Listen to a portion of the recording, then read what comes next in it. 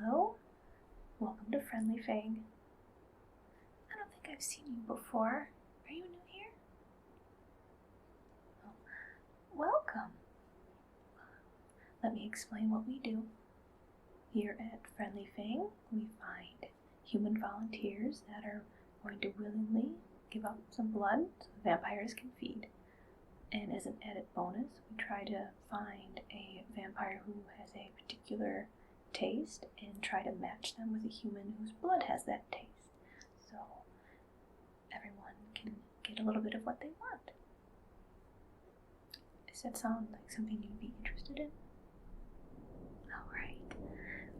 Have a seat and we will set up a profile for you and we'll find out what schedule you have and what particular type of flavors you like. And then we'll find a human to match you up.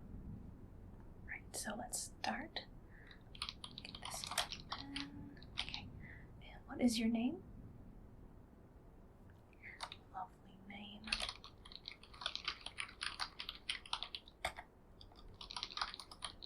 There. Okay, and about how old are you?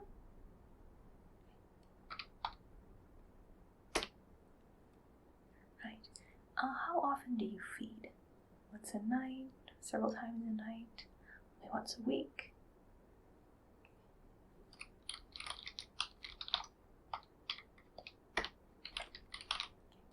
And how about time do you feed? Is it pretty regular or do you have an irregular schedule?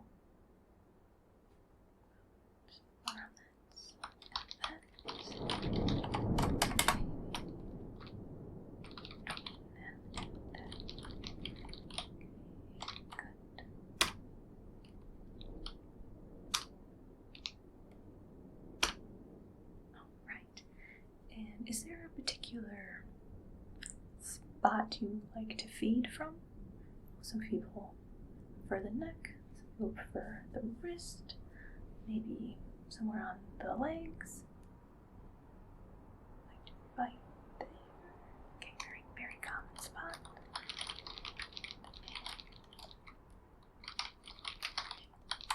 We try to match you with a human that is comfortable being bitten in those areas, so everyone is happy. And before you even start to feed, you will go over the area you will bite the human. And we don't want any surprises.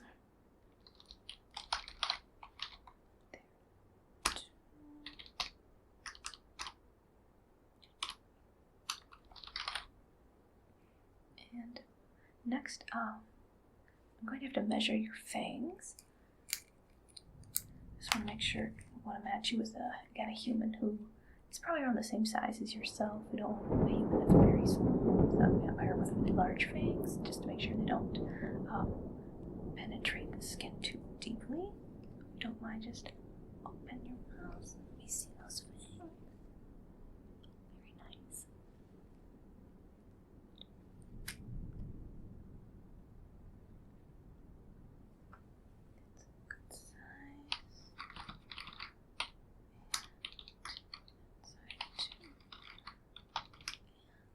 Open your mouth as wide as you can. I just want to get how big the mouth is. And the side of the mouth too. There. Thanks, about that size. Mouth that size.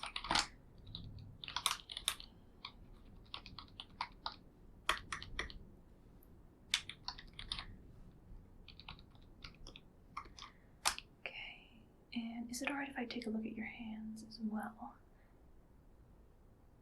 Okay. So, when you're feeding, do you like to hold on to the person? Okay, make sure the hands. I'm just checking your fangs, making sure the fangs aren't too sharp. And we'll try to match with a human that is comfortable being held onto.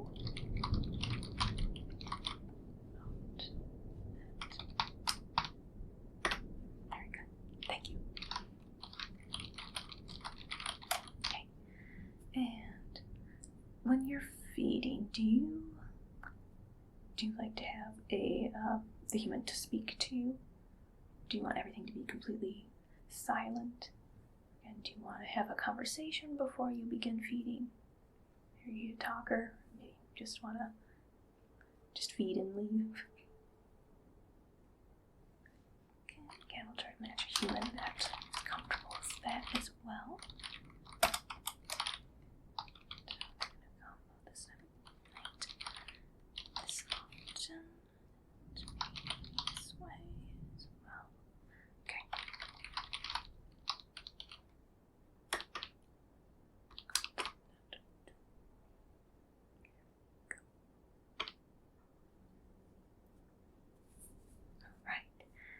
And next we're going to start talking about the type of tastes you have. So I'm just going to go down a list of things. So do you prefer sweet or salty? Okay.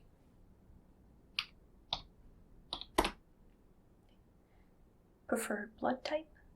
A, B, O, AB, or all of the above?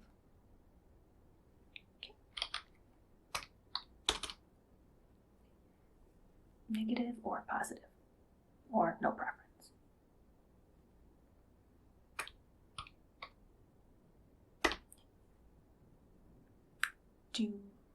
Are you comfortable with there being lipids in the blood? No lipids? Maybe you'll prefer lipids?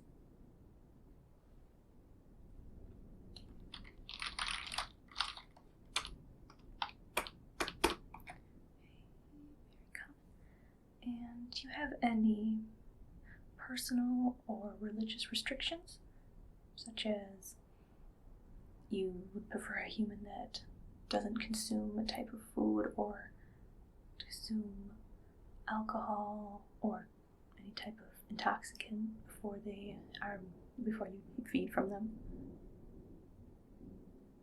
Any foods? Like if you were a human, there'd be certain food you wouldn't eat. Would you also prefer, if you were a human, to not eat that before you feed on them, or even at all? Try to match you with a human that has similar preferences to you. Okay. Match that too. Okay.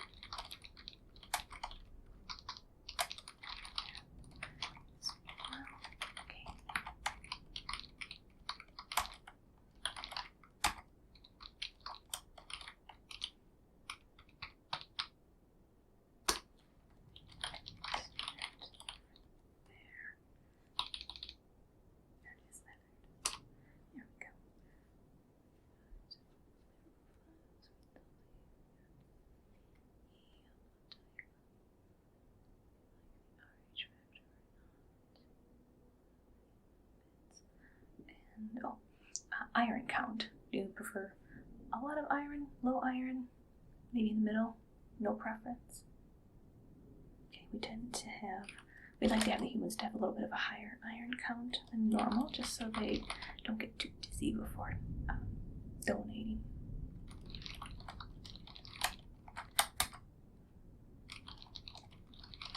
Okay, and we do limit the amount of blood you can take at once, since we want the human to be able to come back. We want them to be here more than once. Okay, and we'll try to set you up more than one human in case one needs to take a break. Okay.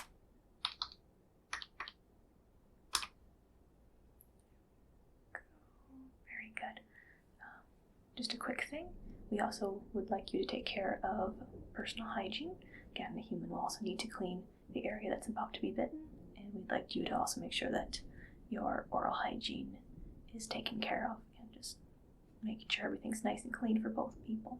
But your breath smelled pretty good when you had your mouth open earlier, so I don't think you'll have a problem. But if you do, we have bathrooms available, so you can brush your teeth, floss, whatever you need to do before you begin. And we also can have a cleaning facility for after, if you need to clean your face or your clothes.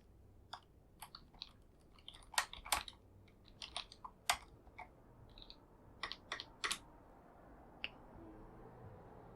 Very good, very good. So I have several potential donors, and I also have some samples you can try to make sure that they are ones you like. Let's see, I just have to grab those.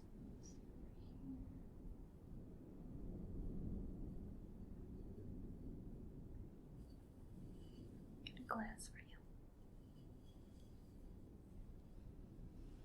Let's see, what was the best option? There, they were. Have a sample of their blood. Right. Here we are. This donor is the best option based on what you've given me. So I have a little sample of their blood for you to try.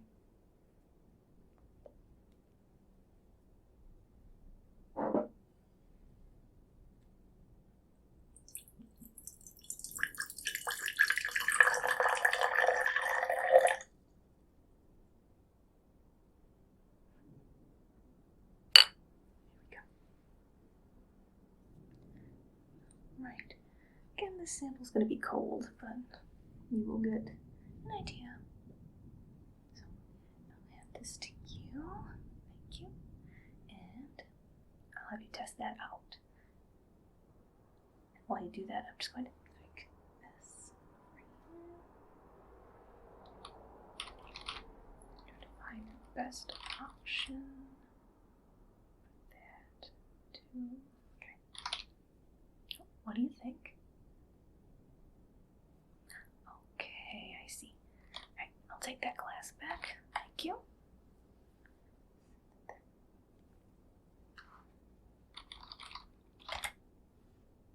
And let's see. And what did you like or dislike about that?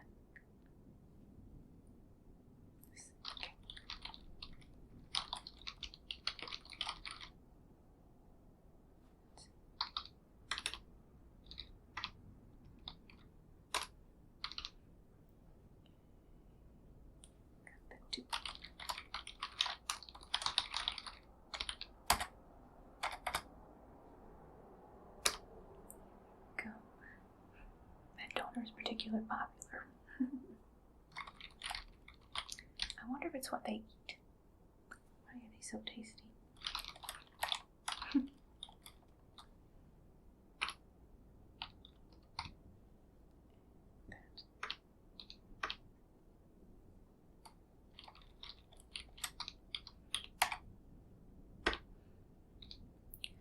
Let's see. Here we got it. We have several humans, but we also have a few animal donors as well. Oh, have you ever had animal blood? Okay. Oh, we have a few goats and a few cows, and today, cows and goats today.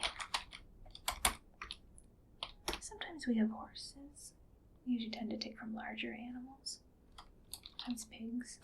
Right, if you're ever interested in animal blood, please let us know. We can give you a few samples. The biggest difference is we can't keep the animals here, so we only have blood samples to give you, so they will be cold. They will not be body temperature. But, do you only drink blood right from the source, or are you okay with having it given to you in a glass? Okay. Sometimes, if the donors aren't available to come in during the night, they will donate in the daytime, and we can hold their sample for you. We can try to warm it, but we can't keep it as warm as it is when it comes right out of the body.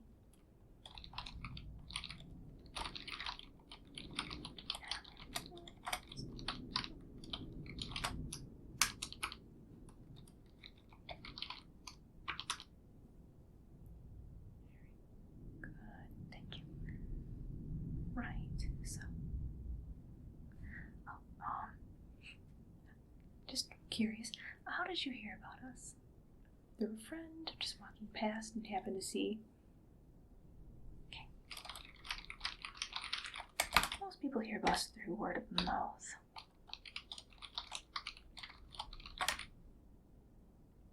Okay. And our rules here are not to be don't be rough with a human. Before you even attempt to bite a human, we will go over what will happen. We'll say where they're going to be bitten, how much will be drained from them, and I can make sure everything is clean, if you like to be held or not, if you're going to make any noises, if you're going to make any noises, and everyone needs to be comfortable before the feeding begins. I did tell them that too. You will be observed to make sure that nothing worrisome happens. But we haven't had anything like that. We've had very well-behaved vampires and humans so far. Everyone is so nice here.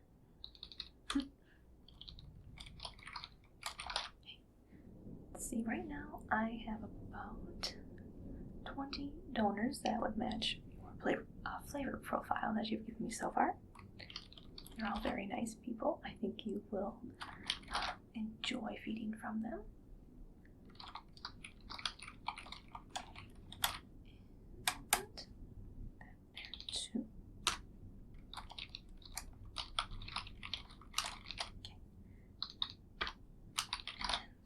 Are you looking to feed right away?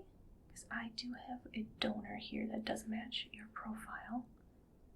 You can always come back at another time. Okay.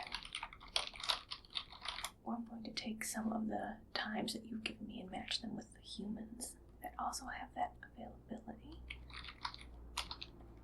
Check here. Okay.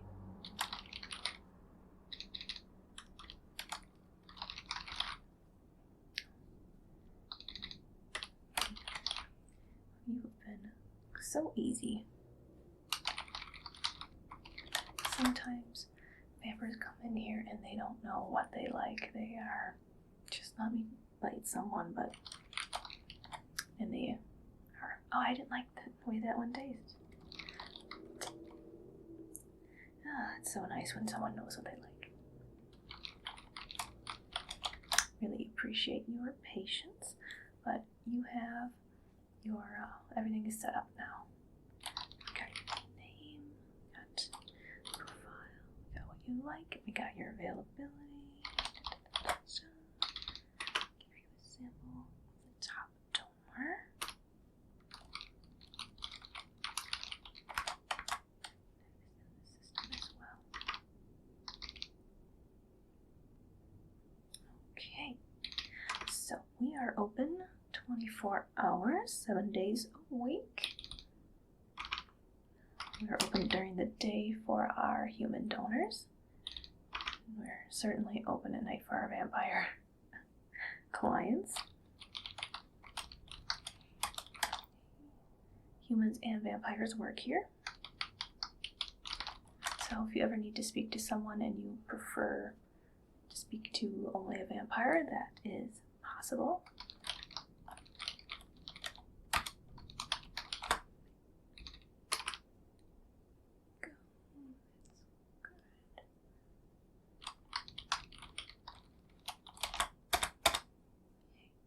So I have everything I need from you.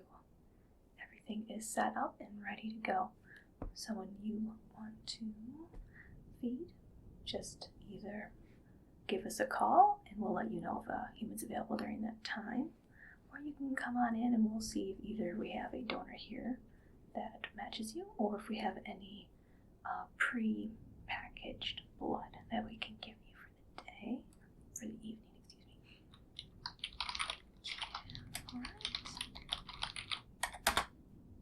So if you'd like to feed right away, you can walk through that door and they'll get everything set up for the feeding. Otherwise, you can head back out and enjoy your night and come back when you're ready to feed. Hey, it has been so nice to meet you, and I really hope you enjoy our service. Thanks for coming in. Have a nice night. Thank you.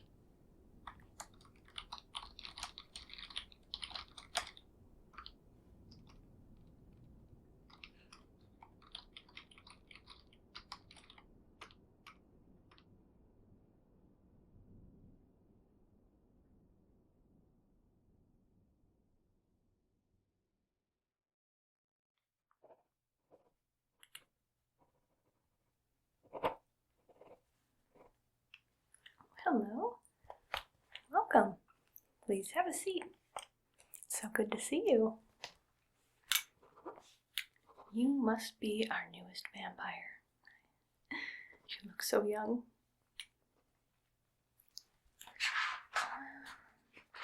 Today we're just going to go over some basic things to make sure that you are transitioning well. Right, so first question. About how old are you?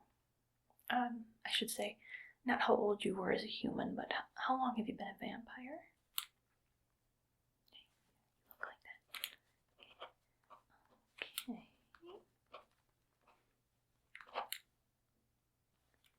And who turned you into a vampire? Oh, I know them. They're quite nice.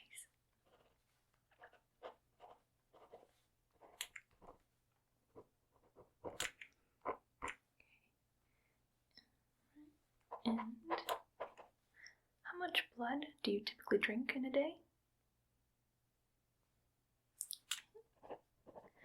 Healthy amount for a vampire your age.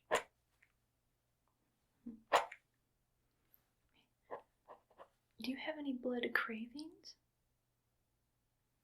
Okay. And very normal for someone who just became a vampire so recently.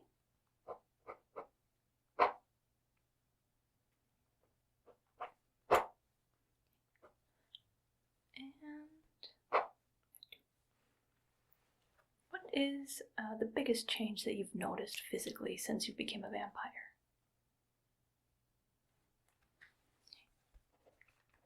When you become a vampire, your sense of hearing and your sense of smell becomes stronger.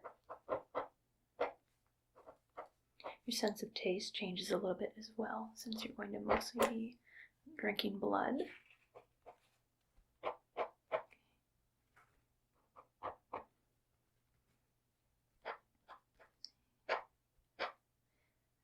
Everything's normal so far. Very good.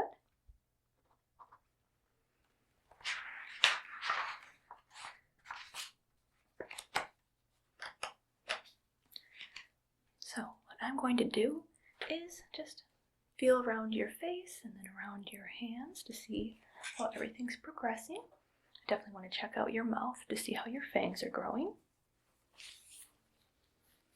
And also look at your eyes and your nose.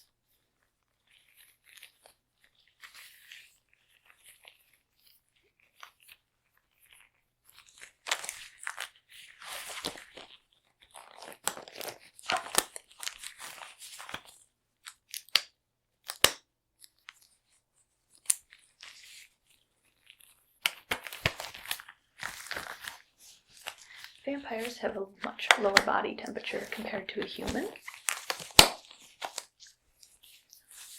I'm going to just place my hand on your forehead.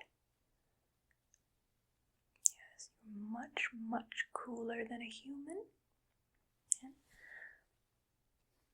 it's hard to get an exact reading for body temperature with vampires, but this will do. Very normal, very normal. Nothing to worry about.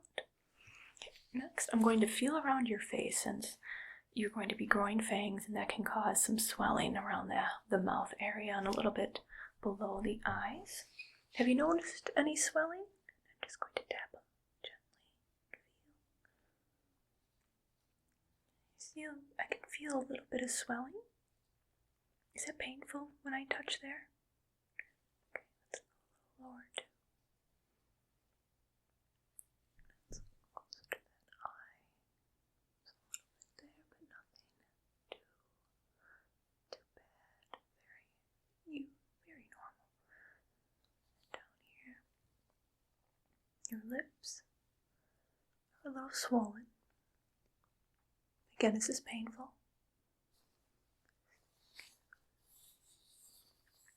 Let's go on this side too. Any swelling in the cheek? Nothing unusual so far. Let's go. I'm going to go a little bit by your neck too.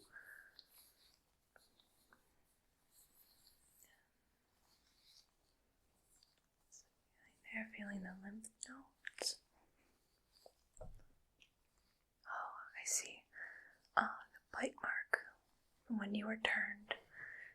It looks like that's healing nicely. I don't see any signs of infection. No swelling on the neck. Very good. Minor bruising, but that's to be expected.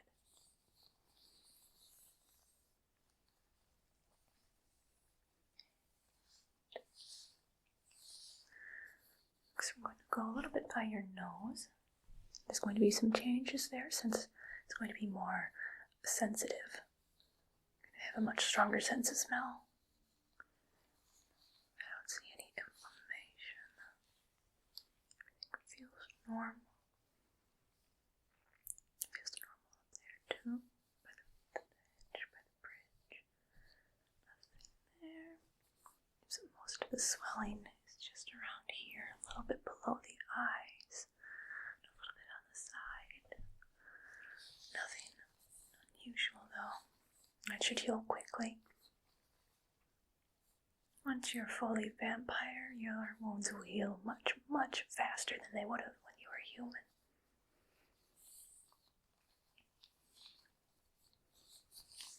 Okay. Everything looks good. Again, just some swelling, but very normal. There might be some bruising a little further down the road, but that will heal as well. But of course, if you ever feel like it's more painful or there's too many bruises, come and visit me again and we can try some different things to help with the pain and with the bruising. But so far, everything is normal. I just want to take a closer look at your eyes now. I'm going to have a light. You're going to be very light sensitive since your eyes are changing from the human to a vampire.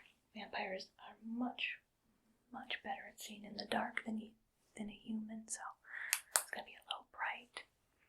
Let's cover this eye.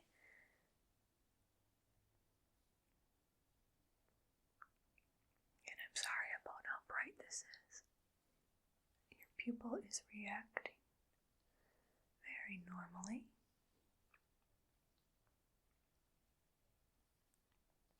Very normal indeed. I'm going to go more to the side. Very normal. I'm just going to look more at the color too. Very normal. I don't see any bruising inside of the eye. No broken blood vessels. Very good. Very good. Down here too. Have you look up? Thank you. Okay, next have you look down.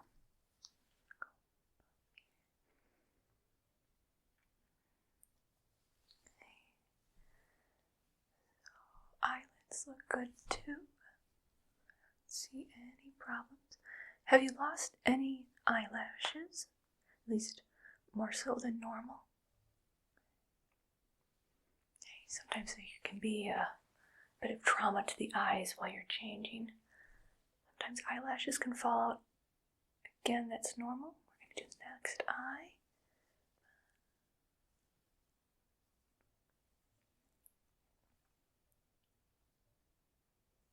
Okay, pupil is acting normal. Go to the side of the eye. Side of the eye. Looks good. Looks very, very good. You have such pretty eyes. Next, I'll have you look up.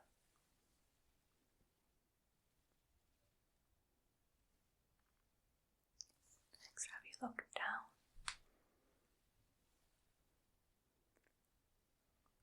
A little bit over there. I don't see any broken blood vessels in either eye. Both eyes are dilating normally. And there's some slight swelling, but I don't see any bruising.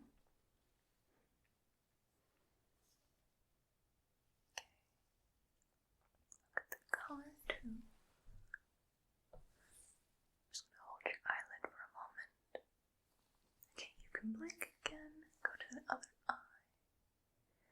Very good. Very good. So let me make a few notes. Eyes. Good. And this side of the face. A little bit here, a little bit there. None around the neck. I didn't see any near the ears.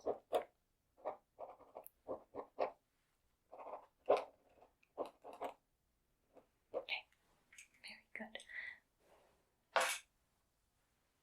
Next, I'm going to look a little bit at your nose. Just have you tilt your head back, back. Get my flashlight again.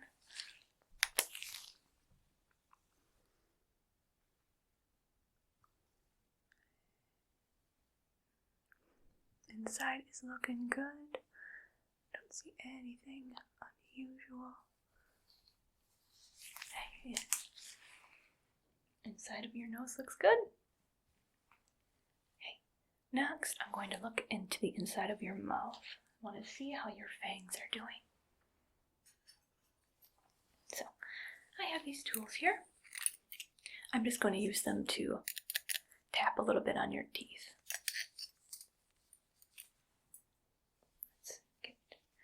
But first, I want to see the inside of your mouth, so I'll have you open your mouth, please. I'm just going to use this to hold your tongue down. Just want to make sure there's no inflammation, especially around your gums. See a little bit around there and a little bit around there where the fangs will erupt from. Looks like they're starting to appear already. You've lost your human teeth and the new fangs are growing. They should be done growing in about a week at most. Nothing bad. Everything looks good. Very normal. I don't see anything wrong at the back of the throat. Side a little bit. The bottom gums look good. Nothing on the sides of the cheeks. Hey, that looks good. Next, I'm going to just tap a little bit on your teeth. Just make sure that's good. Which one? Should probably use this tool. I have more than one. We have so many tools you forget which one you need to use sometimes. Please open your mouth.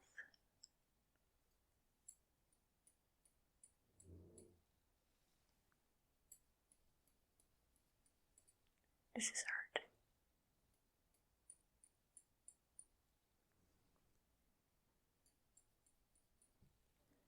I'm going to tap the teeth by the fangs as well. Those still look strong.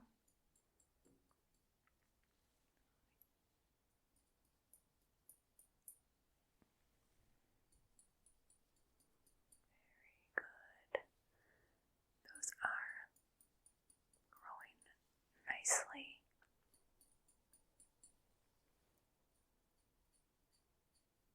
The gums look good too. A little inflamed, but that's normal.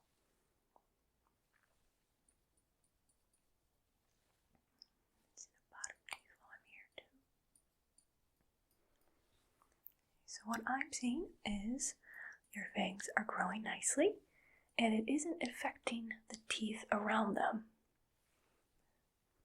Sometimes when people lose their human teeth and grow fangs, it can cause some of the teeth to move. I don't see any movement. All of your teeth are very good, very, don't seem to be bothered at all by the new fangs growing in.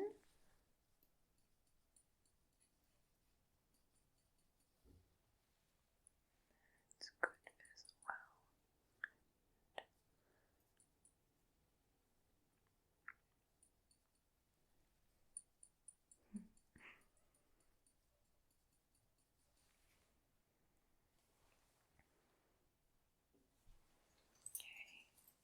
You can close your mouth. Thank you. Okay. Fang growth. Very, very good. In fact, I think you're going to be a great biter.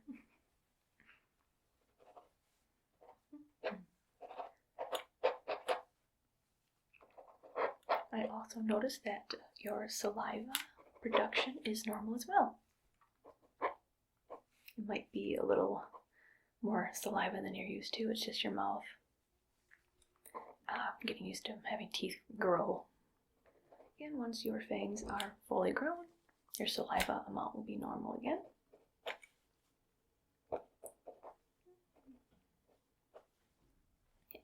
so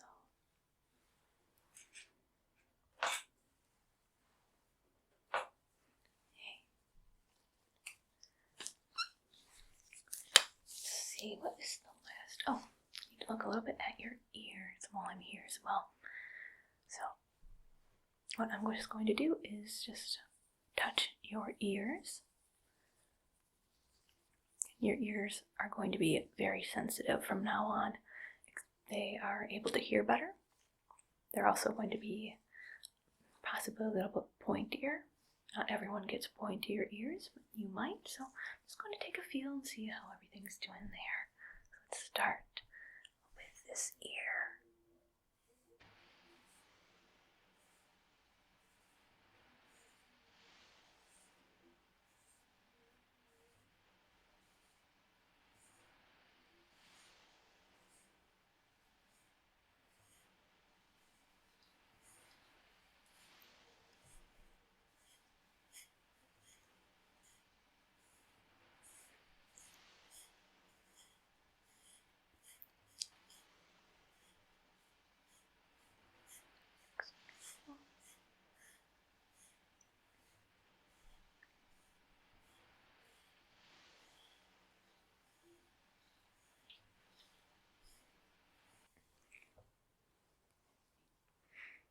Next, the other ear.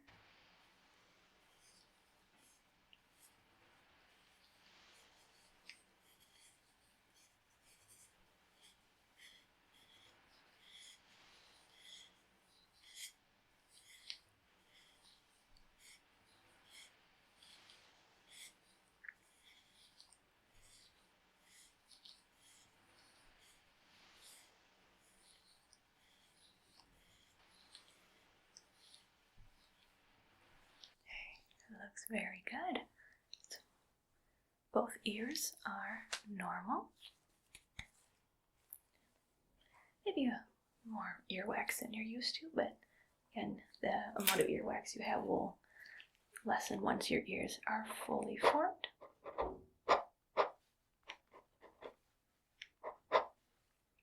Ears are very good. Ears are good. Nose was good. Mouth was good. Eyes were good too. Body temperature was cold, but not too cold.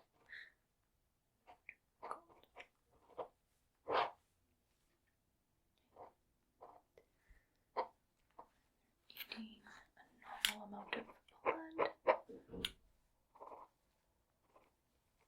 You are progressing very good. Very well, I should say. Nothing unusual.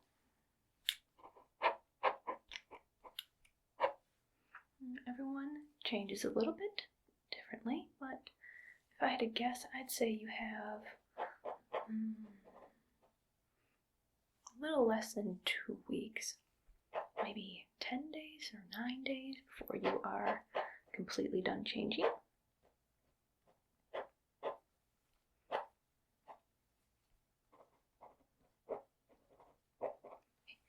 I just have one more test to do. And it's just to test how well everything's working together. So what I'm going to do is, I guess I'll use this. I'm going to move my pen around. I want you to follow it. And occasionally I'm going to touch part part of your face, and you let me know when you feel it touch you. Okay. Ready?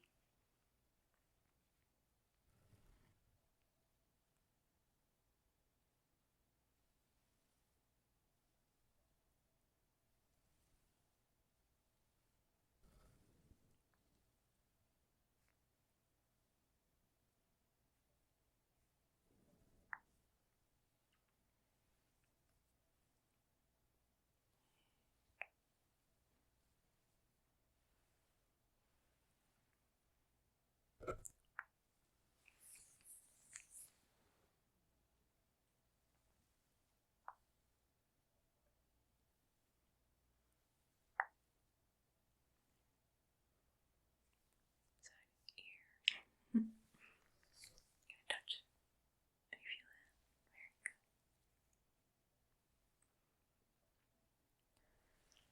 Sometimes people lose feeling in their skin when they're changing. So far, your feelings and nerves seem to be where they need to be. And your eyes are able to follow along. Very good.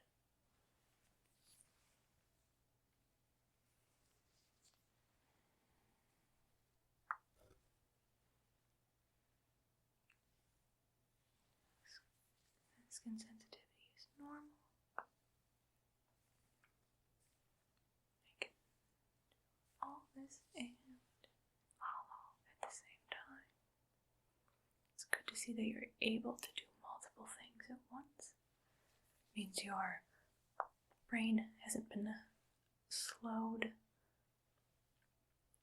Sometimes people, their bodies are going through such a dramatic change that certain parts temporarily shut down, just so the mind has a chance to catch up with what the body's doing. You are progressing very well. One more.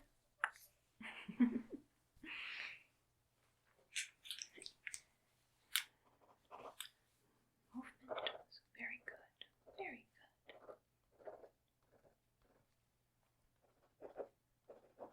Okay. And last thing I do have one more thing. I need to look a little bit at your hands. Your nails may have started growing much faster than they normally are. Your nails it might be better to call them claws. So again, sometimes that can cause pain around your nails and around your fingers. Let's just have you hold your hands out for me.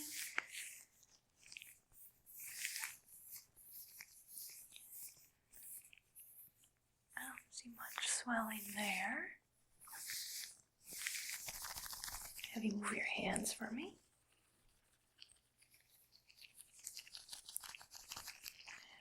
And do this with your fingers. Very good. Looks like your fingers are moving normally. No stiffness, excuse me. Okay. Able to follow along.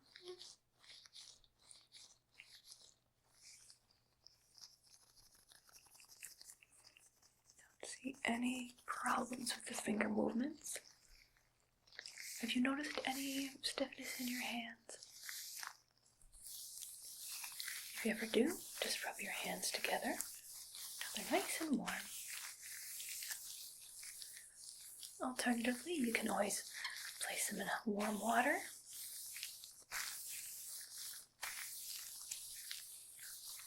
To help the blood flow. Your body temperature is a little lower than it used to be. Your blood flow is a little slower. It can take your body a little bit of time to correct its circulation and be comfortable with the new rate at which your body will produce heat and pump blood.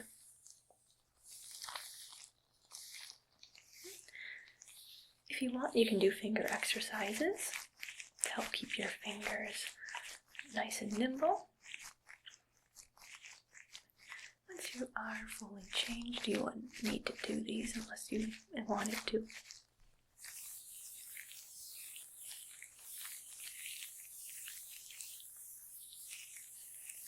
good. These will warm your hands up.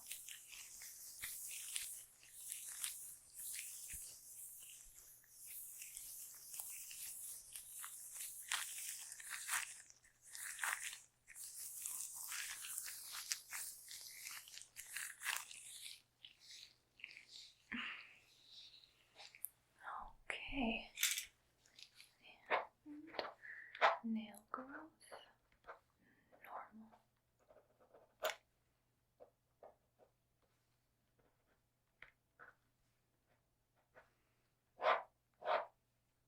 Smiley face. Everything is looking fantastic. All of your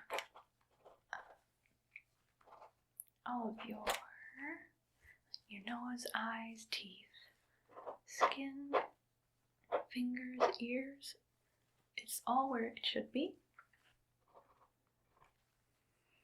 And within a few days, everything should be completed.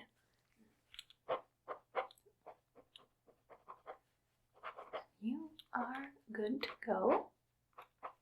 If you ever need anything, if you feel like there's more bruising than there should be, if anything feels uncomfortable, you can always come back and we can take another look at things.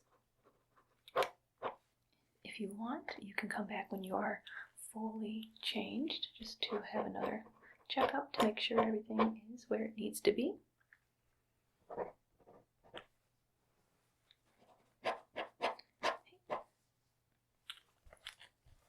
I will give you a call though in about, let's say, I'll call you in 7 days. Just to make sure everything's good. That's good as well. Thank you so much for coming in today. You can head out that way and enjoy your day. Do not hesitate to give me a call if you need anything. Thank you again for coming. Have a nice day.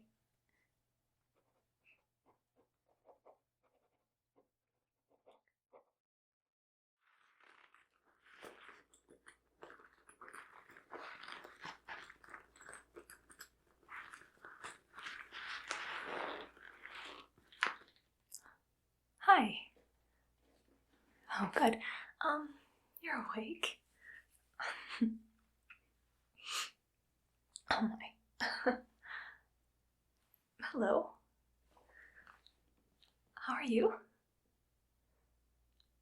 Oh, probably a little confused, but don't worry, I'm going to explain everything.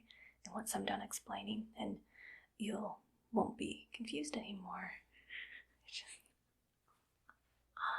Oh my gosh, you're real. You're real. You're right here, right in front of me. Oh my. You don't know me, but I'm a writer, and I've been writing this story for years and years. And I just thought it was a story. But then I saw you, and I knew that it wasn't a story. I was seeing things that were really happening, or maybe were just about to happen, and I was just recording them. It's you. It's you. You're the main character, and you're real. And you're real. I have books, just filled with your adventures.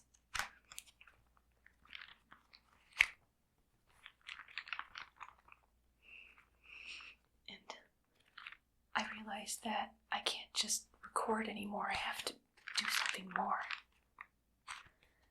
So, I brought you here to get ready. Get ready for what I think is the best chapter in your story. The wedding. It's when you and your love interest get married. It's my favorite part. It's the best part. Chapter 52. The ceremony is so exciting. You're at the altar with Aaron. Aaron? Your love interest. No, I'm not. I'm not Aaron. I'm just the one who's going to record everything. You're not marrying me. You're going to marry Aaron. I just need to find them. Once I find both of you, then we'll start the wedding. But since I have you, I'm going to get some things started. So,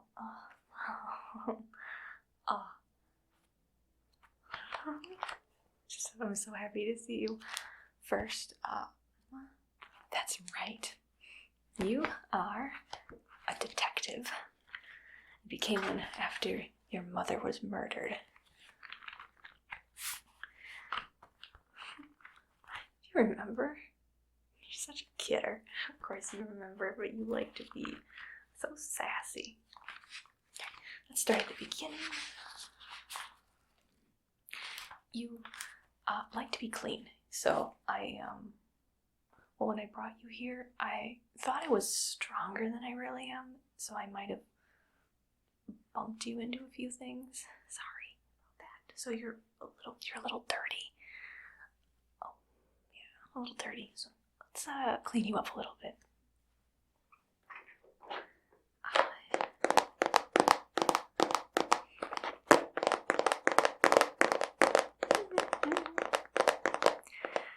Do you remember this scene when Aaron cleaned you up? Oh, come on. It's one of the first times you guys met. You were investigating Aaron because you thought they were involved with your mother's murder.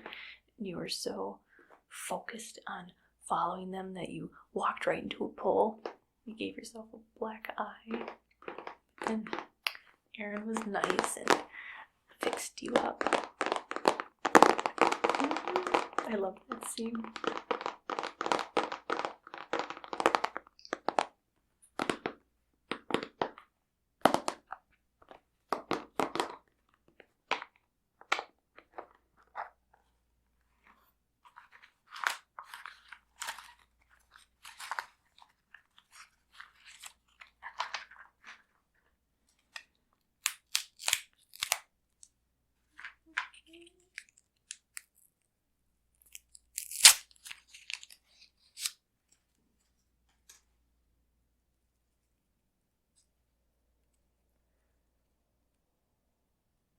Do you remember what Aaron said after you ran into that pole?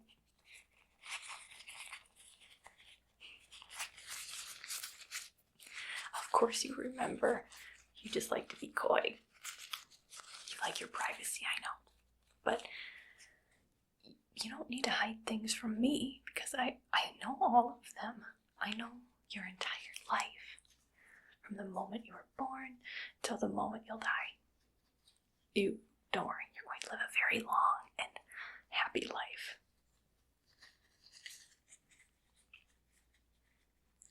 You're going to live a happy life with Aaron. You two make such a great couple. At the end of the first book, you become partners in crime and in life. Detectives working together.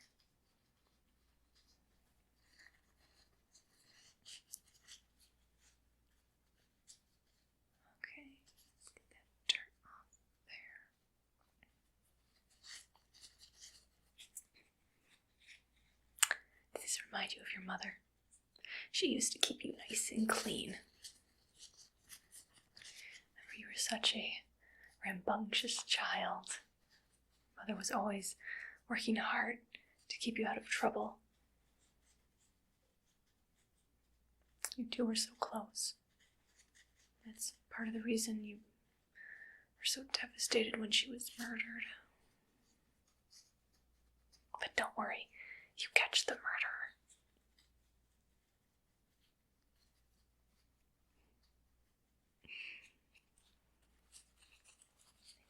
That's good now. And you don't really need a band-aid, but that scene with you and Aaron, it's so cute. You put that band-aid on your face.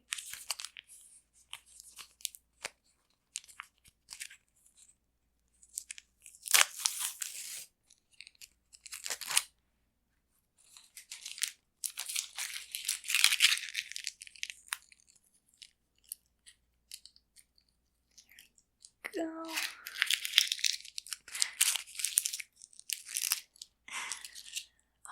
Just like how I pictured it in my head.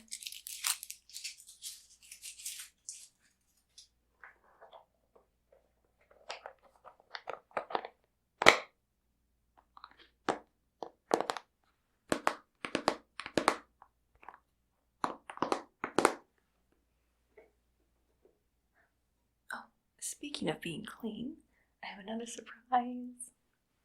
Ta-da! Recognize this?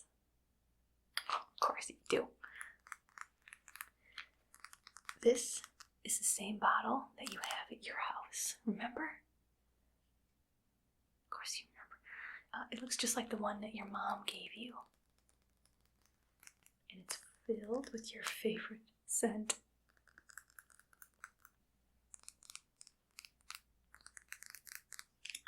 Of course you know what this is. We talk about it in chapter 3.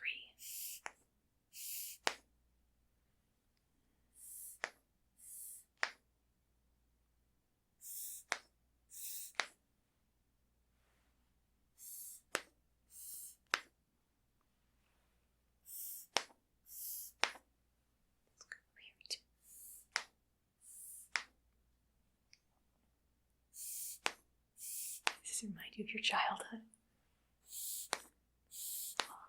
This is Aaron's favorite scent too. You two have so much in common.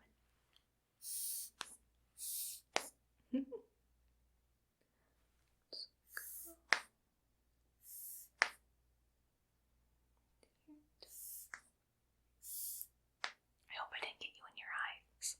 I know you don't like that.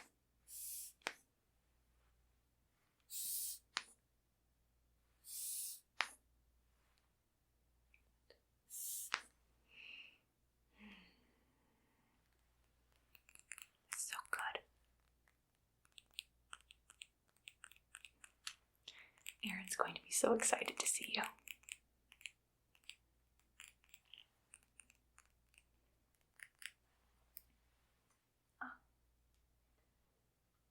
So, what kind of makeup should you wear?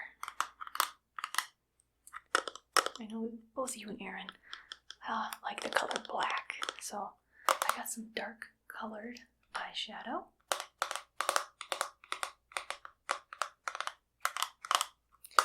And I'm not sure if both of you are going to wear makeup or just one of you.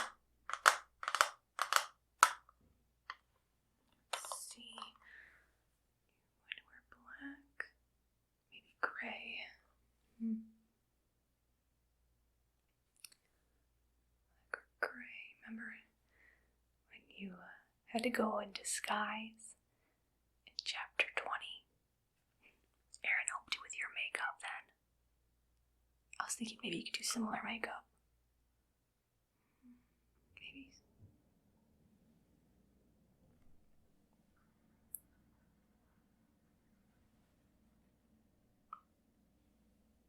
Maybe something fancier.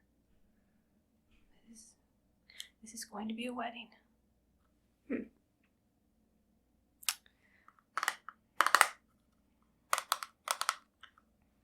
What do you think? Well, I'm even asking you. I already know exactly what you're going to say. You want black. Black, black, black. You like that? And I think I'll give Aaron black too. Then you two can match.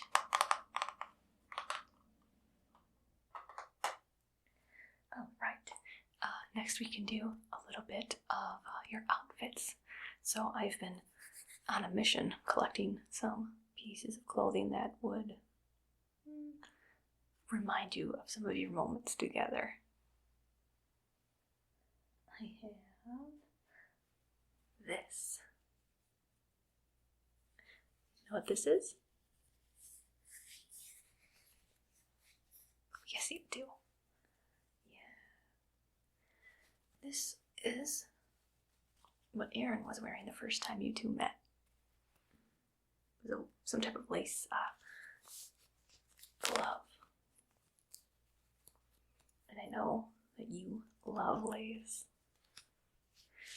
Reminds you of your mom. Aaron loves lace too, because it reminds them of their grandmother.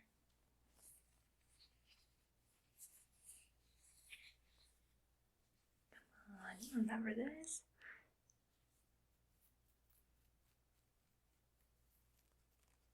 I mean, you mentioned it, not out loud in your head. You mentioned how much you like the lace. I mean, you don't have to say things out loud. I already know them. I know what you're thinking. I know everything. But maybe not this. Maybe it's not right for a wedding.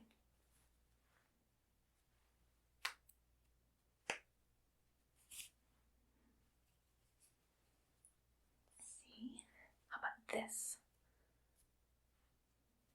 Remember this?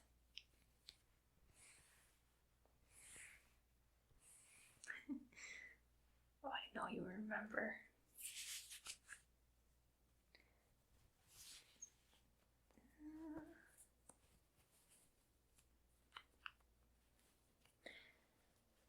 Remember when you went to the masquerade party? Everyone was wearing these long gloves.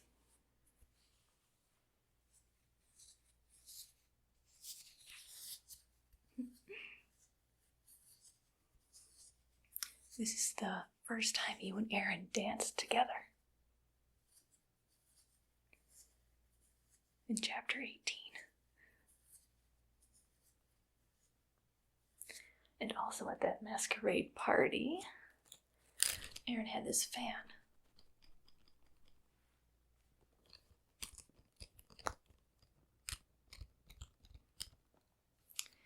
At that time, you thought Aaron was involved in your mother's murder, so you were very suspicious of them.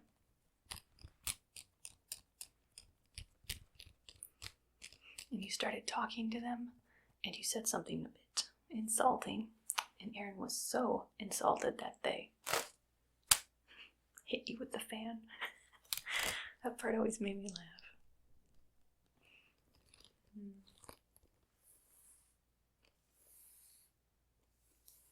Good memories.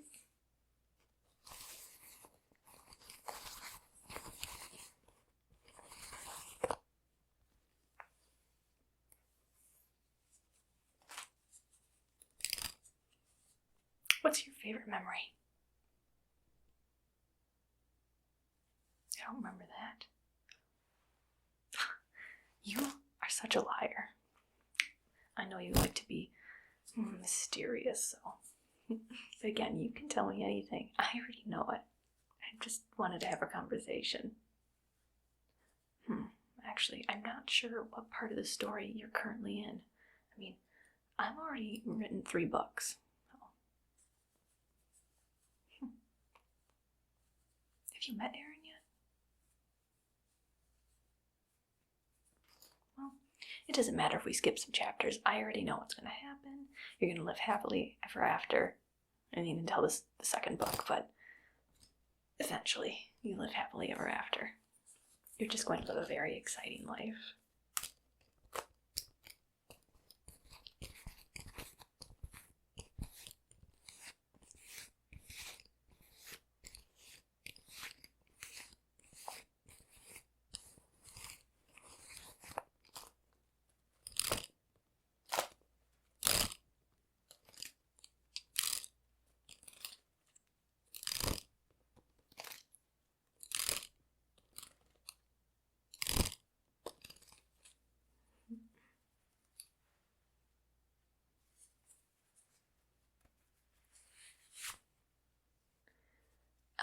also have a shawl.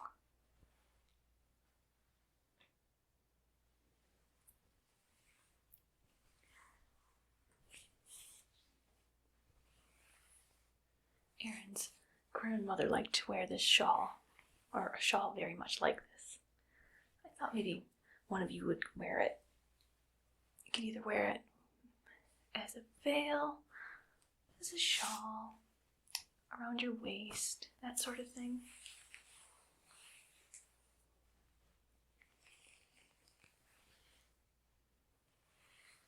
It plays a very important role in the story. You use it to strangle a goon. Get one of the murderers, I guess henchmen or goons, they come and attack you around... Oh, which one was that?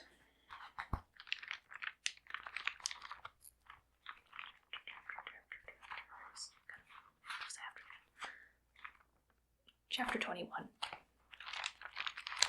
You're getting a little too close to solving the murder, so they had to set up a few roadblocks, but you get through it. Only minor injuries for you.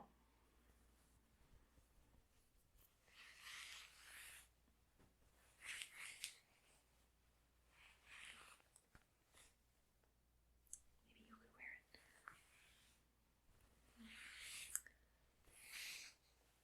Do I have a checklist? So, let me check here. We got you cleaned up, smelling good. To add some clothing options. Oh, yes, that was it. Decorations, that was the next one.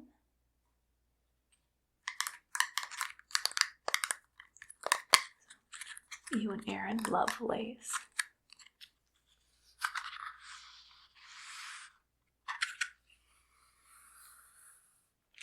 I have some lace here.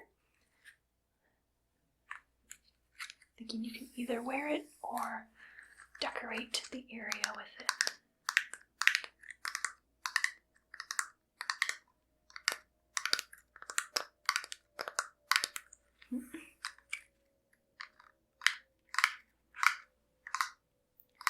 And I also have a candle.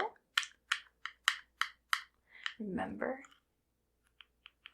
this was in chapter 1 when you went to your mother's funeral and they had the candlelit vigil. I thought you might like it. Don't worry, it's not a real candle. Do you think that would be fun?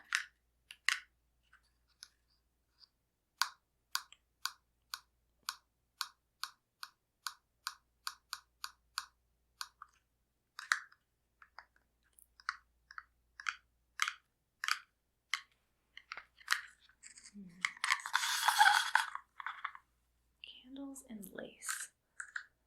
Definitely don't have to use fake candles around the lace. We don't want to start a fire.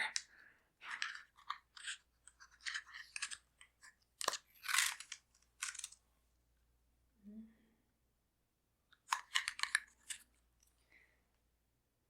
you can have you hold the candle, or you could light candles.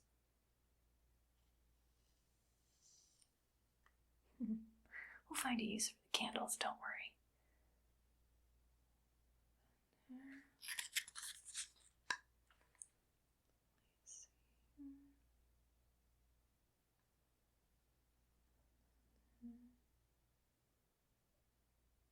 Oh, are you following the light? I know you enjoy that.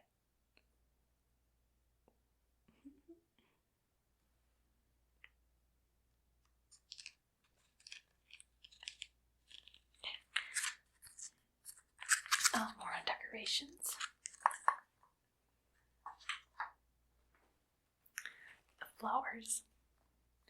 And I got your favorite type. Red roses. These are the same type of flowers you put on your mother's grave. And then you find out that they're the same type of flowers that Aaron puts on their grandmother's grave. And these are fake roses. but I can get real roses when it's time to get married. Oh, I just realized that you two get married in secret. That means, oh, I can participate. I can be the officiant. Yeah, I'm certified. I was bored one day. And then I can be the flower girl, and I can be the ring bearer. I can be the bridesmaid. I can be the groomsman, the witness. I don't know how to play any instruments, but I can bring up some songs, and I already know all your favorite songs. I've already picked out your cake. I got your favorite flavor too. It's lemon. I know you're such a sourpuss that you like to eat sour foods too. You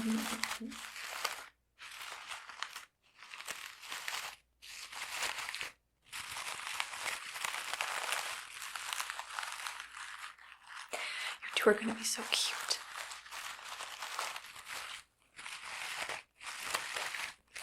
You're going to be so cute together. I just know it.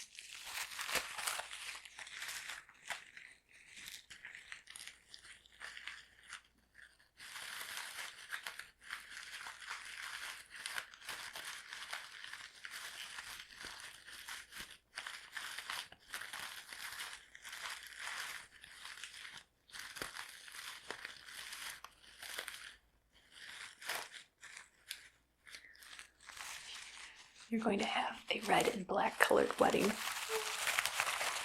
so pretty. I see it in my head. I wrote about it too.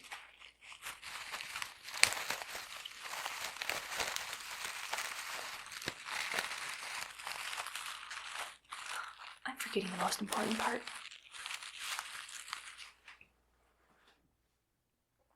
The rings. Now, in the book, I never quite wrote what the ring looked like exactly. I picked out a few that I think will go well. Let's see.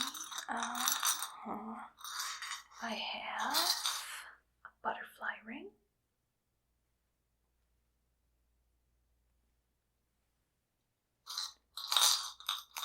Remember you and your mother like to catch butterflies? Could be fun.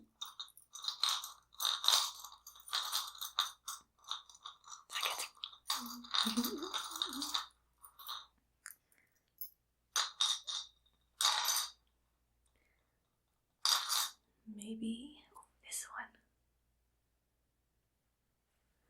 This one looks like a bird.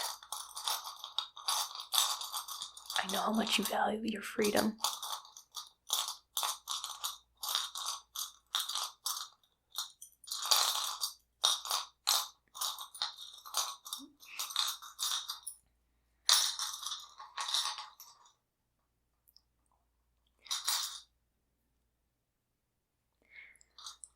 This one has a nice big kind of crystal on it.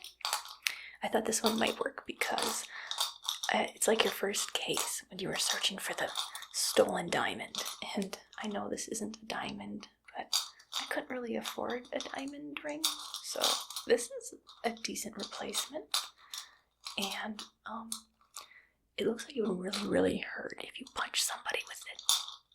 You get into fights a lot, so you might want that, huh? It could hurt.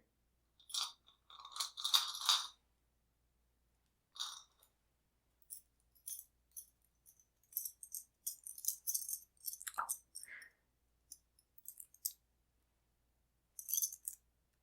And there's this one.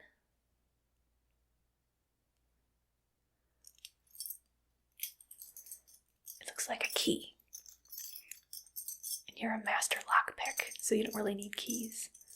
But you could use it as sort of like the key to your heart. Something like that.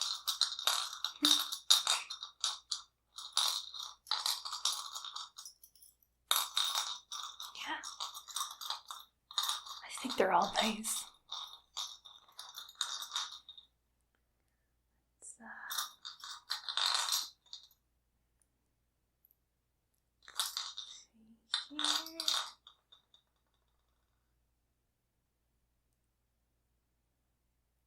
They're gonna fall off like that. Now, I already know which one you're gonna pick, so it doesn't matter. You are going to wear this one. Yeah, you're going to wear the key. And Aaron's going to wear the one with the big gem on it. You two are going to be so cute together. I'm just trying to imagine the pictures. Well, I can't do that with both my hands, but yes. Very good. Very good rings.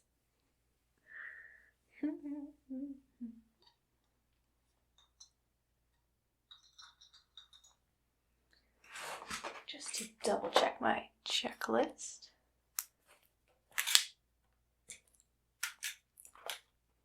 Okay. Oh, I got you cleaned up. Yes. Oh, when you're at the ceremony, Aaron's ex is going to show up and try to beat you up. The two of you are going to fight them off, so not a big deal. It's a fun way to end a wedding.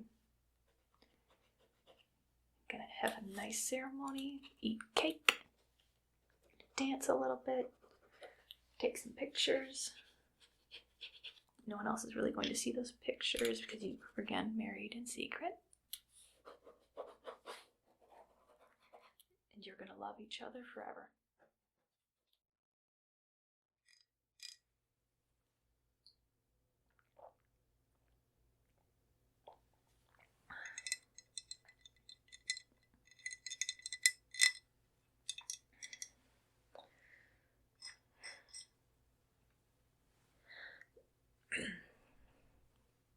Thank you for being here.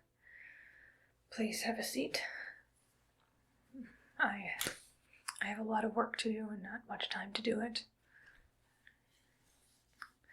Thank you for being so punctual. It's been pretty hectic here. We have a new drug to test, but not many people want to test it. And when we don't have test subjects, employees have to test it themselves. That could be rather difficult to be the one studying the testing and doing the testing. Greatly appreciate you being here and volunteering to test. Thank you very much. Before we begin, I'm going to ask you a few questions.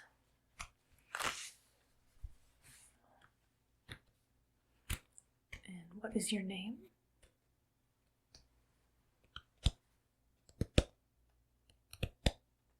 Your age?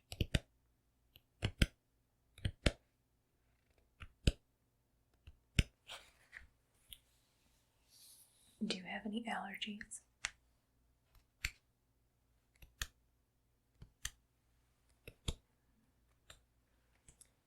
Do you have any siblings?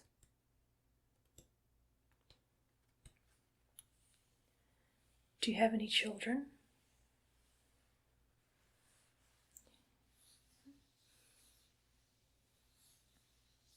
Are you currently taking any medications?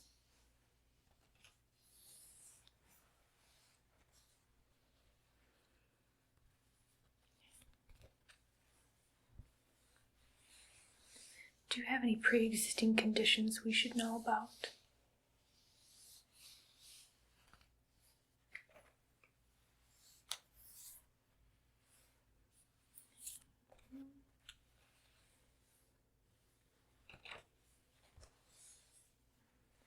Where do you currently live?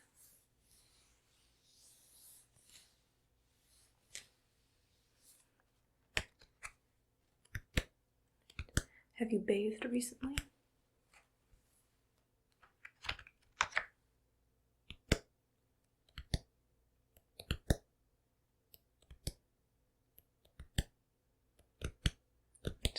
What do you believe your pain tolerance level is?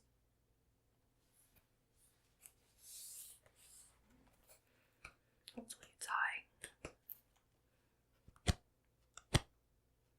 That's good. Good. Have you ever been a test subject before?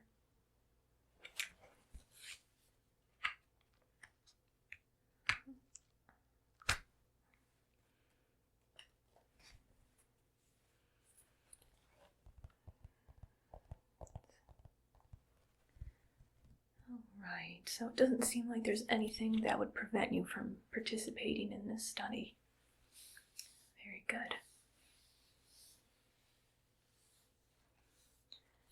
Next step is I'm going to do a checkup, just to see how you currently are. And then you're going to take the medication, and I'm going to check again to see if it caused any unwanted side effects.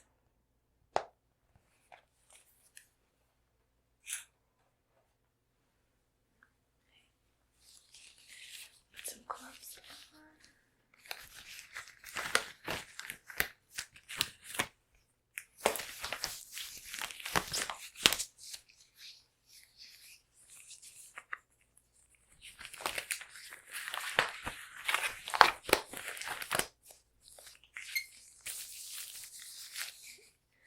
First thing I'm going to do is just feel your skin and feel your face, just checking for any bumps, bruises, bone spurs.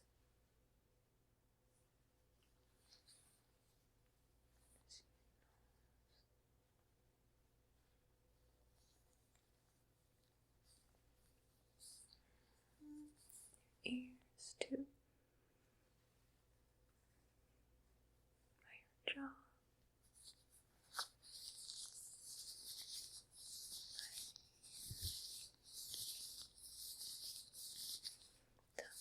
Head.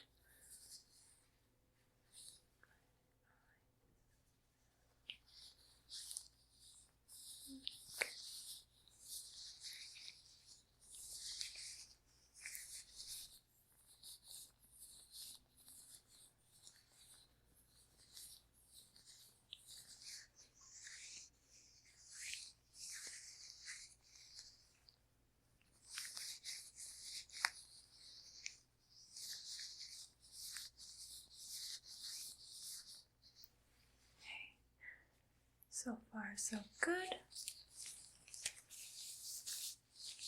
Also going to listen to your heart and lungs.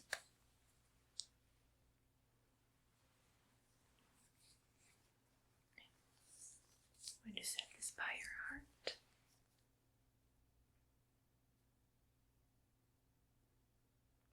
That sounds normal. Put this on your back. Have you take a deep breath in. Deep breath out. That's normal. Check this side. Please take a deep breath in. And a deep breath out. It's normal. It's good. Sounds good. Sounds good.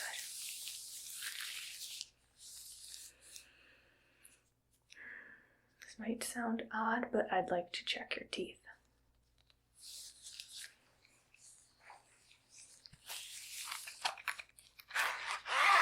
Do you have good oral hygiene? Okay.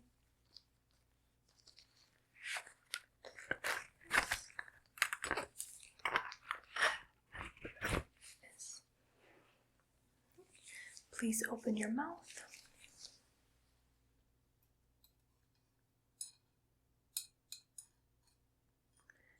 I'm going to tap on your teeth and see how strong they are for cavities. This drug can cause dehydration and dryness in the mouth, which can affect your teeth.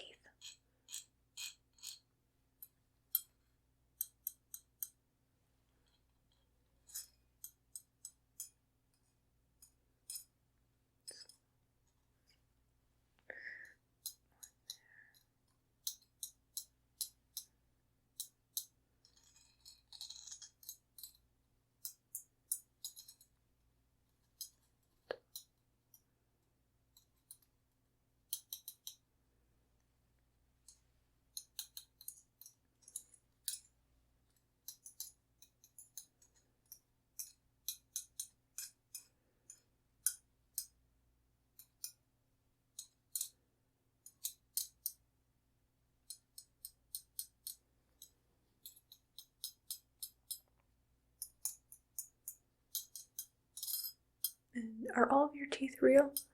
Do you have any fake teeth or veneers?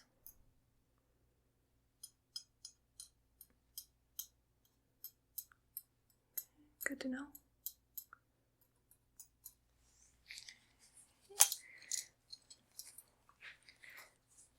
Keep a note of what your teeth currently look like, so we will know to compare.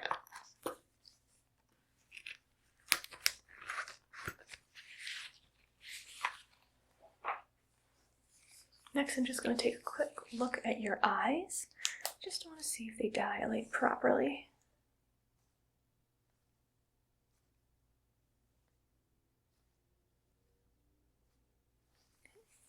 Other eye.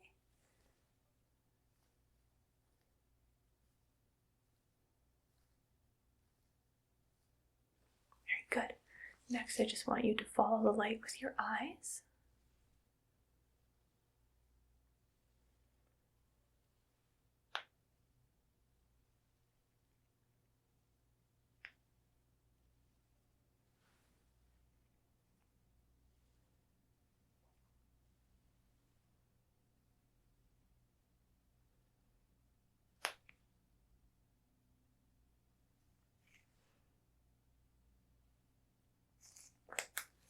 Good there too.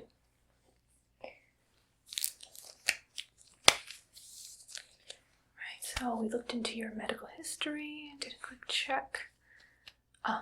Your hearing, of course, need to check that as well. What I'm going to do is place my hands on the sides of your head. I'm going to move one of my hands. You just tell me if you hear a noise, okay?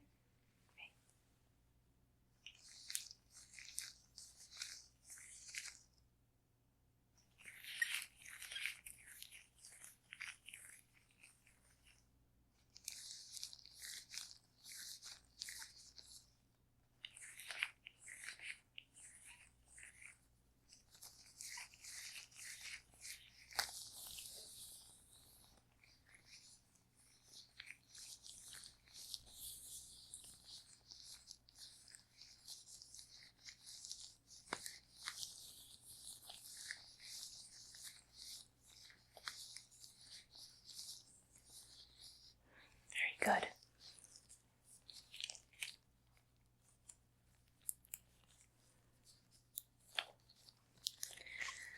Now, I'm going to have you take the medication. I'm going to give it a bit, and then we're going to do the same checks we did before and see if there are any changes.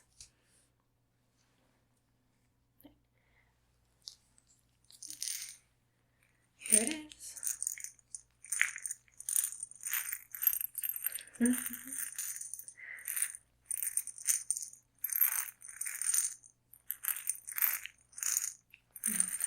I've taken this medication just to help get test subjects, and I didn't lose any teeth, but there are other complications. We've made some changes. I'm confident that you will survive.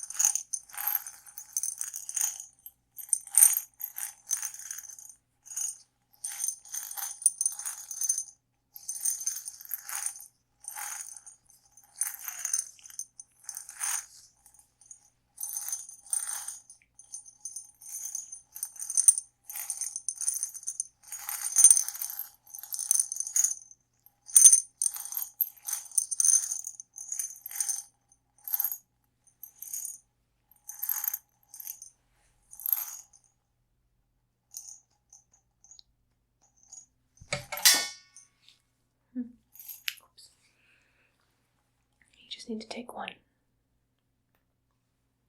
Go. And some water. Go. Just have you swallow that.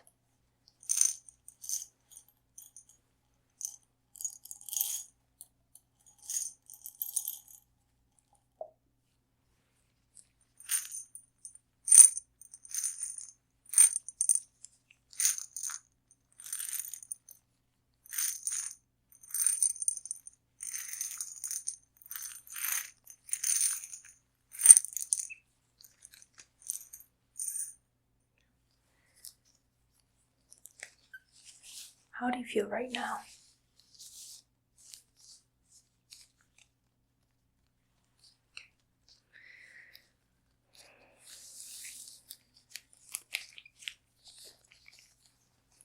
So, I'm going to feel your face and your neck to see if there's any swelling or bloating, any bruising.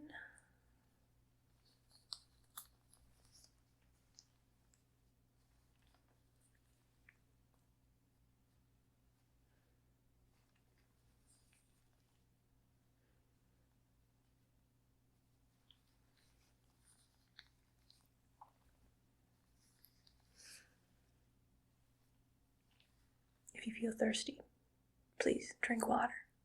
Drink lots of water. You do not want to be dehydrated, but you are going to be very dehydrated. I said I took that medication days ago and I'm still thirsty, tired.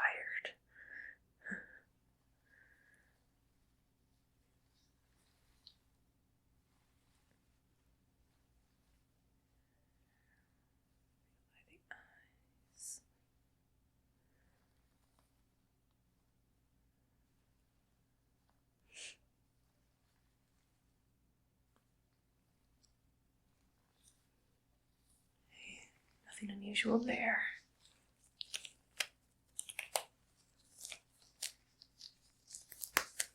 So far, so good.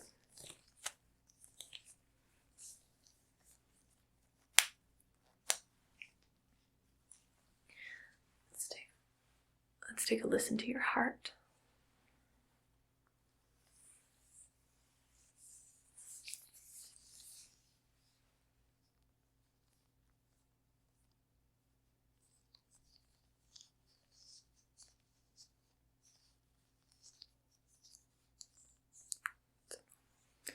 Take a listen to your lungs.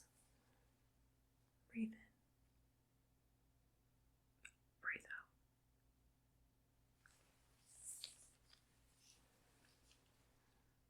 Breathe in. Breathe out. Listen to the heart one more time. Okay. Thank you.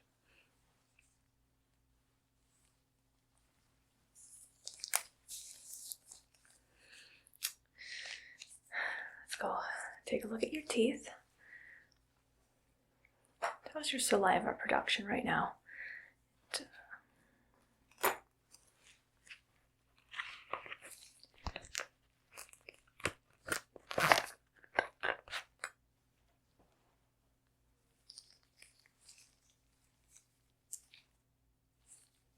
Open your mouth.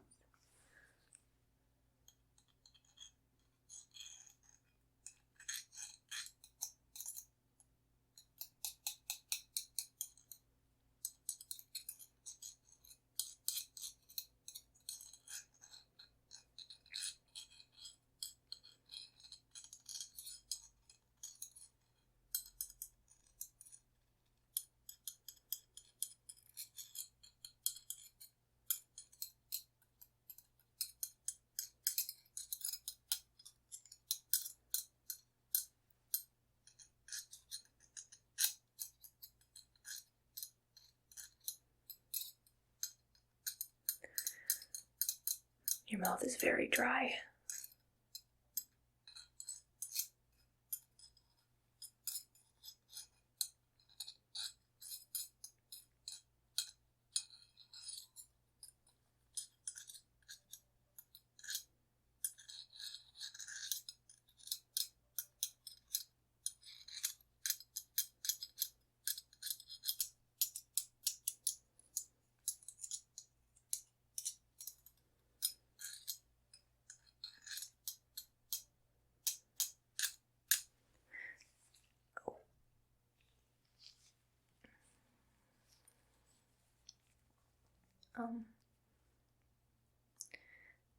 Don't panic, but you did lose a tooth. Just one. Yeah, I'm sure it had to come out anyway. See if we can put that in. Keep that there for now. We're going to keep you under, watch and monitor your progress. Don't want you to lose any more teeth.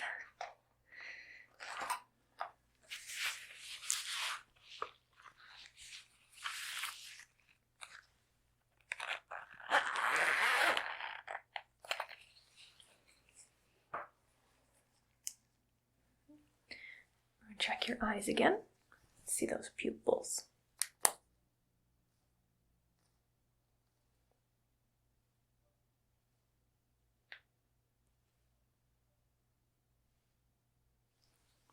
It's not dilating like before.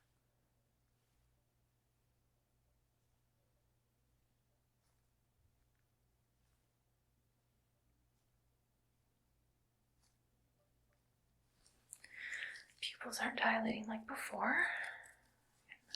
Follow the light.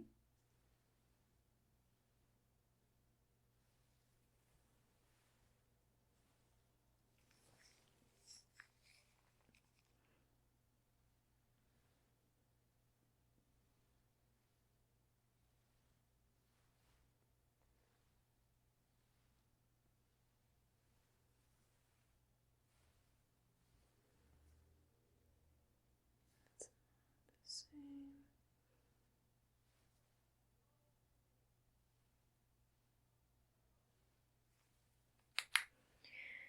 It looks like you're moving a little slower than before.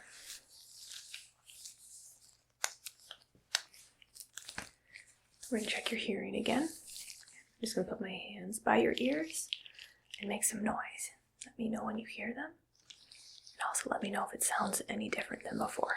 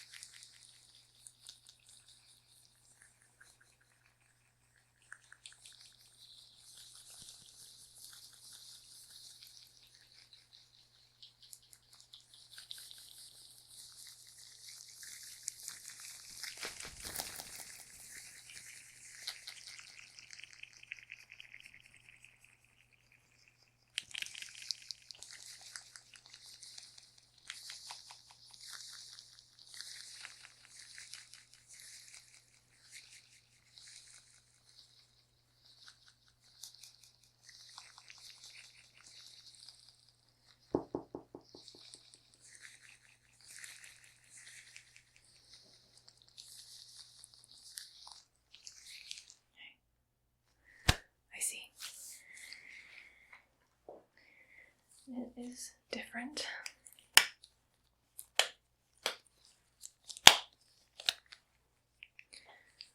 So it looks like you're having some negative effects from the drug, so I do have a treatment to help with that.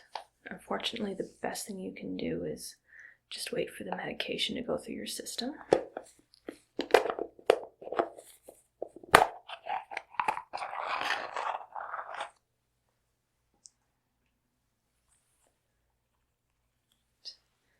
You're very dehydrated right now, so I'm going to place this on your skin to help rehydrate you.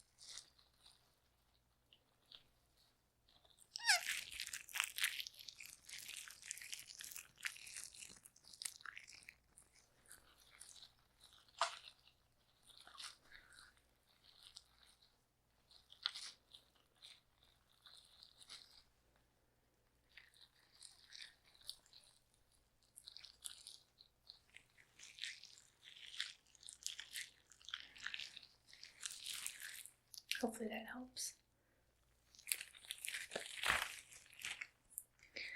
I have one more thing to help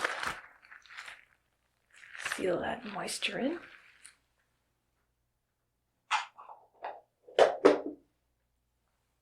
It's a little odd, but this will help. This heat will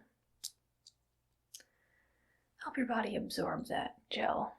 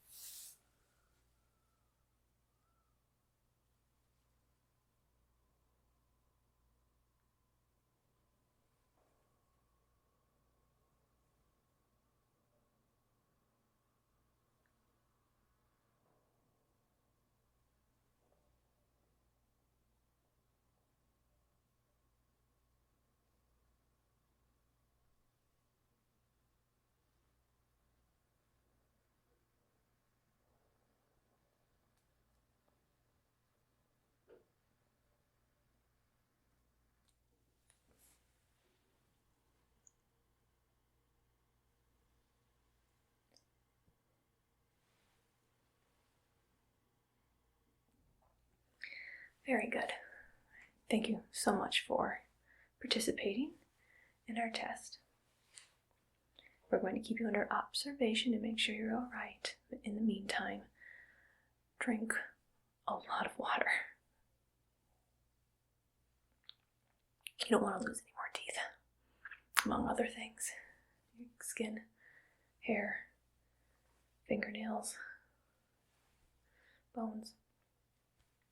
You should be okay. Really appreciate your help. You should get some rest. Please. Relax. Take a nap. I'll be watching to make sure you're okay. Thank you again for participating. If you need anything, just call out and I'll be there. Thank you. Good night.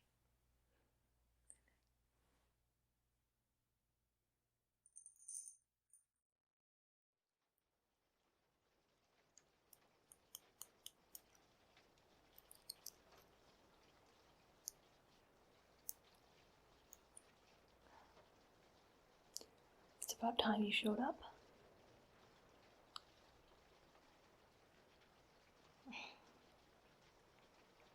You must be our newest vampire.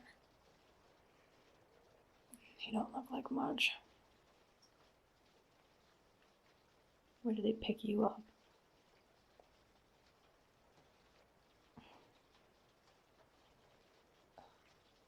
They'll take anyone off the street, I swear. Lucia is far too nice for her own good. I don't know why she'd pick a weakling like you to join our ranks.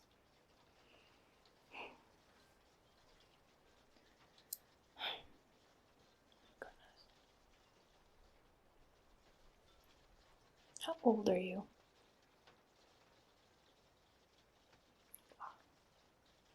Just a baby. Just a little leech. Normally, Lucia would teach you how to hunt and bite and feed. But unfortunately, she's doing things much, much more important than that, so I'm stuck in babysitting. I have better things to do, but Lucia is the boss.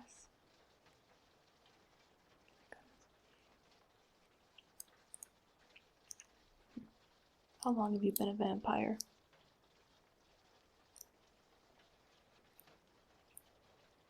And you don't know how to feed. My goodness. Stupid. Or ignorant, perhaps. Either way, let's get started. The sooner we start, the sooner we'll be done. I can go on with my life.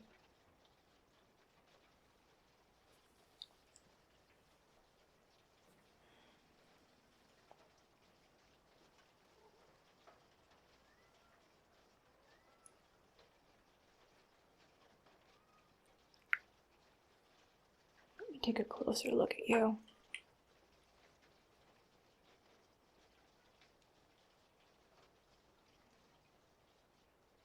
Very weak.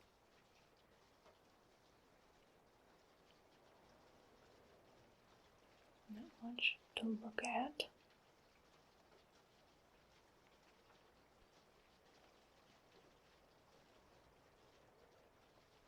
Open your mouth. Let me see your fangs.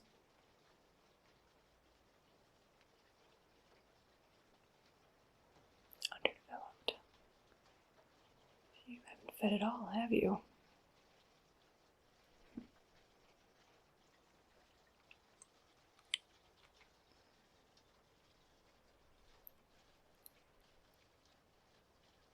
Are you even prepared to kill a human? Because we eat humans. I know some vampires will eat animal blood, but we like to go after humans. Can you do that? Or is that too difficult?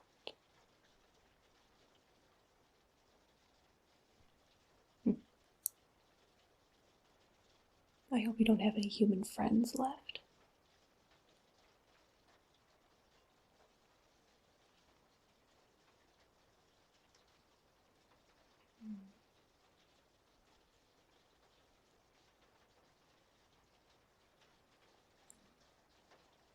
You see, it turned you into a vampire for a reason, so you must be good at something.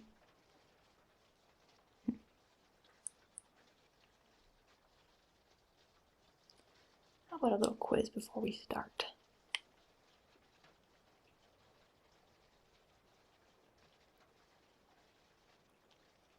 What kind of hunter are you? Do you like to choose a particular target and follow them for quite a while, or do you choose at random? Perhaps you only choose a certain type of person? Do you have a certain taste?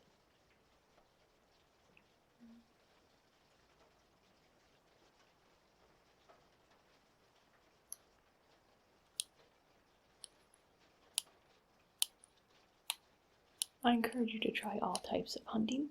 You'll eventually see what you're best at.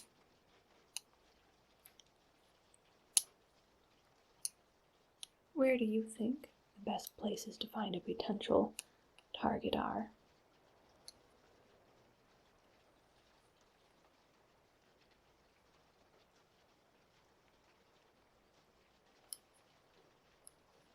You want to go where the humans go, but you want to do so where they can't notice you. Someplace dark. Of course, someplace dark, you know we can't go out in the sun, right? We're not that stupid.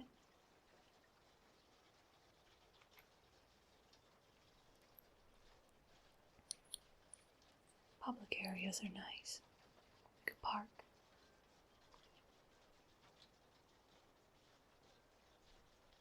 Maybe somewhere near the water.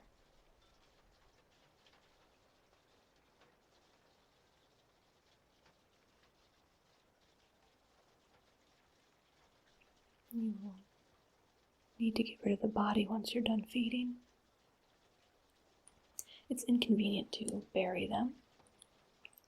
I like to just toss them into a river or into a lake.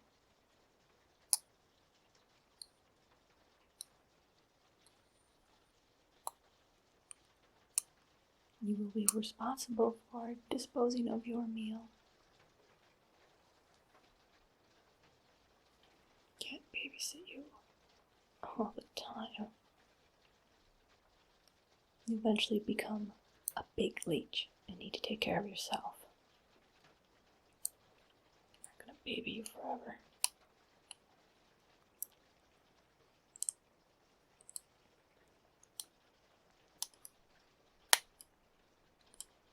If possible, it's best to go after a target that's alone and outside or in a secluded area.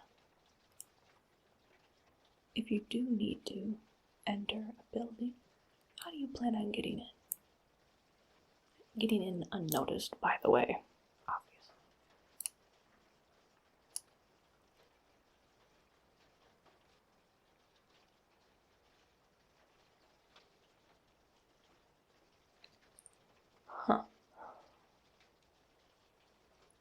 broken into a building before?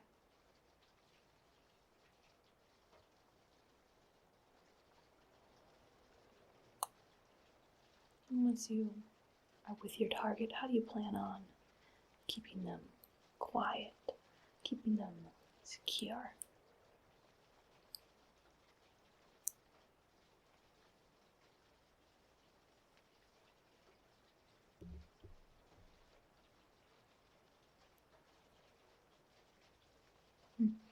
I like to use duct tape personally.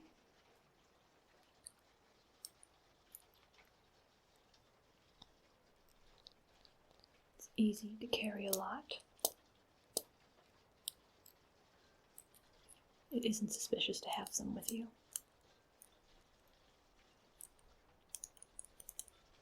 You can cover their mouths, you can tie up their arms and legs. Very useful. How would I demonstrate?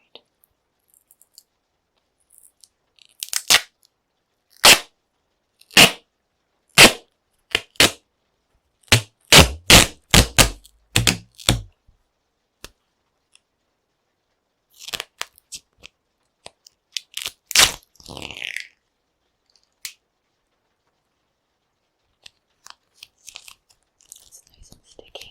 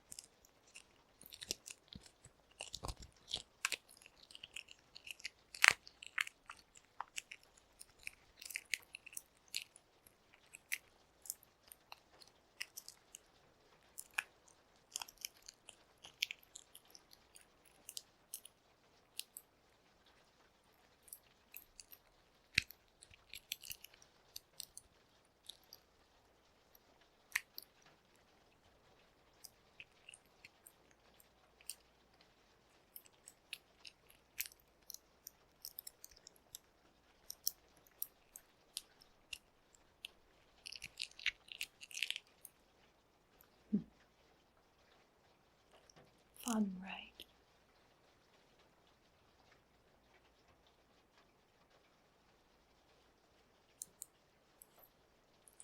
Some people like to use rope.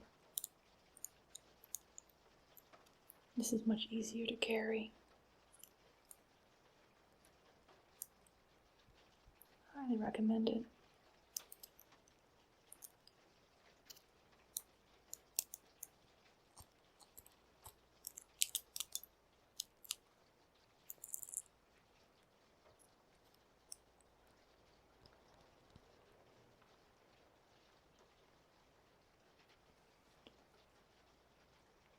Once you've subdued your target, you'll have to select an area to feed.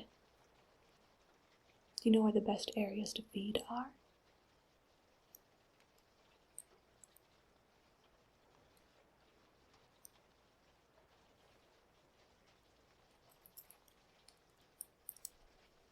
The neck is the classic area. You can feed there if you wish. It can get a bit messy though.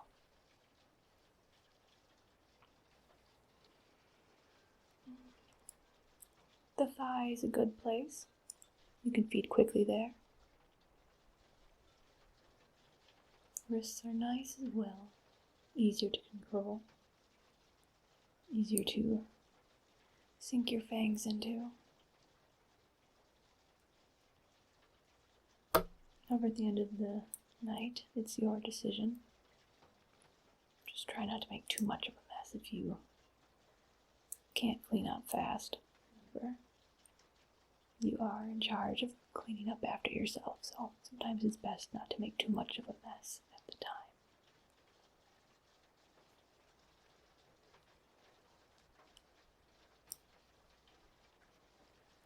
I don't need some little leech making it harder for the rest of us to feed. You need to be responsible. You need to be smart. I know that's going to be difficult for you, but you really must try.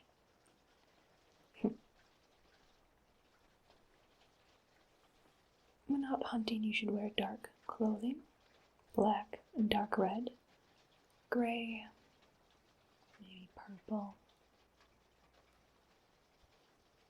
Clothes that make it easy for you to hide in the shadows, but also not stand out too much.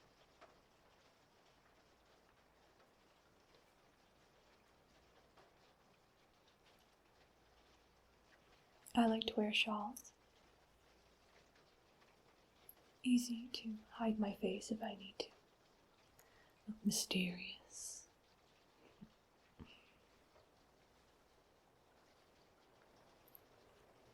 What do you like to wear?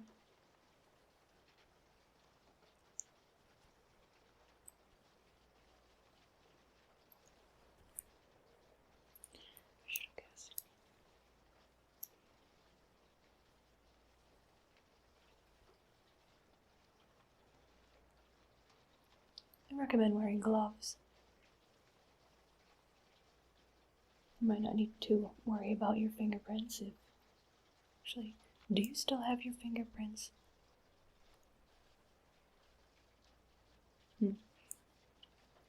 Well, wear gloves regardless. Not me. Lucia left you something.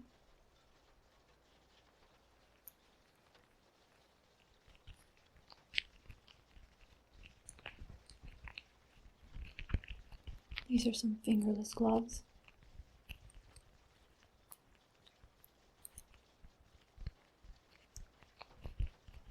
They make it easier to grip onto people. Sometimes when your prey tries to run, they can slip out of your grasp.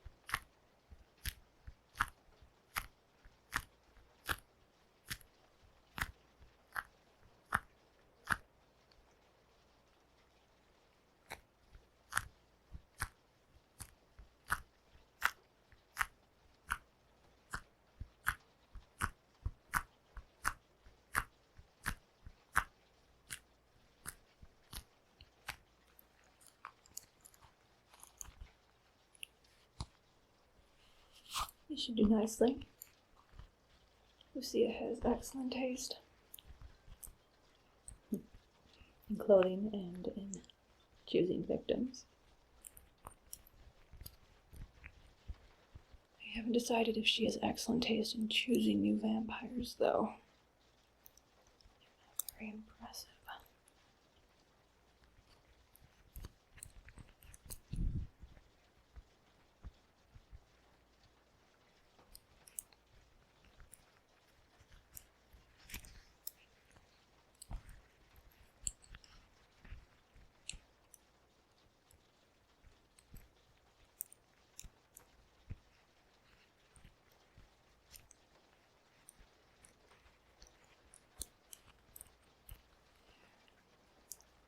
Give these to you.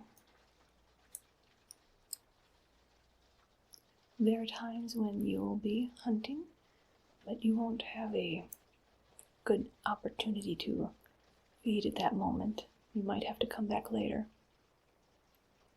We have ways of marking homes of potential. I guess you could call them prey. I like to just make markings on a wall. Spray paint.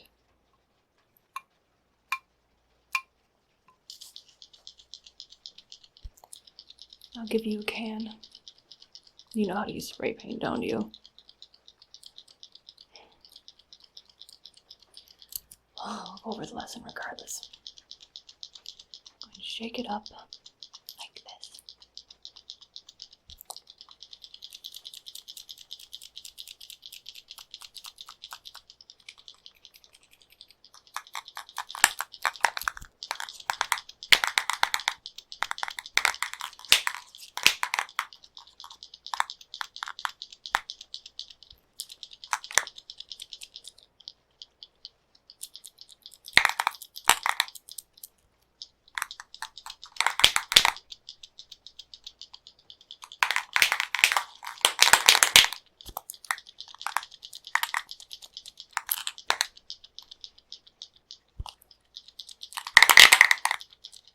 You want the little ball inside to bounce around enough. Enough now.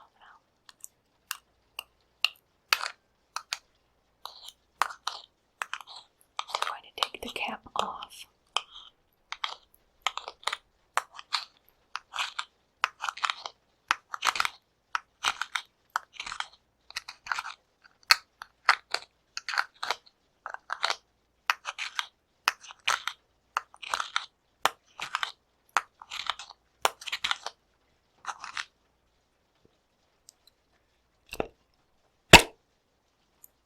You're going to make sure that the end that sprays is facing away from you.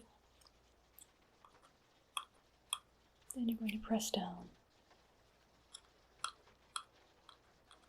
You're going to make a mark. Do you know what mark to make?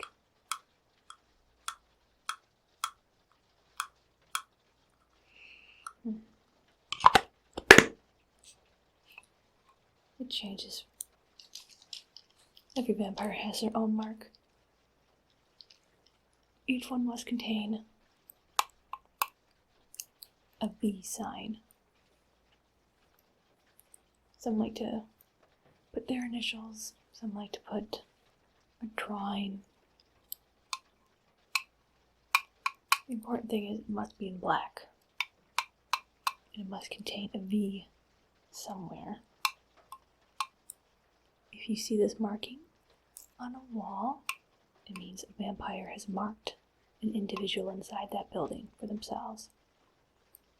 You can steal prey, but it's considered rude. You might not want to get into a fight with another vampire, especially when you're so puny. Once you've fed on your mark, simply cross out the graffiti to let people know that it's been taken care of.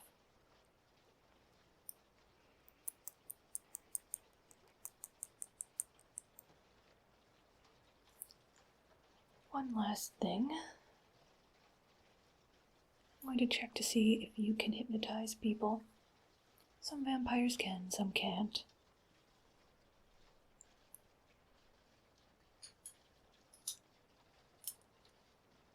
The way I'm going to check to see if you can hypnotize others is see if you can be hypnotized. I'm going to do one of these simpler methods. I don't have time to go into full detail, my goodness. Where's that energy on you?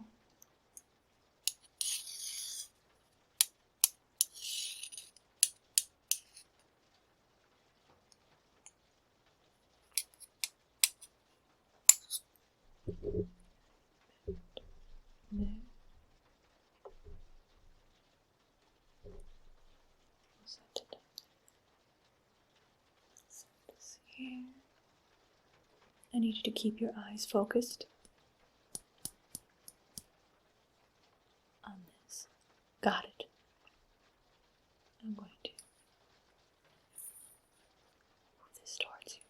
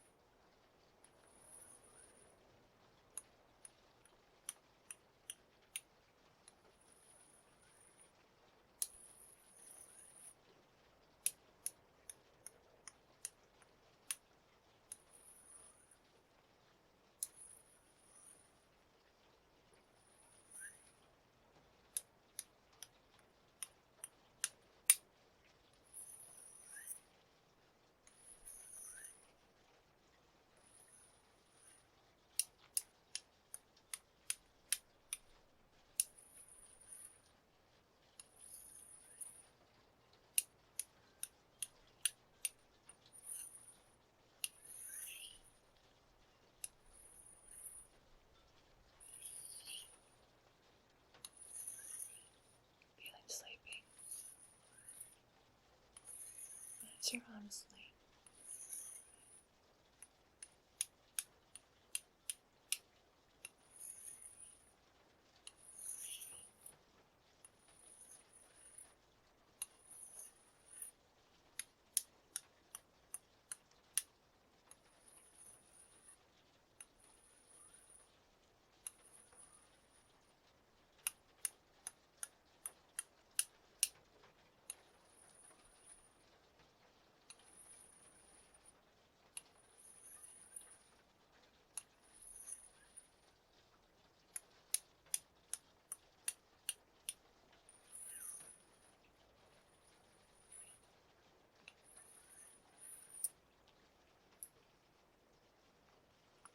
How do you feel?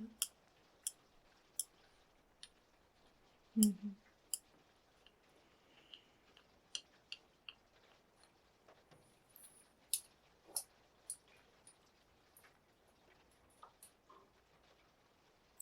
That's enough training for now. I'm a firm believer that the best way to learn is to do. We're going to head out. I have a easy victim for you.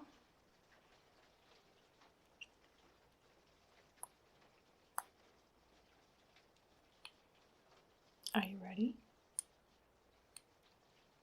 Well, you have to be. Let's make this quick so I can get on with my evening. Grab your things and we'll head out.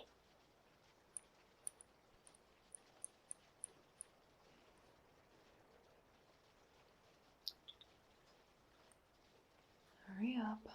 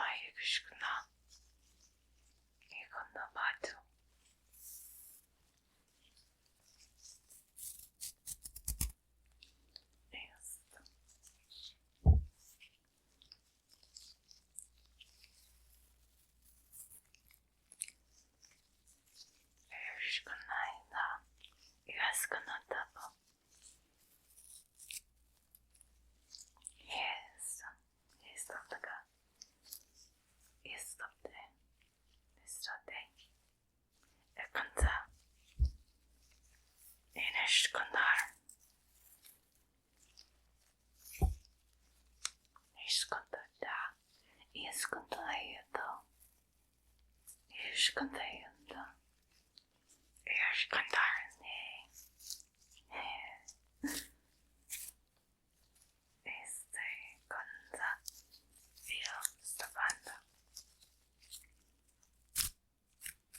Eu sabendo. Esta canta.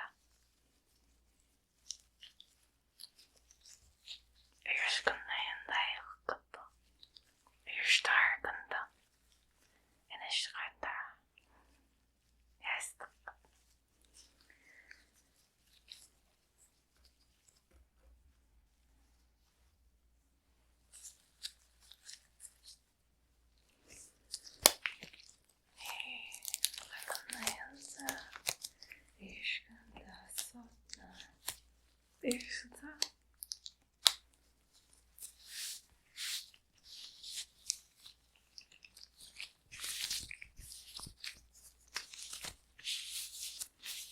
Esconder.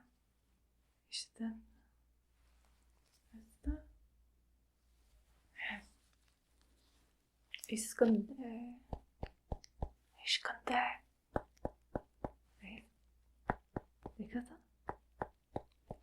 Esconder.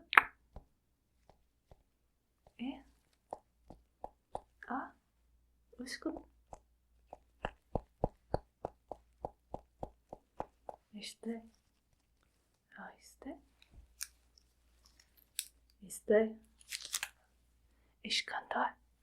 Esconder.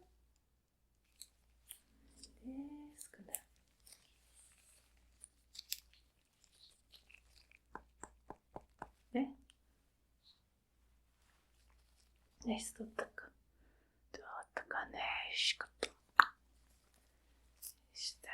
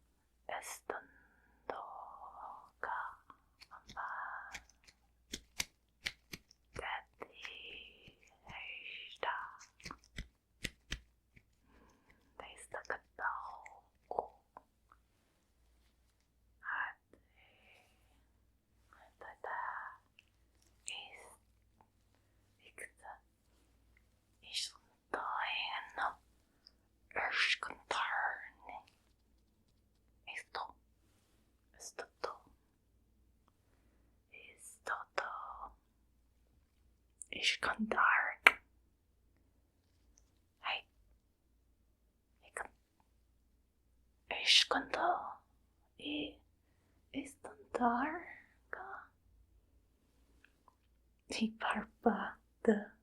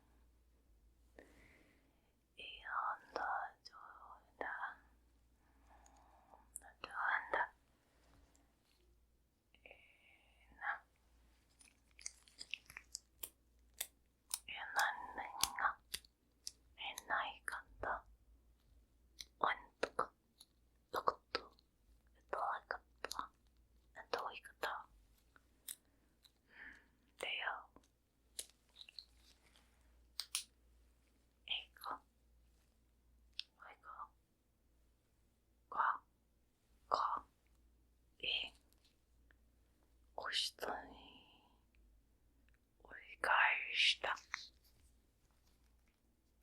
tengo esta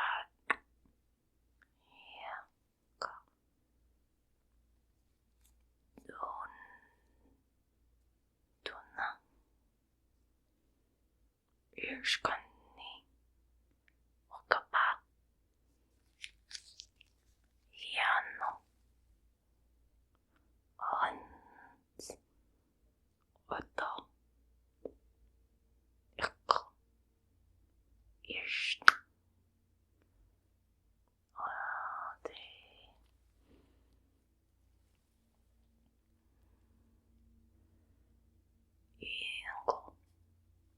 Ingo 있어요. 아이고.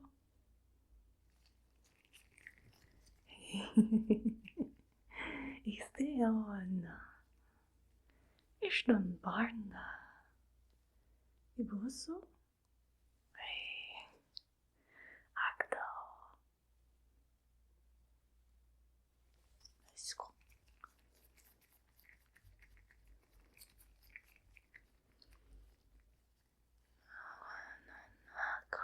있다.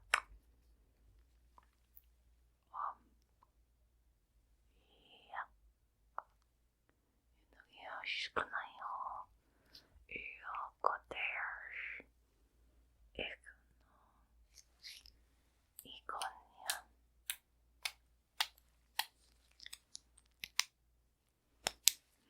이거가 어이스도 에그예요. 이때는요.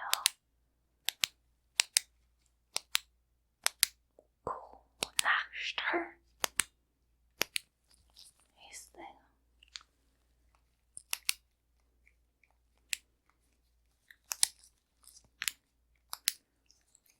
Aranacar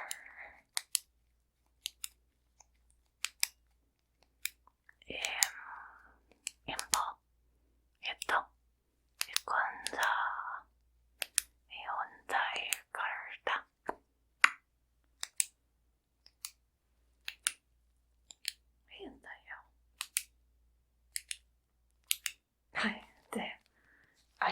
Errondel sem combina isso ainda esto pueda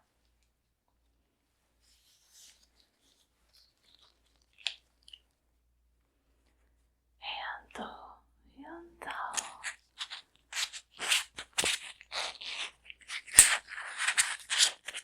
you so Deus, cara. Importa?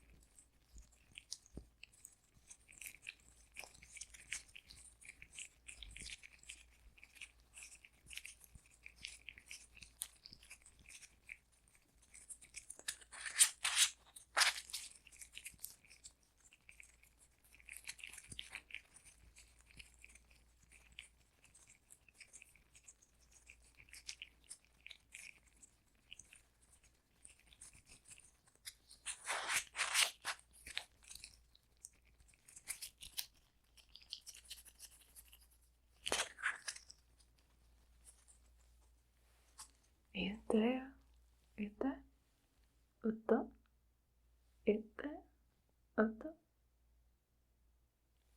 Ne? Deixa dor. Ne? Fica daí na acta. Ainda. Ne? Isso que não. Isso. Eu que né. Eu que não. Eu tô.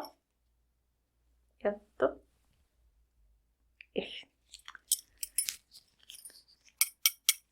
Oi. Estoy. Hey.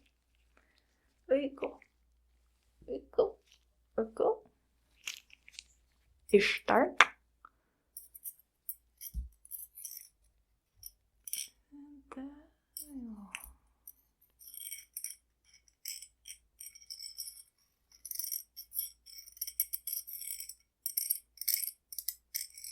Chanel. Ega. Utelgar. Snahan. Snahin nakon. Nishgata.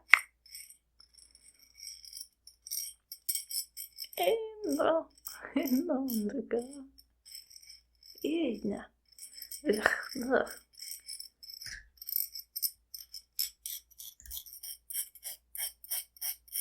Ena.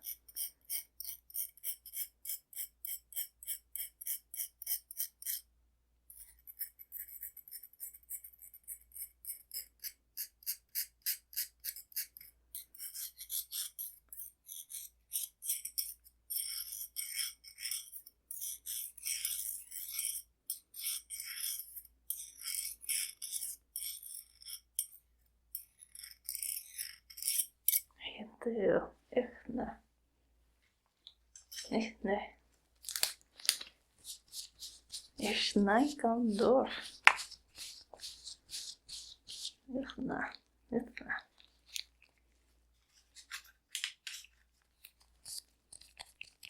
Entaka. A. Det A. Och. A. Vänta.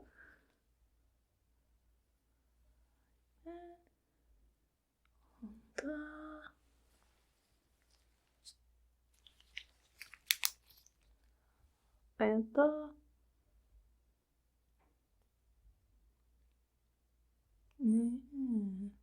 Ändra. Just det, gång där.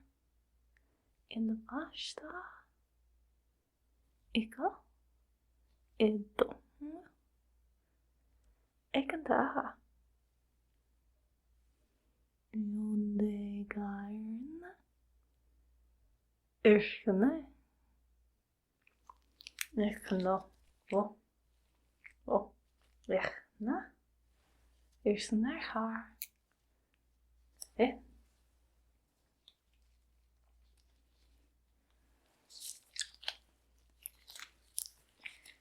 Yrkene. Yrkene. Unterhan. Ariskuta. Irvarta. Igodo. Ejon. Ba. Ejon. Gundo.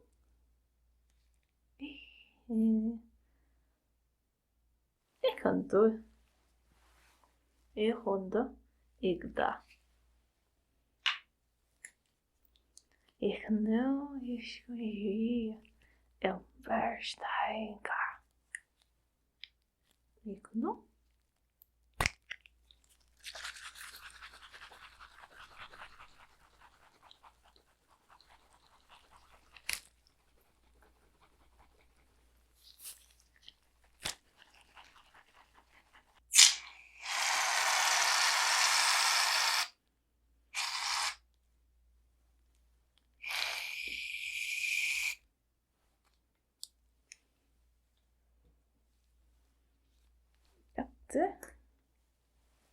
Inte.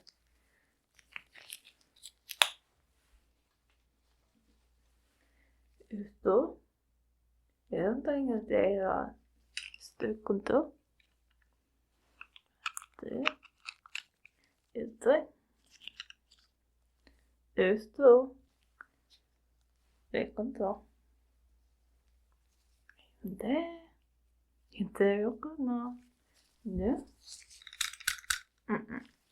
Just det. Esto. Esto creo. 이것도 여기야.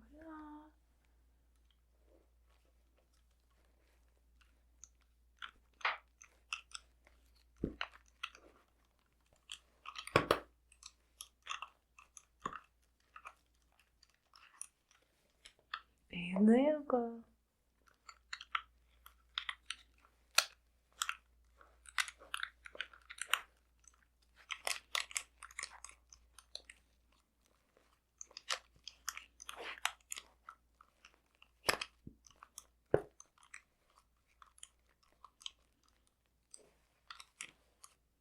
Listo.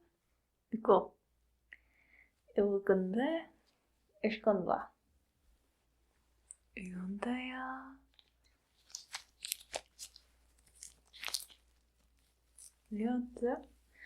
이었다. 아, 이건데, 겠다. 있어, 있다. 이건데요. 이거.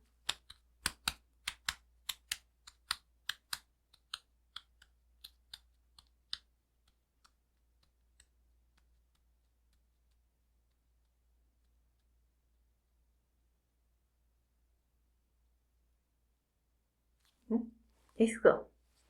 이거? 이거, no. 이것이네요. 근데 이것이네요. 이거다. 있어요, 네. 어떠한 주? 이온다. 이온다. 이온이야. 이건 거예요. 이것이 거예요. 이것이 근데. 이것인데, 이것인데. 됐다? 이것인다. 네, 네. 이것인데, no, sí, de. 이건데, esta acá, esto ahí, esto, esto, guay, 어때요? 어때요?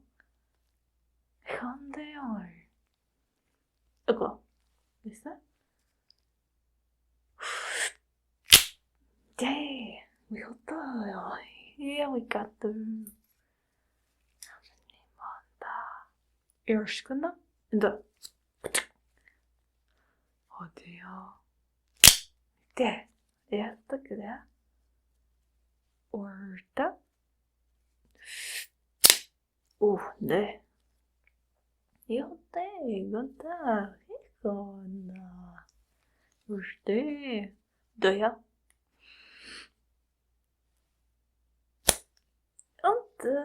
Ahí está. Esta. Usted. Esto. Esto.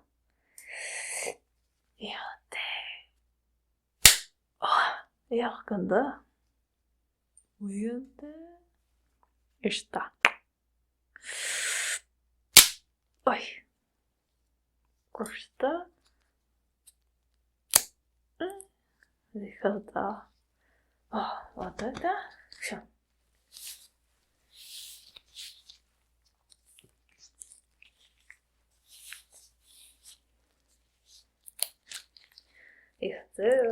İşte.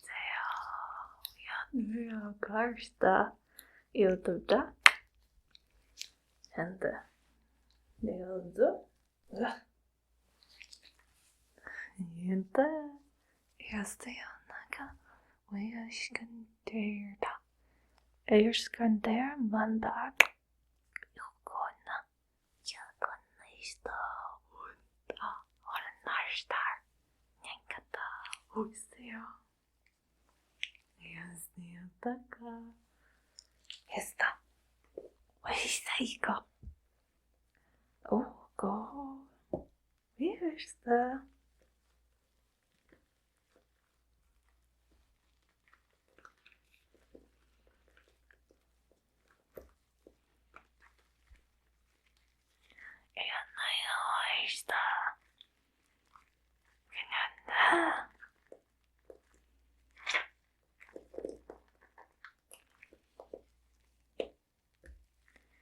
Is that garna?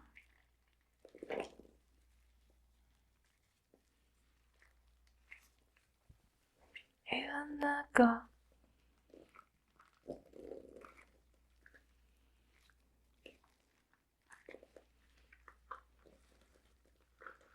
Yondaika. Yoshitegamda. Yoshiteka?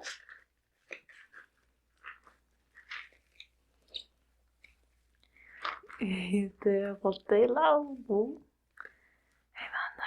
Ei, gosta.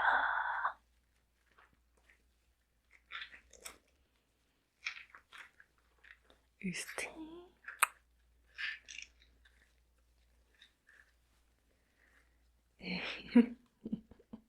Este, agora. Estou ficando.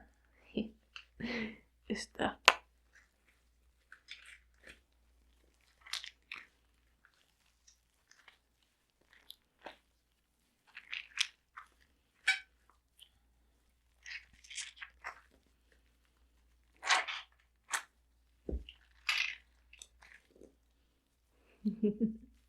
Este kadang escodo. Este va. Este. Encontré esta cara. Uy, leo ya.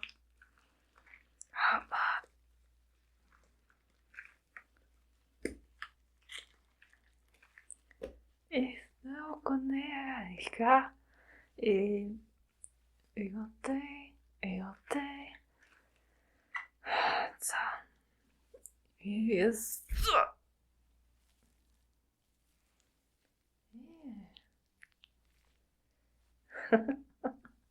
Esta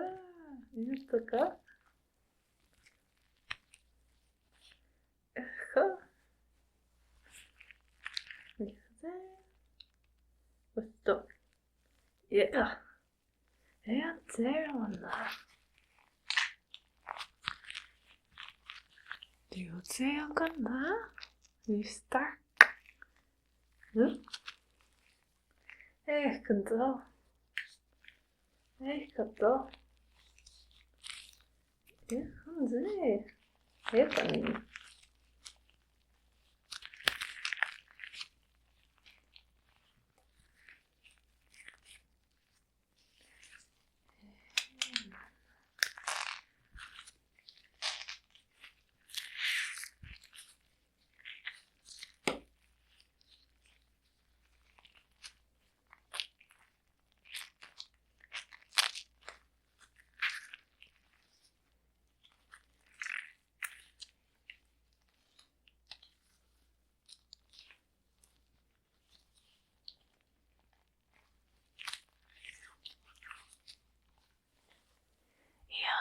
건데요.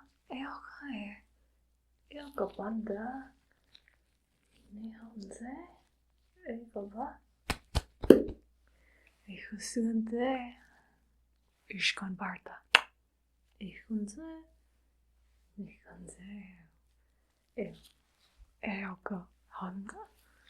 이거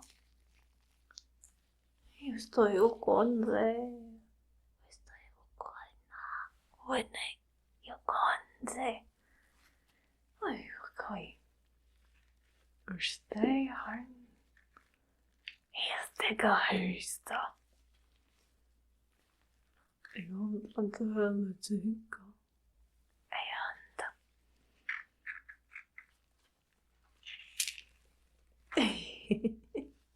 이것도.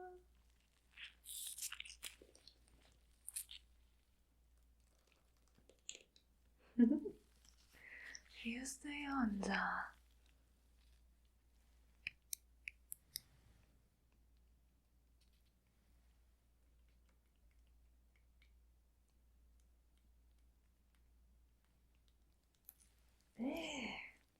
이거죠? 이거예? Vada, goshne arta. Este angaste. Ego. Ikonza.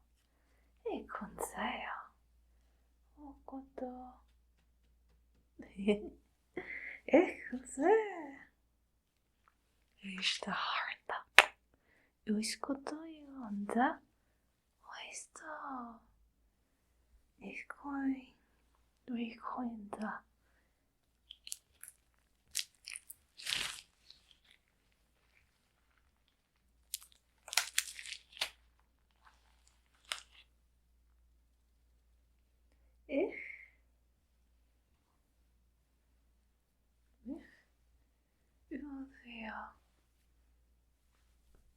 Yondeya koista.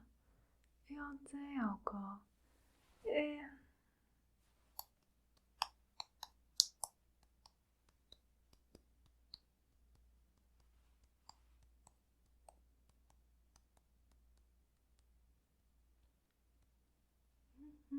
Eso.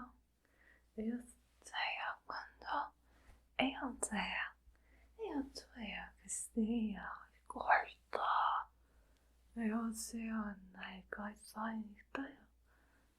Nikande. Iko. Iko sei vai. Iko. In het zwarte. Iko. You can die. Eu sei o que fantástico. Eu compreendo. Iron sticker, papa. Who's the? We can steal. Eerst de haberpak. Eeuw. Ik kan doen, Ik kan. Eerst de haberpak. Ik kan. Gande, jag stay mata. Mexicano, ikonzo, juste, guenzo, juste bakata, estunda, paistoi conta, eerst kanta, eu bombardan. You corsta. Yatay. Yonda. Yonda. Eu sei, Harva. Siaste. Do you know? Eu sei. Just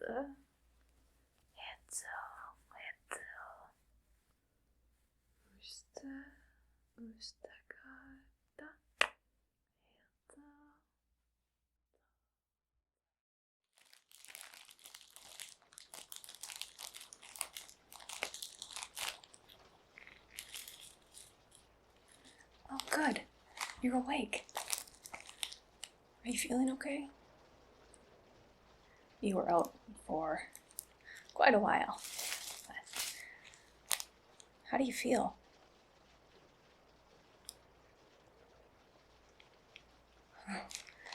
You had quite a nasty fall. Do you remember what happened? Well, I saw it. You fell down the stairs outside. You really hit the back of your head right on the concrete.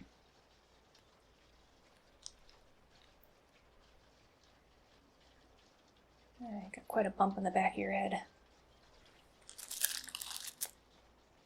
I hope it didn't affect your memory at all, or your eyesight.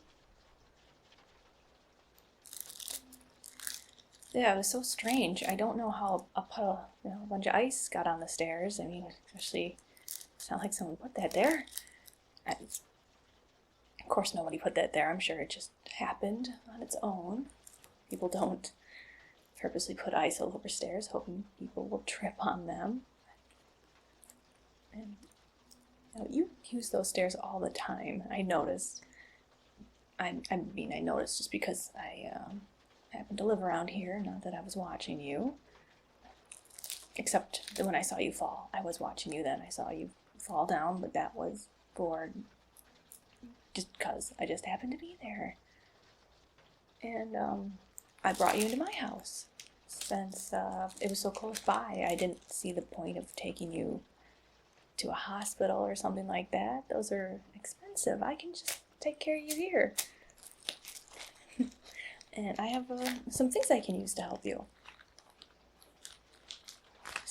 I've taken care of people before. Most of them have lived. I'm kidding, of course. No one has died here.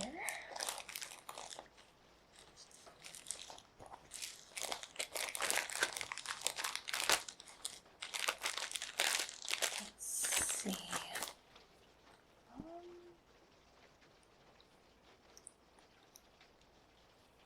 I don't think I'll need rope. I mean, do you think we'll need the rope? You're gonna sit still, right? I don't have to tie you down, do I? That's a joke, by the way. I'm not actually going to do that.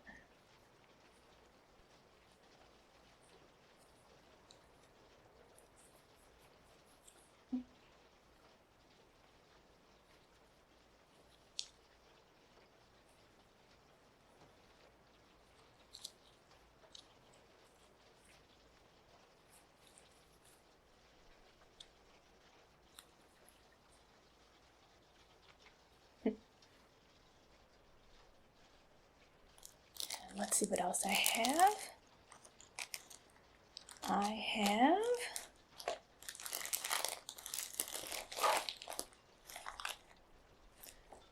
it's an oxygen mask.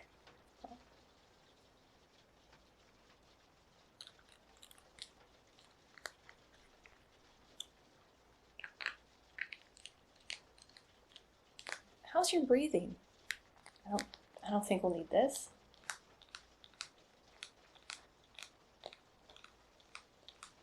I do have an oxygen tank if you need some help with that. I mean, doesn't everyone have an oxygen tank just sitting around? You never know when you'll need one.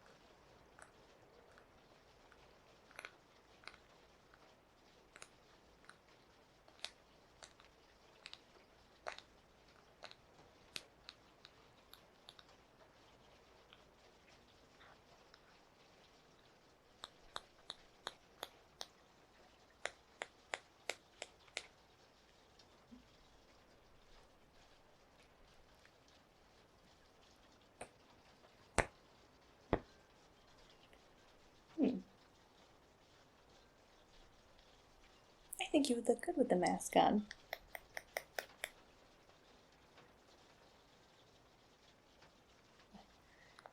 I don't think I'll put it on you. I don't want to agitate the bump on the back of your head. Maybe later.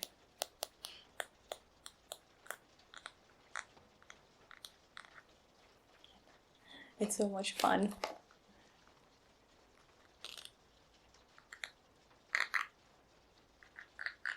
I have a lot of medical stuff, but I'm not a medical person. I mean, I did med school or regular school. I just think it's neat.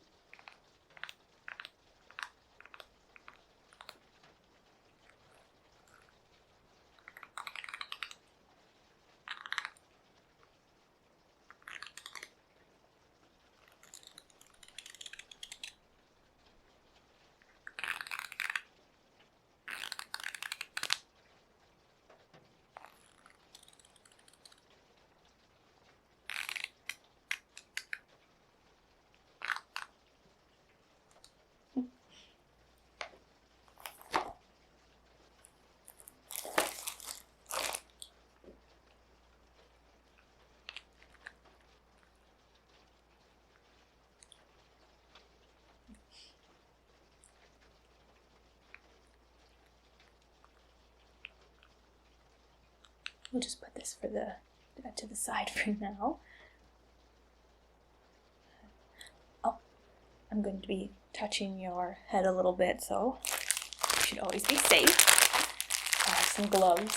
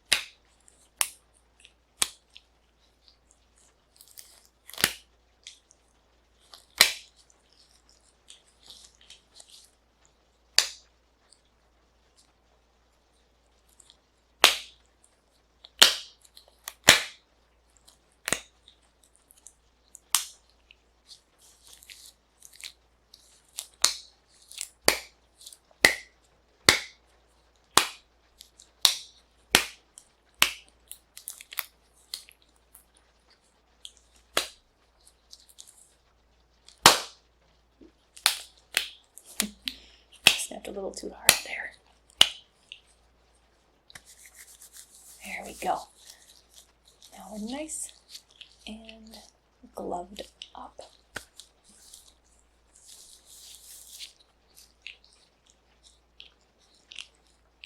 You don't mind if I touch the back of your head a little bit, do you?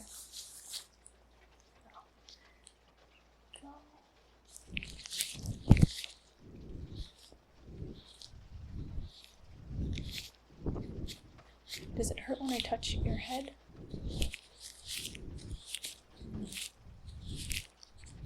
I don't see any blood. Your face is a little scuffed up. I think some dirt or some grass got on your face.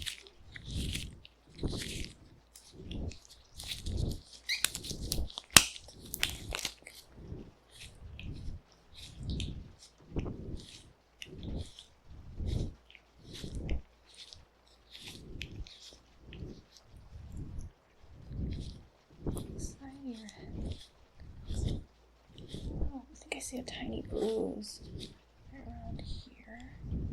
You might have had that before.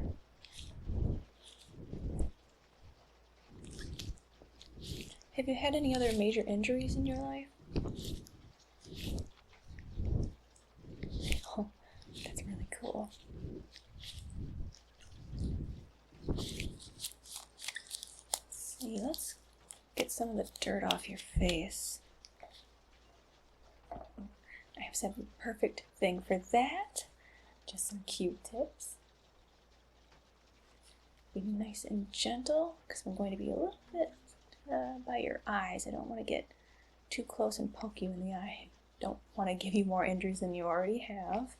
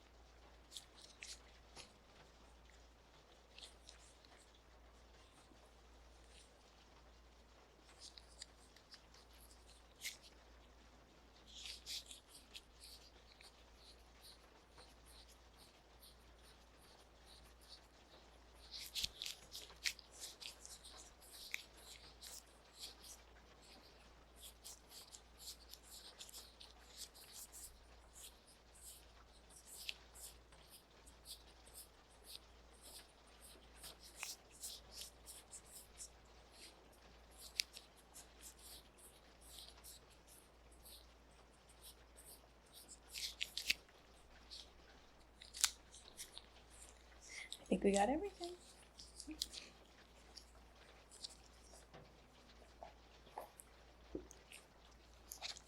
But if I didn't, I do have a first aid kit here.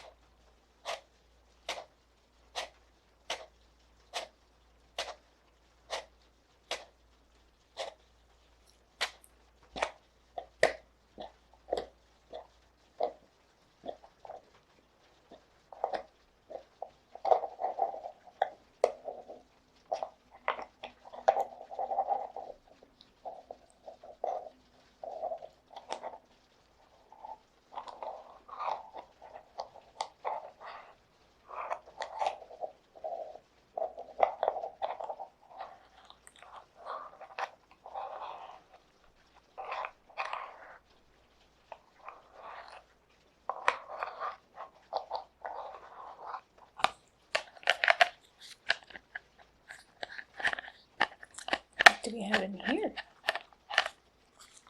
Yeah, some burn cream. I don't think you'll need that.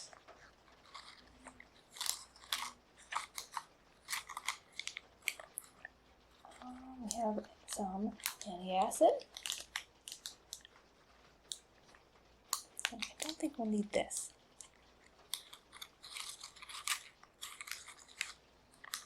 Oh, we have some ibuprofen. Maybe you need this for some of the pain, unless you're allergic.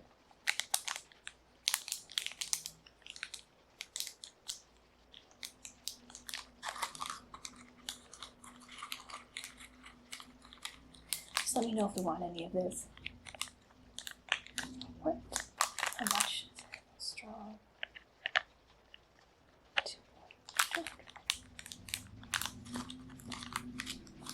Okay.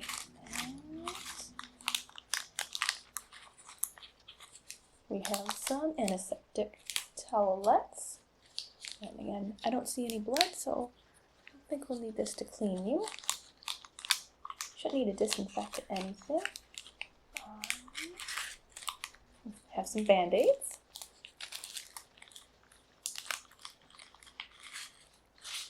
Lots of Band-Aids.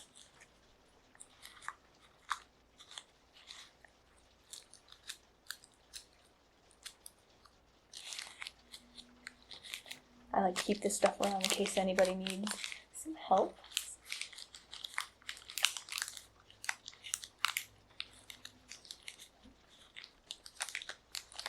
Sometimes I wish people needed help a little more often. I just like helping people so much.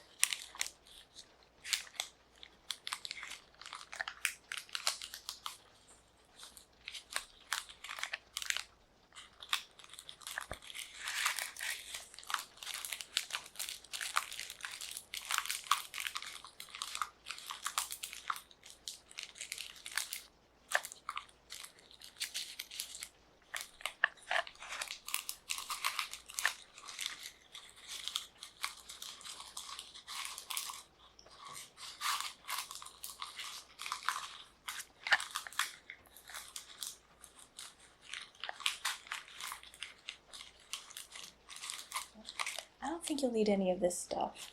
And you have a pretty minor bump on your head.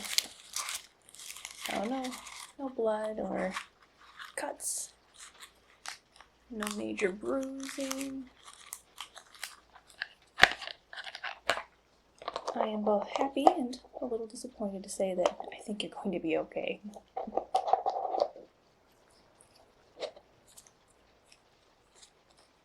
Just in case, I want to make sure that that bump on your head didn't do any damage to your eyes.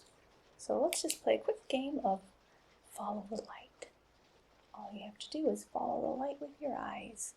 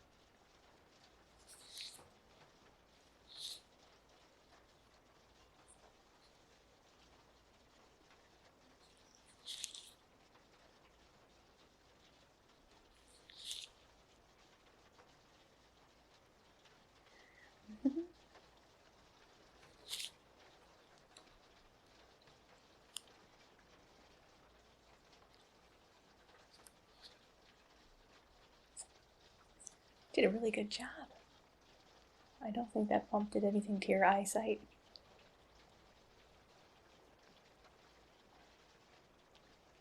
But if you want, I can take you to a hospital or to another type of medical center if you need to.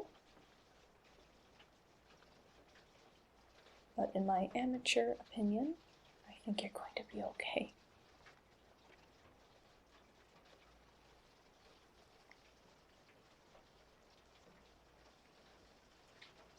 Just to let you know that I will be around. We don't live too far away from each other, so if you ever need anything, let me know. I have some other tools that I can use to help you out.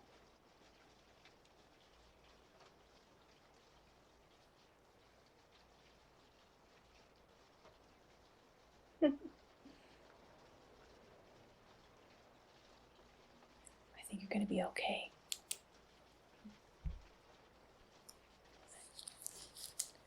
If you need anything, you can let me know. I'll be around. I think you're going to be just fine. You can head on out and enjoy the rest of your day. Definitely watch where you walk. There might be more tripping hazards around the neighborhood. I don't know how they got there. It was probably kids. There's some kids left that stuff there. It was really nice meeting you. You stay safe out there. See you later, maybe. Bye.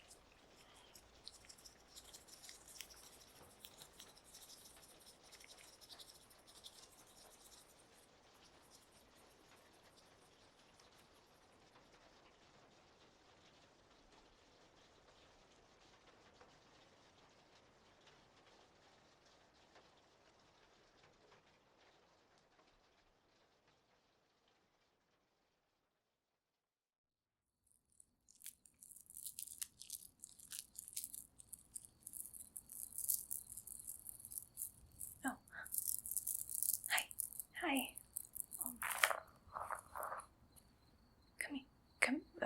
Can you come here for a moment or two? Oh, hi. How are you this evening? That's nice. I'm doing well. Although I could be doing better. See, I could use some help. Could you help me? It won't take long, I promise. Yeah. Oh, thank you. Oh, I just need to ask a few questions. They're really easy. This is for a friend of mine. I'll explain a little bit more in a minute, but let's go through a few questions.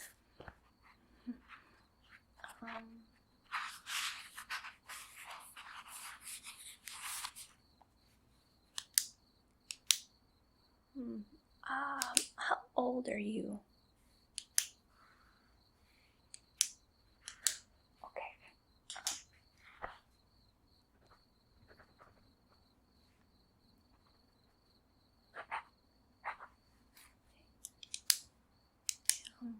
What kind of food do you eat?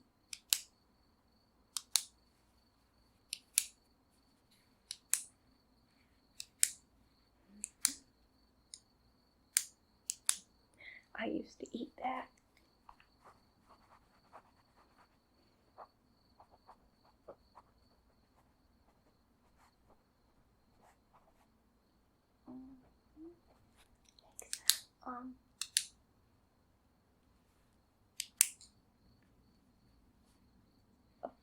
What's your blood type? The type of blood in you.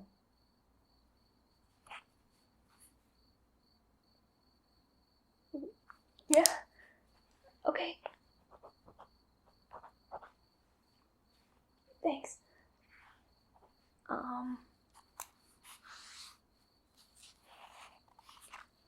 How hydrated would you say you are right now?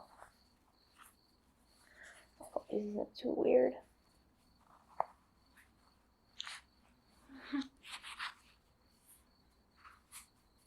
Okay.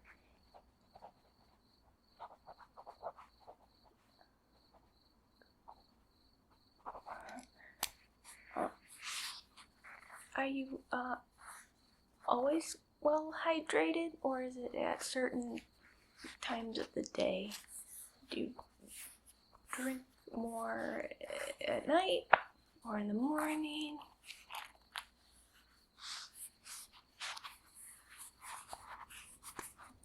Okay.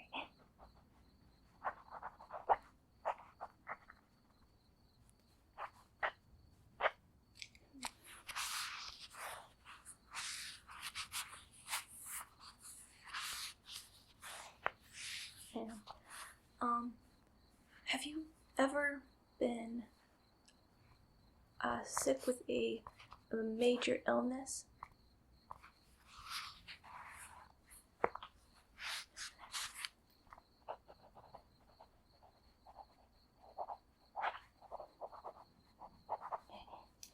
Thank you.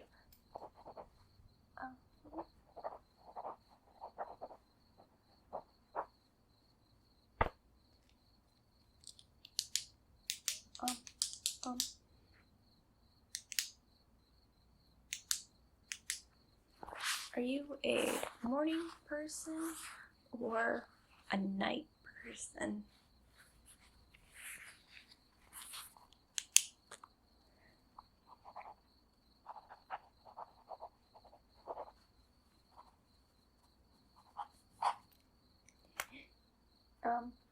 Have you ever had children?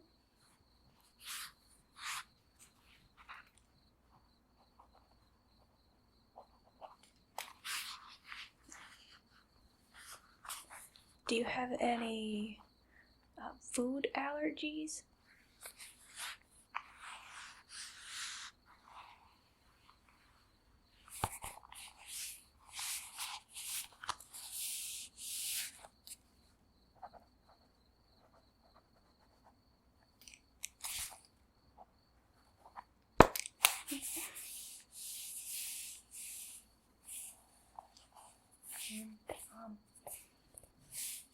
Are you afraid of needles?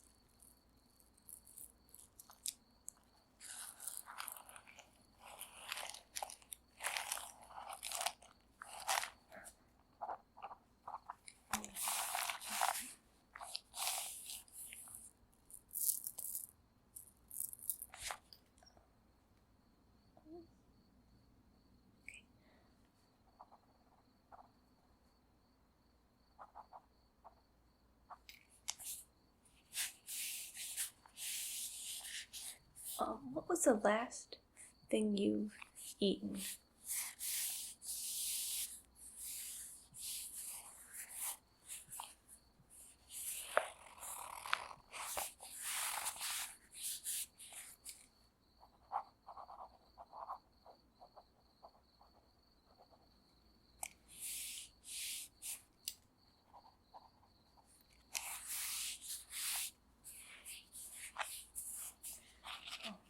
These are fantastic answers.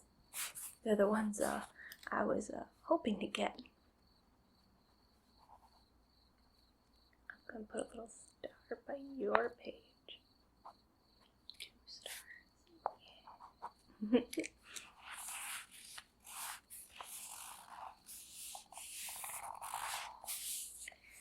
Yeah.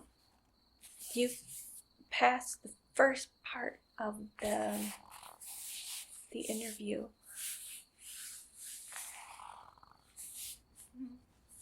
It's for a class I'm doing.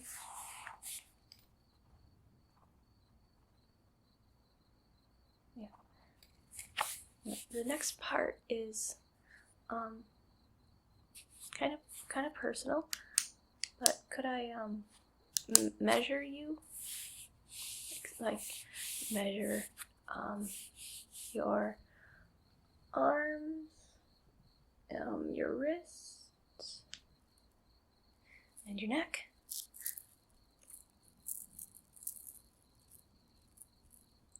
And maybe somewhere else. Oh, sorry. Yeah, I can take some measurements. Oh, thank you. Grab. There it is.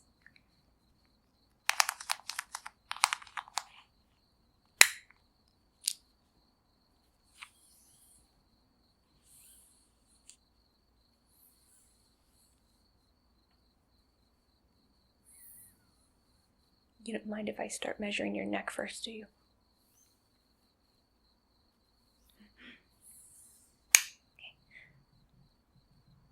Okay. Neck and front.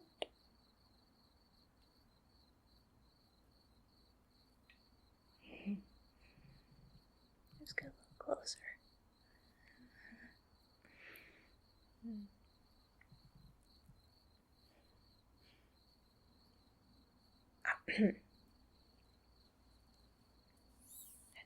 That's good. And the side, by the ear, down to the shoulder. That's good. That's good.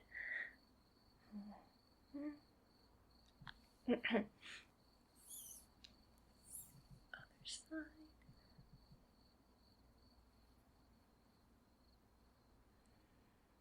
That's a good neck. It's a really good neck.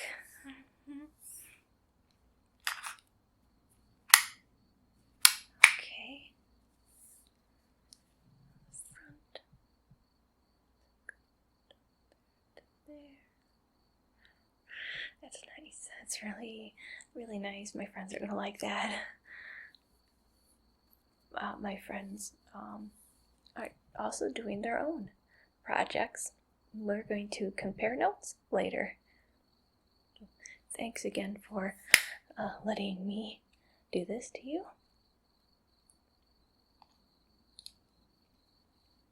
That's really nice. Really, really, really nice. That's parts of the face too.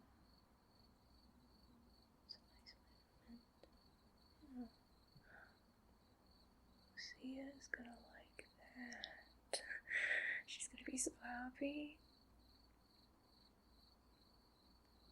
Lucy is my mentor, like a teacher. She's the one who asked me to do this. It's something all the new people have to do.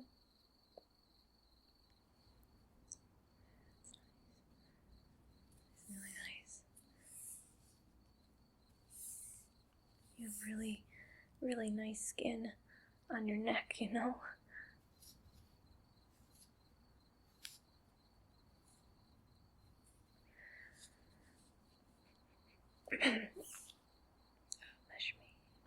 Measuring. Not doing anything weird. Just measuring.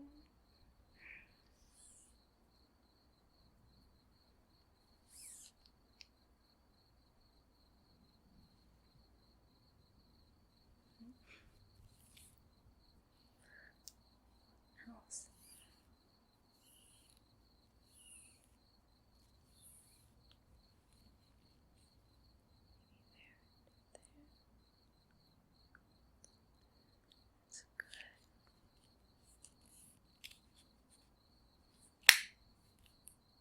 It's really good. Write that down.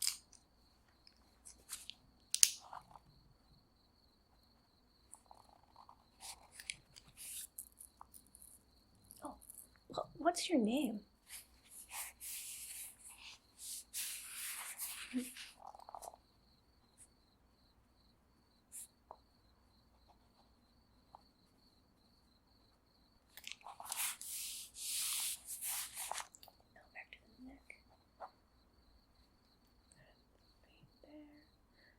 Over there.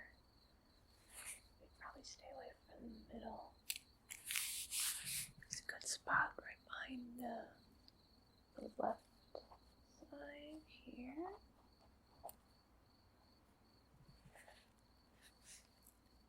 Right side's not bad either. Face. Oh, especially right about here. Below the eye. It's a good spot. Nice spot. Yeah, there's lots of color in your face. Mm-hmm.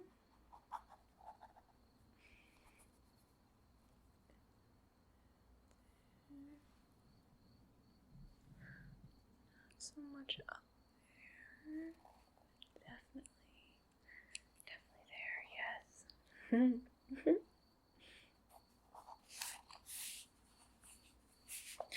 Another star by your name. Well,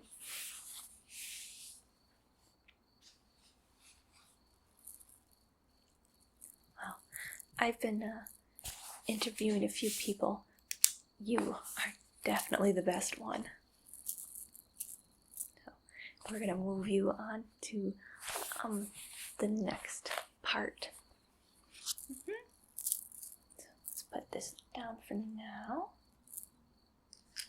We'll put our measuring tape down for now. The next part is pretty easy. I just need you to take your arms, hold them out like that, put them together, and hold them out just like that. Super easy.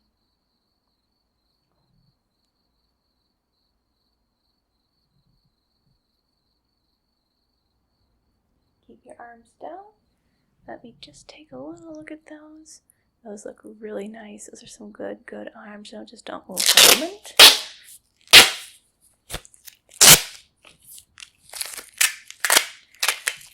This is normal. I'm just going to put some duct tape on them. Keep your arms together.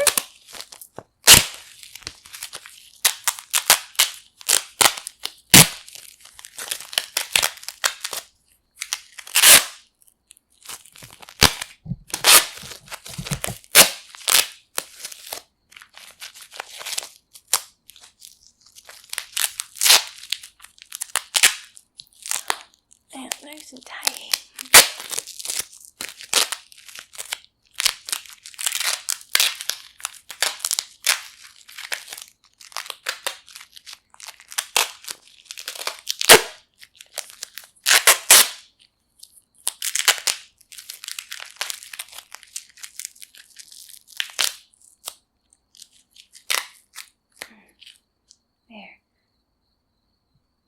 That's looking really good. Really, really good.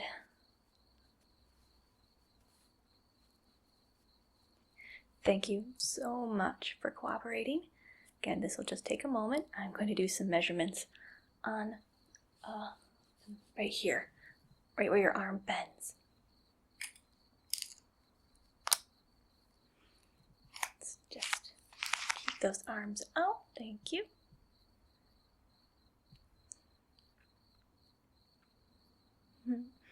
I'm just checking out the veins in your arms. There are 3 good veins to pick from in this part of the arm. There's the basilic vein, which is on the inside, and the median cubitan. I think that's what it's called. That's the one right in the middle, and that's usually the best one. And then is it the cephalic vein on the outside?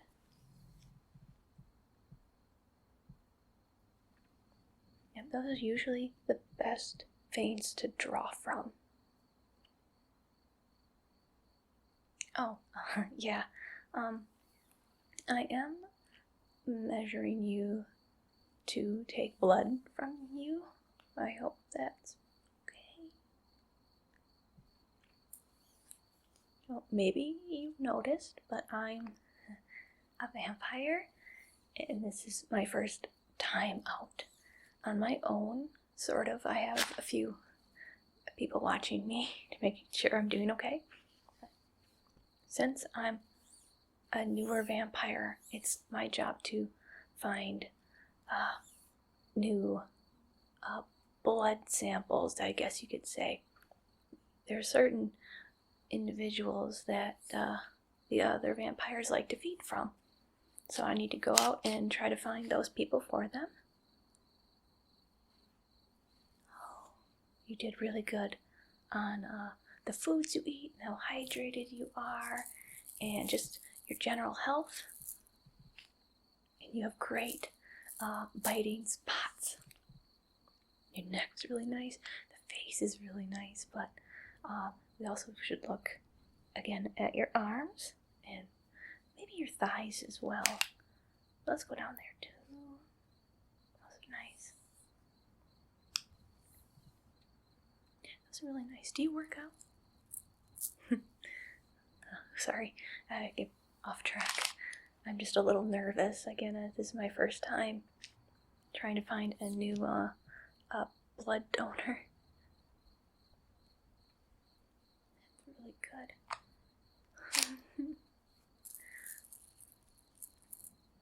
So, I'm going to take some blood from you. Not too much, just a little bit, so I can give it to Lucia. She's the leader, and she's gonna taste it and check my work. And if she really, really likes it, maybe she'll want to meet you in person.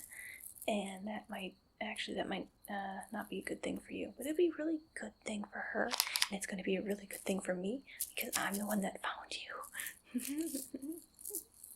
Maybe I'll move up a rank. It's so exciting.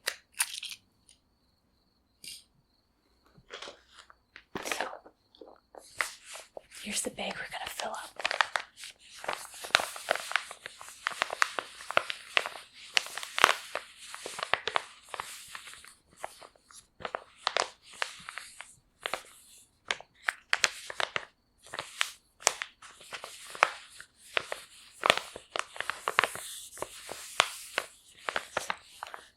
Not too much.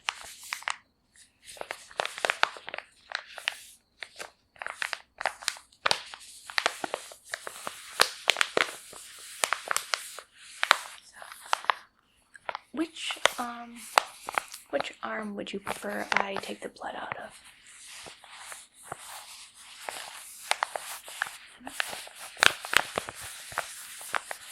Okay.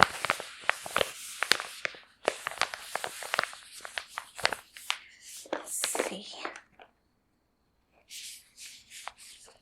Get everything ready. It'll just be a moment. Put that here for now.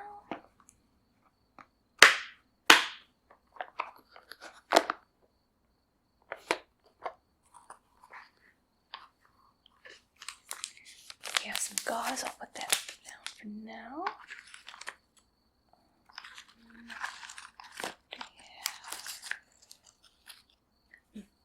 Cleansing wipe.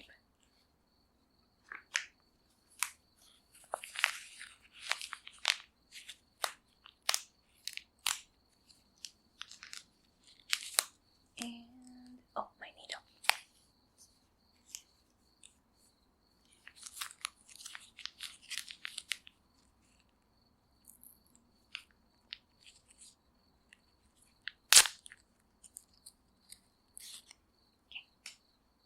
Hold your arms out. I'm going to wipe this on your arm.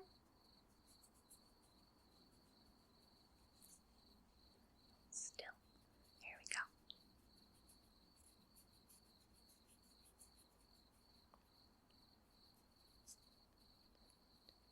You're supposed to do it for 30 seconds.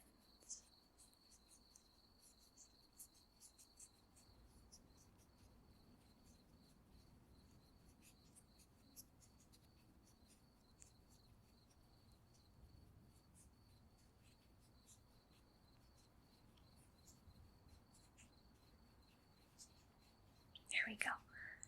And then we'll let that dry. And I'll get everything ready.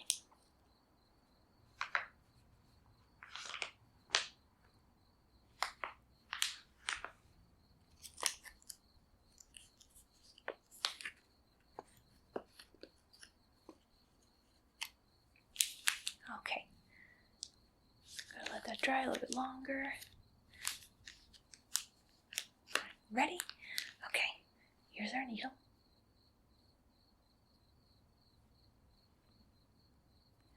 Just I'll anchor, and we'll go on 3. Okay. 3. It's in. Okay. And, oh, good. I see a flash. Let's hook that up.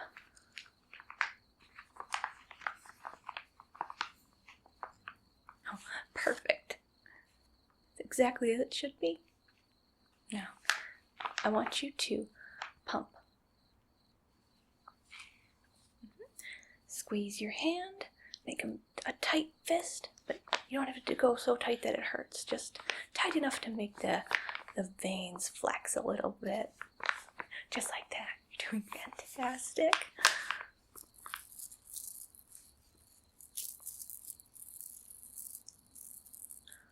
Wow, that's really filling up fast. What's your blood pressure normally?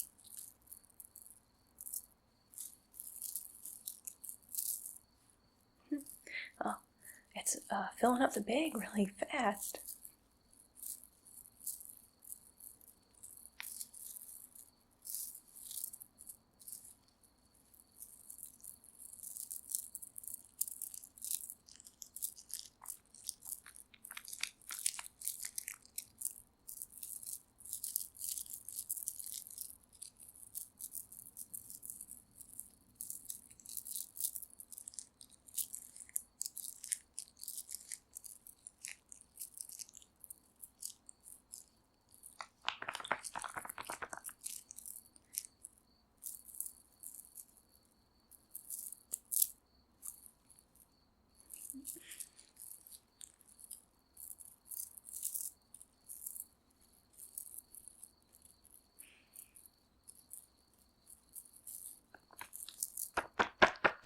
Okay, I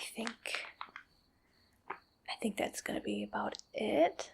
So let's get that needle out of your arm. Where should I put my gauze? There you are.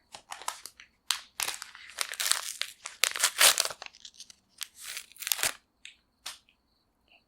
Set that there. Anchor and pull back. There we go. We got that needle out. Let's get our bag. Get that. Oh, there we go. Oh, look at that.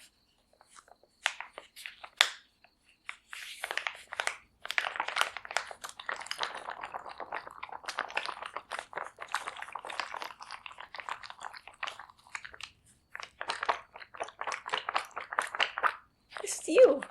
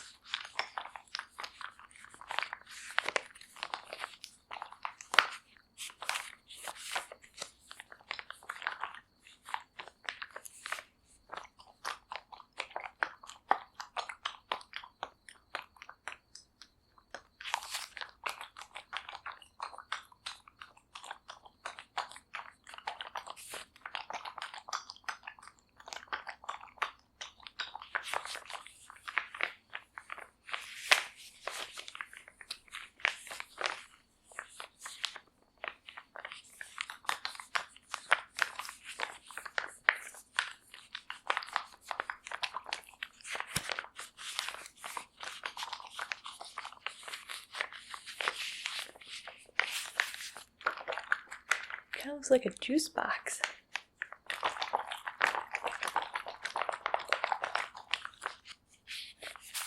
I am going to take this back to Lucia. She's going to taste it, and we'll see what she thinks of it.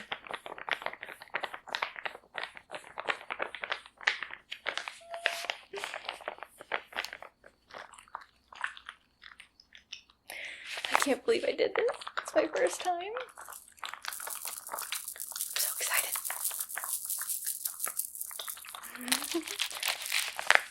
Thank you for your donation. Lucia's going to be thrilled. Oh, she's going to be so happy with me.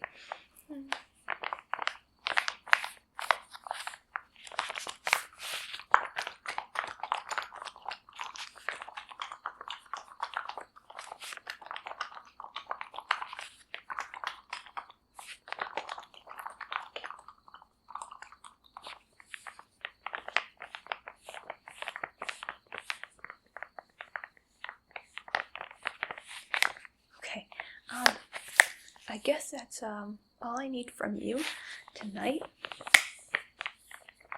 But if Lucia really likes your blood, I think we might meet you again. And, thank you for helping me.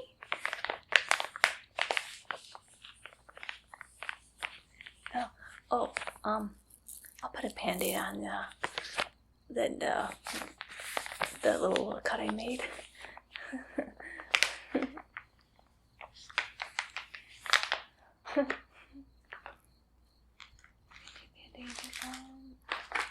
Band-Aid.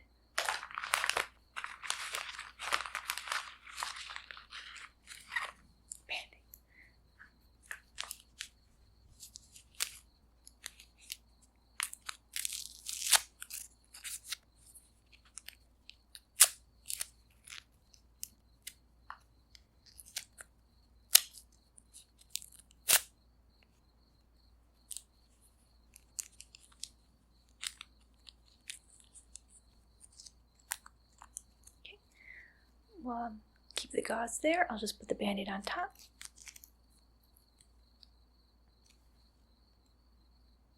There we go. It doesn't look like it's bleeding much. There we go.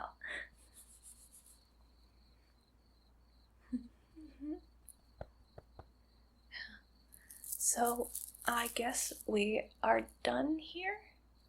We're done. Okay, we're done here. So, I got my blood sample, and you got to survive an encounter with a vampire. So that's gotta be fun, right?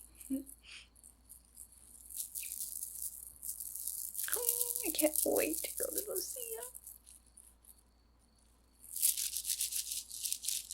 Oh, I'm just gonna leave the duct tape on your arms. I'm sure you can wriggle free eventually. Shouldn't be too hard. This has been so much fun. Maybe I'll see you again. Maybe not. But maybe if I do see you again, it won't go as nicely for you. They'll probably just drink you dry. I mean, your blood smells really good, so you must taste really good. No, the blood is for Lucia. Not for you. Not for you. Maybe a different time. Oh, I gotta leave before I take a bite out of you. Well, it's hard to hold myself back right now. Self-control. Okay, thank you again. Nice meeting you.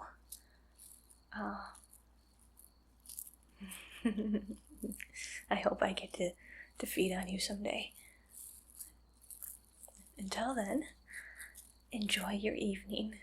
I know I'm going to. Bye. Bye-bye.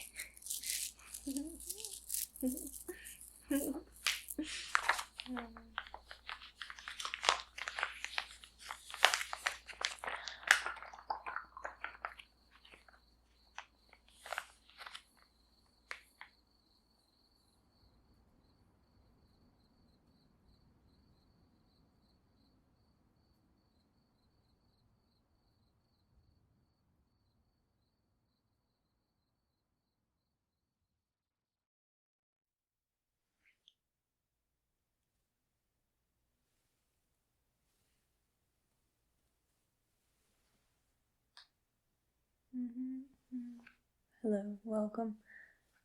You can have a seat. I'll be with you in a moment or two.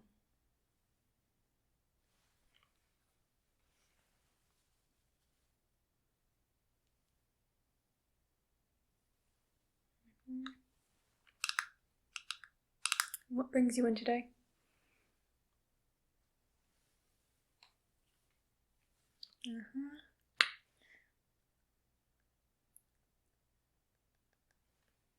Okay.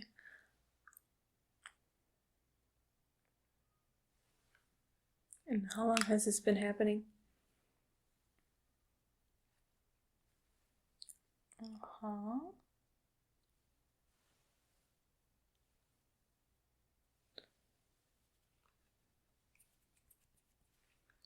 Have you seen any other doctors for this?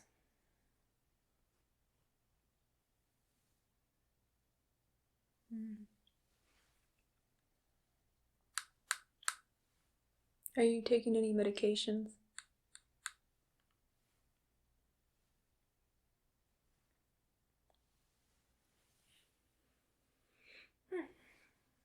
Okay.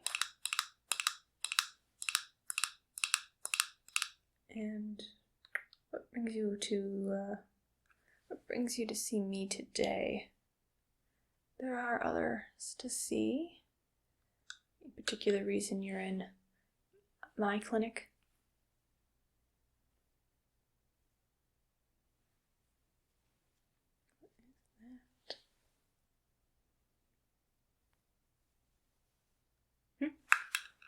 Oh, sure, okay.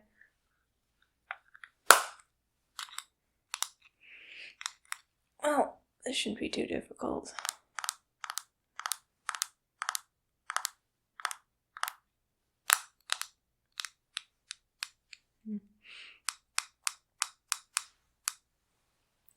You look normal. Are you sure you need to be here?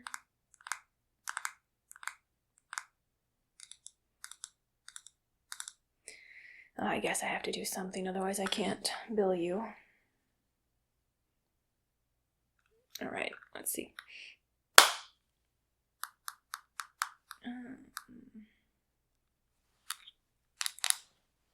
Give me a moment. Let's get some gloves on.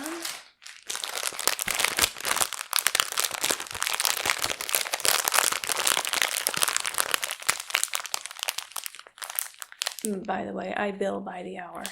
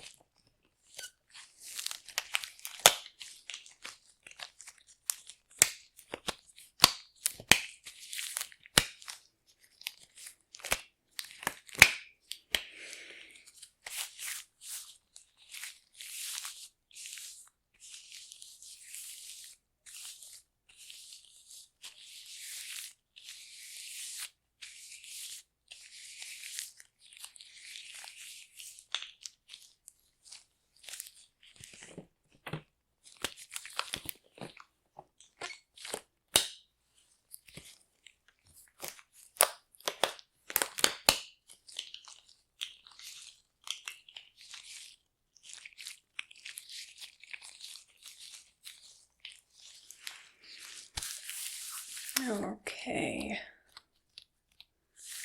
I think all of your symptoms might be in your head. So let's do a little cranial nerve exam, among a few other things. I think I remember how to do that. But, let's take a listen.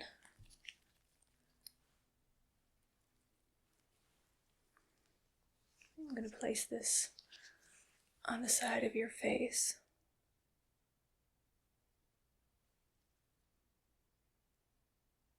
I'm not hearing much on this side.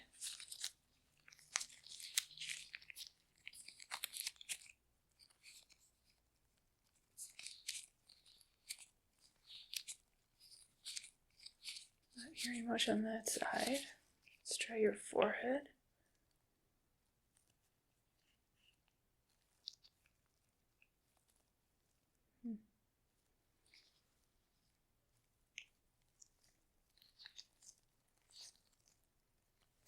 I don't hear anything.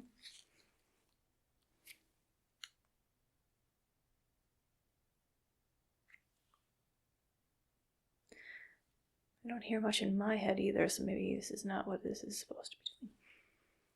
Well, that's a shame. I guess I'll have to just use it the good old-fashioned way and listen to your heart. Place this on your chest.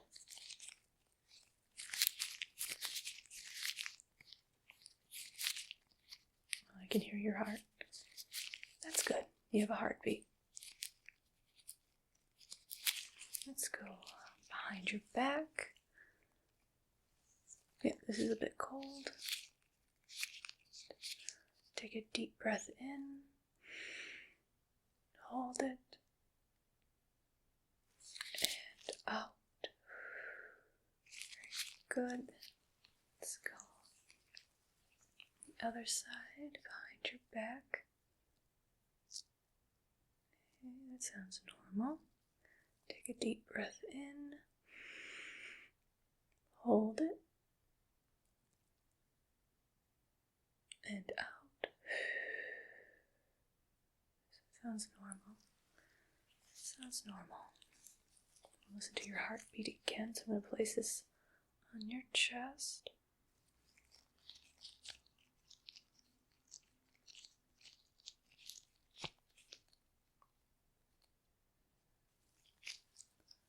Alright, so that sounds good. Pace is normal.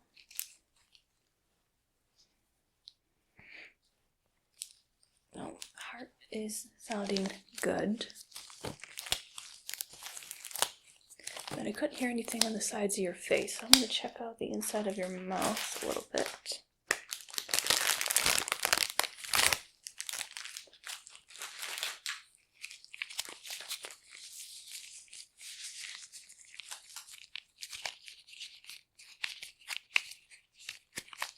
I want you to open your mouth nice and wide. I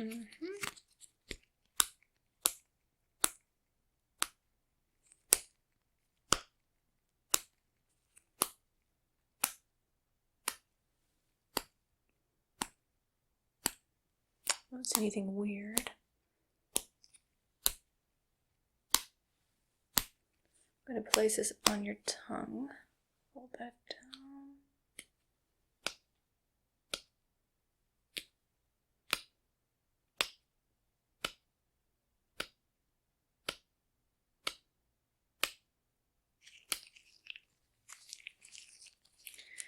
I don't see anything unusual. Are you sure there's something wrong with you? Alright.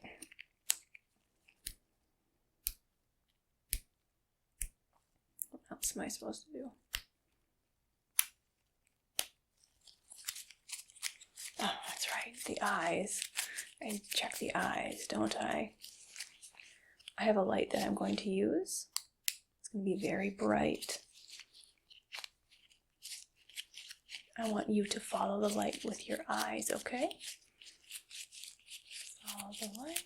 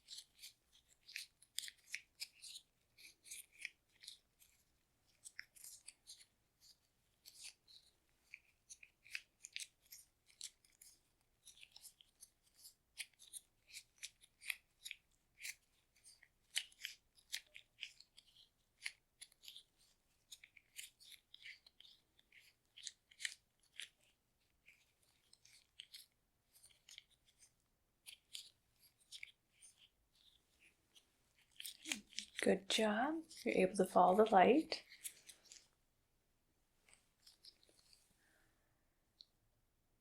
Just looking at your pupils.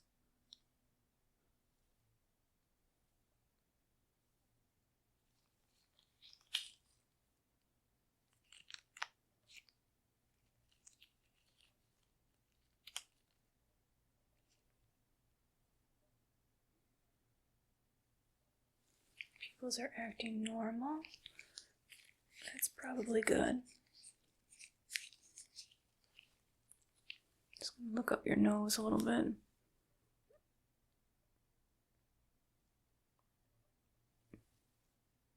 Okay, that's gross. I don't know why I did that.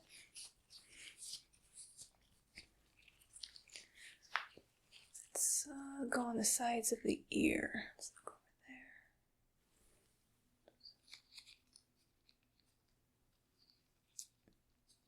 Okay, you see some earwax, but that's probably normal. This side.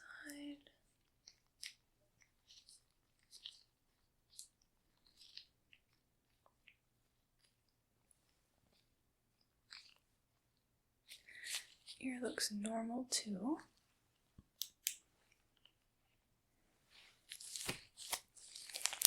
Alright, next test, I want you to look at my nose. How's it look, by the way? Could have sworn I saw something on it earlier.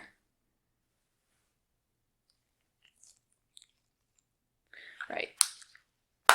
You. You're going to keep your eye on my nose, and what I'm going to do is hold up both of my hands, excuse me. And I'm going to move some fingers on one of my hand. You tell me which hand is moving without looking directly at that hand. So, look at the nose, and you tell me what hand is moving. Mm-hmm.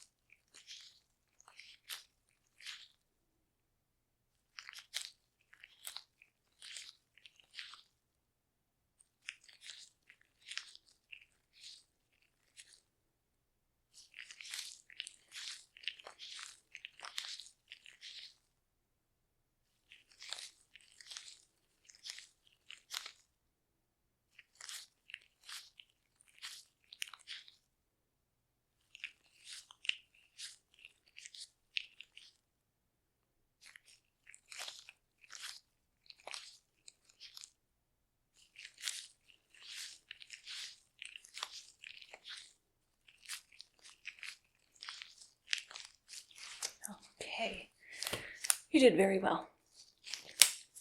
That is good. And are you sure that this isn't all just in your mind?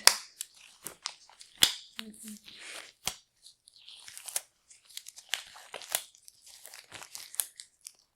All right, so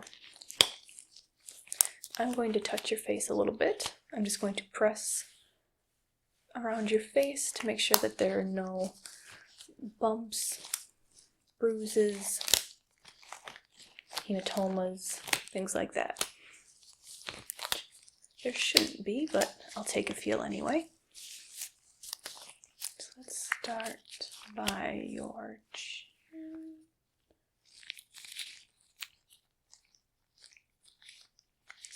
Good. Let's go up higher. I'm just going to press down a little bit. That's good there. Above the eyes. Good. The side. Nothing there. Sides of the face. Still normal. Cheeks. Okay, nothing there.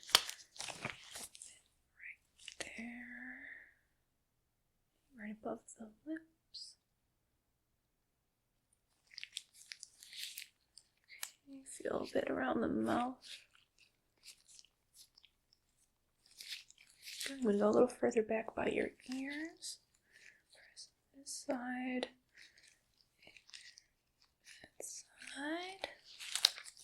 Still looking normal. Up here a bit more by the forehead. Normal. Nothing to be concerned about, I think. A bit more by the eyes. I don't see any puffiness here.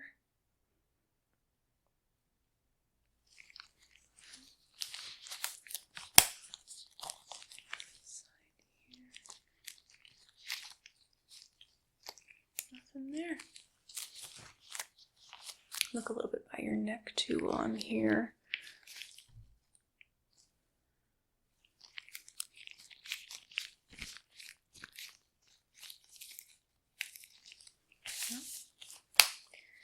No bumps there.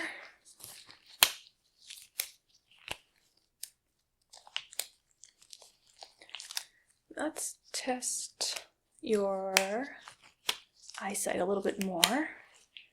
Now, normally you're supposed to smell things, so let's combine that test into two.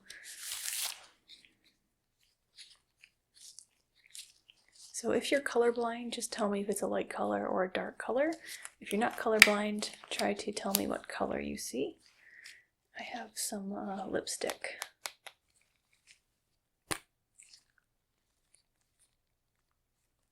What do you think?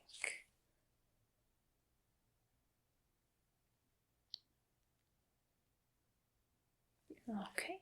And what does it smell like? Yep. It smells like lipstick. That is exactly what it is.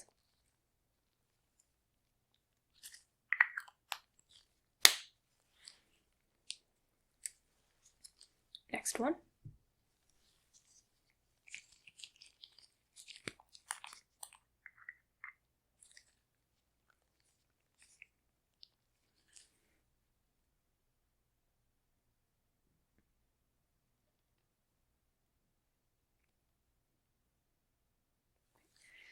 What does it smell like?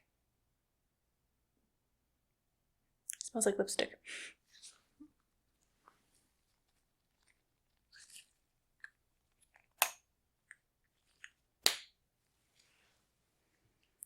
And last one.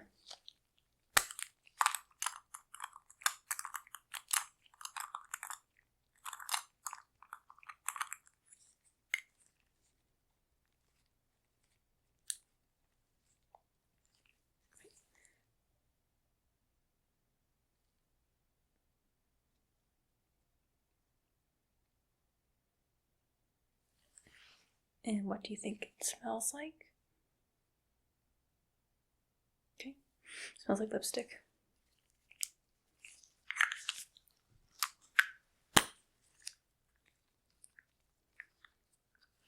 So the reason I had you look at these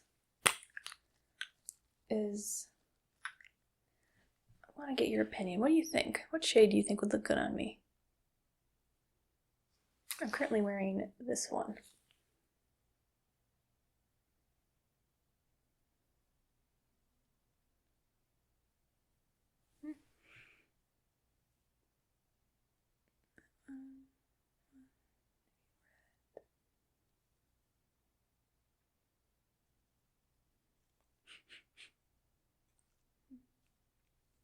Alright, this doesn't have anything to do with your exam, sorry. I was just trying to get another opinion.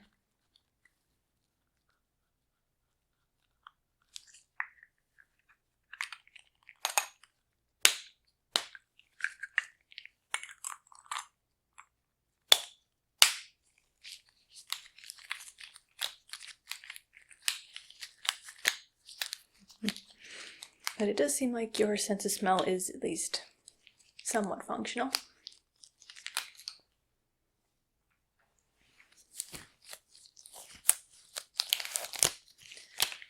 Okay, the next test is the poking test. That's the one where I poke your face and you tell me if you feel like I poked it.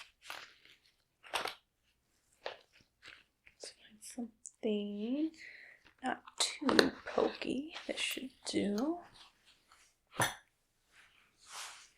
Okay, this one is simple. I'm going to tap your face with this little instrument. It's not pointy or sharp, so it's not going to hurt. I'm just going to touch. And you're going to tell me if you felt something. Easy enough, right?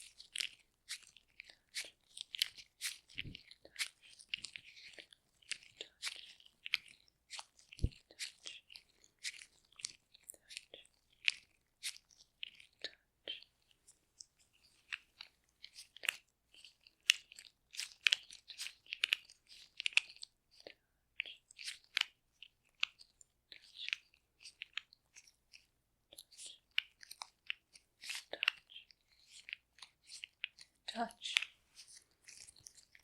Okay, you got all of those. So it seems like the nerves on your face are functioning as they should.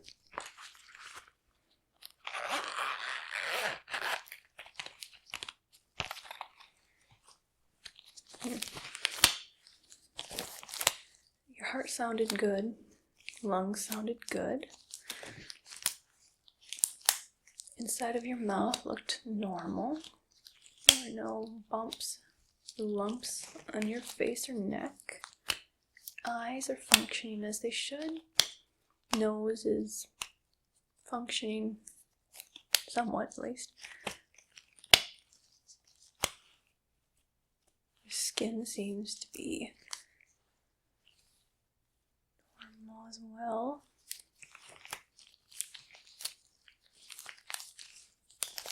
How's your hearing been? Anything unusual with that?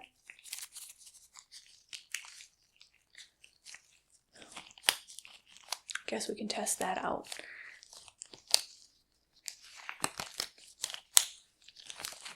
I'm going to cover my mouth and I'm going to say a word.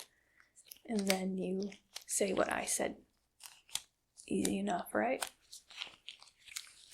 Okay, let's start. Pineapple. What did I just say?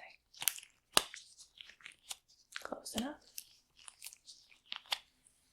Roadrunner.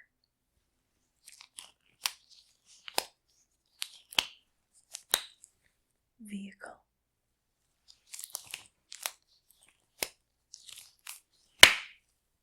Zenith.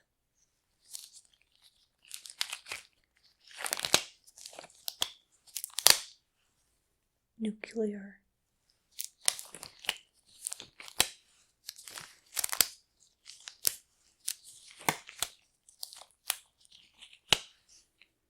fog.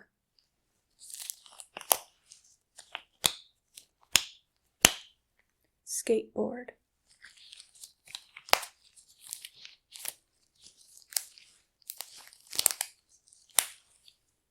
Buffalo.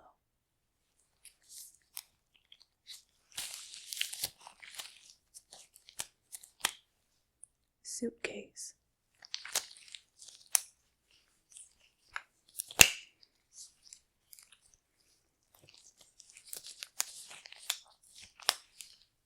Sprinkler.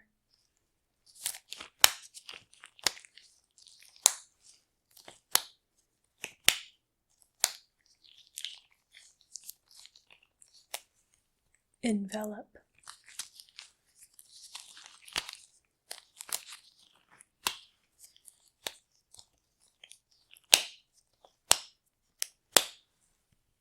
Octopus.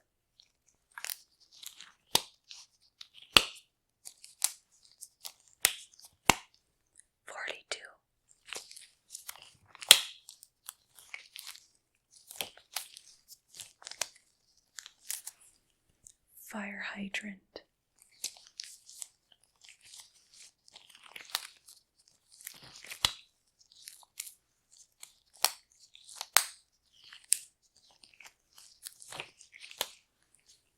Mash.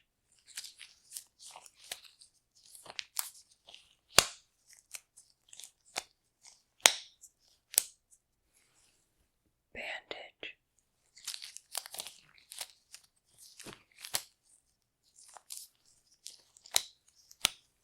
Deja vu.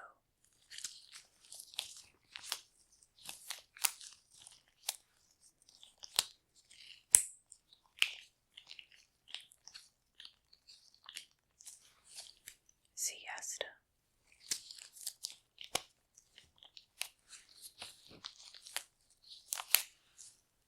Moon.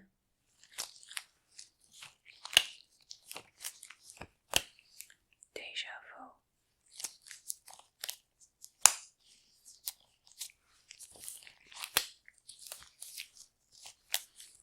Kiwi.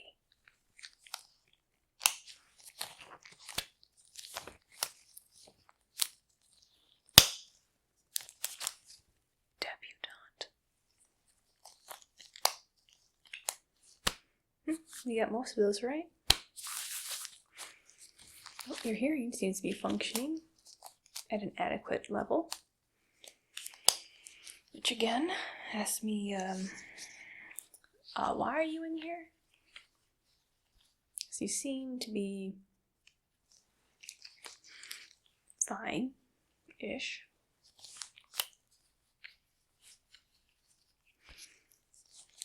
Well, I suppose I can give you something. Let's see. Can't prescribe anything to you because I don't think you need anything that strong.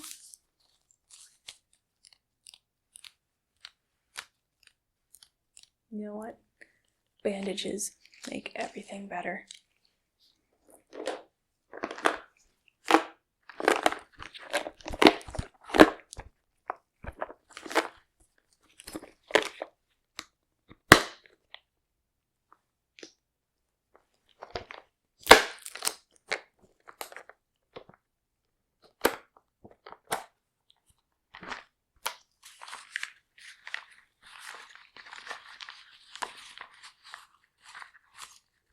I have big band-aids, little band-aids, but since you came all the way in, I think I'll give you a big band-aid.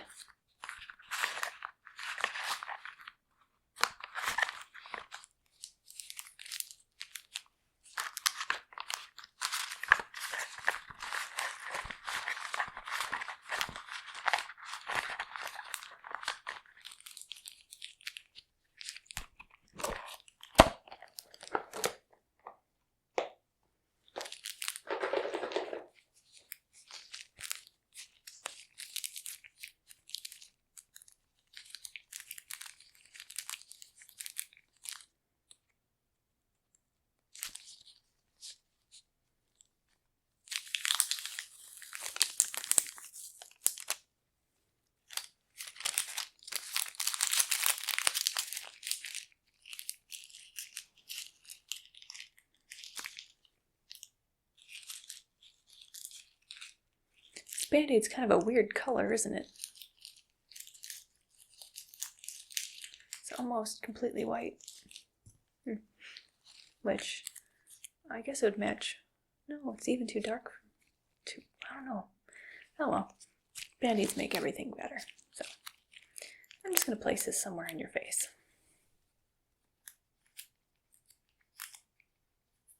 No, not there. Maybe here. Maybe here. Maybe here. Just below the nose. Here.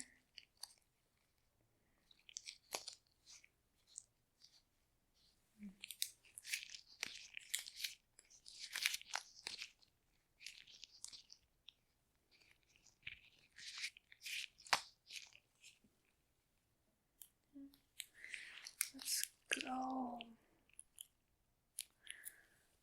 here. There, stick that on. There we go. Very good.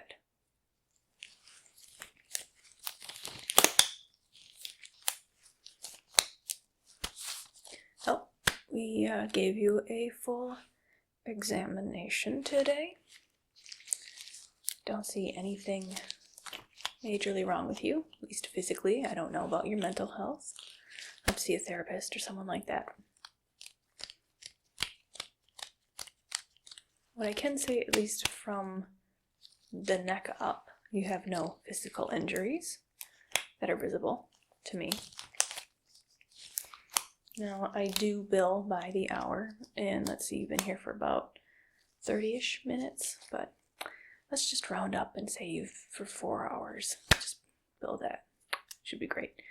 And that Band-Aid costs about $150, so I'm sure you'll be able to handle that.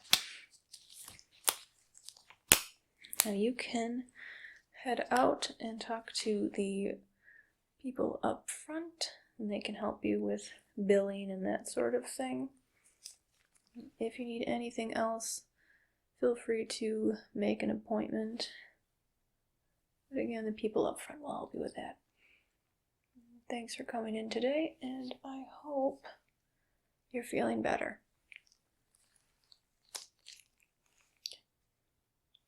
Thanks.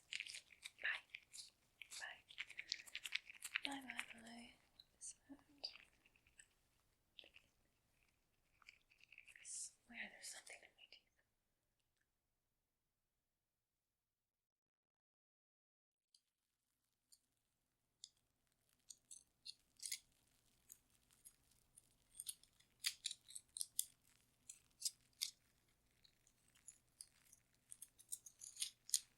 Hello. Welcome. Please have a seat and we'll get started immediately. All you need to do is sit still.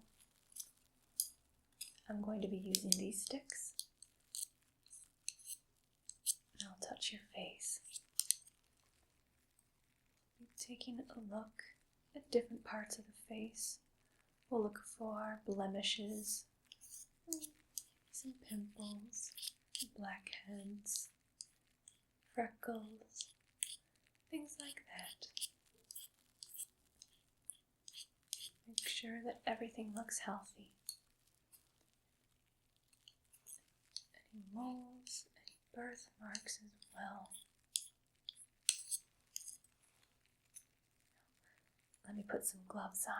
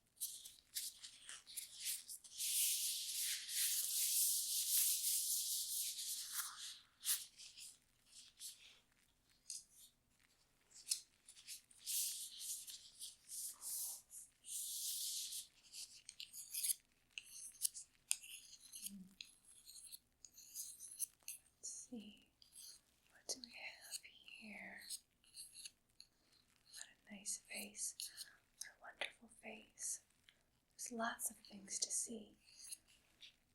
Let's see. Some things here. Could that be? Is it a mole? Or just a blemish, perhaps?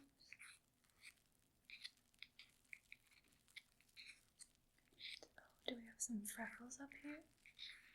Perhaps.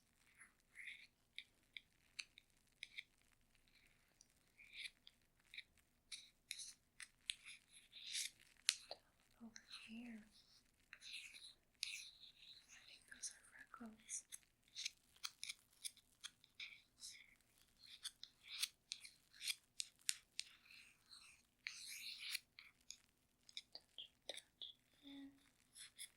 Don't worry, I'm going to touch lightly.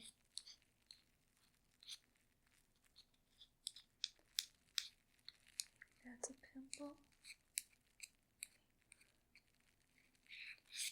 That's a cut. There's so many things. Let's see here, a hair follicle. How many are there? 2, 3, 4,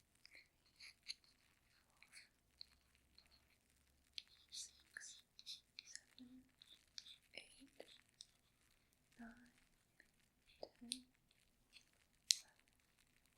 12, 13, 14, 15, 16, 17, 18, 19,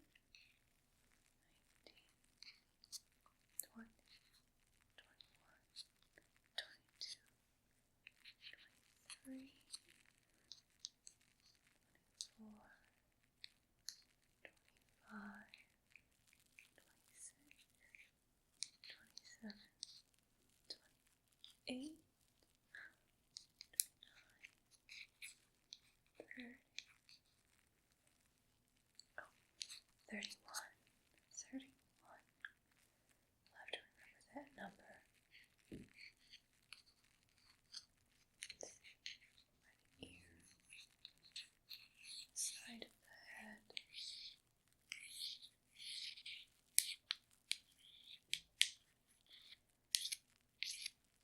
I'm going to just gently stroke the side of the ear.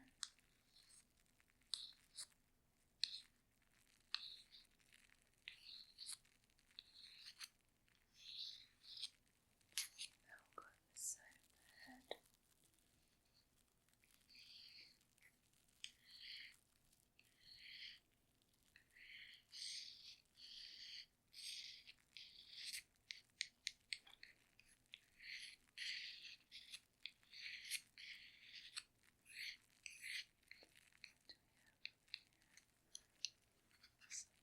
Here.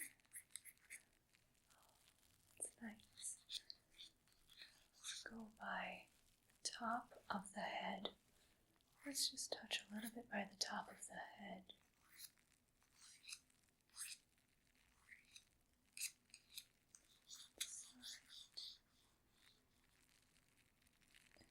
This side.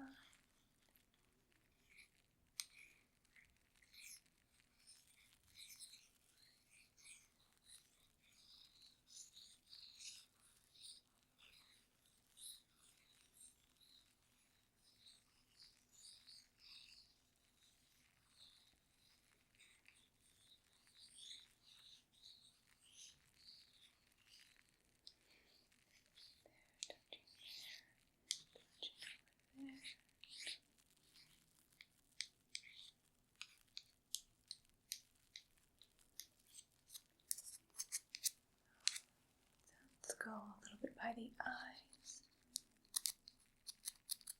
Let's see, what do we have here? A little mark here. What could it be? A freckle? Or a mole?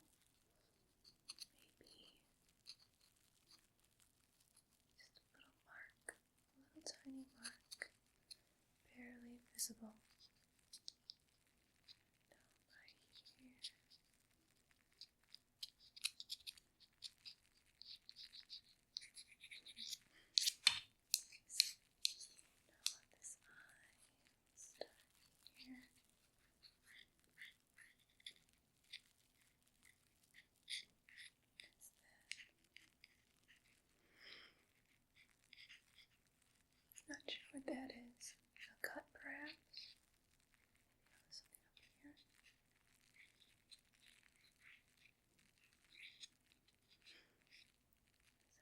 just a mark.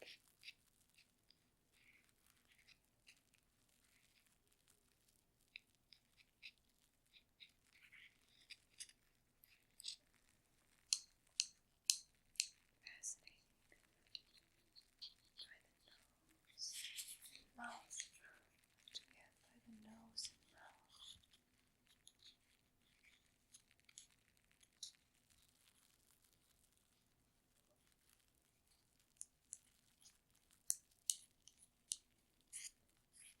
This by the lips, almost. This by the lips.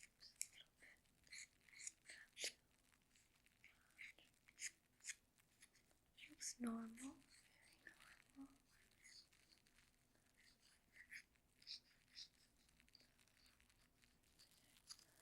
A little bit of hair. I think that's just some hair. And over here.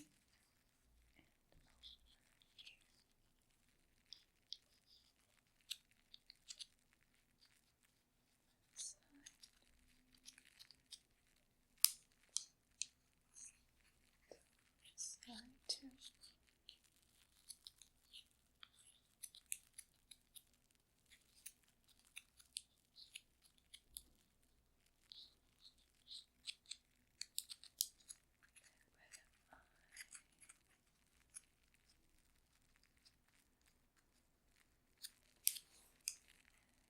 How about back by this eye?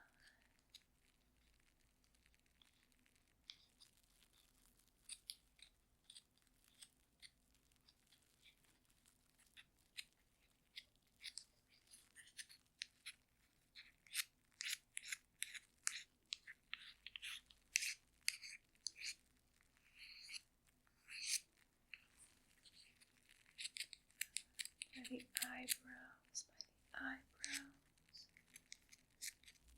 Those look as they should.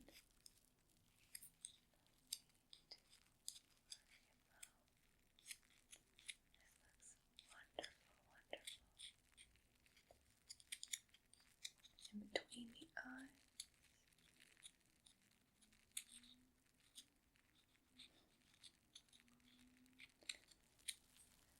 Nice.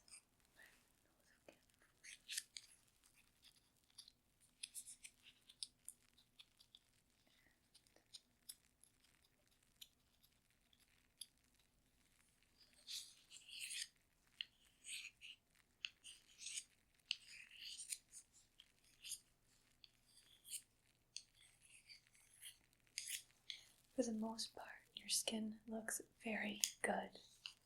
You have a few blemishes on certain parts of your face. I can take care of those for you.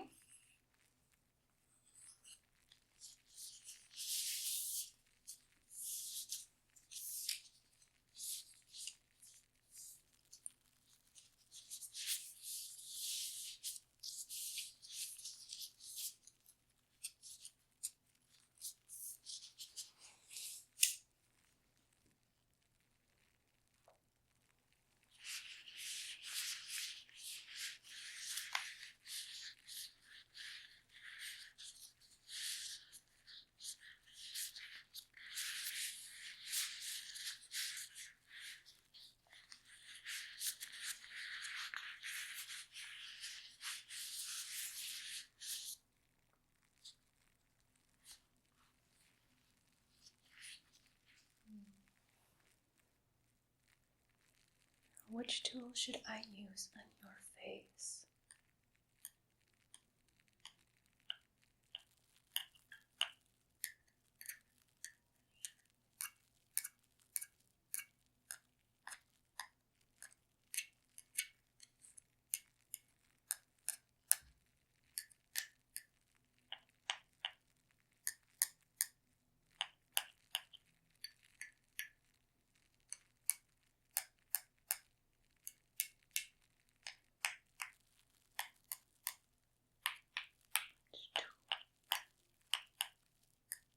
Which tool is good for you? A smaller circle, the triangle,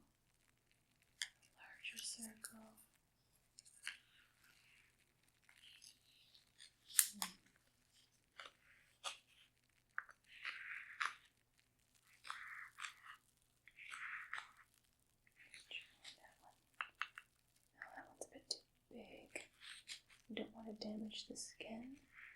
This one is smaller, but this one's curved. That would look. I could press that there. That would be really good. Smaller loop. The triangle. The triangle is usually the best. This one as well.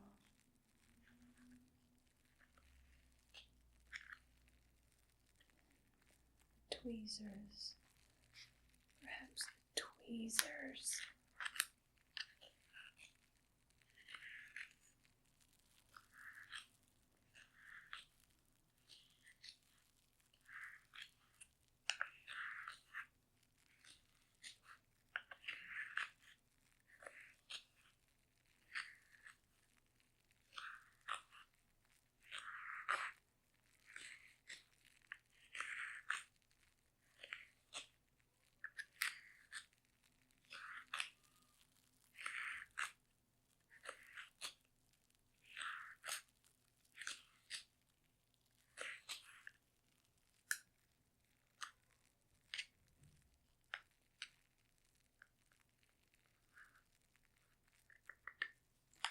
We'll go with the triangle.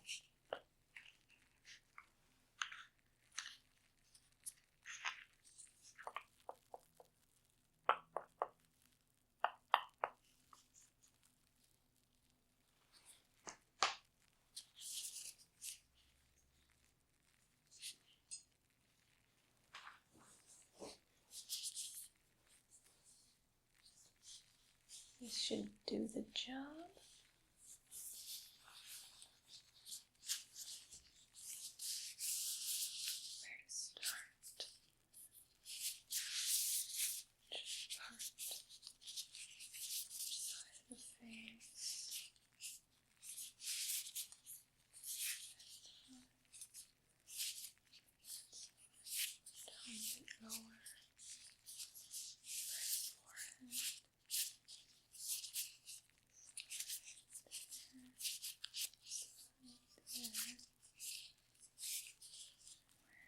Where do you think we should start?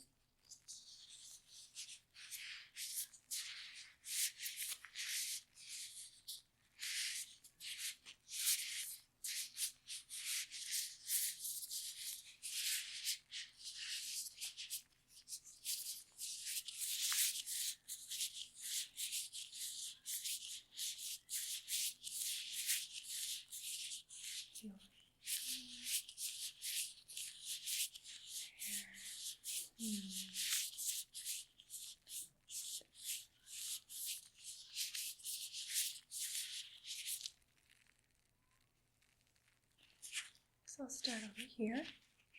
I'm going to press this down on your skin. Just apply some pressure to help unclog that pore. Shouldn't hurt. Just going to press. There we go. We got something there. Here. Going to press. Apply enough pressure to clear the pore.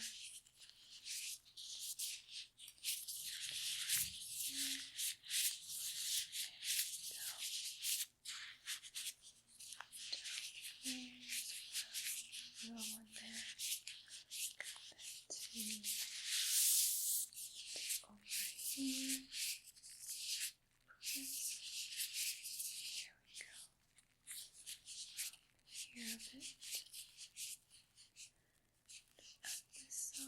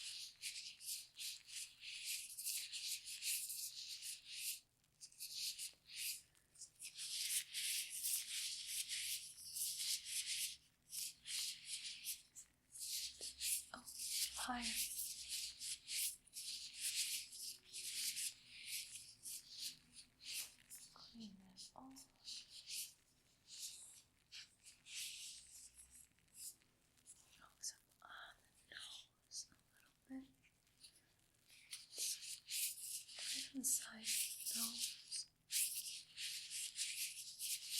and the other side.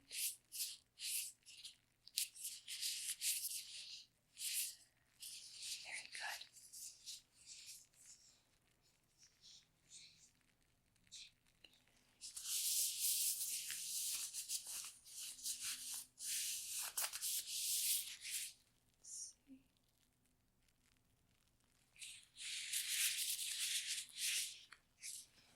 Good. Looks very good. Looks nice and clean. No damage was done. Just clean those pores a little bit. Open them up. Get the dirt out of them.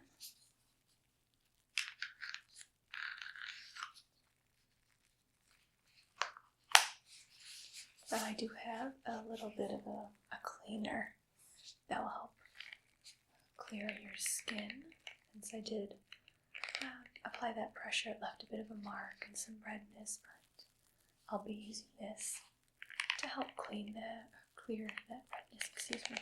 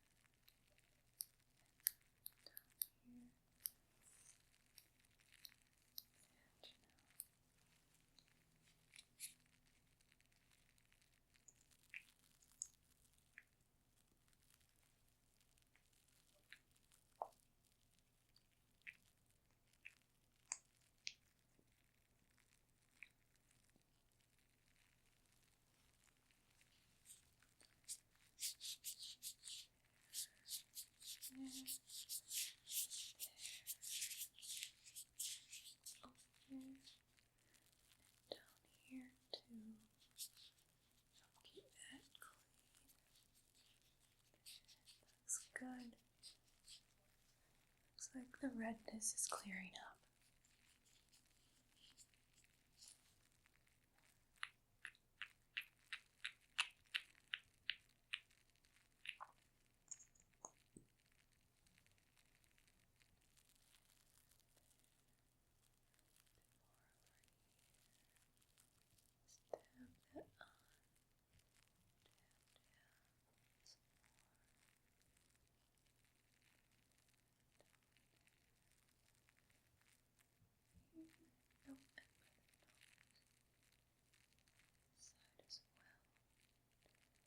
We get both sides of the nose. Very good, very good.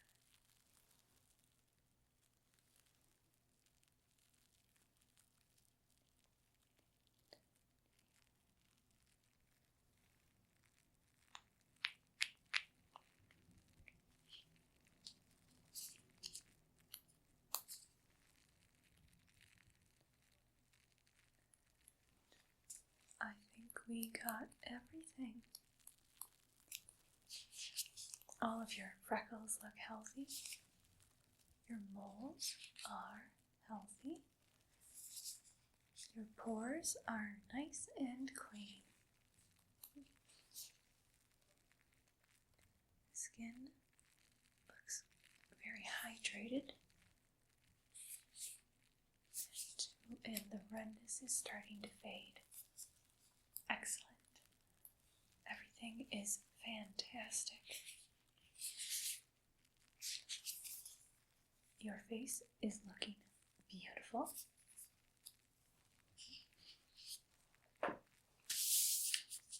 I believe we are done here. If you need anything, just let me know.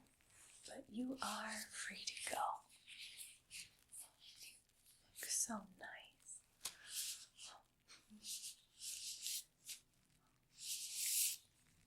You have a fantastic day. Thank you for coming in. Goodbye.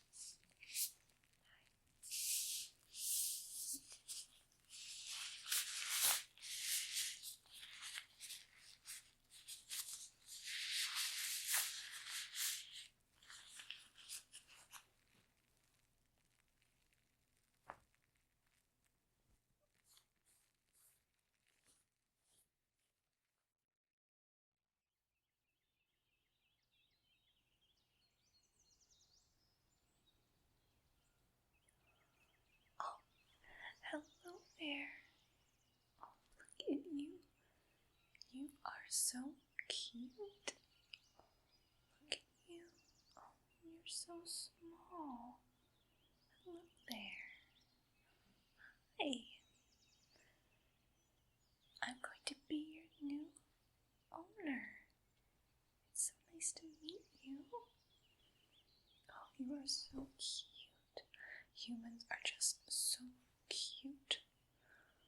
Hello, hello. And I just love the coloring. Oh, look at the hair up here. And then the skin down here. It's so cute.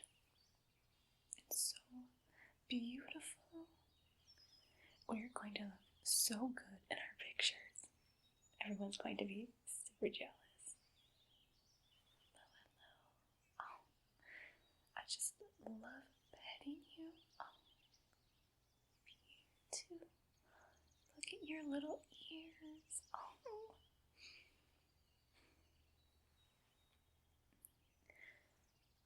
You're not my first human, by the way. I've owned a few in my life, so I know a thing or two about humans. So I'm going to take a very good job taking care of you. My last human tragically died. They didn't live very long, unfortunately. I wish humans lived more than 3 or 4 years. How long do humans live? That can't be right. I never make it that long. That must be humans in a zoo or something with special doctors. No, humans don't live that long. Unfortunately, I wish they did, because I just love having them around. They're so fun to play with and take pictures of. Oh, and I have clothes that you can wear, and we can dress you up, especially on holidays. Take lots of pictures. Everybody loves a cute human in a cute outfit. Who's a good human? Is it you? Are you the good human? I hope so. You better not make a mess at my house. But you're not going to do that, are you? We should think of a name for you. What kind of name? It should be something cute for a cute creature like you. Maybe Yumi? Yumi the human? Do you have any freckles? We can name you Freckles. Maybe Spot? Let's see, something more unique and exotic.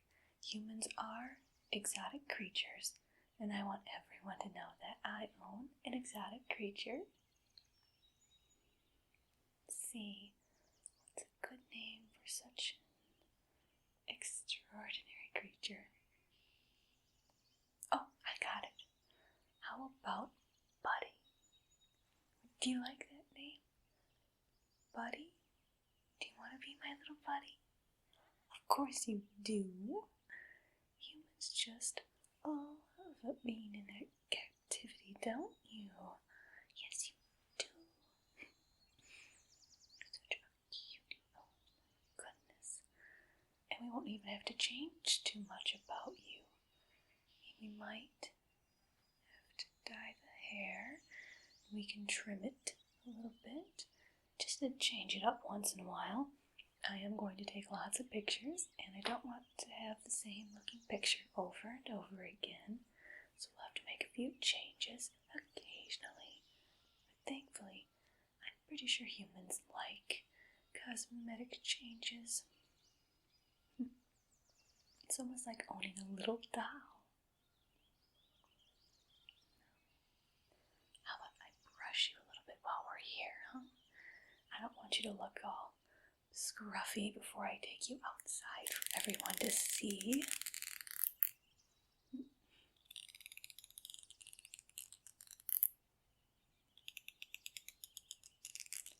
I'm going to make sure to feed you the right thing. I didn't feed my last human quite the right type of food.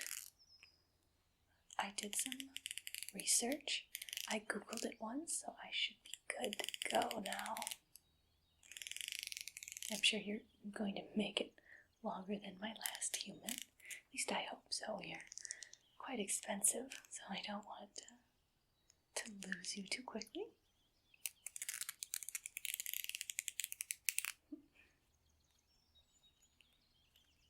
Let's start brushing up here.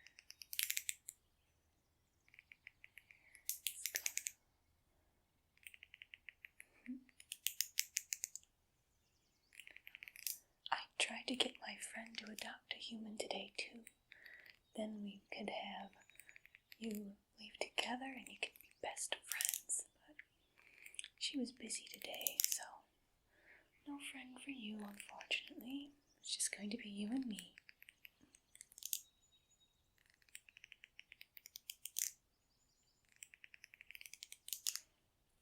And I have the perfect place for you in my house.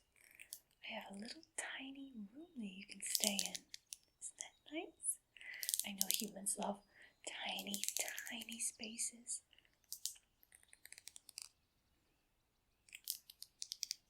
And I know that humans are diurnal, so I have lots of lights in there.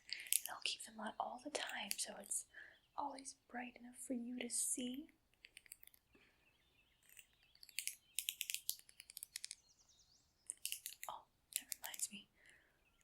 Is this human housebroken? Not yet. Oh, we'll have some training to do when we get home. I've never trained a human myself. I'll have to find a trainer. We can teach you how to do tricks. Oh, that'd be so much fun to show my friends and at parties and take videos of. Let's see if we can have you sit and speak. We can have you play dead and fetch. Oh, that sounds fun.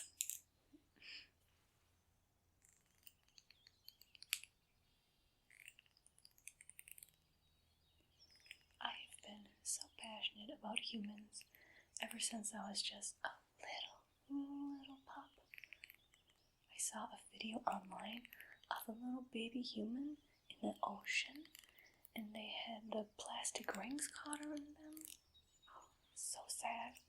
I'm so happy that they were able to be rescued. But I'm not sure how the baby ended up in the ocean to begin with, because I don't believe that you're type or aquatic at all. You're not amphibians, you're mammals. You're monkeys, right? No, wait. No, an ape. You're an ape.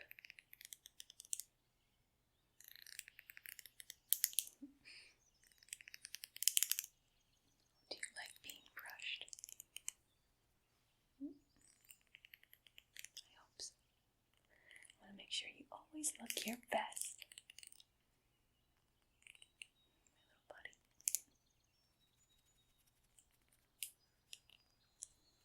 Here.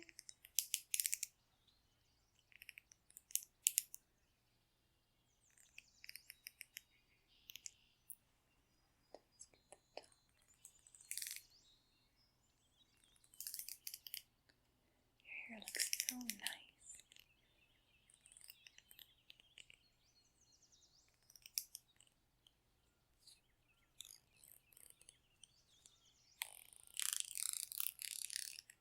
I think that's good for now. We can always schedule you to get your hair trimmed and nails trimmed as well. Maybe teeth cleaned.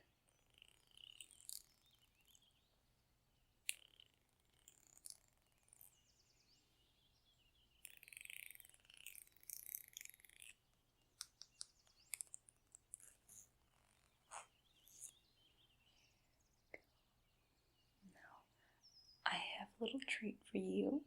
I know that humans can be very energetic, so I got a little toy for you.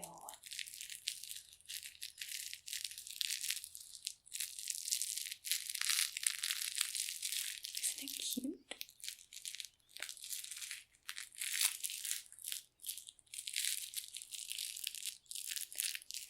You can play with this in your room when we get home.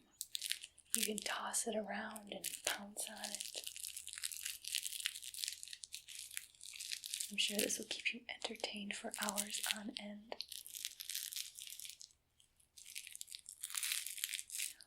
I do have a small yard outside my home.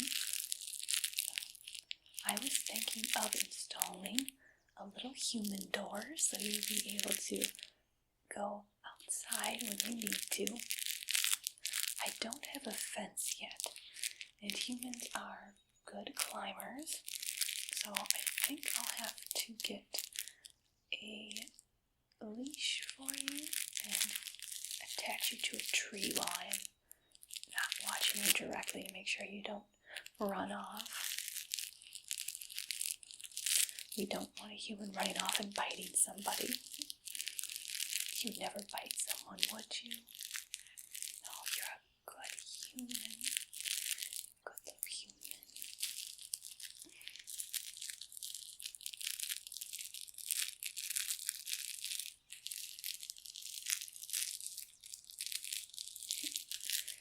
So, when I was a little girl, I asked my parents for a human, and they decided to buy me one.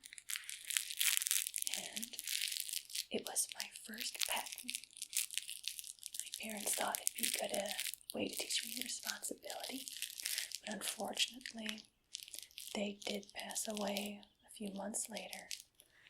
But I didn't know that because my parents found the human, and instead of telling me what happened, they bought another one that looked nearly identical, and they just pretended it never happened.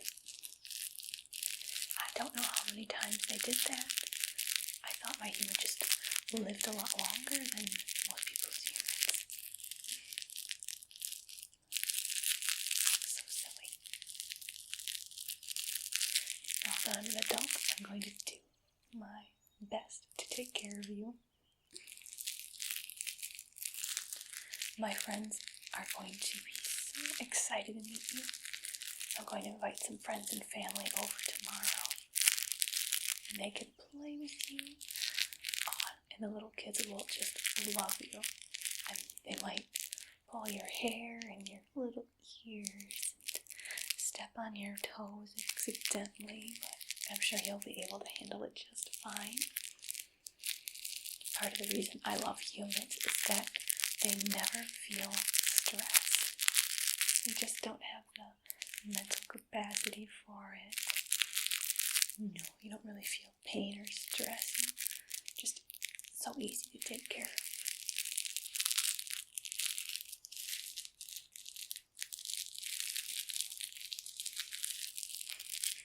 I'm just so excited to meet you. You're so cute. can't wait to teach you tricks.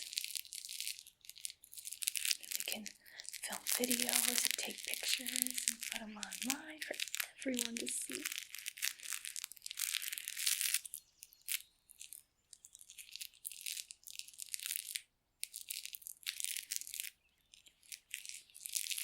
And I was sure to pick up some food before I got you, so there'll be something to eat when we get back home. Oh, you are a type of primate, and I think they like leaves, so I got some special leaves for you to eat. Isn't that so yummy? And you can eat it with your flat, square teeth.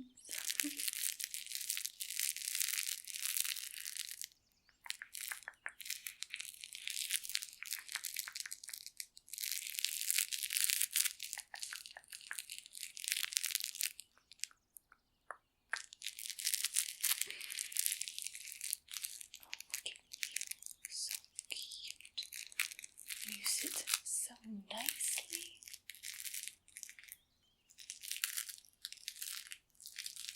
I think you're going to be a very good pet. I can just tell.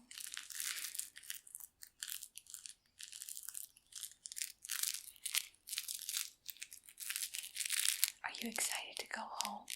You can see your little room, play with your little toy.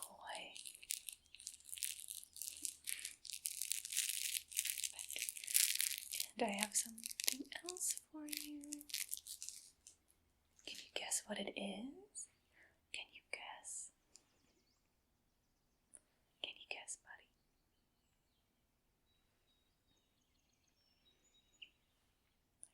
Okay. Here we go.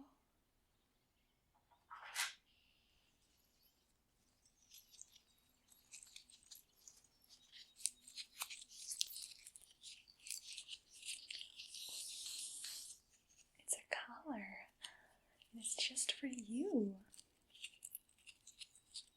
Now everybody will know that you have an owner.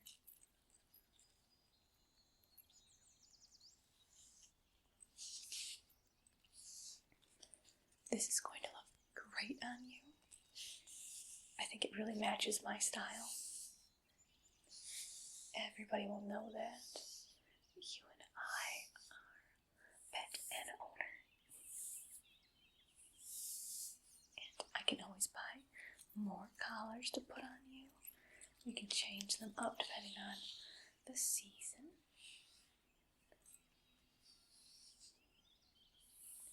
We can get ones that match. I can wear a pretty outfit and you can wear a pretty collar. It will be so cute.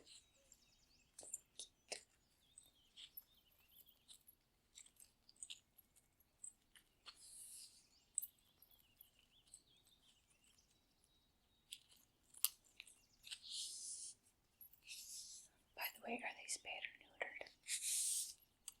Okay, thank you.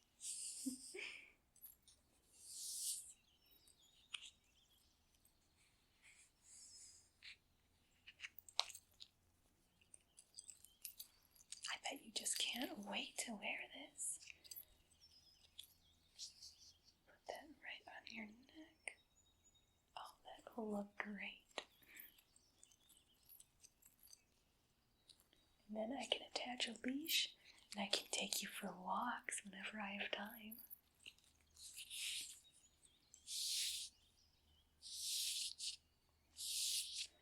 I do work quite a bit, and I know that sometimes humans can get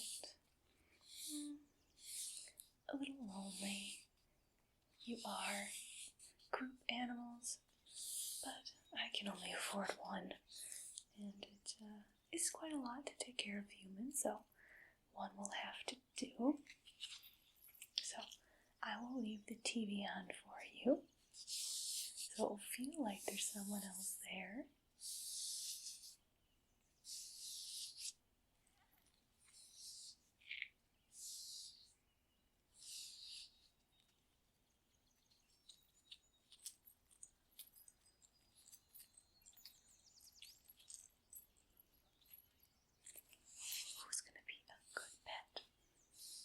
Is it you? Will you be the good pet? Oh, you better be.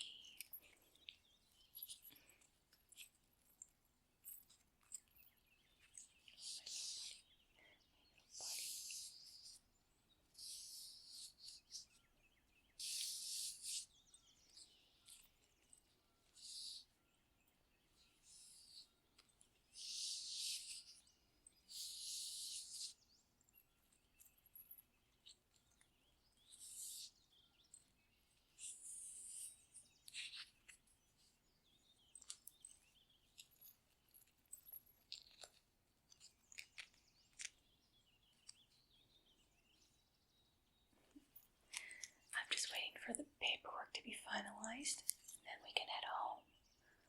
Doesn't that sound nice?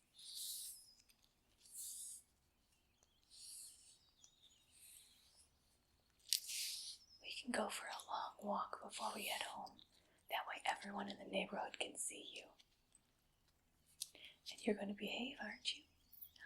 You better behave.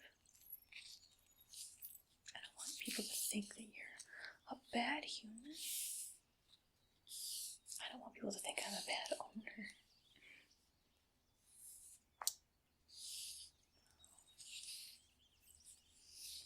Oh, we'll have to find a vet for you as well. Make sure you have all your vaccinations. Make sure that you're healthy.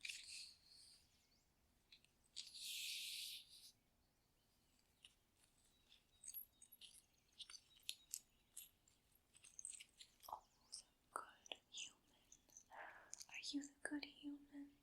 Are you the good human? It's you. You're the good human. Yes, you are. Good pet.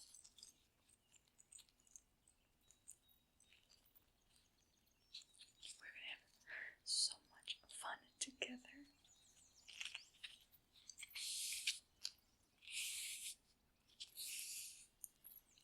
I think they're almost done.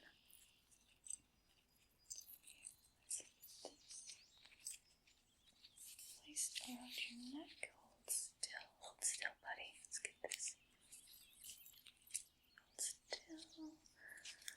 Hold still. Good. There we go. Good job, buddy. You are so good. Good job.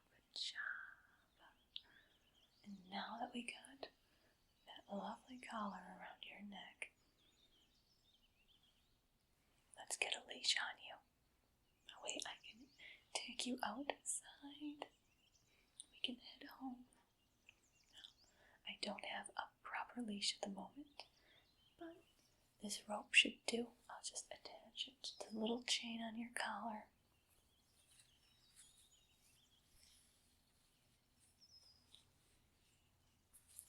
We'll get this on you, and then we will walk out of this building.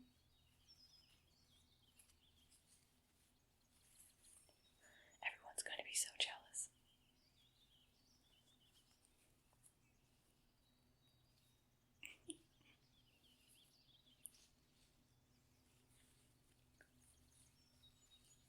Okay.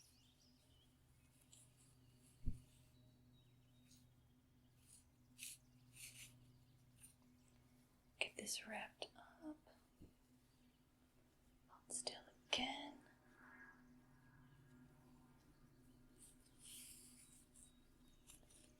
There we go.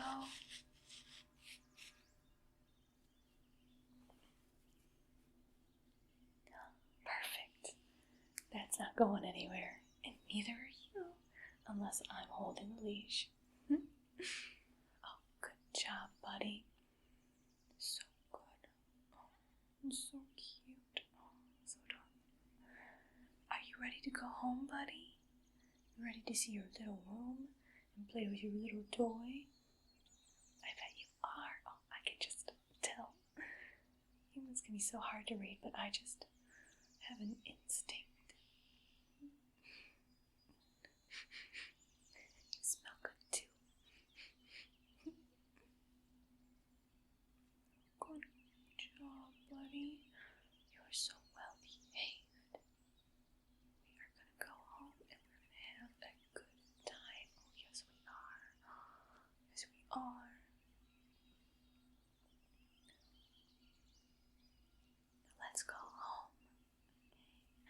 Say goodbye to everyone. Bye-bye. Bye-bye. Thank you so much. Thank you. Bye-bye. Let's go, buddy. Let's go. Come on. Let's go.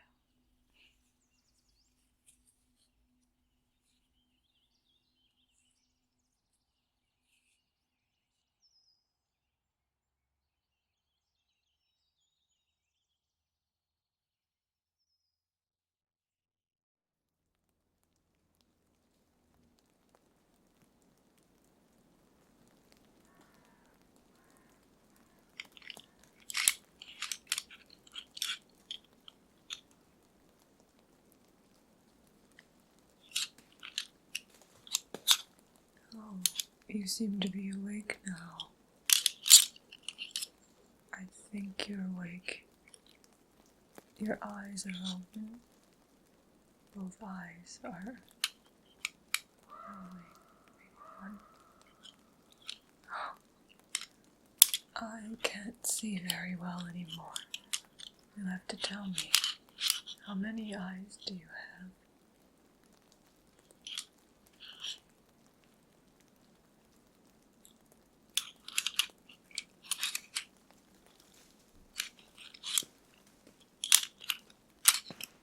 Do you know where you are?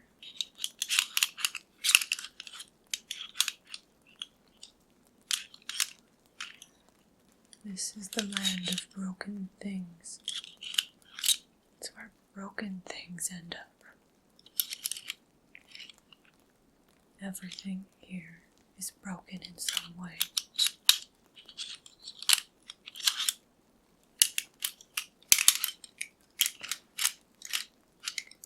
How are you broken? Physically, emotionally, mentally, spiritually, all possibilities.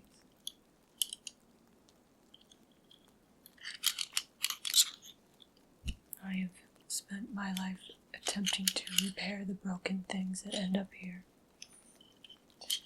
I'm not always successful. I've been unable to repair myself. How could I expect to repair others?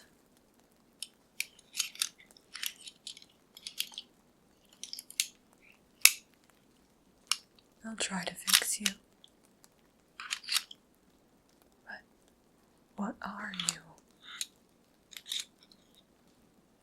Don't mind if I get close, I just can't see.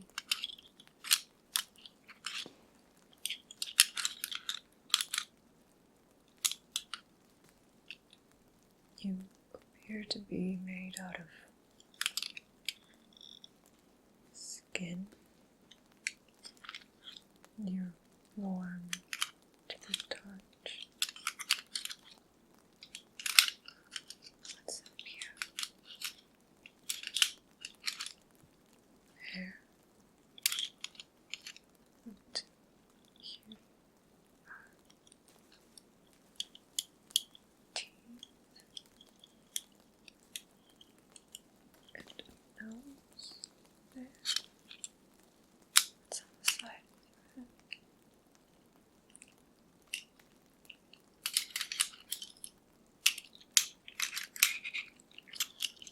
There's something sticking out of the sides of your head.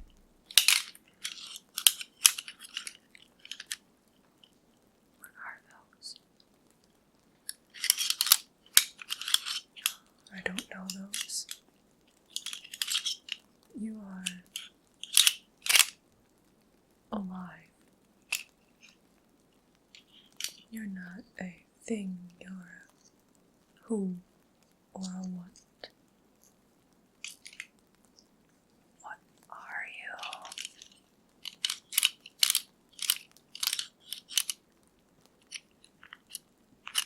How do I fix you?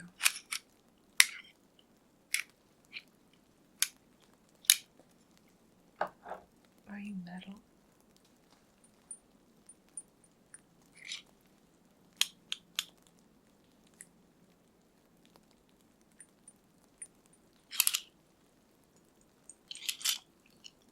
Metal things need to be placed with metal.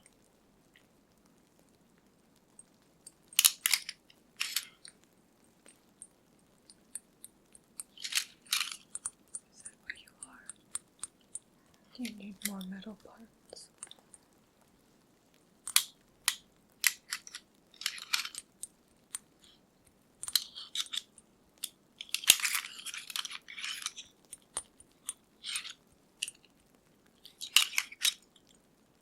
Place this somewhere.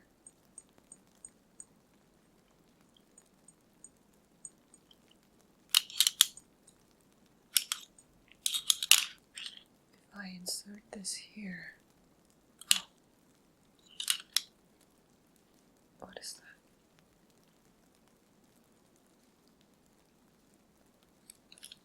There's red.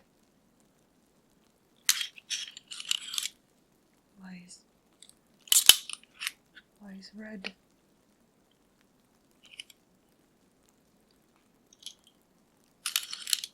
There's red coming out of you. Is that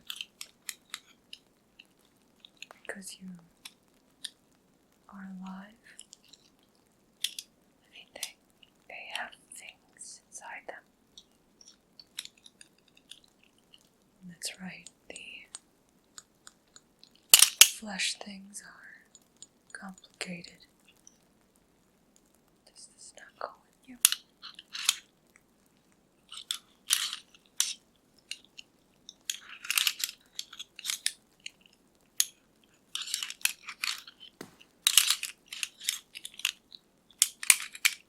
It's not fitting.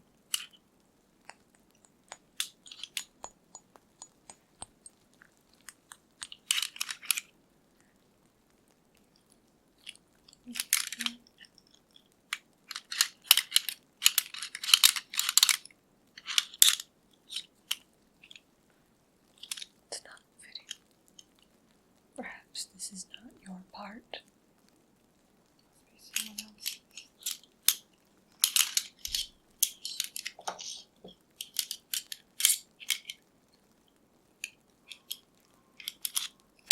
You don't know how you got here. Maybe you're broken because you're lost. I have something for that.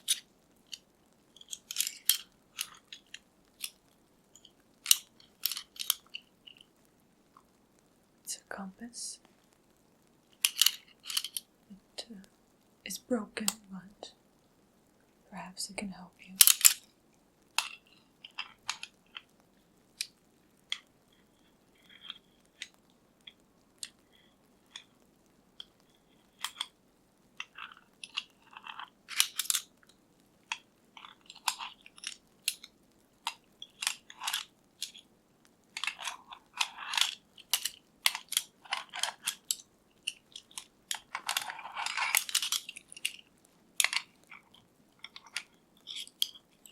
Do you know how to use a compass?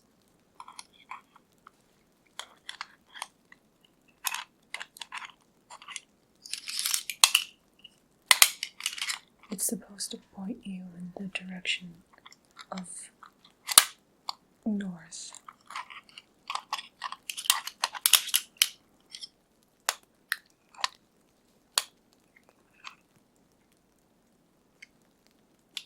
This is the land of broken things. When they are no longer broken, they go.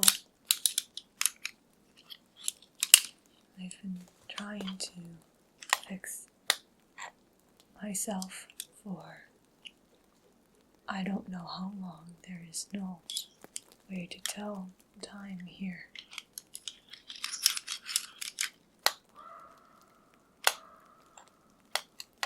We don't get many fleshy things here.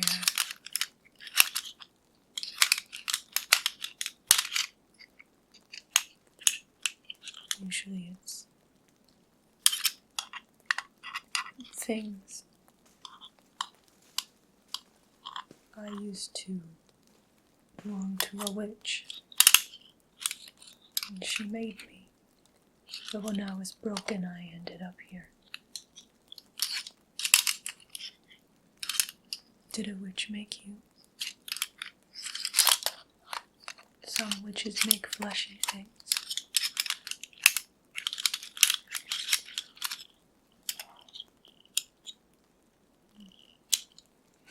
Not compass then.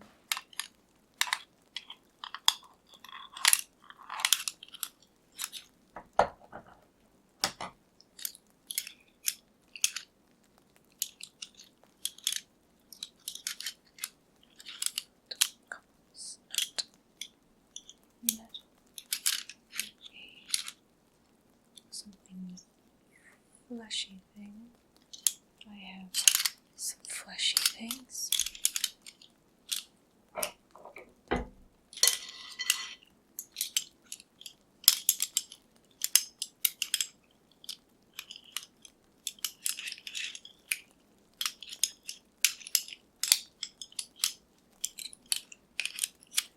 A bottle full of fleshy eye and teeth.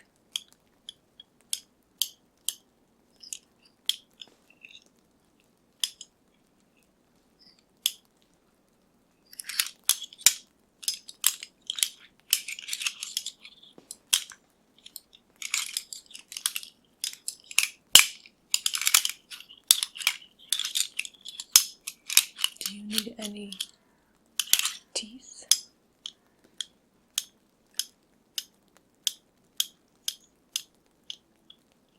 Maybe eyes?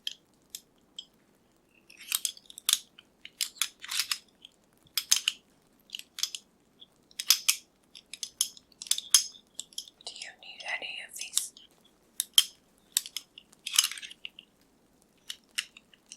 If you need them, where do you put them? Oh.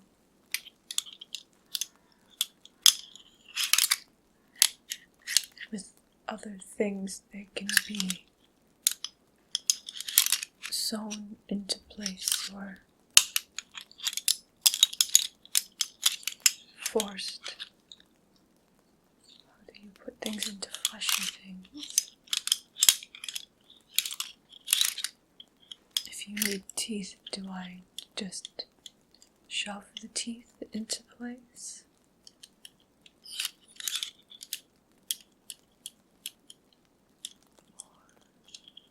Is it different for fleshy?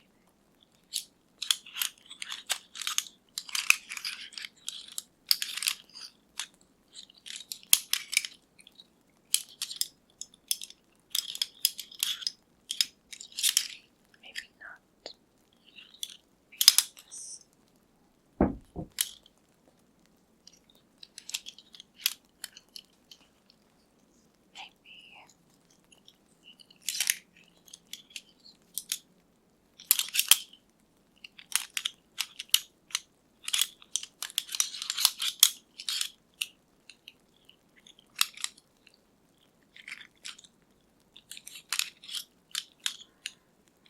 Oh, is it alright if I touch you? Can I touch you? I've not felt the fleshy things.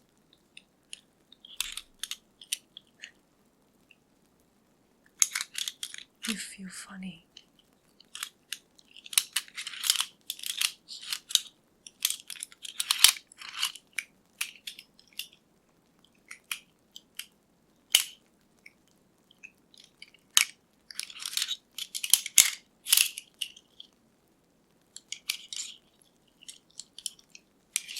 You feel different than I do.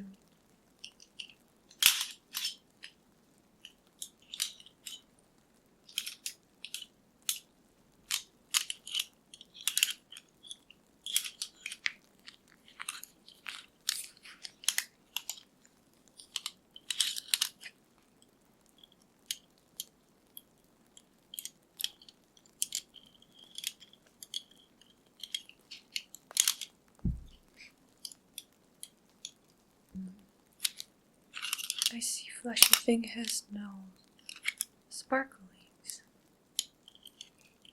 I have sparklies. The witch gave them to me so I would look pretty. Are you not pretty? Is that why you're here? Did someone tell you you weren't pretty? It's not nice to say such things. But I can give you some sparklies. I have some here.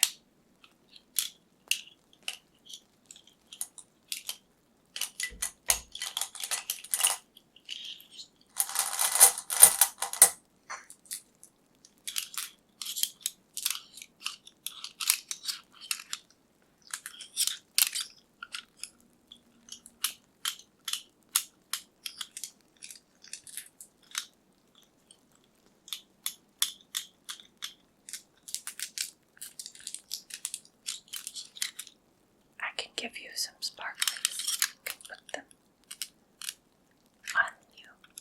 Maybe here. Some over here.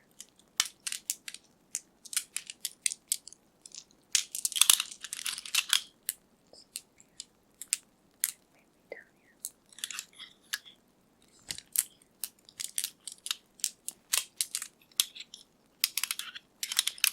And place some over here.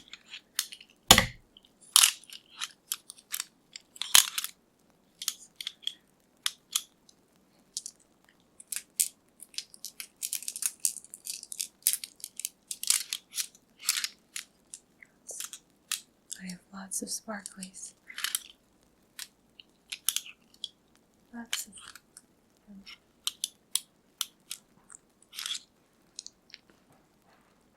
Okay, put one here.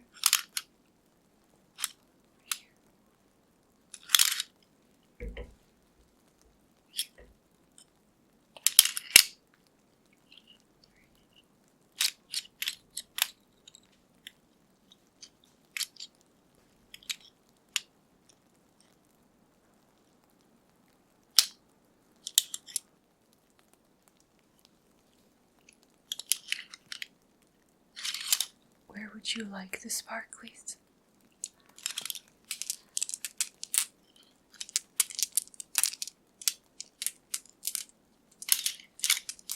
Down my neck. Oh, I wish I understood you.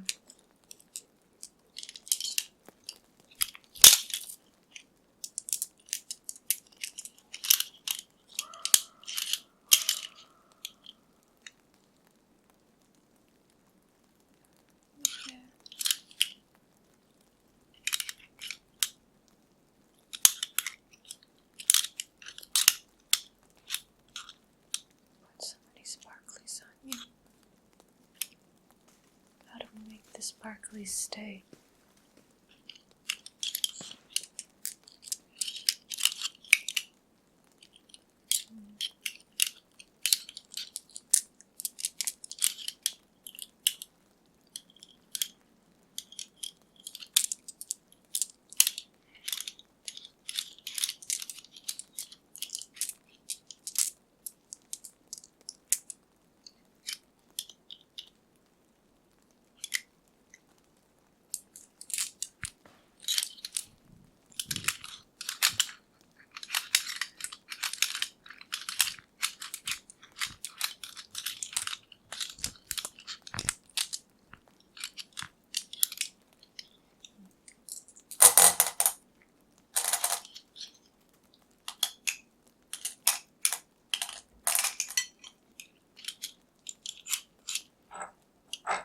I have a different sparkly.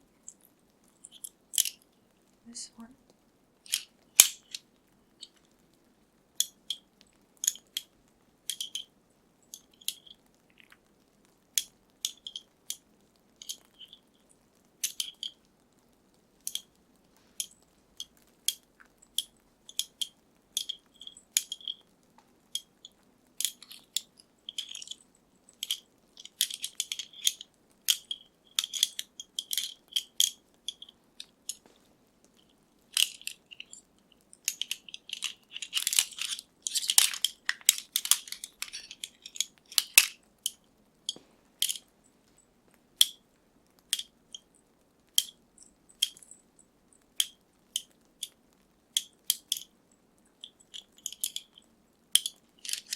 This sparkly fell off of some kind of bigger sparkly.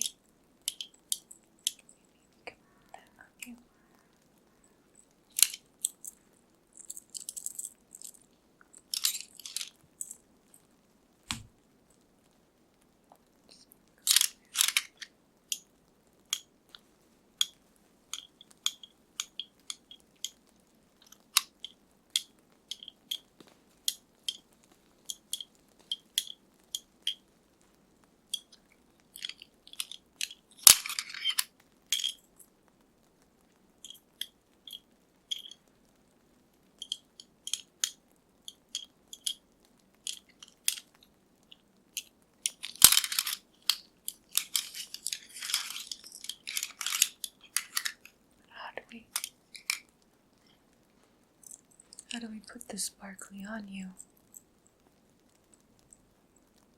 Do we push it into the flesh? Do we sew it? I'm not very good at sewing. My right hand is not as functional as my left. Wait. This is left. Left hand does not function as right hand does.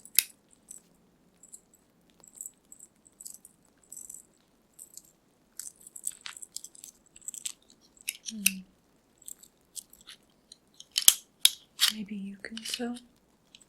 You want to sew this into your skin? Maybe my head? Or somewhere else? It can be very shiny. Maybe you don't want to be shiny. That might be. But what else would you be? If not. Don't want metal. Don't want compass. Don't want eyes or teeth. No, doesn't want shinies.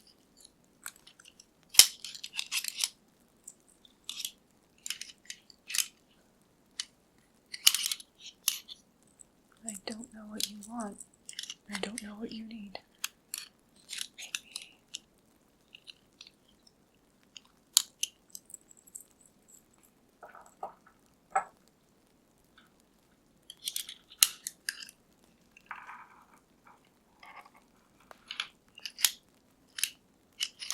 Maybe what you need is a friend.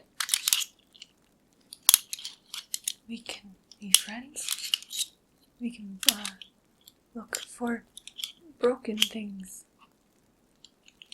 We can try to fix broken things together. And maybe we can find the missing pieces to the things we find and put them together. And then they can leave. Maybe that's why you're here. Maybe you're not broken. Maybe you are here to fix. That might be not broken. Fix it. Do you fix things? Do you want to fix things?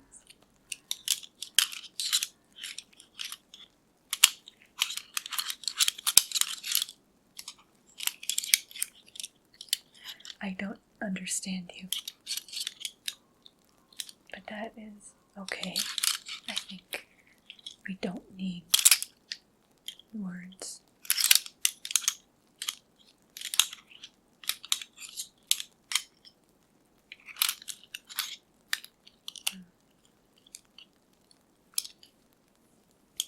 For whatever reason you're here, I'm sure we can work together and have fun. It's been a long time since I've met something alive. just been me and the broken things. Now that there's something here that is alive, maybe we can have a conversation. Even though I don't understand you, there are ways to understand with hand gestures and expressions, and maybe we can draw, we can write in the sand.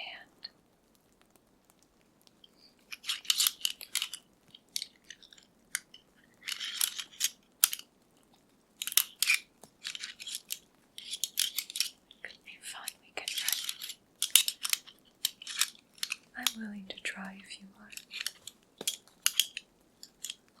Welcome to the land of broken things.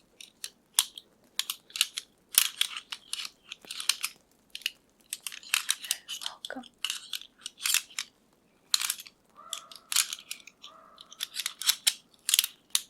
Let's try to have fun together.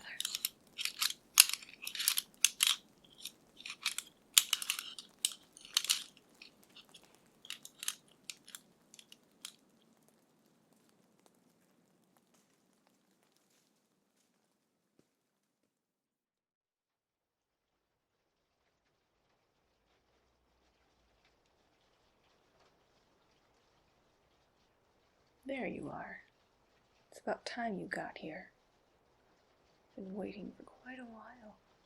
What took you so long?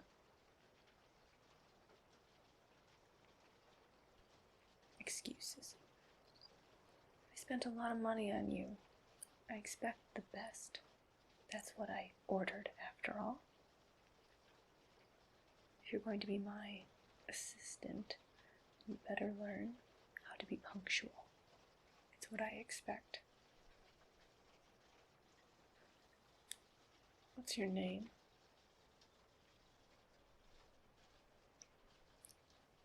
A fitting name for one of your station. Have you ever been a witch's apprentice?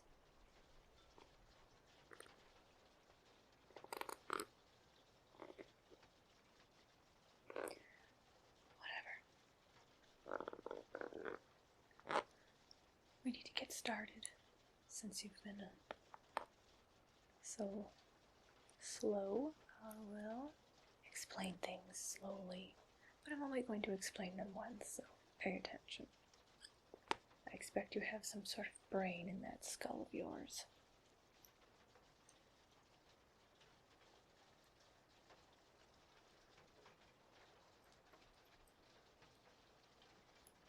Perhaps not. It sounds rather hollow in there. I suppose you don't need to be too intelligent, you just need to know how to follow directions.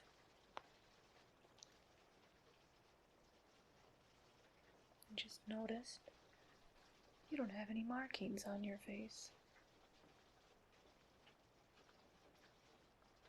You haven't earned them yet, have you?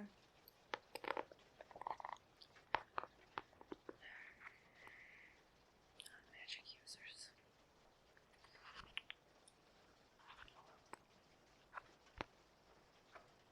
What do you know? You've done something within your life?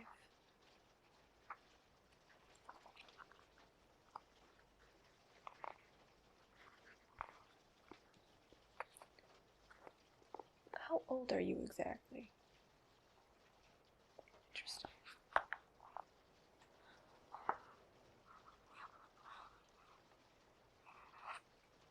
I'm just going to be writing this down. I like to keep track of my assistants. If you do something bad, I'll take a note of it, and then next time I buy one, I can try to avoid that particular trait. My last assistant wasn't a very good listener, and now they're deceased. The one before that, well, Apparently they had quite the appetite. They simply couldn't help themselves from eating some of my food, and, well, some of my food is quite poisonous. And the one before that is better left unsaid. I just hope you don't have any food allergies. By the way, do you have any allergies I should know about?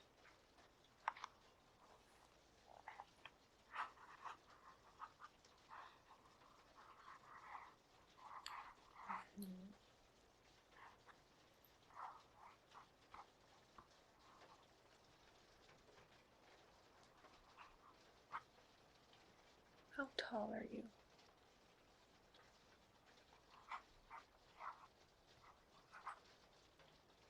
What color are your eyes? I can't quite tell. Color seems to be shifting into the light.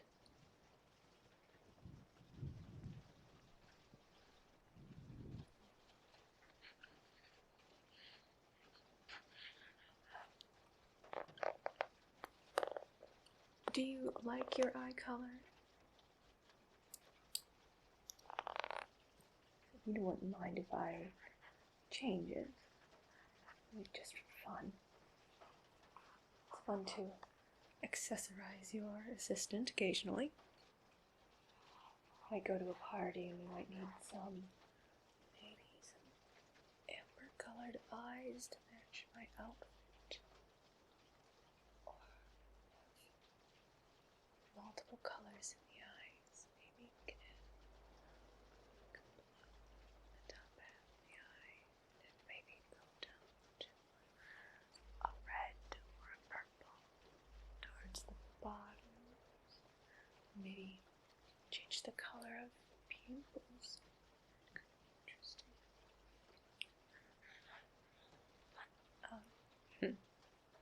Just thinking ahead to things we might be doing. Next question, hair color. Is that your natural hair color?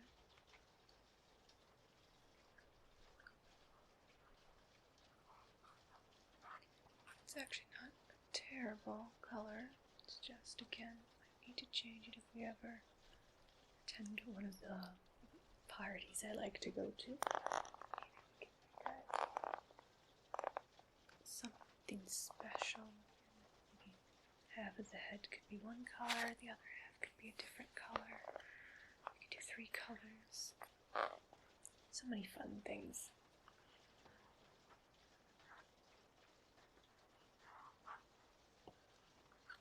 Are you interested in fashion at all? The reason I ask is I'm going to be picking out all of your clothes from now on. I'll also be styling your hair, choosing any accessories you might wear, such as jewelry. You are my assistant after all. You will follow my dress code. The dress code is I pick out the dress. Measurements out. What size are you?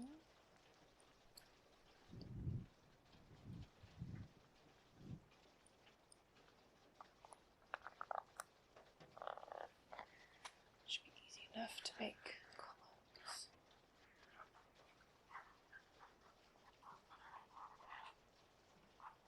I already have a few ideas.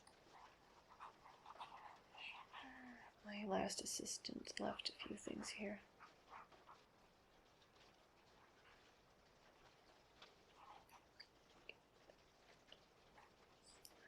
What else could we change? Maybe those eyebrows of yours. Make them different. There.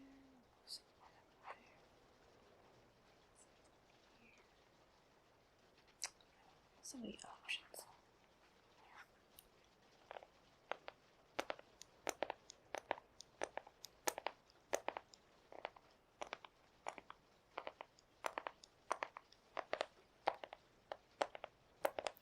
Is there any particular type of magic that you're interested in?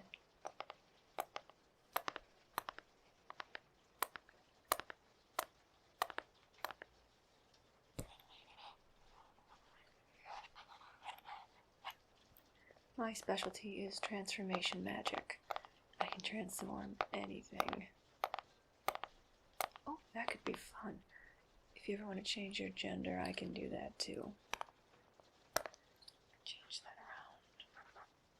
It doesn't have to be the entire body, you can just change certain parts. Lots of fun experimenting with that.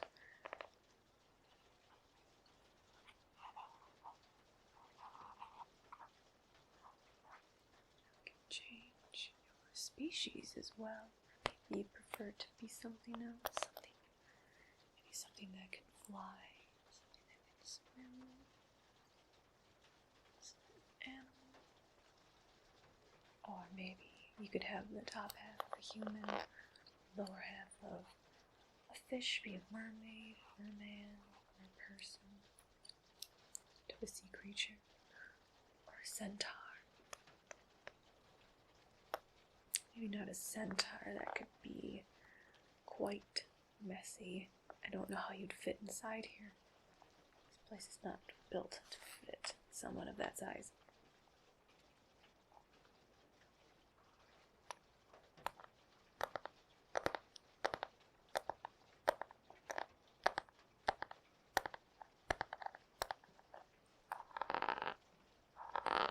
Do you know how to read?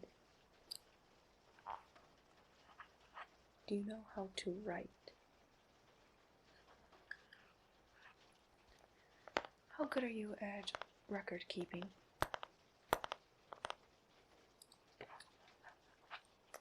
Interesting.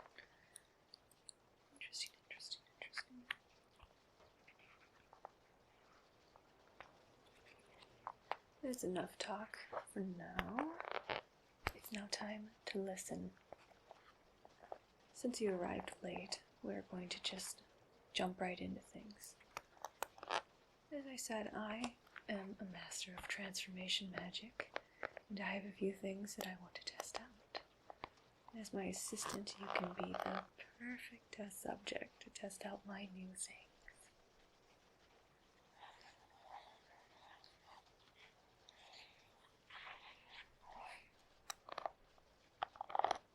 What to test out first?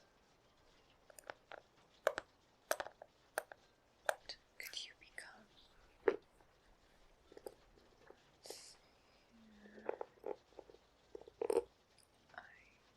What should I change?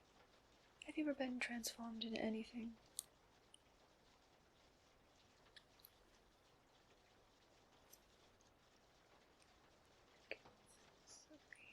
Change that. This up. And that down. Yes. Seeing something. There are many ways to transform someone. Sometimes there are rings and other such jewelry that the person can wear.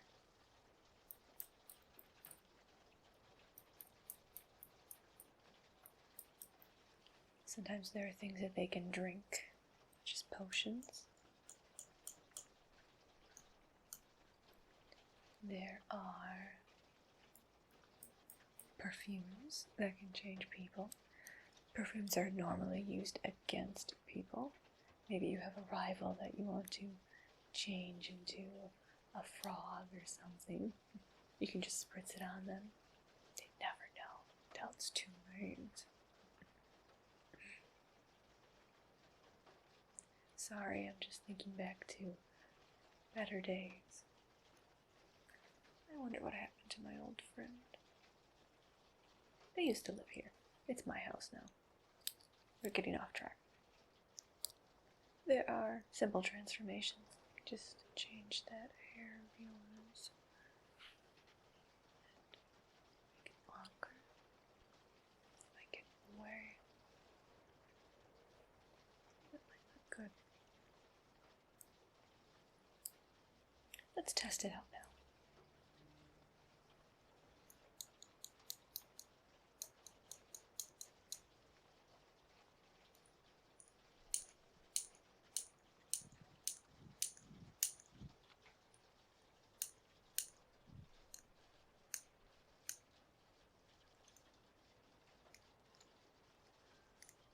This potion will make your hair longer.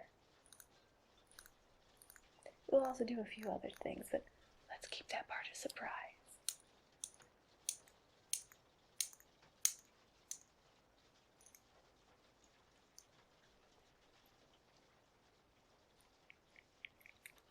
So, drink up.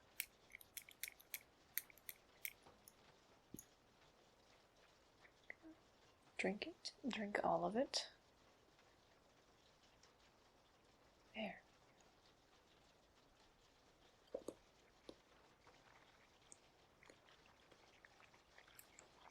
It might sting.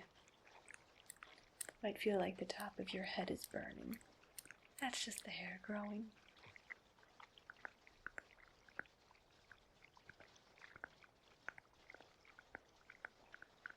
And it is growing.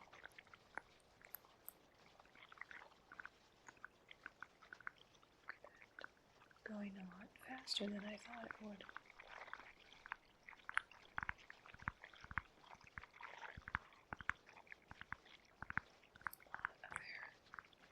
A lot of hair growing in places I didn't expect. Is this actually a werewolf potion? That is a lot of hair, and it is everywhere. Oh dear, I really should have marked my potions better. I think I gave you a prank potion, because you are very hairy. Again, it's everywhere. Oh, that might explain why every part of your body feels like it's on fire. Right now, every part is growing hair. Oh, open your mouth. Is that hair on your tongue? Too far in your body.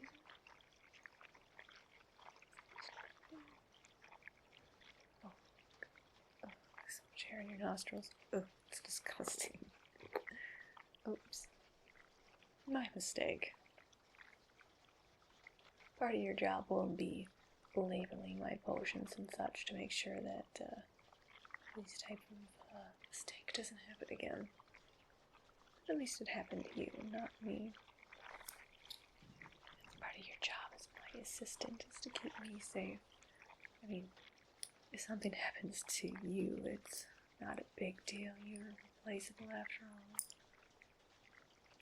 A high-level witch like myself is priceless. Don't want to lose someone like me.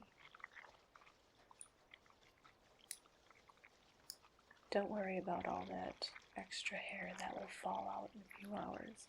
Again, it's just a prank. No need to get upset. Unless you get fleas in the next few minutes. That might be unbearable. For me, of course, I'd have to deal with it too. It probably won't be pleasant for you. What else? What else? How about we change the color of your hair? Excuse me.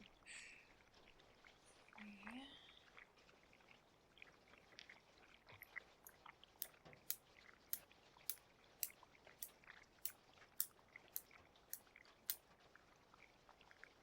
This perfume will change your hair color if you spray it on it.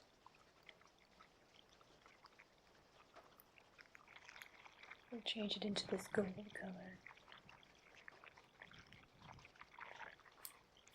It'll be darker towards the tips of your hair and lighter towards the root.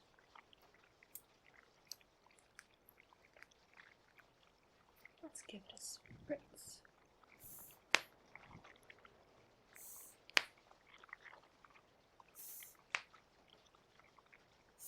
Oh, we're going to have to use a lot of this because of the amount of hair on you.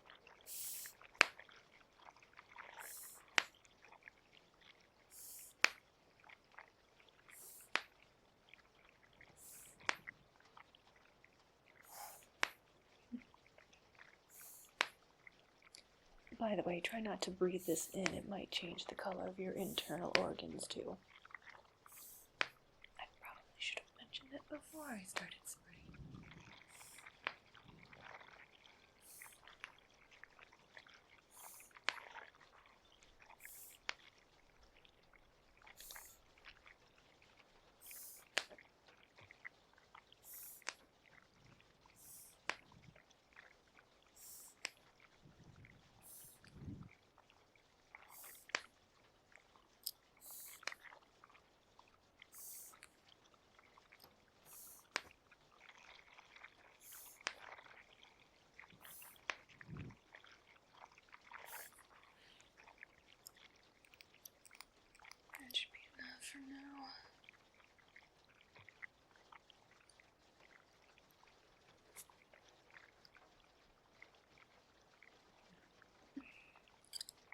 It's starting to change color already.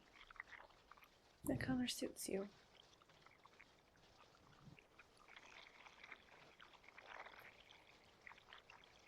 It makes your hair feel smoother too.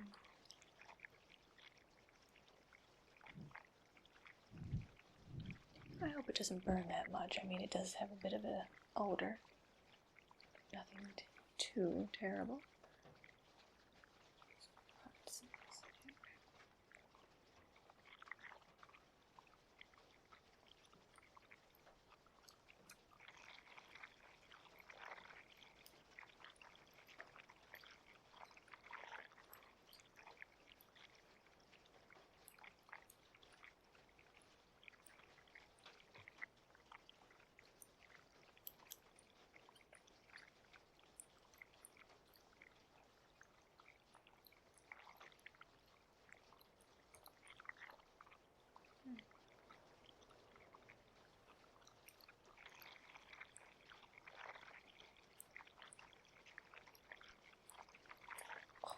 Why is it still growing?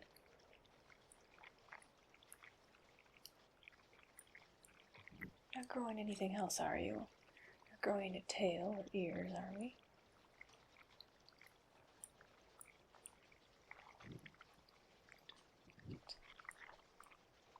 Looks like you're still human, which is good. You're still able to take orders. You didn't order a dog.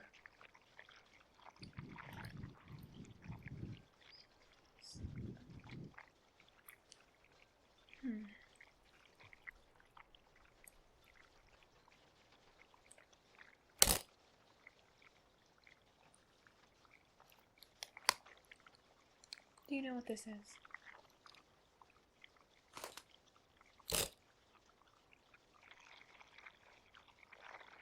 It's a fan.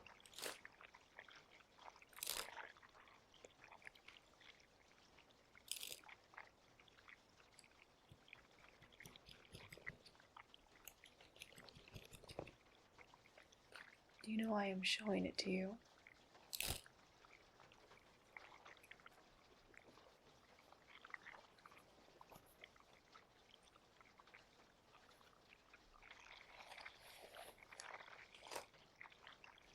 It's a magical fan. Surprised? It's not just any magical fan. It's a very important one.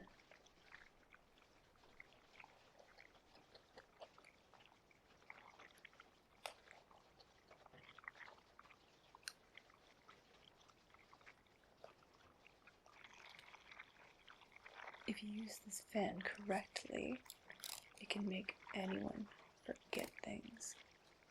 So if you ever want to erase a certain person's memory, you just have to wave it a certain way in front of them.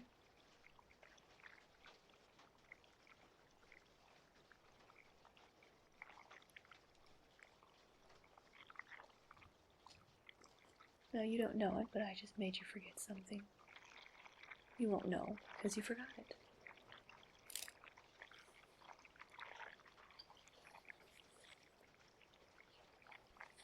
Of course, you have to be a very powerful witch like myself in order to use it properly. Do you know why I'm showing you this?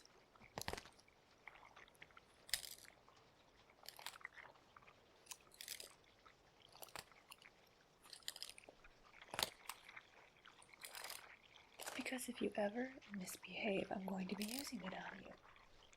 And I can make you forget everything. Your entire life. You can forget how to speak.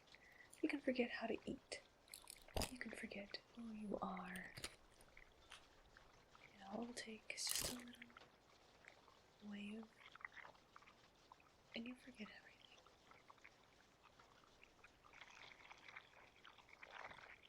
So you're going to behave while you work for me.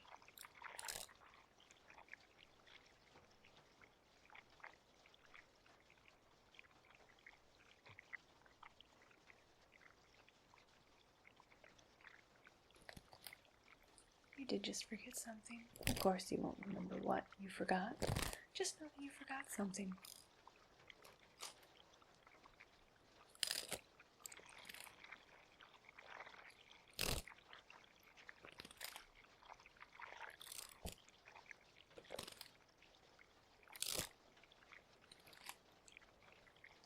How do you feel, my little assistant?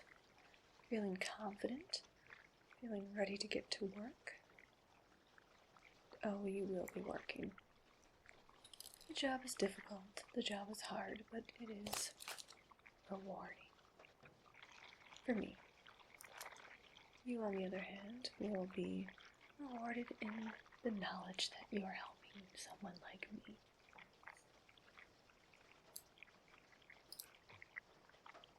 Well, that should be all the reward you need.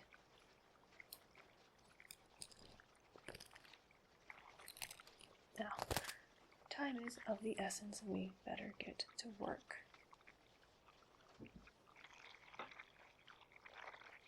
I'll admit changing you around a little bit was fun, but we do need to work, so I have a little potion here that will turn you back to what you originally were. Can't be giving you other transformation potions and objects while you're currently transformed. I don't want it to influence any of the new ones I'm going to try. So, drink up. Drink all of it. I don't care that it tastes bad, just drink it. Thank you.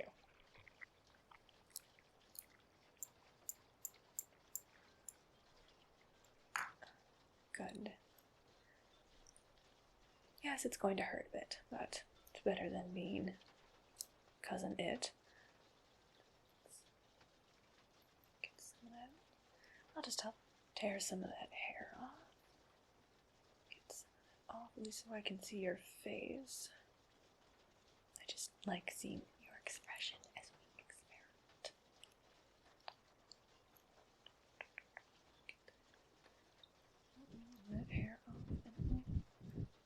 Yes, I did say I'm pulling all of the hair off. This is going to remove any hair that you have on you, so you will be completely hairless. Just makes things easier. Don't have to worry about hair getting on things. It'll probably help you from smelling too. You won't need eyebrows, you won't need eyelashes, you definitely don't need hair in your nose or in your ears.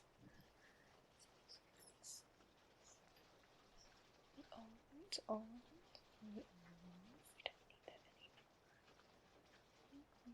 anymore.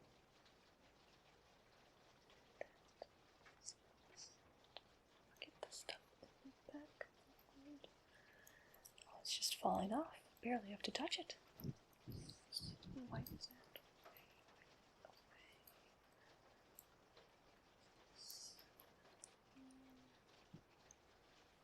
Get down here as well. Just pull this down as well. By the arms and legs too.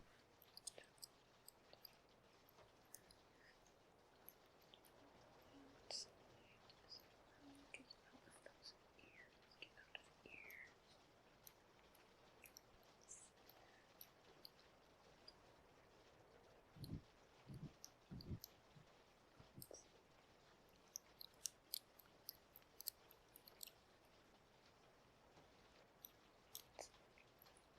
Making quite the mess. We're going to be cleaning up the mess when we're done, by the way. Because that is a lot of hair. And it is all over the floor. Oh. My floor is covered in hair. But it was funny. It was quite funny to see.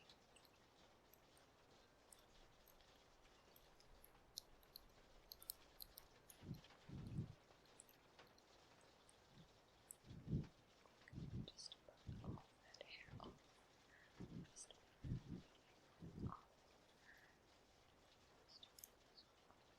Just cut.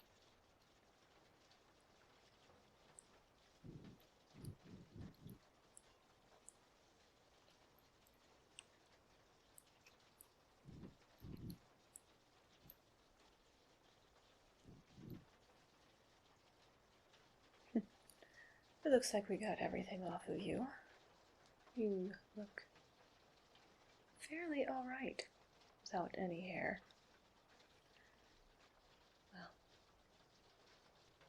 Well, What are you waiting for? Clean it up. Can't have all this hair on the floor. You'll find a broom over there. Grab it and start sweeping. When you're done, we'll start working. Hurry up. Try to finish that right away. There are new things I'd like to test out. And I'm very impatient. Keep going. I'll be here.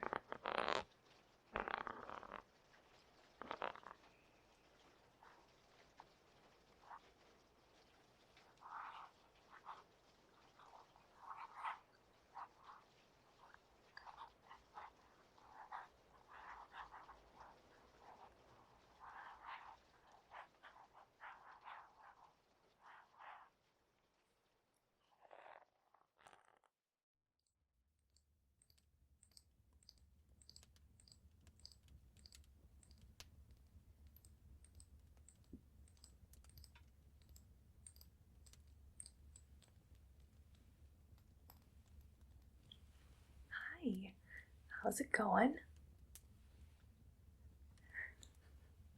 I'm so glad you're here. You might have noticed that I've made a few changes. That's because I found some very interesting things out in the woods the other day. I found a human, or at least what was left of a human. I think it was a human. They had all this stuff with them, and since they didn't need it anymore, I decided to take it. And it looks like there's some type of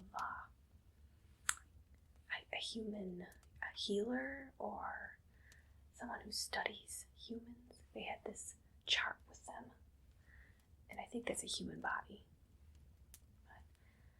So, since I have this stuff now, I thought that maybe I could become a bit of a healer. So, what do you say? Would you like to be my very first patient? You might are you sick actually? I don't want you to get sick. I'm sure you're fine. But let's make sure. What to use first? They have these things. They look like gloves, but they're clear and very thin. They don't keep your hands very warm. They're kind of weird, but I kind of like them at the same time.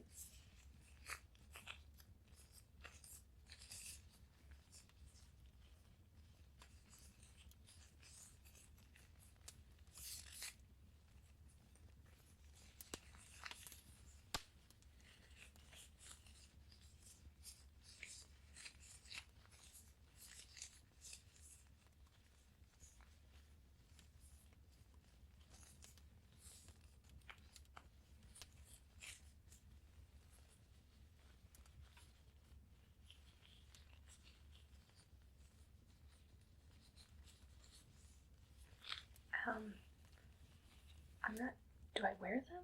Or do I?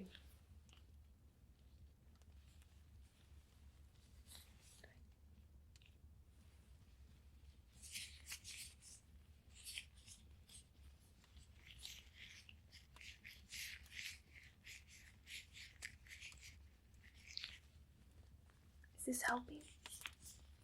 Are you feeling better?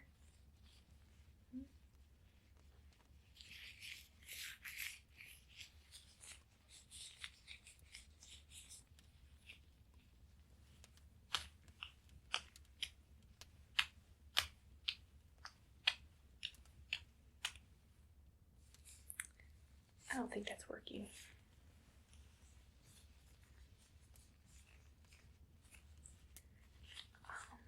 Do you wear them? Do I put them on you? No, that really wouldn't make sense. Humans have all kinds of diseases that they can catch. they can catch them from each other. Maybe. Oh.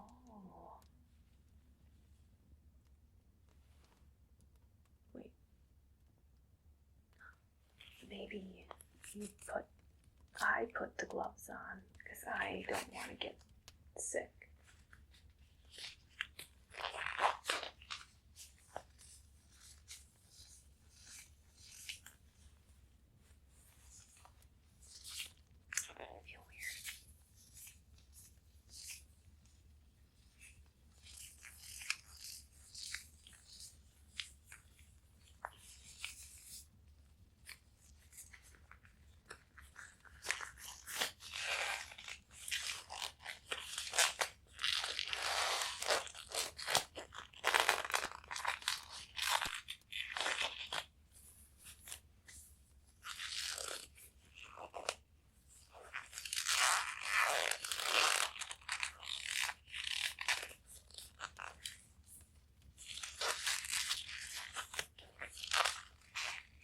Seems like a lot of work. I'm already wearing this coat, now I have to wear these. Can't humans just use magic? Or just not get sick like us?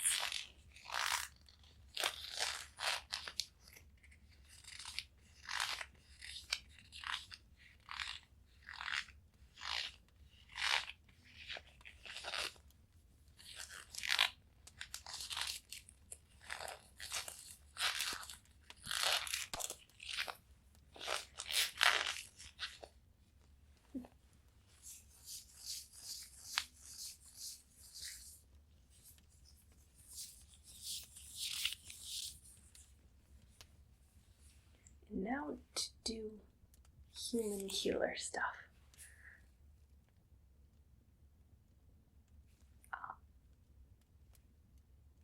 That work? I might have to do more. Okay, time to use my knowledge of human stuff.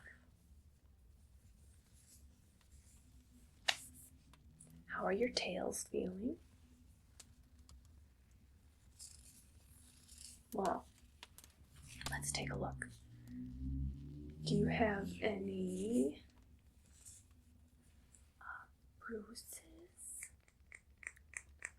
or cuts or fleas or lice?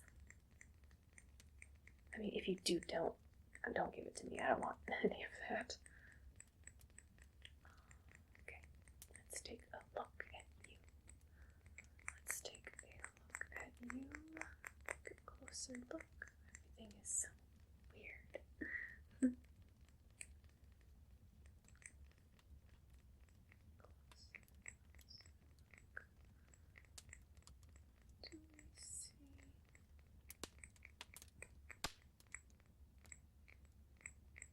I don't think these gloves are really helping with this thing, but I guess that's what a human would do.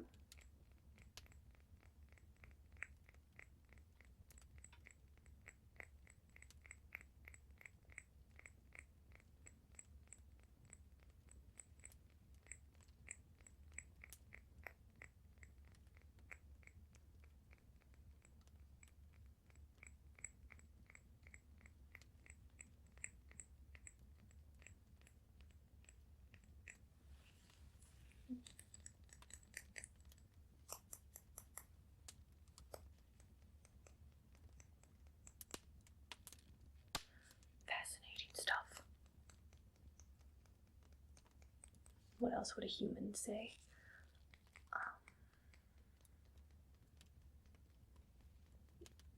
Gee willikers, that's a lot of fur.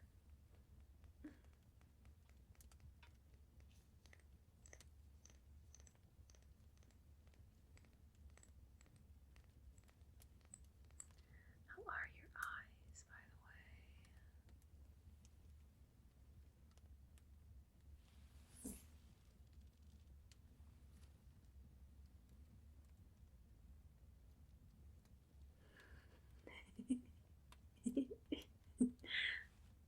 Right, you're the patient. Pay attention. Okay. Really focus on the patient. Focusing all of my Kitsune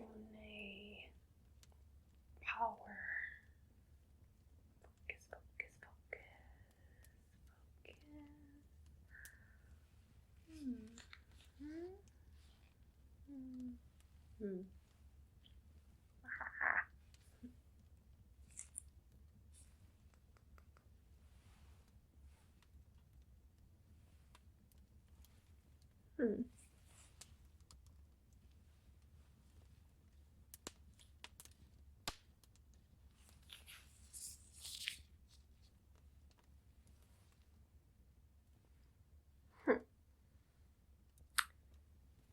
I don't know if this is working.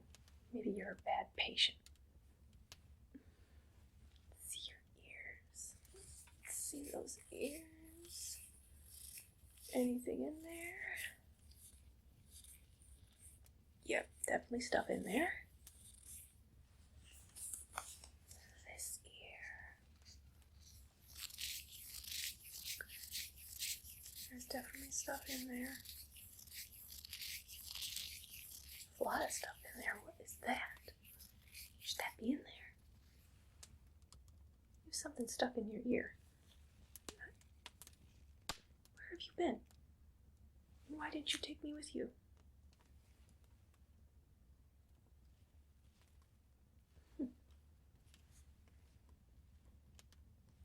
I should take that out with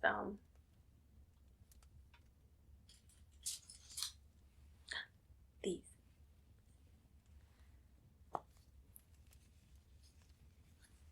Just hold still and out. Try to grab it. How deep should I put these in your ear? Okay, if you hear a pop and go deaf in this ear, let me know. That will tell us that I went in too deep.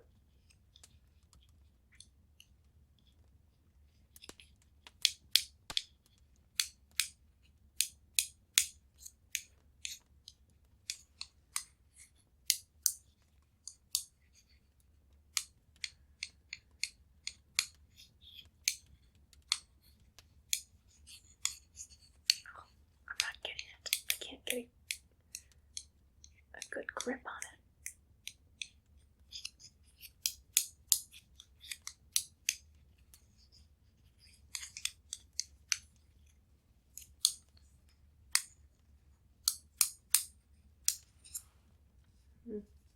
I don't think these are meant to grab something like that. But oh wait. Oh, it was just some fur that's supposed to be in there. It's just kind of gross looking. Maybe you should wash your ears better. There, that's my diagnosis. You should wash your ears better. But while I have these stickies, I'm going to touch your face with them. Make sure everything looks good. Can you feel? Can you feel this? Can you feel this? Can you feel this touching your face?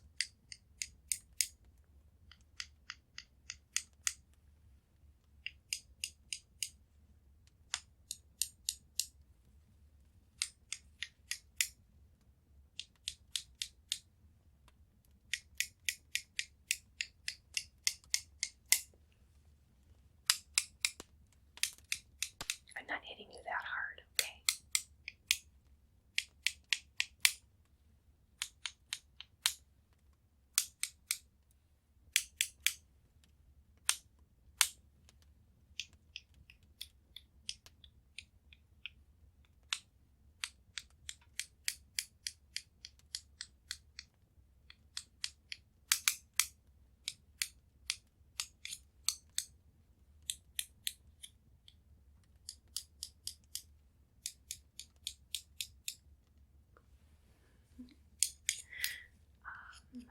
How about I take a look at your tail? So how about you spin around and I'll use these two Move the fur around and take a look in there.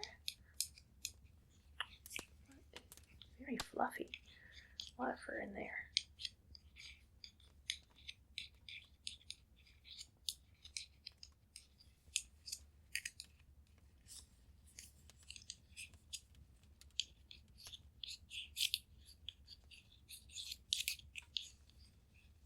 How many tails do you have again? Oh, cool. I'm so impressed.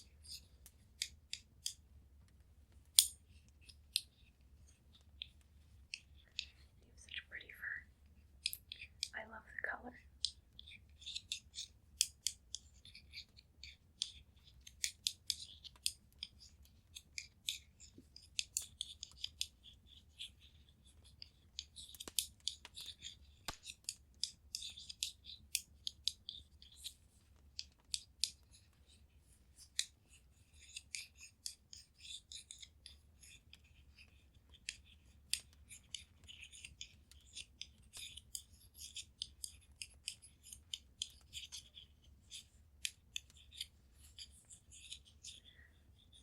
Not seeing anything in your fur that shouldn't be there. You must keep your tails very clean. You must be very proud of them. I wish my tails looked like that. What's your secret? Do you brush them? Do you have a type of a shampoo that you use? Very nice. Your conditioner?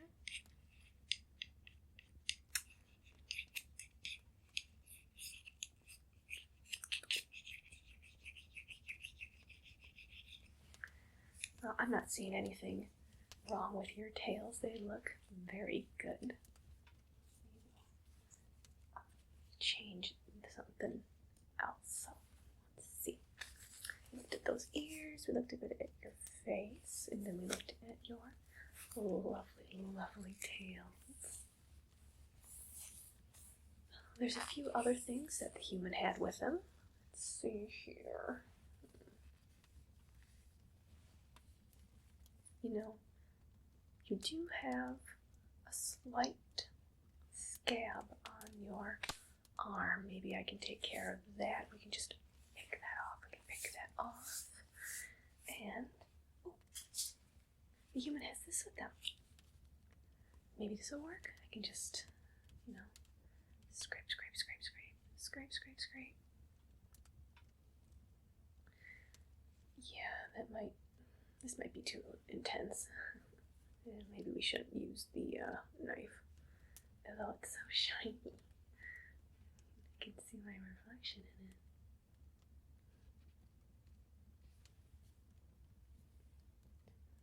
it. Good. I'm sorry. Get back to doing healer things. The human had this thingy with them.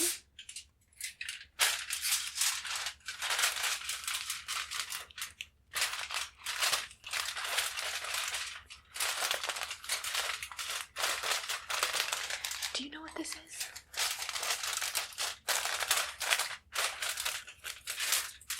It's so crinkly. I like it. But how does it help with healing? Is it something that they put into a potion? Or do they eat it? It doesn't smell very edible.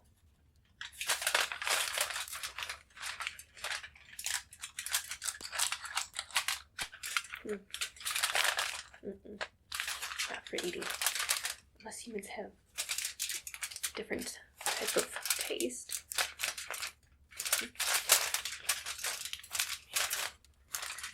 Maybe wrap it around things.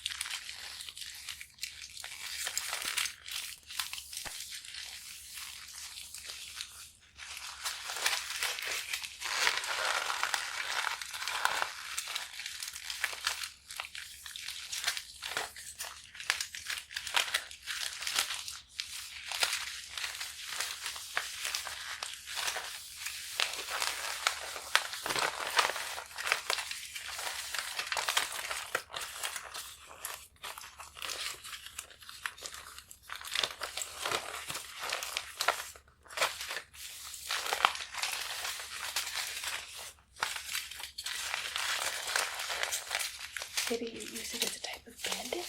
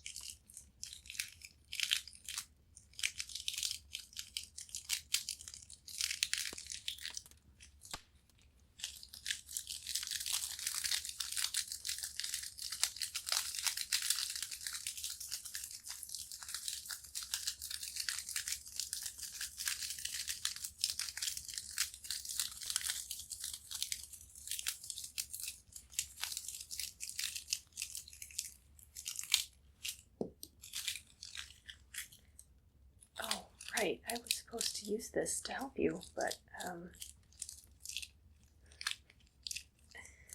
it's just a teeny tiny ball. But it makes a fun noise. Crinkly noise.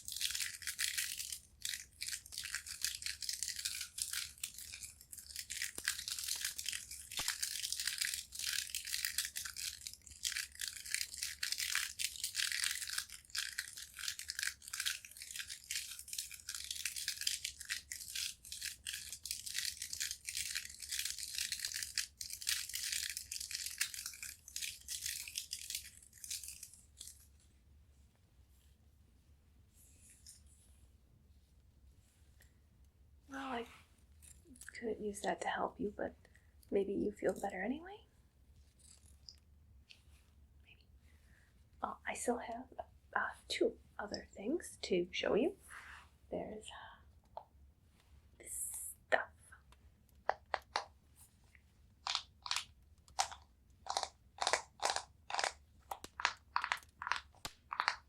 It looks like some type of jelly. Maybe you eat it?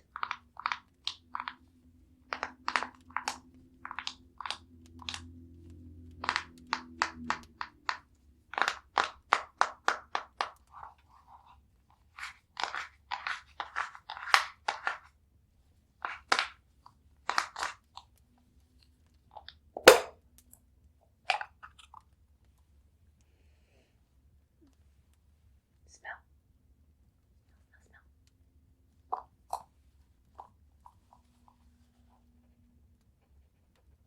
Doesn't really have a smell.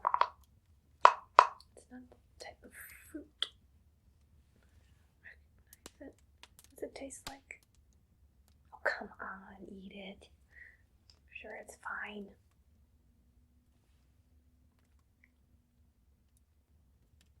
Doesn't really have a taste.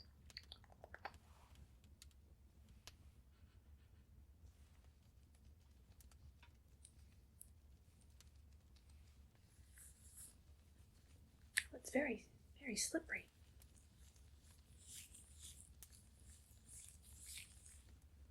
Oh, but it makes things soft.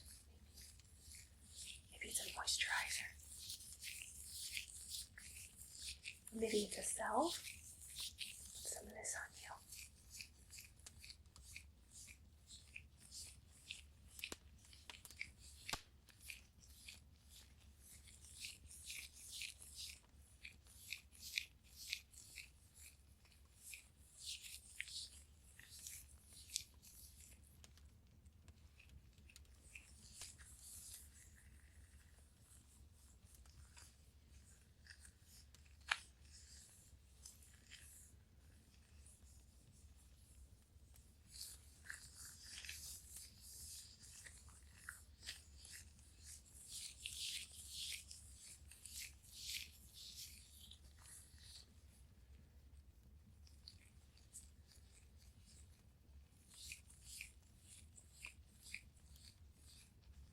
How does this stuff feel? Does it feel nice?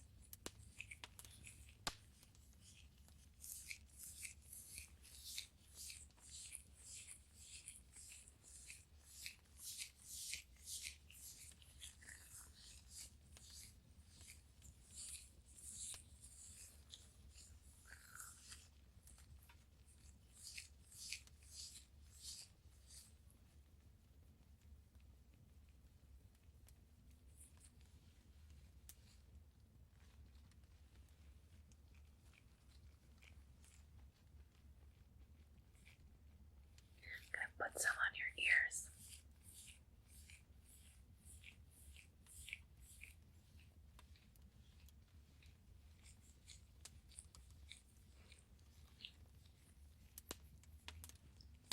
Down here and back here.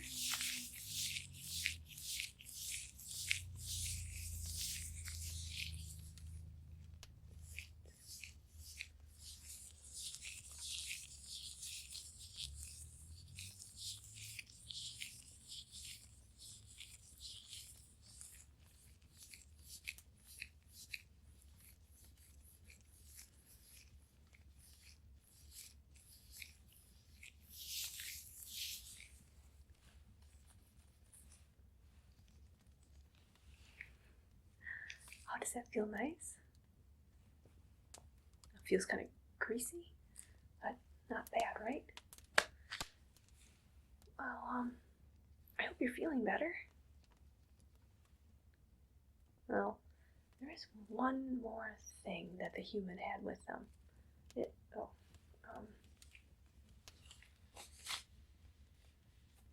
I have no idea what it is, though. Maybe you know?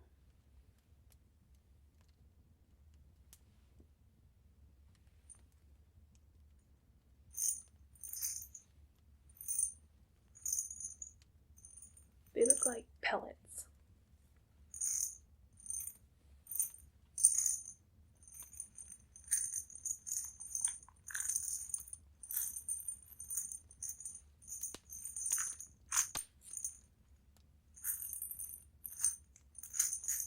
Have you ever seen these before?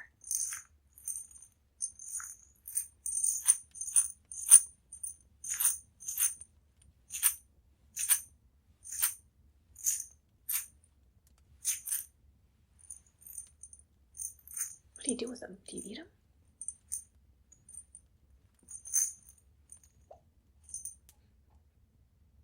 Smell.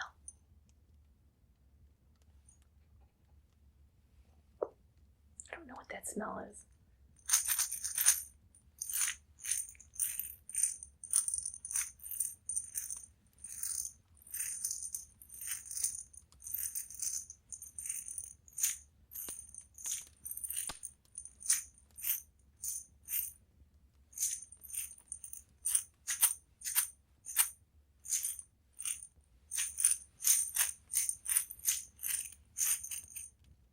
Maybe you could eat some of these and you'll feel better.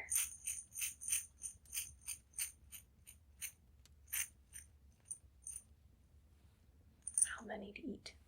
All of them?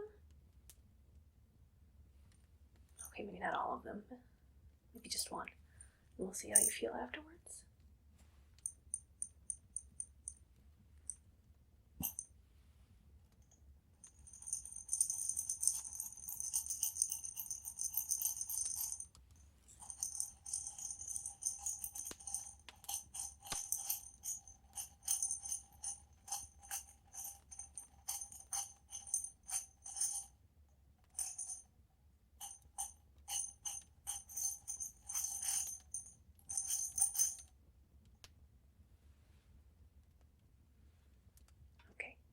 So how about you eat this, and then we see how you feel.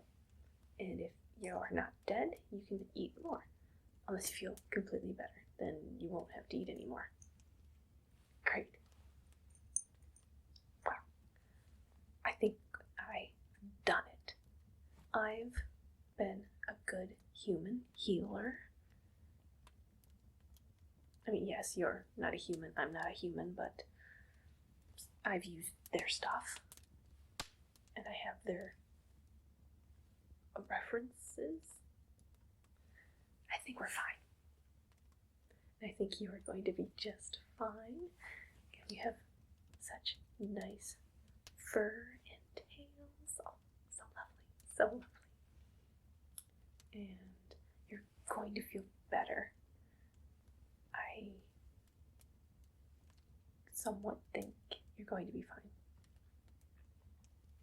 But if you ever need anything, ever, you can let me know, and I'll take care of you to the best of my ability, of course. Thanks for coming and helping me out and being my first patient. Now that I have one patient down, I think I'm ready to become a professional.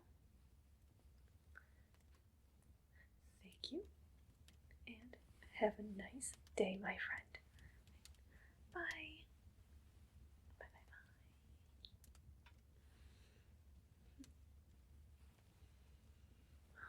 I really wish I could have used the knife.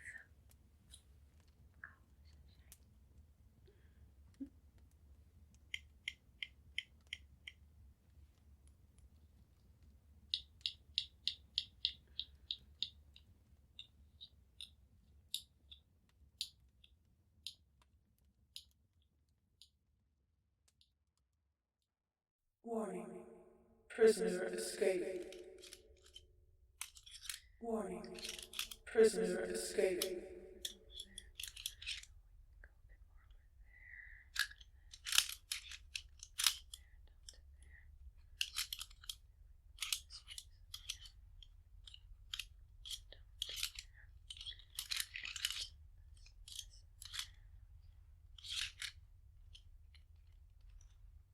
Oh. You're conscious again. Fantastic. Welcome back to reality. What are you exactly?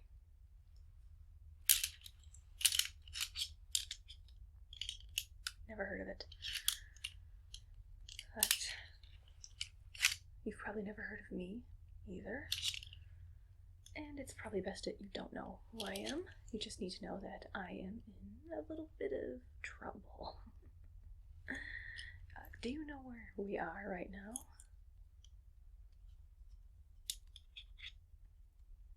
You have been asleep for a very, very, very long time. We're currently on a prison, floating in space. And I don't want to be here anymore. You might. I don't know why you're here. That doesn't matter.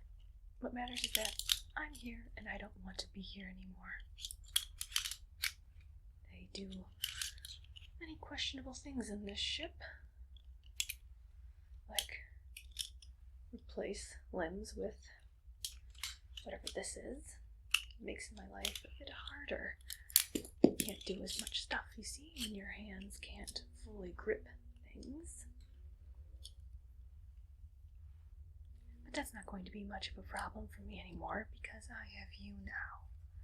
I've taken you out of your cell and I'm going to take some of those lovely parts and put them on my body. I've already taken a hand from a fellow prisoner. Maybe they were also, whatever you are. Your anatomy seems similar enough.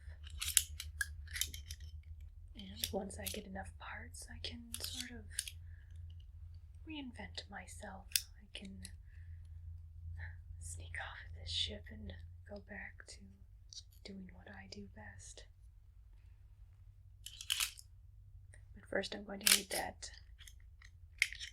hand of yours. I'm going to need a few other things as well. I'm just not sure what to take. I'm not entirely sure if all of your parts are compatible with mine. But be quiet. I don't want the guards to know where we are, alright? I don't think they know where we are, at least. Back to you. Do you have all of your original parts?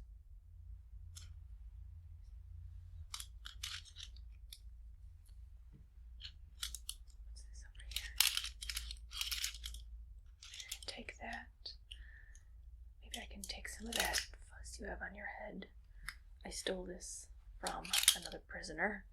I had to skin them to get it. They were completely covered in fur or hair. I'm not sure what the difference between the two is. It looks like you have some of that hair stuff on you too. Maybe I can take some more and cover the rest of my face. Maybe some of those teeth I could take. Maybe the ears. The ears are very, very unusual. I've never seen another species with ears quite like that. I don't know if I want to be mistaken for your type. I don't know if there are many of them in this part of the galaxy. It might make me stand out more. Let's see, what else do we have here? What are you in for, by the way? If you don't mind me asking. I didn't have the time to read your file. This hand of mine.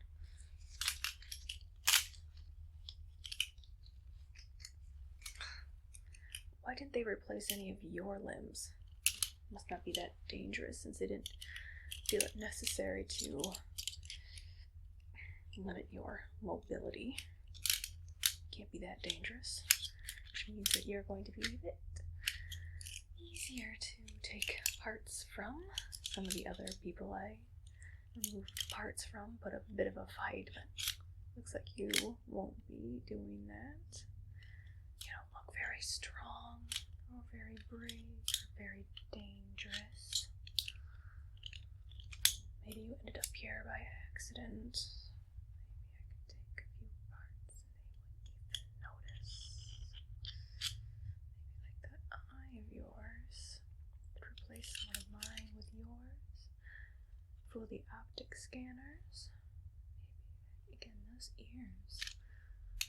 So unique, so very unusual.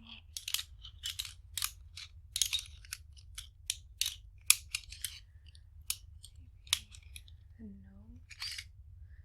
Maybe some of the skin. I could peel that off and put some of it on me. I could make myself look a bit more unique as well. Give myself some extra stripes. That could work, that could work. So that could be a good thing. Gosh. Hand.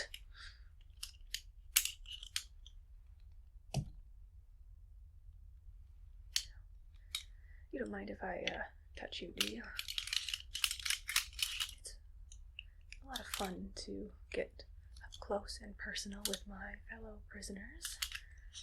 I'm usually kept in solitary confinement, and it's been a long time since I've got to meet other people this close. I mean, the last few people that got to meet me this close are no longer alive, but I'm sure they're in a better place. Anywhere's better than this prison.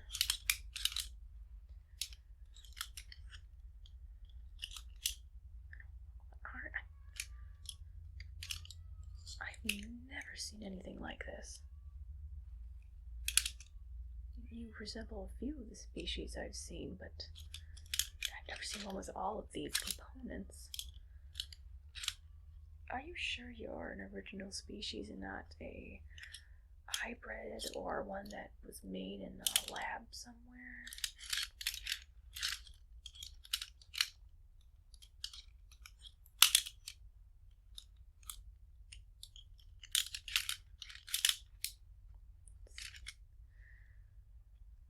The face is uninteresting. Again, that hand of yours, though. That is what I'm really interested in. Look at that hand. It looks very dexterous and mobile. That is what I want. Oh dear, that is good stuff right there. Think of the things you could do. Think of the things you could strangle with those fingers. No, don't worry. I'll take great care of your hand, and possibly any other parts I might take for myself.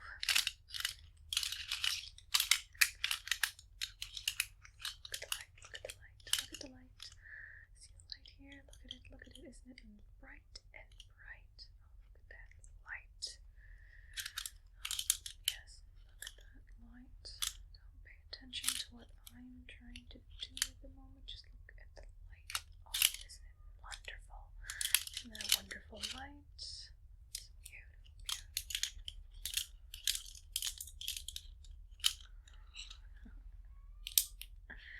Don't worry, I've brought something to replace the hand I'm going to take. I won't leave you without a replacement.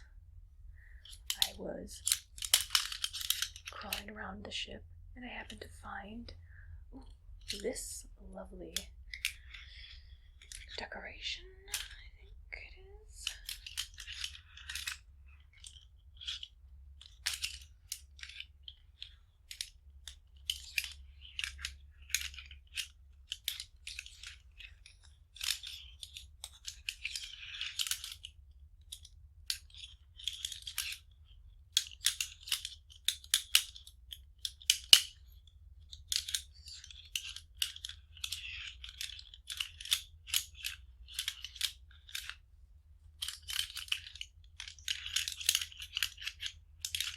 Doesn't it look lovely? Look at all the lovely digits and parts. It can move, take shapes. And it's heavy too. You could really hit somebody with this. Hit them hard. It's a great fighting hand. I can just feel it.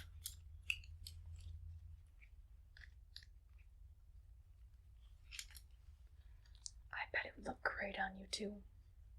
I mean, yes, it's technically a right hand, and I'm taking your left hand, but you can have two right hands. Nobody will notice. We don't even know really what species you are. You can just tell people that your species has two right hands. They'll believe you. Or not, it doesn't matter.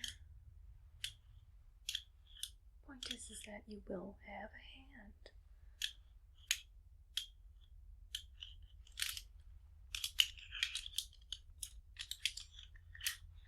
The hard part, of course, is how am I going to get that hand off? I lost my shiv. Fortunately, got stuck in a very nosy guard. I'm sure we can make it do with something. But how do you feel about this new hand of yours? Here, let it caress your face. Doesn't that feel nice? Touch. Doesn't it feel good? That's gentle and nice and soft and smooth. Yes, that's going to be a new feeling for you. A new hand. That's nice. You can pose the fingers. Beautiful, beautiful, beautiful.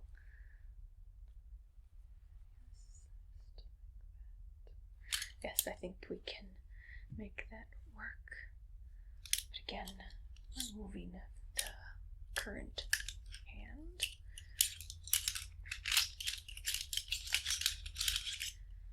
Alright, sit still. I mean, that's going to be fairly easy since you're strapped into this chair. Don't mind how that happened. So, I have this little tool here. You see it? Isn't it? It's something. I took it from one of the mech bots. Didn't even know it. Oh, they're not the smartest things. Since, well, I did hit it in the head quite hard, but it can just repair itself. I assume it is a mech bot. But it is a very sharp thing. It's not very big. Granted, I'd prefer to use a bigger blade, but this I think we can make work. We just need to pick a good spot. How far? I think I'm going to need past the wrist, so maybe starting here I should cut. Maybe down here.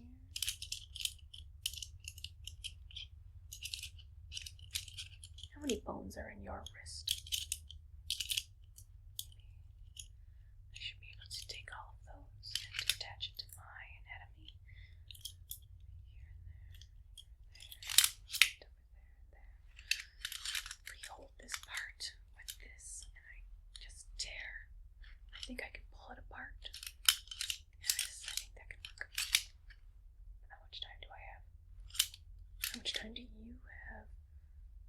How much of the inside stuff can you lose before you die?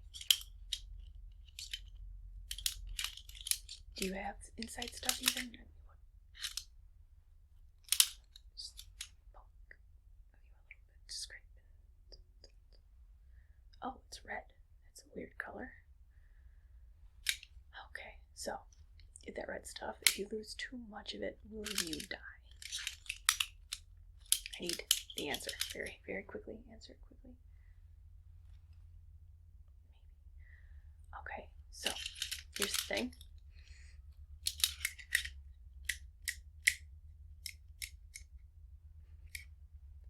I prefer you not to die immediately. The reason is I bet you would be great at distracting the guards. They're eventually going to find you, and they're going to try to question you, and you're going to try to give them answers. The deal is, you can give them all the wrong answers. So, if you stay conscious, I'd really appreciate if you would tell a few lies for me. I think you can be good at that. How about that hand? are we going to get that off? Are we going to get that off? Okay.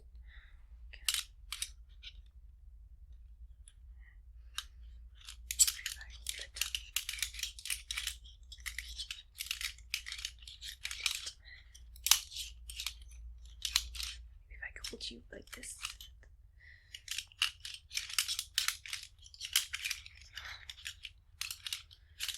Why did they have to give me these hands? Do you know how hard it was to replace this hand when I had two hands like this? It was very difficult, very stressful. I'd prefer not to do that again. Just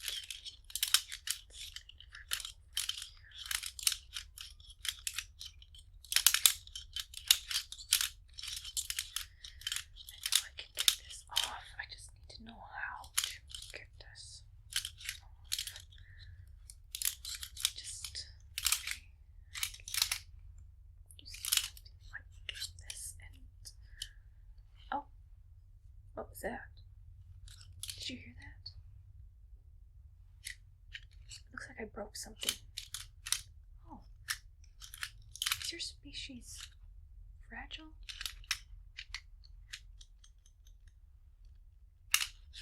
Oh, looks like your species is really fragile compared to mine. That should make things a bit easier. Let's compare my strength to yours. And, oh, I got that. That's really deep. That was really, really deep. That was really easy for me. So I might just be able to tear this off without much trouble. Excuse me. Just look over here and wait a minute. This is your right hand. Oh my gosh. That's so embarrassing. I want the left. The left. Sorry about the damage I just did to that arm. That, yeah, whatever. Let's actually start working more over here. Yeah, that's the left, right? Yeah. Just cut.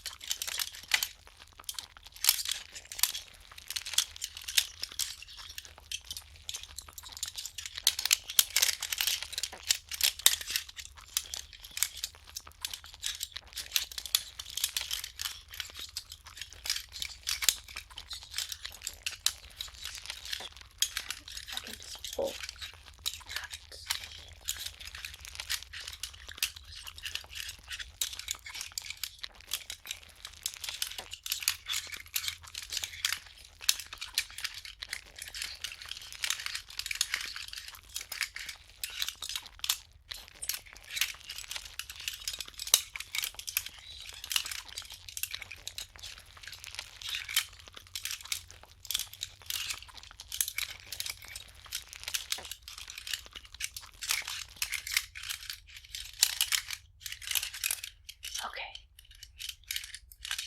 Very good.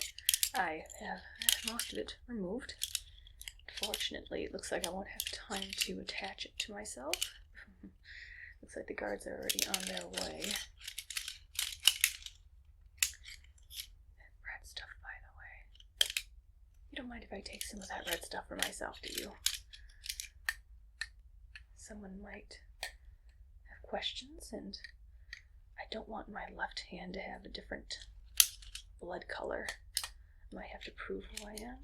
So I'll just take a little bit of that blood for myself in case I need to splash it around or fool a computer system or security bot or whatever.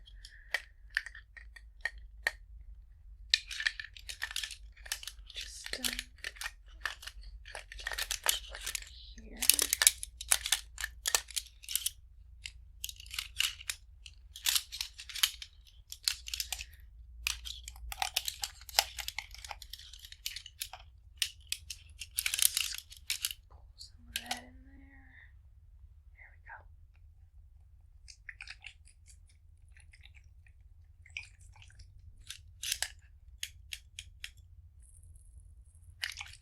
Your blood is really watery. Is it supposed to be like that? You don't have anything inside, like, what's wrong with you? You don't have any sickness or something, do you?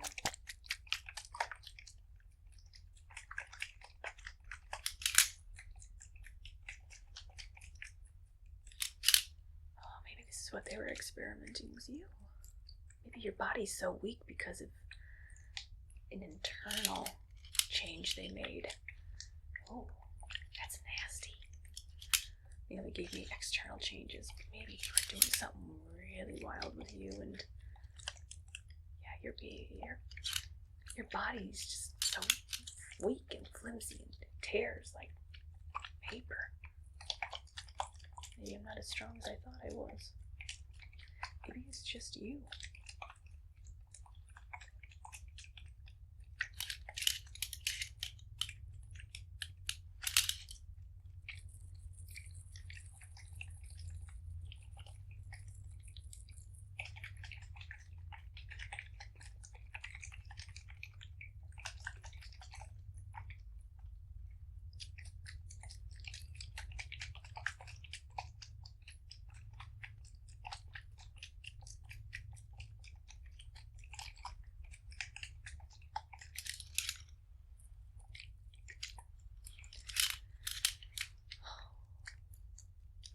By the way, for the new hand, I cannot wait to attach it. It's going to go right somewhere in here. Just have to remove this part, and then we can reattach that hand of yours, and I'll finally have thumbs on both hands that work properly again, and then I can get back to my work. Hey, if you ever break out of this place, feel free to try to find me, and maybe we can work together and cause some real trouble in this galaxy. You know, revenge is always fun, you know? By the way, if the guards find you, you didn't see me, we never met. You don't know how you lost your hand. It just popped off on its own. Got it? Got it? I need you to be with me on this. You don't know how you lost your hand. You don't know who I am. We've never met. So I'll be taking that hand and I'll be going. Okay. So, bye. Whatever you were again. What was your species called? Bye. See ya. Bye.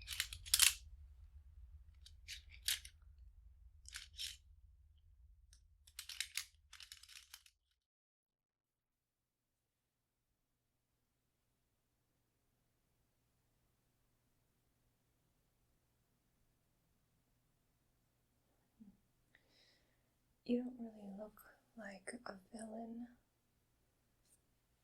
Don't really look like much of anything at all. What brings you in here today? Well, I know you're looking for work, but really, why are you in here? This building?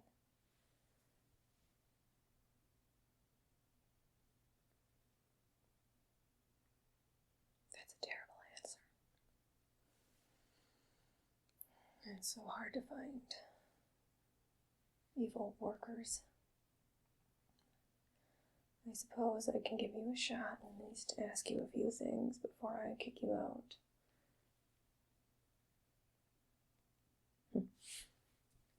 Have you ever done anything evil before?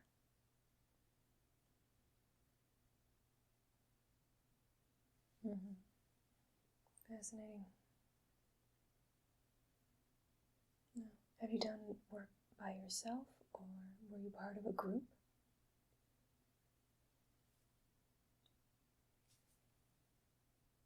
How good you are at following orders. Can you take orders? A lot of the villains that ask us to find henchmen for them want team players. They don't want leaders. The villain is going to be the leader. You're going to be the follower. Understand? You're going to listen to them.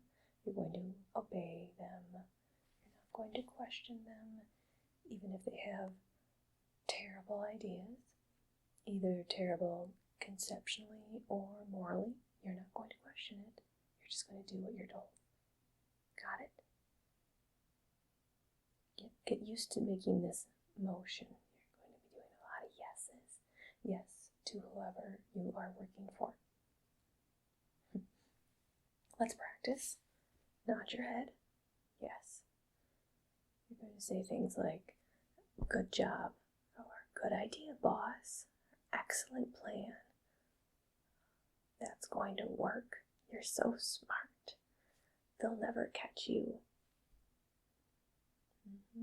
Keep nodding, keep nodding. How about we work on the facial expression? You gotta look meek, but not weak. You are a strong henchman. You're capable of following orders. You have to be strong enough to intimidate your enemies, but not enough to intimidate your superior. A lot of the villains, they have self-esteem issues. Okay, I'll admit it. I mean, you have to have a very unusual life to end up as a villain. It's not the life for everyone. Some people do it out of revenge. Some people do it just because they enjoy it. And some people just can't find work anywhere else. So they like to make problems for others. But you cannot be the problem. You are a helper. You're going to help them with their plans. You're going to help them do whatever they plan on doing. But we're here to help place you with the villain that would match your skill set. Speaking of skills, do you have any? I mean, any skills?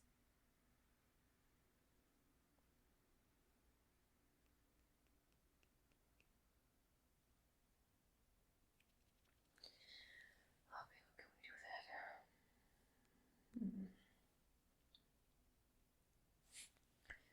Are you a quick learner? Can you pick up skills fast?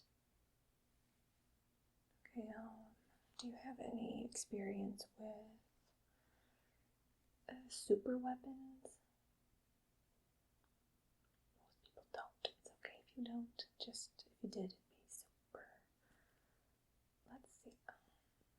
How many languages do you speak?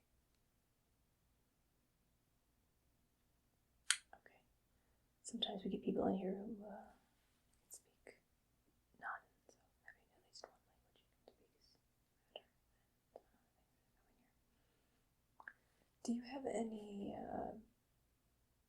enhancements, either biological, chemical, mechanical? Are you a natural born organism? Were you created in a lab? Were you a test subject? Were you a volunteer for some program where they gave you maybe some robotic enhancements, things like that? Do you use magic?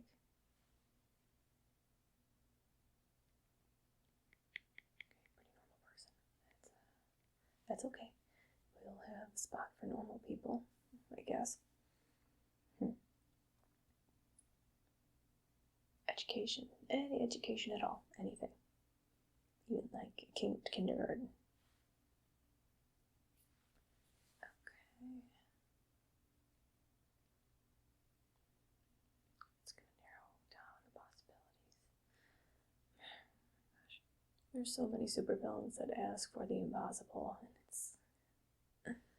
it's not your fault. It's just the villains need to be a little more mindful of the plans they send their henchmen to.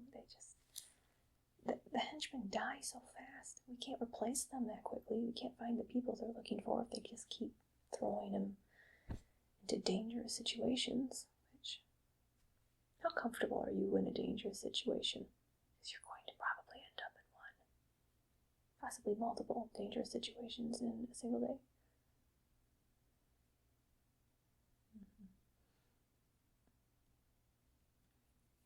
Well, so far I think we may have a few places for you, but before we make any decisions, I need to do a few more checks. One of the biggest checks is to make sure you're not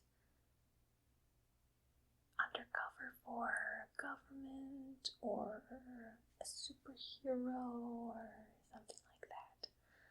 So I hope you don't mind if I get a little invasive.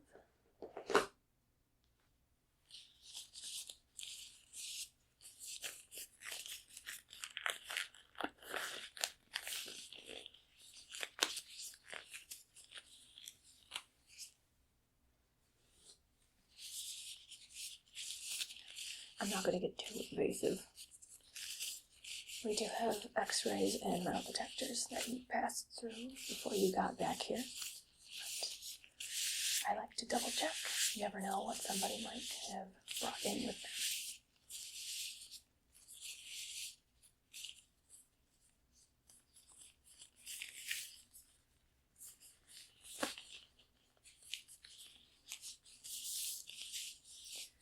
Let's start by the face. Your face, especially anything that looks out of place, any freckles, any moles, things like that. I'm going to just tap it to make sure that they're actually part of your face and not a secret camera, microphone, things like that. We have had stuff brought in here and left in here to record, and I do like my privacy, and I'm sure you like yours, so let's just do this as quickly as possible.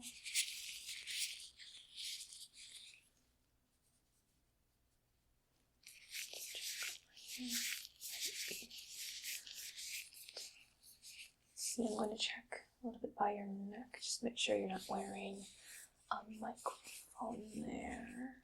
Just touch a little bit. Spread it on the collarbone and the back of the neck.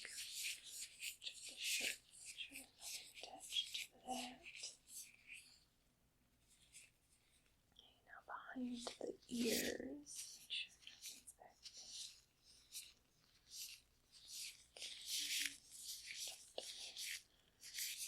Alright, just a little bit down by the side. Make sure there's nothing there, no microphone, no cameras. Okay. So far, so good. No, you definitely don't want to be caught wearing a wire in here. I can't tell you what happened in case you are wearing a wire. Definitely don't want that getting out. It's better, it's a surprise anyway.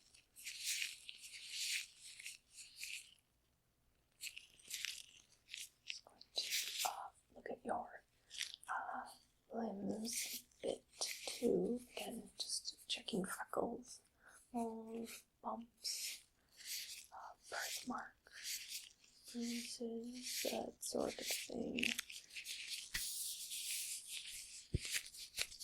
Anything up in this here, let's check here.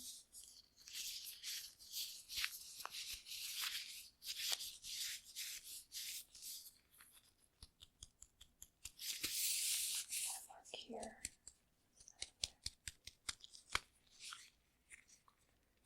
Looks to be like normal skin. Let's see your wrist a bit too.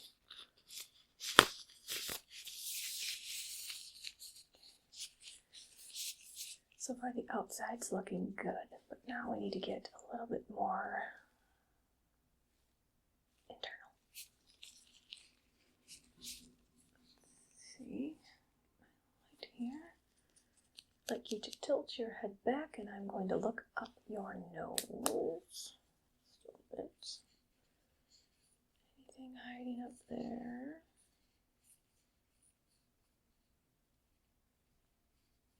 Nothing out of the ordinary. You can face down again. Next, I'll check your.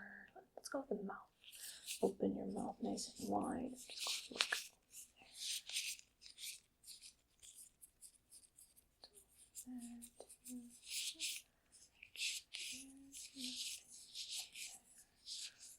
your mouth as wide as you can.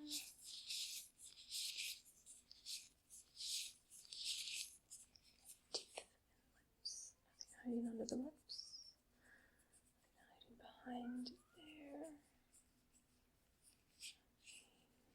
Nothing shouldn't be there. Uvula looks normal. Perfect. You can close your mouth now if you want. Next, we're going to look at those eyes of yours. Just look at my nose.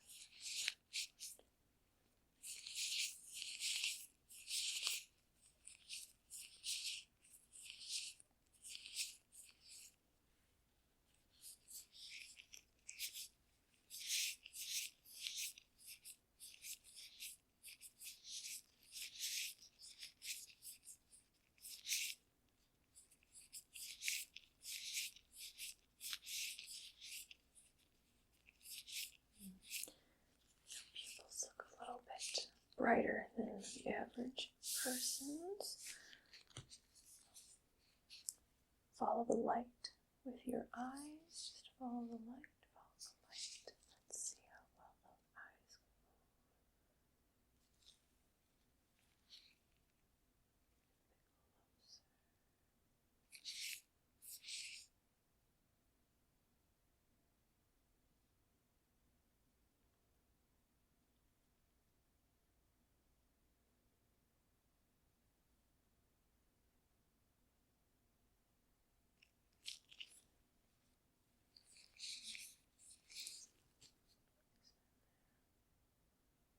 Look that way. Yes, look that way. No, look that way. Look that way.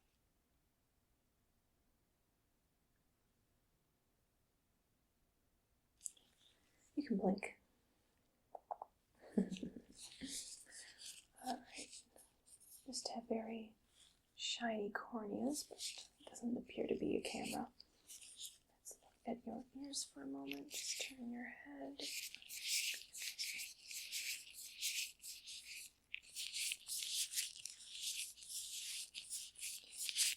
Other ear, look that way.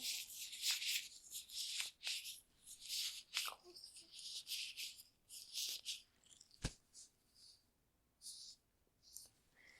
Perfect.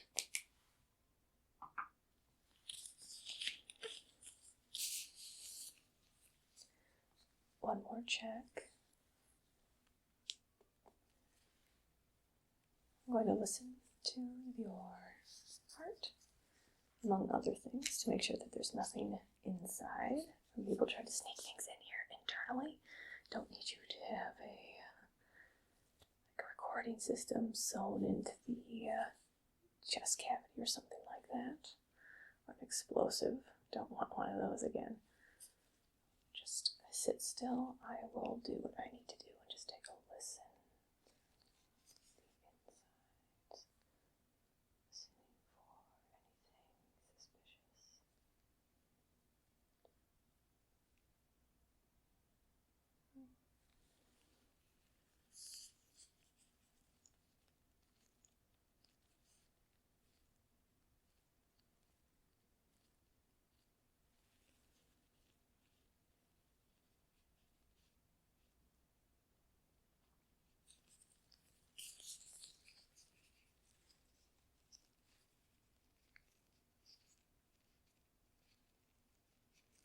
Let's go back to the front of the body.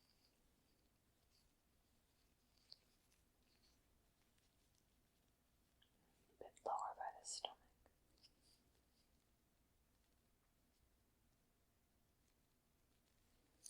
Let's listen by the face.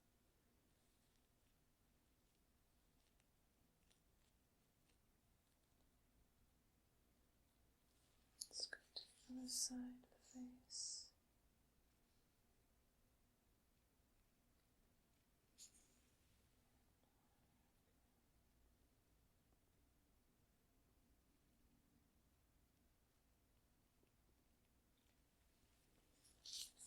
By the throat.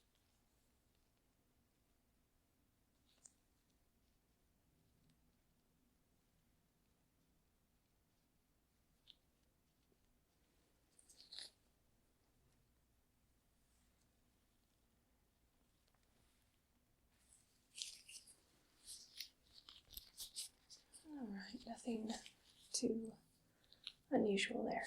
So far, so good. Now, I need you to place your limbs on the sides of the chair, on the arms of the chair, so you're sitting very nice and straight. Thank you. Keep your limbs there. Don't mind me.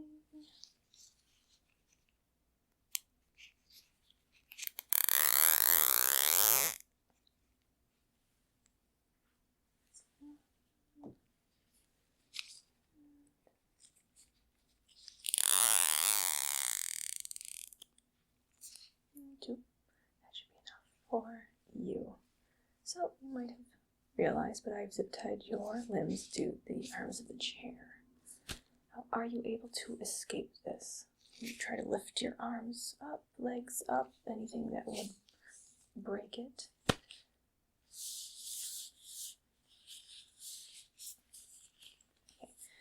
You shouldn't be able to break it because it's a very strong chair, and those are very strong zip ties, and based on my evaluation, you are a very average person in terms of strength. So, you're going to be stuck in that chair for a little bit. The reason for that is I think you're not who you say you are. I mean, I didn't ask who you were yet, but I don't think you're a henchman looking for work. I really don't believe that. Of course, you have to be suspicious of everyone in this occupation. So we're going to do a bit more investigating.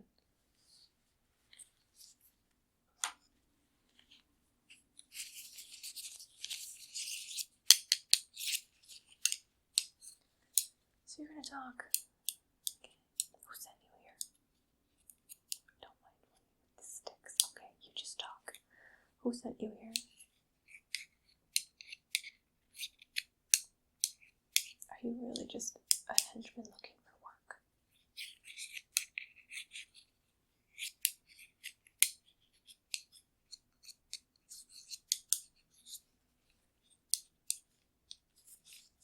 Do you have a name? It's a dumb name.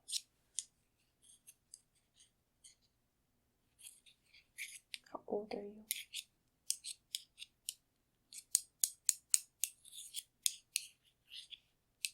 What are you, a cop? You look like a cop. But you don't smell like one. You smell too nice to be a cop.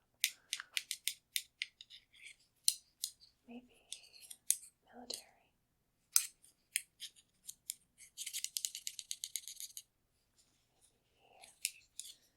Maybe vigilante looking for revenge, perhaps? You're not an anti-hero, are you?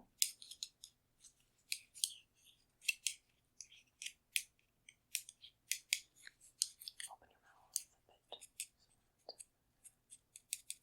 There's gotta be something. There's gotta be a wire. There's gotta be something, a camera. Something in here. You're too normal to be a henchman person, woman.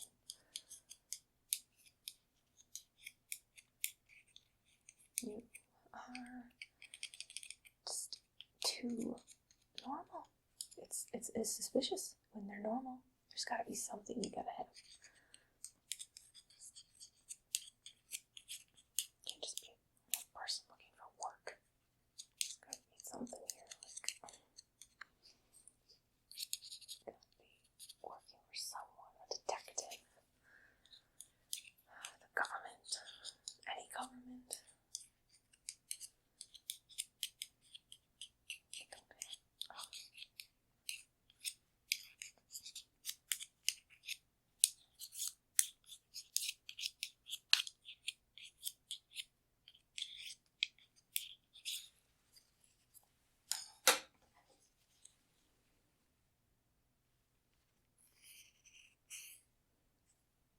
What's your name? How old are you? Why are you here?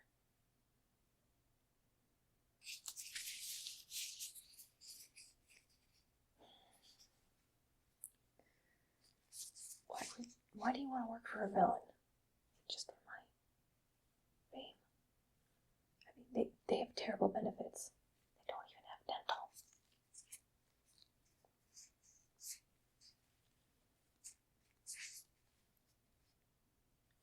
Do you have a criminal record?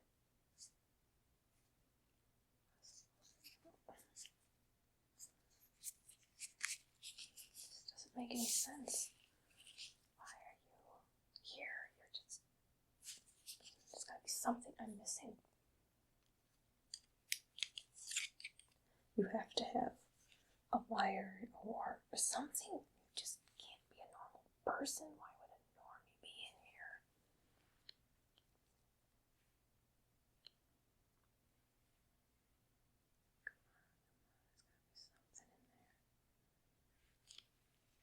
Open your mouth again.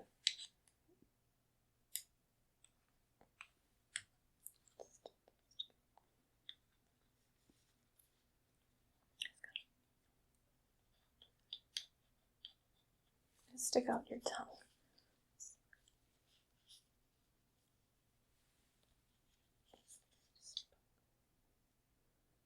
Nothing hanging in there.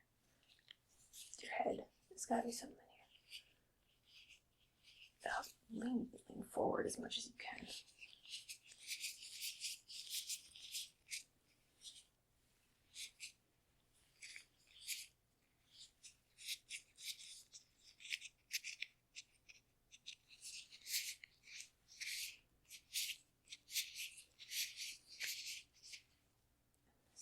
Nothing there. You're not hiding anything in your hair. Ears, nothing. Eyes, nothing. Mouth. Nothing in your clothes, nothing in your chest, nothing in the lips. It doesn't make sense. You're just a normal person. But you're looking for work here. Every single person that comes in here has some type of hidden thing. You're evil. To have a hidden agenda or something. You just can't come in here and be normal. Do you just want to work for a villain? Like for just money?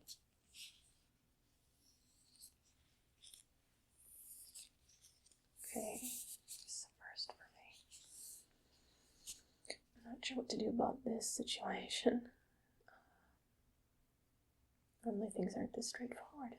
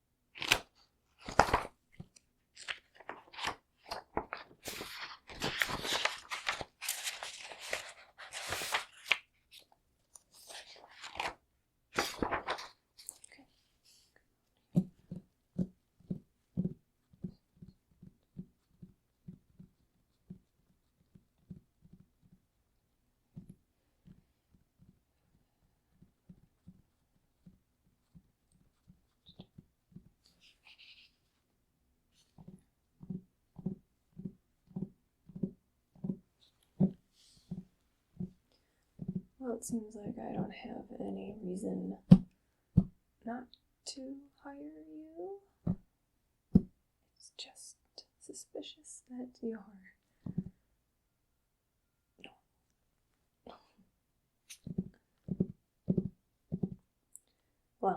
suppose if you want to become a henchman, I can't stop you.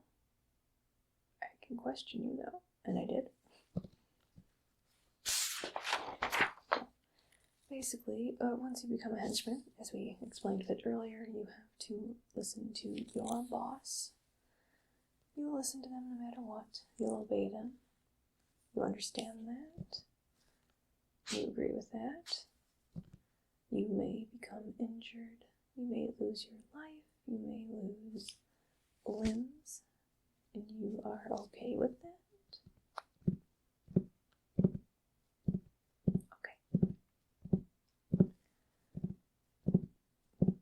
Do you have any pre-existing conditions we should know about?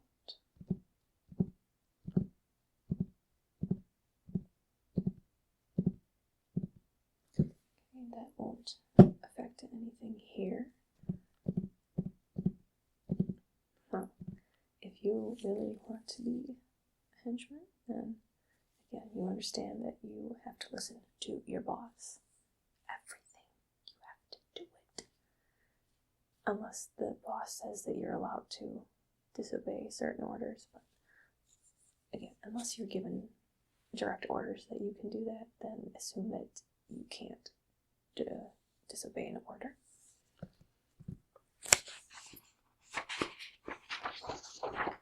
We are just a temp agency. We have certain protocols that give the villains who will hire you confidence that you will do at least an acceptable job.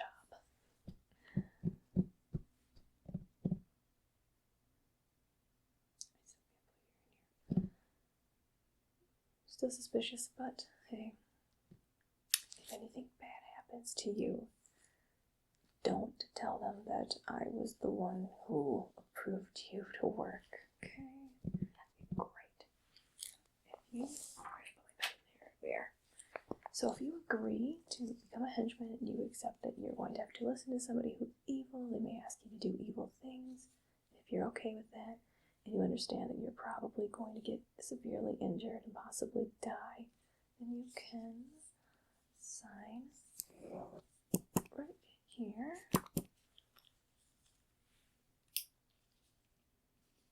Go. Sign right there.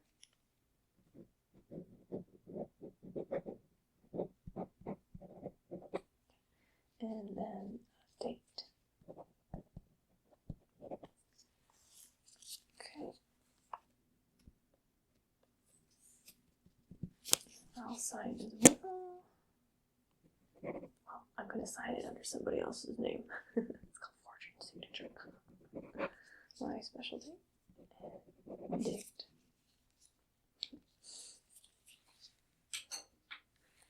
Jonathan's never going to get that promotion. Ignore me.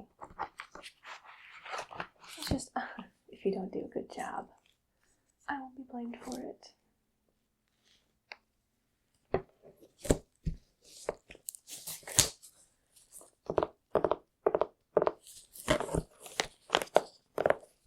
Now, we are done here. Your next step is to head over to that office. Henchman people can just wait there. What will happen is the villain will eventually come by and take a look at our available people, and they will choose. Of course, we can give them suggestions, but since I claim that somebody else wrote you down, and he's not in today, so point is, have a seat over there. Eventually, somebody will call you.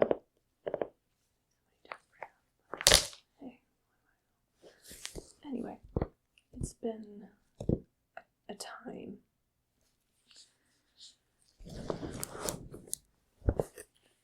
If you need anything, just contact, well, me, I guess. We don't have an HR department anymore.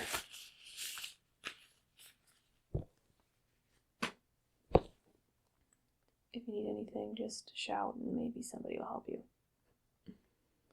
Alright, you can leave now. We can get out. I need time to myself to figure out why this happened.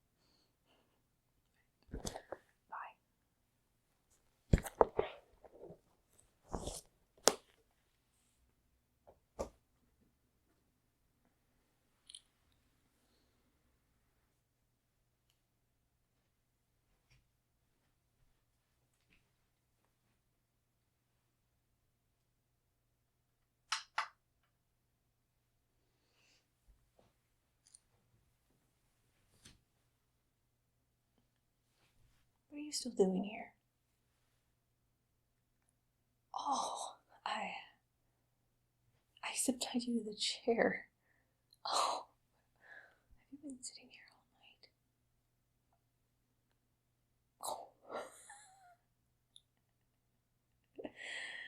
all night?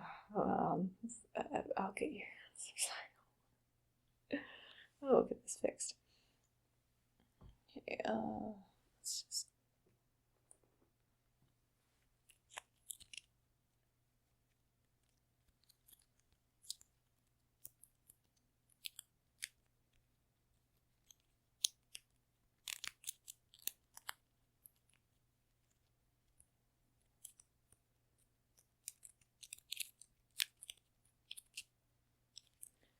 Okay, there we go. Those are removed, so now you can. Now you can go. Oh, it's just so embarrassing. Okay, bye. You can go now.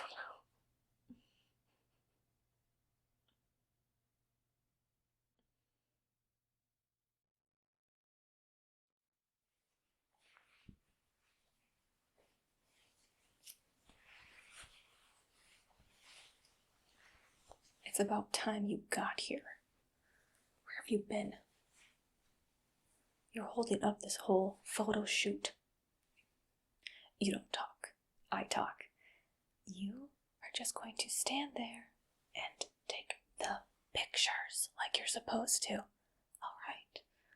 I'm the model. I'll handle the important things. Understand? Just nod your head if you understand. I'll take that as a yes.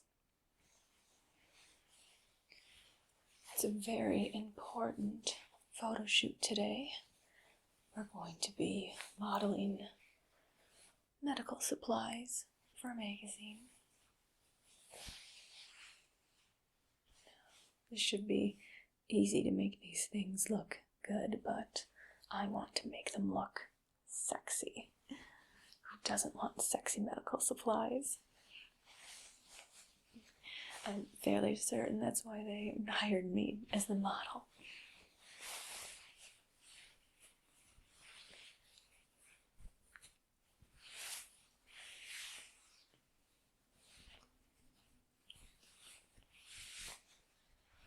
Got this lab coat.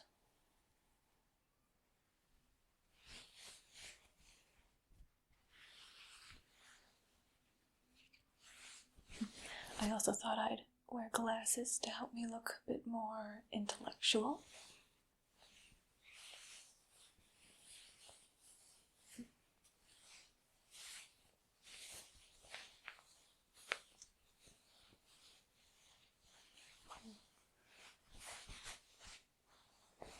Are you comfortable with nudity? I mean, I am, but I'm not the one who'd be getting nude. I mean, you. How comfortable are you being naked? It would make me more comfortable if you were wearing less clothes. So, you can take off whatever you're comfortable taking off. I, on the other hand, will be putting more clothes on.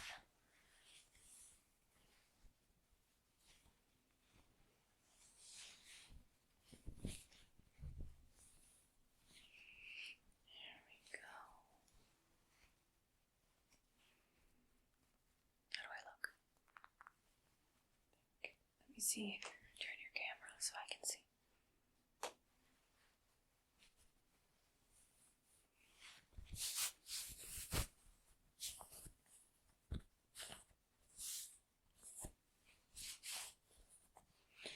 Excellent.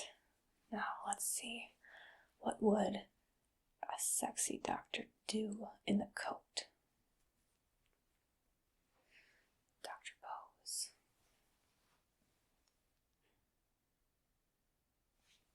Take your pictures. Yes, take the picture. What's the other doctor pose might be?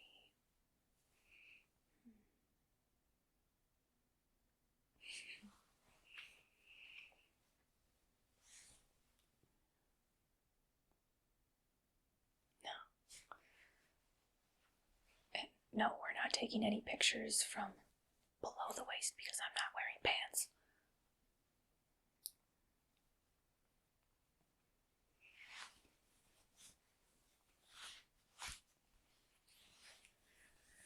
Got a nice collar on this coat. Nice fabric. It's nice and clean. Can't imagine how dirty a lab coat can get. Maybe I should do one where I'm rolling up my sleeves for doctor work.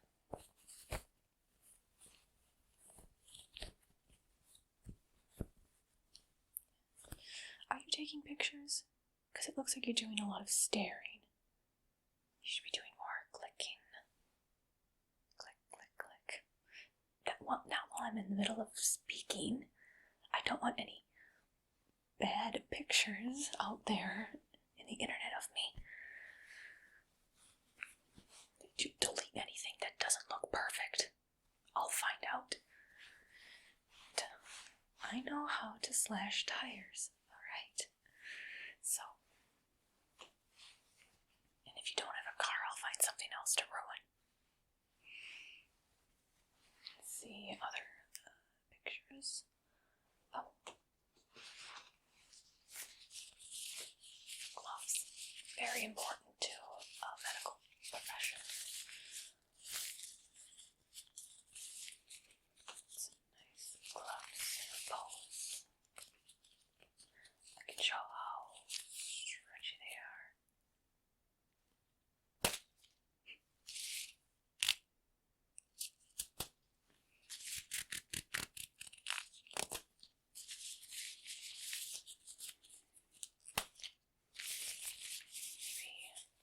A sexy pose from back. Oh. That one had to be pretty good, right?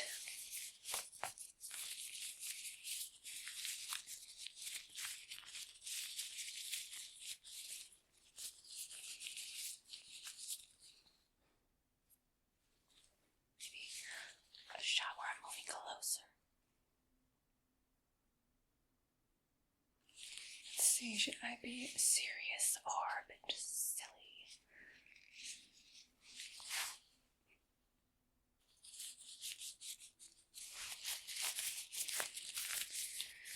You don't seem to be keeping up with my poses. This light. Let's fix this a bit.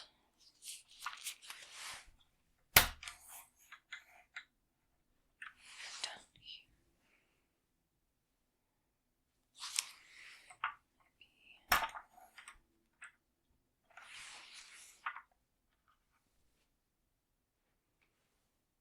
There we go. I can't believe you set up the lights like that to begin with. Are you new at this? I asked them not to give me a new photographer because you have to deal with things like this.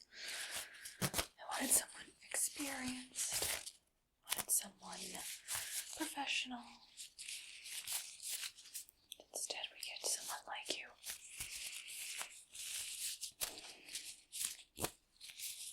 Should have just taken the pictures myself. If I could be at 2 places at once, I'd definitely clone myself and just do all the work myself.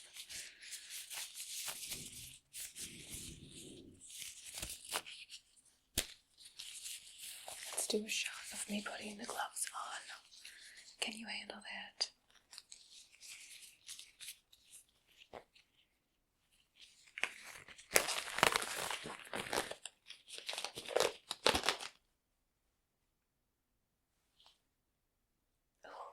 Does that make my hand look really big? I don't want people to think I have disproportionately large hands. Let's try that again. Farther away from the camera.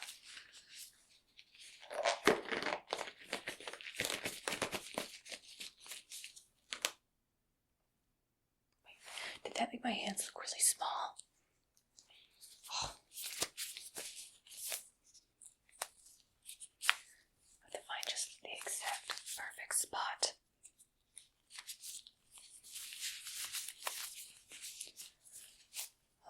I'm going to move my hands back and forth. You tell me when to take the perfect picture. When do my hands look proportional?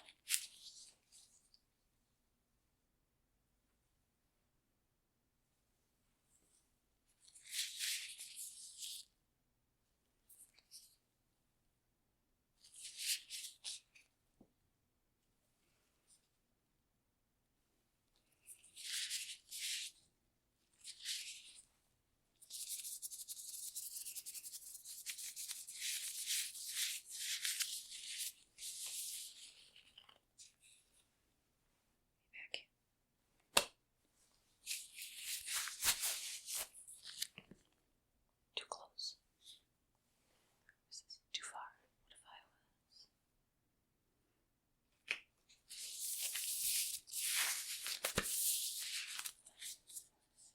No, wait. I don't want to hide my face. Make my face a bit more picture. Yes, look at how stretchy these gloves are. How durable they are.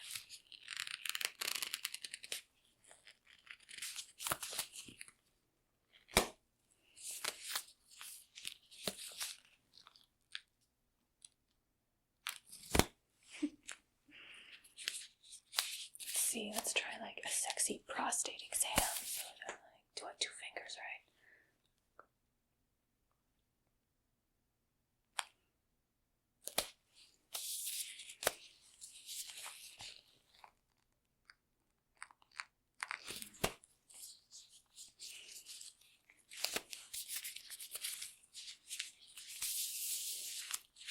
Maybe both fingers.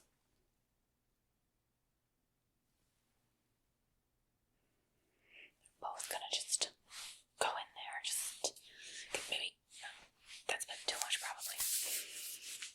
I mean, this is going to be something that the doctors and nurses will be looking at, not necessarily the patients. But I want them to know that these gloves are very strong. They're durable. They're not gonna break and get gross stuff on them. Gotta make these gloves look good. Gotta make them look as good as I look. Luckily for you, your job's fairly simple since I'm pretty good at my job. It's not like I have a bad side.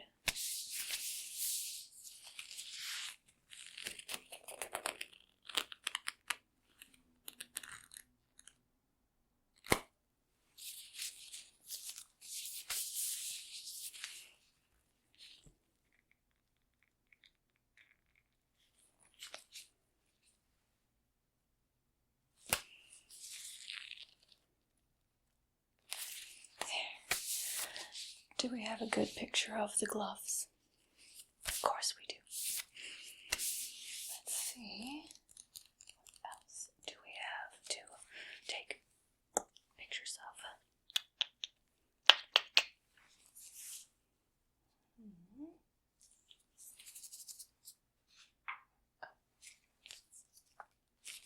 Do you know what this is?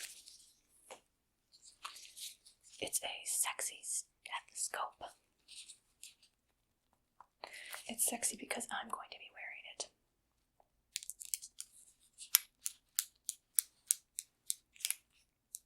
Let's see, should I just be holding it? That makes me look like I'm trying to listen through the wrong end. Let's try maybe the neck.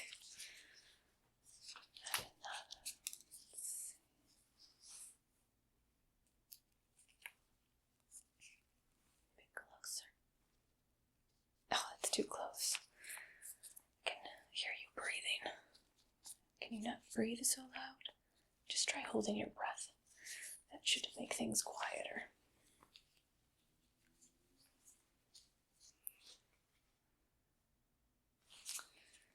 They should rename this the stethoscope. I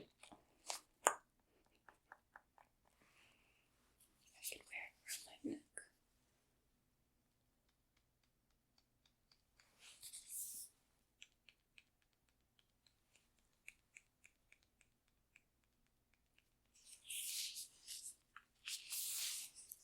could pretend to be using it. Just hold still. I'm a bit of a method actor, so I'm going to be listening to your heart for a moment. What type of face would a doctor make while they're listening to a heartbeat?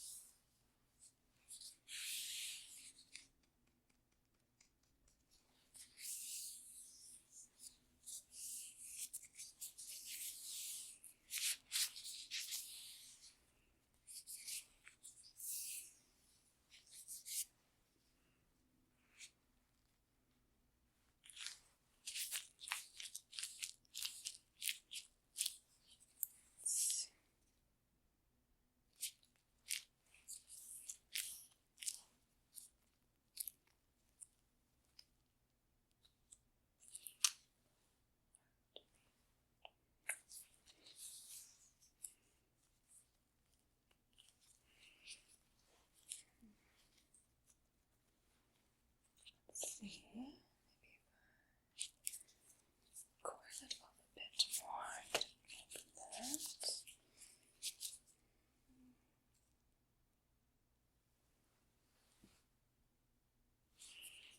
It should be something like that.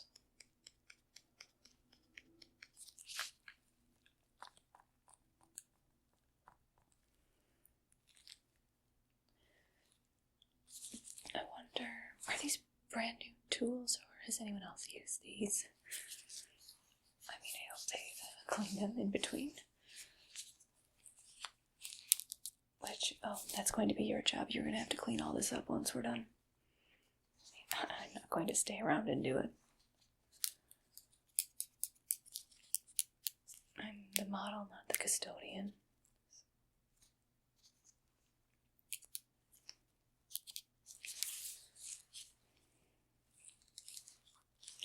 I really wish they had one of those skeletons that they display in medical schools.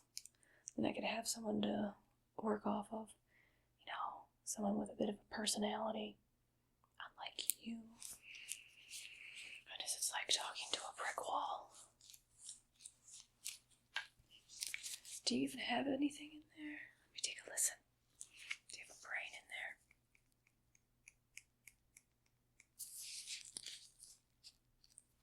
Nothing over there. Not over here.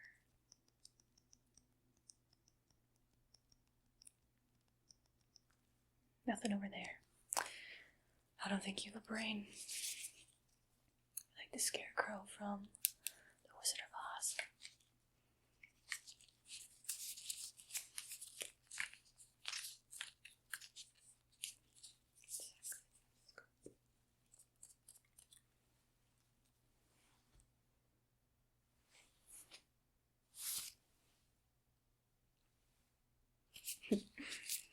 I'm sure we have a good picture of that. I think I'll keep this around my neck.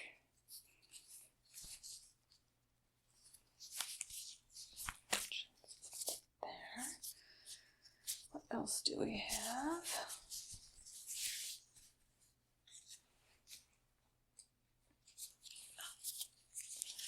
A popsicle stick. Popsicle stick.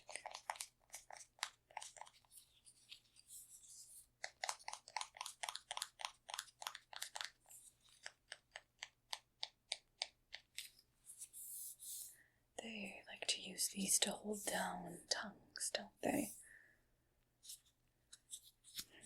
I guess I could use it on you. Like to hold that tongue of yours down. And of course we have a light. A pen light, how useful. Alright, open your mouth and I'll just set that there. Squish that tongue down. We'll be needing it. Where's a good spot for the light? Maybe over here. Over here. About lower. About closer.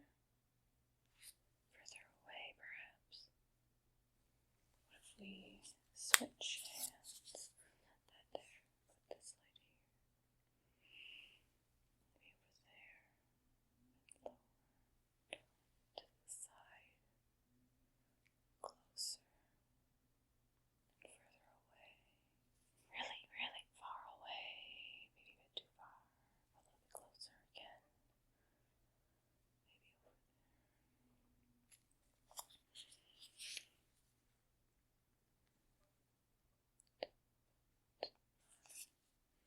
Side. What if we go more like that so you can see more of me?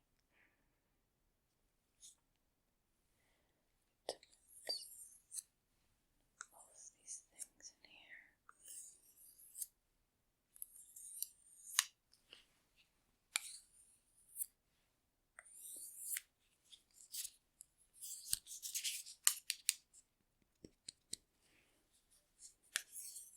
Maybe both of these together.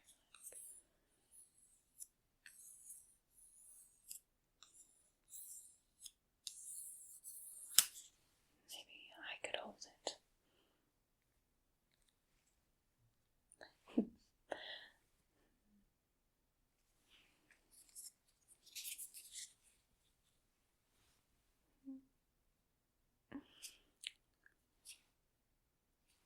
It's probably not sanitary.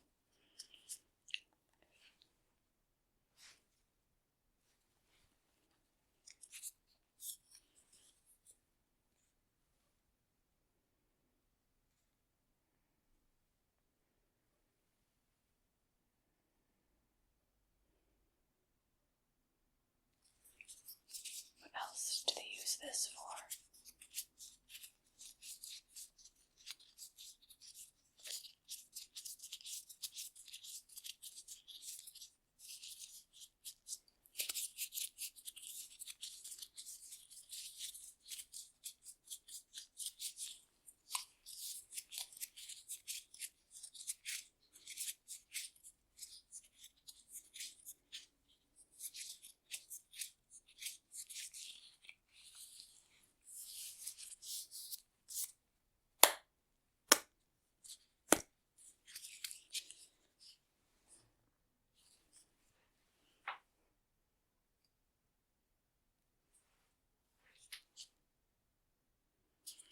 Are you getting all of this?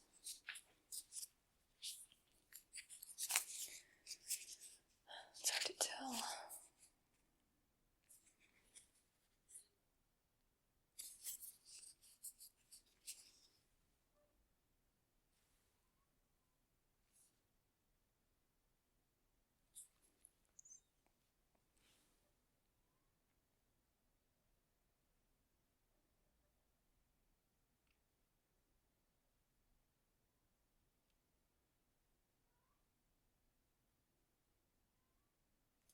Here's a bit of an action shot for you.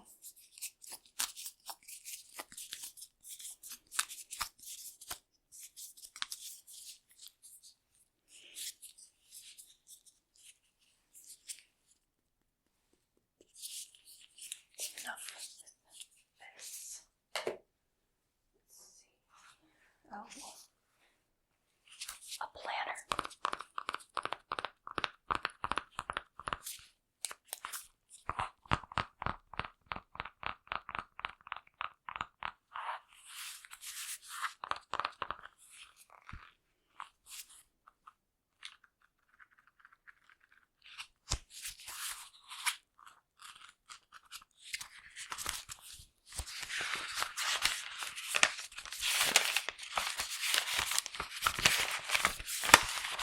See, what would be a busy doctor thing?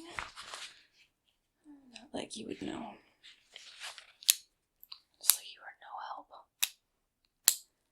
Do you even know what a doctor is?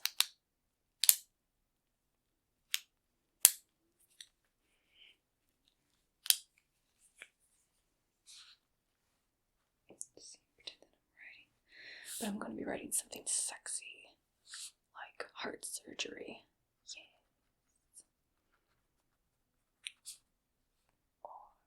Gallbladder, spleen, the sexiest organ.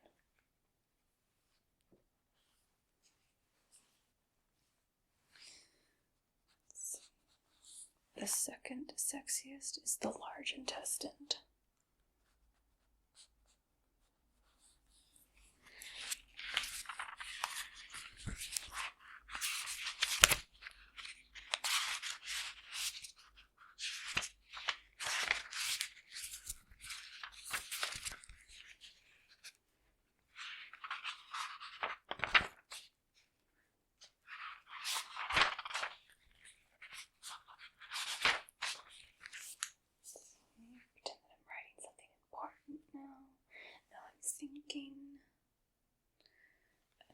Thinking even more. It's a good thing I have my planner.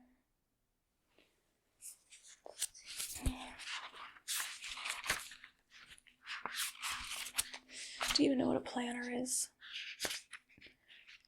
Do you know how to plan things?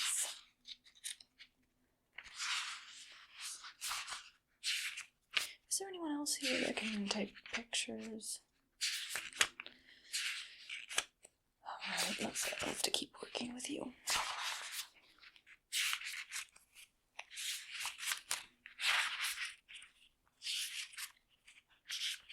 Oh, look, there's a section all for phone numbers.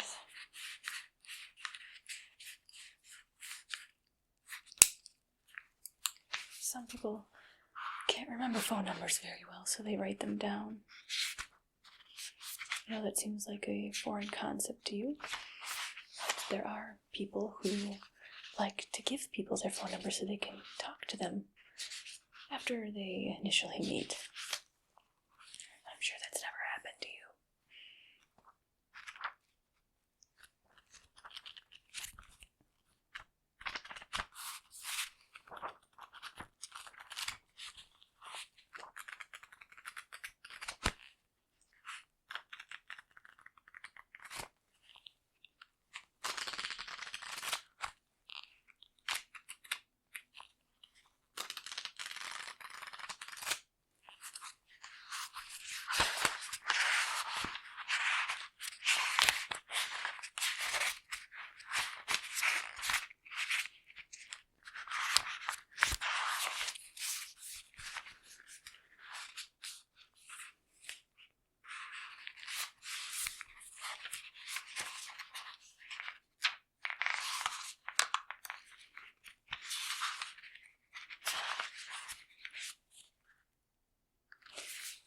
Did you get a good shot of me with the planner?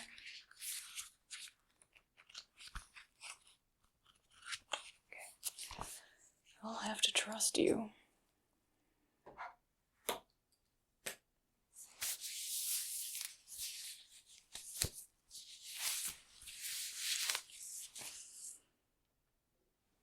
Oh, here's a fun tool.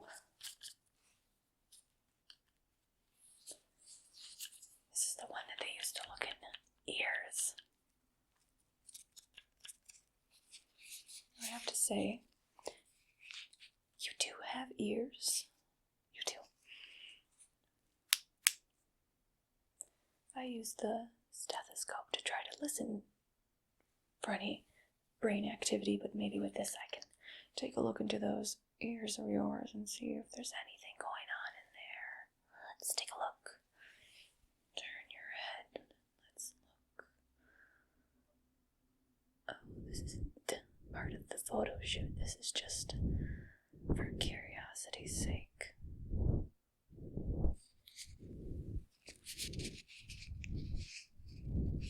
Over there.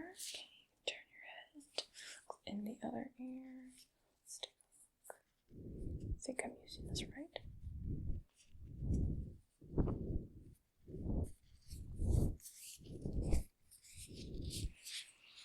Just as I suspected.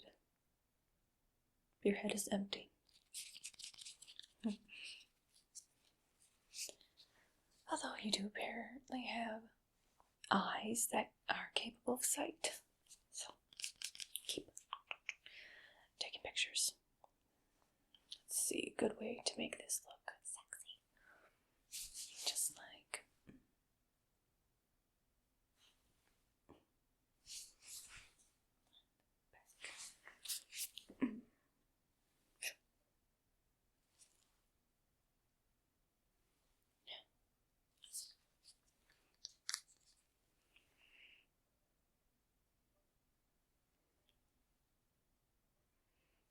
action shot. Like I'm going to grab your ear. Make sure I'm in the picture. This way.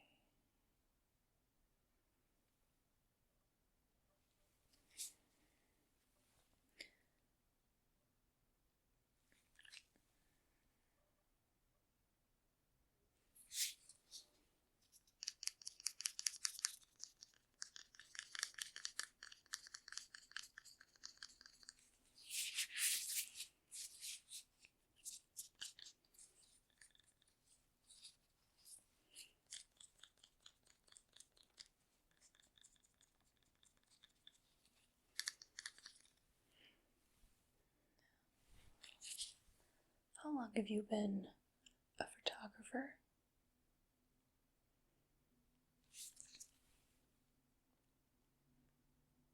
I would have guessed a few minutes.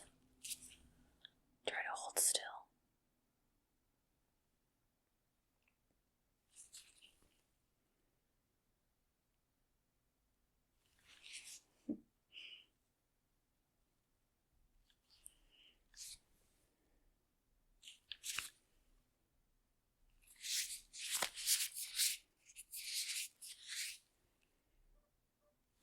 Sometimes you look a little bit confused. Do you know what a doctor is? Or nurse? Anything like that? Anything in the medical field? Maybe a radiologist? A phlebotomist? A dentist?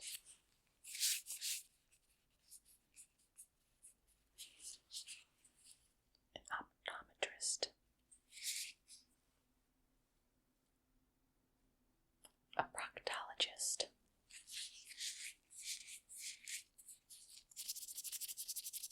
A dermatologist. Are all of these words too big for you? They're too big for you. That's fine. I guess you don't need to know what this is. You just need to know when to take a picture.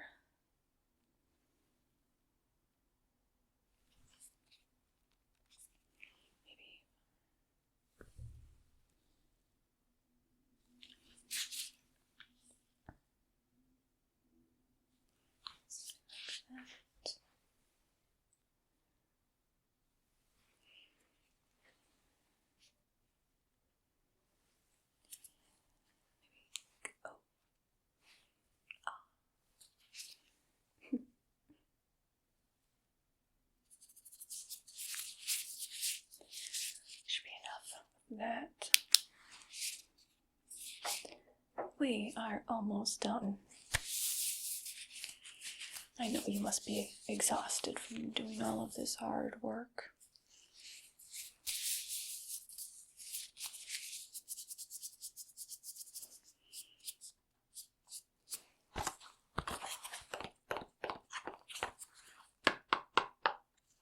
We just have some gauze. That's this absorbent fabric that they wrap around people who are leaking the red stuff that's inside your body. And yes, it's red, it's not blue. So many people think it's blue when it's inside, but it's just dark red.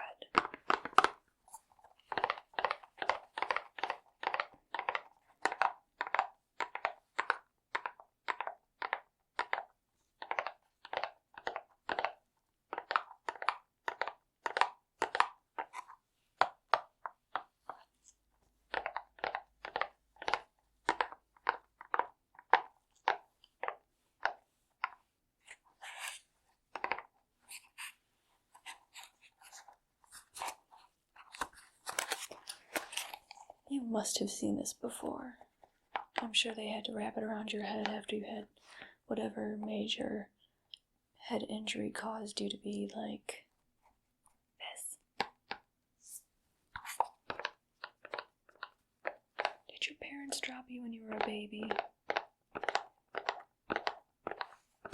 mean, that would explain a lot.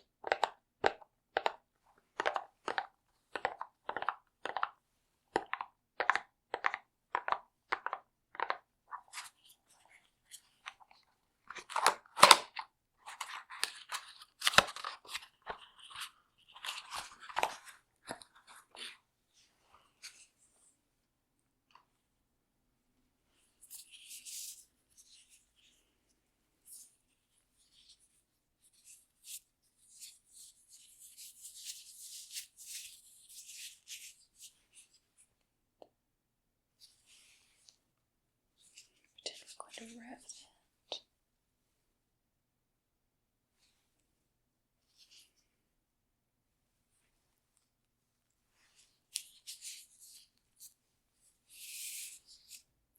Oh, I have the perfect idea.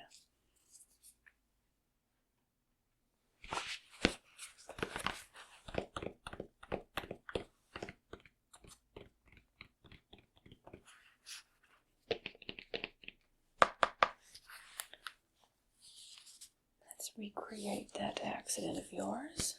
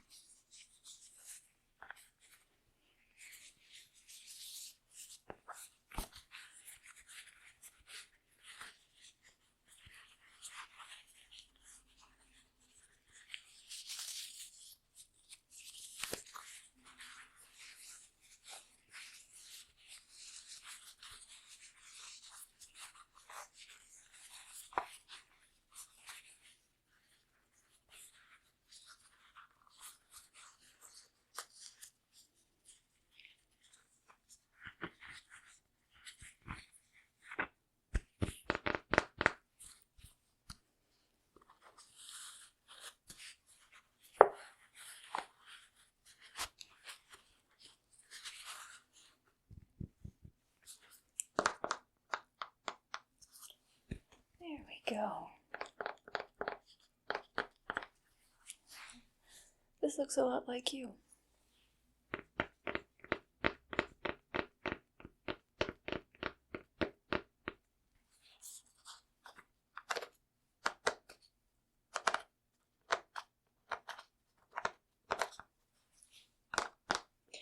Actually, it doesn't quite match perfectly. This one's teeth are a lot better than yours. You should really keep that mouth of yours closed. You want to hide something like that. You don't have perfectly straight teeth like I do.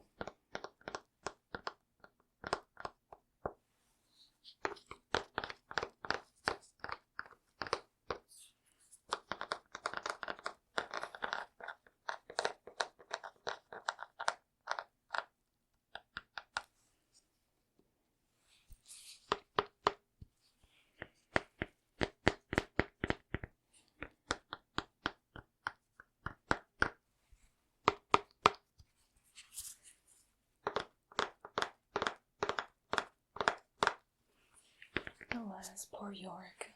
I knew him well. That was Shakespeare. The poet.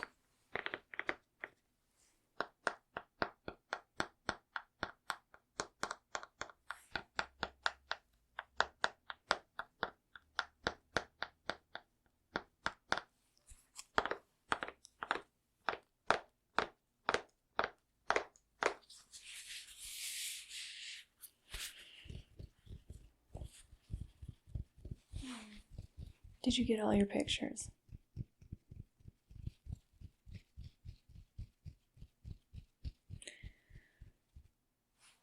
I hope you're not a liar. I really don't want to do this again. At least not with you, because this was very unpleasurable.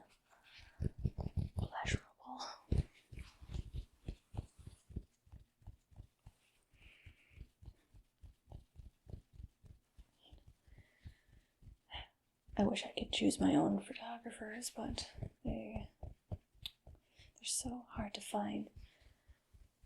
And all the good ones tell me that they're busy whenever I ask for them. They should really make time for me.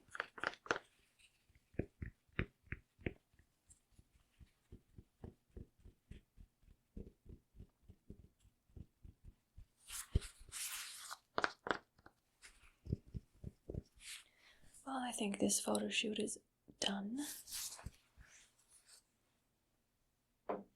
You can take your camera and your lights down and pick up the rest of this mess. I'm going to change into something more comfortable, take off my makeup, and relax after a very stressful shoot.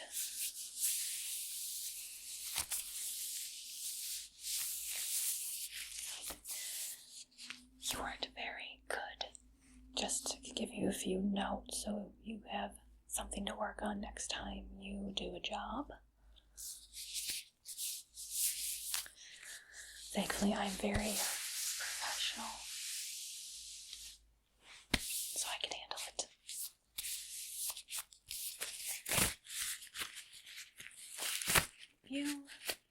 You can go. We're done here.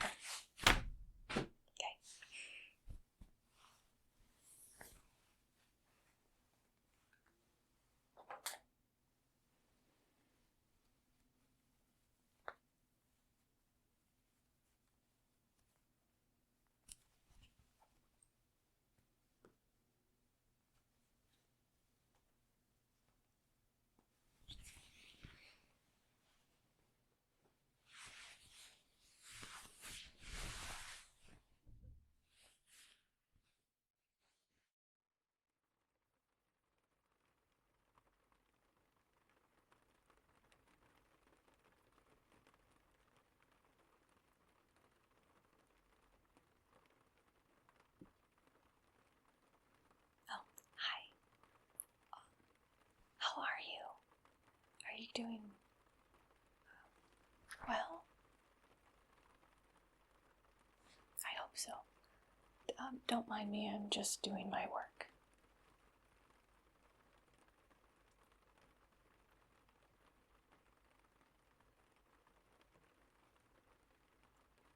You do remember me, right? Of course you remember me. You're the one who hired me. I'm your bodyguard, and right now I think I'm doing a fantastic job of guarding your body. Your body is very guarded right now. I'm making sure that nothing is getting close to you. Nothing can harm you. I am a sentinel. Nothing is going to hurt you.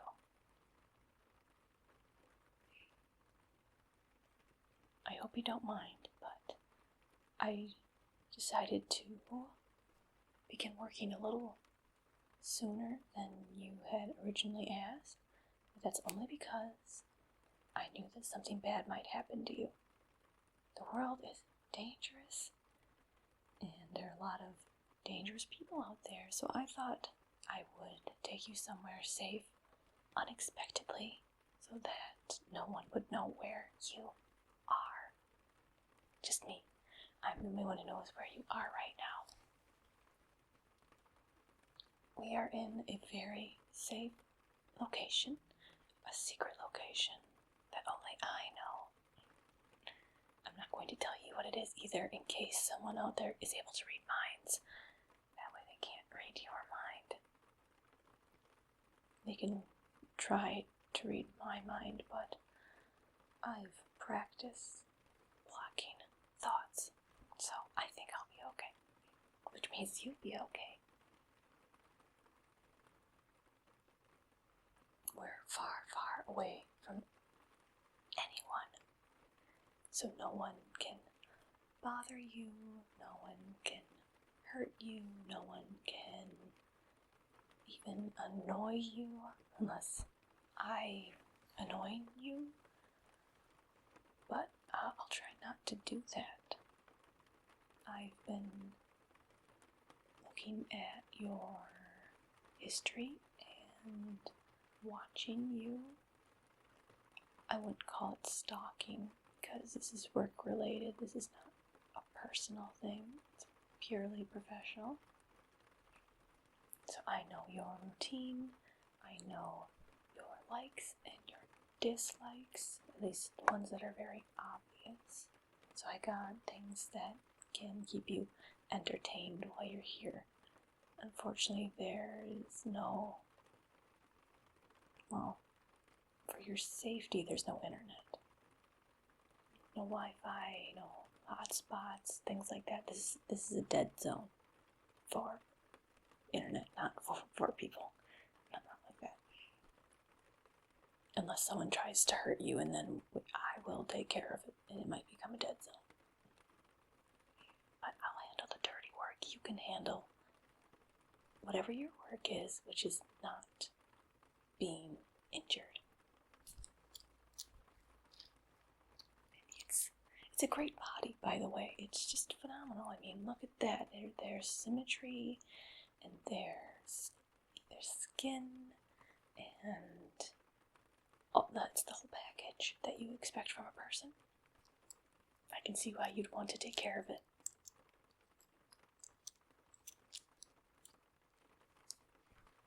Now, there's also the possibility that there may be internal threats. I mean, internal within you. Sometimes our mind can be the worst enemy. And if that's the case, I have some things that can take care of it. If you decide that you need help with that, I can always hold you down and just maybe tie something together, or just clip your shirt sleeves to something, maybe pinch your fingers together.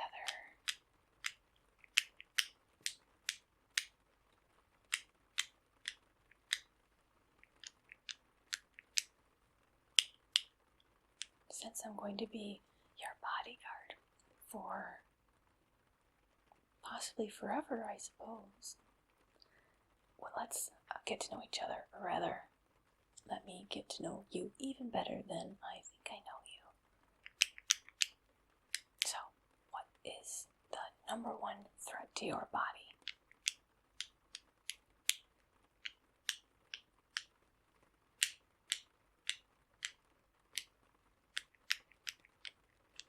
There are a lot of threats to the human body. There's physical harm, biological harm, chemical harm. I plan on taking care of all of them.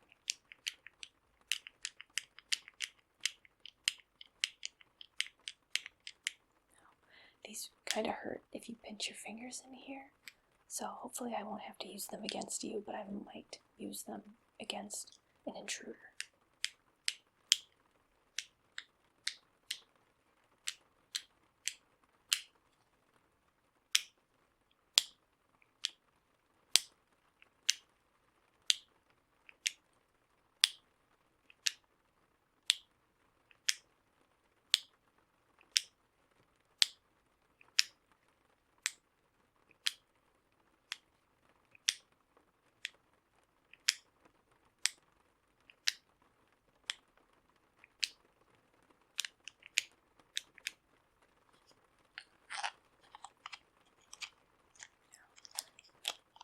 I'm never, ever going to leave you alone, so you will always be safe. And again, I'm very professional, so you don't need to worry about private moments being interrupted. I can be very, very quiet. I can blend in with the background. You won't even know I'm there, unless I see something potentially dangerous, in which case I will swoop in and stop it from bothering you.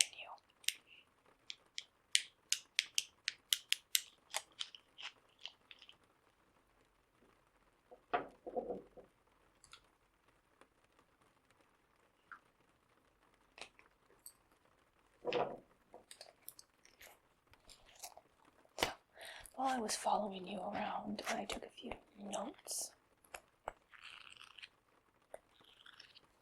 However, I understand that my notes may be incomplete.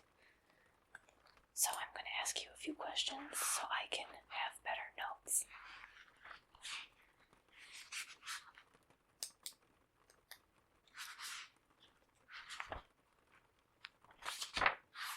Let's find a good page.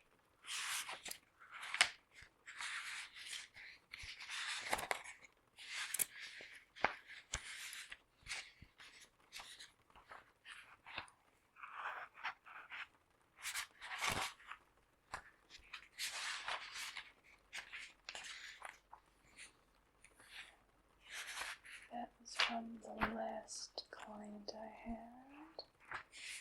They are no longer with us for reasons that are not involving myself.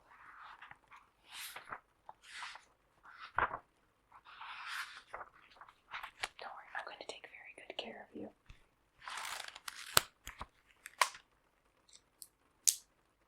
Alright, question time. Do you have any food allergies that I should be aware of?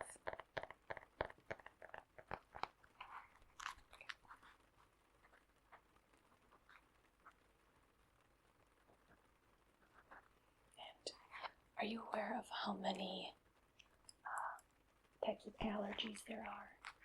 I mean, there are a lot, but the most, how about the most common?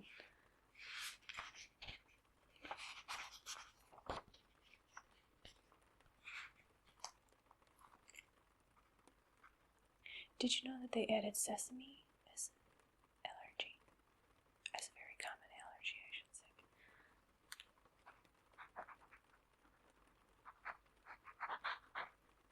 Okay, I'll make sure I have foods that you can eat. Any dietary restrictions, personal restrictions, religious restrictions, that sort of thing.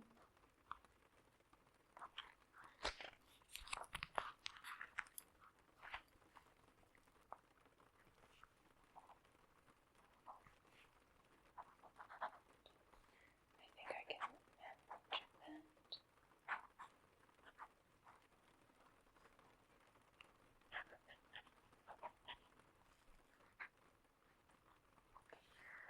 Are you taking any type of medication? I did go through your house a little bit before we left. I grabbed things that looked important, but I want to make sure I didn't miss anything, or maybe you needed a refill on something.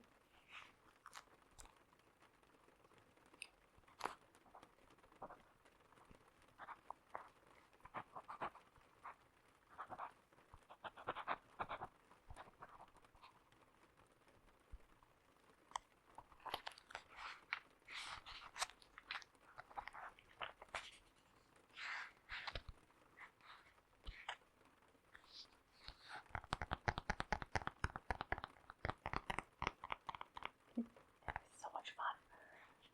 Alright, next question. Do you have any enemies? I'm assuming you do, since you hired a bodyguard. Please tell me about them.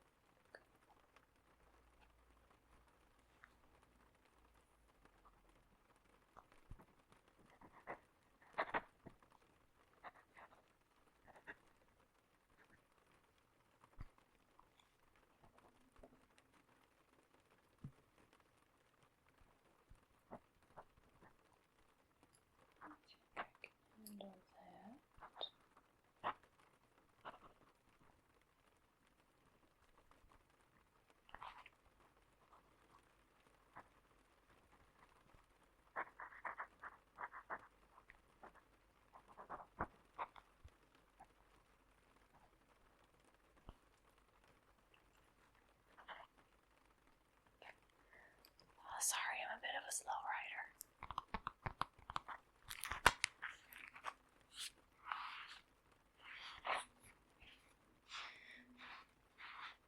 We have things about food, some things about health, and knowledge on your enemies now.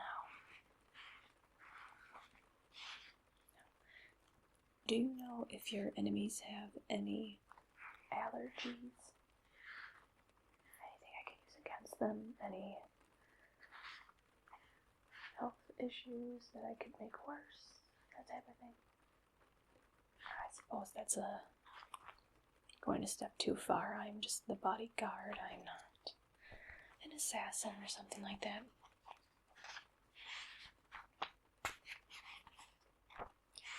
Now, is there anything you cannot live without?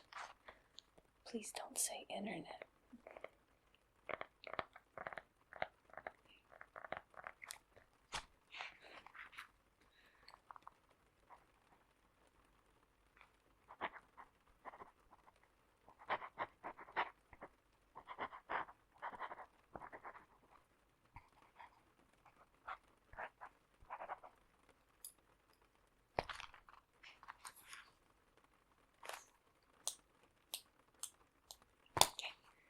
I know that's a short list, not many questions, but that's because I'm going to be doing something else. So since I'm going to be taking care of you, I'm going to be checking up on you, making sure that you're feeling good and that you're healthy.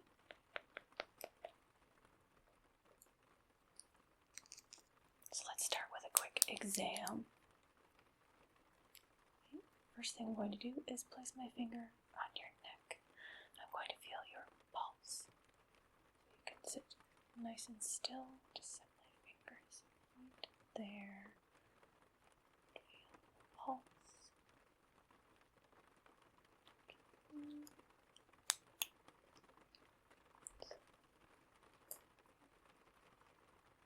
Good. That's a good strong pulse. Let's feel the other side too.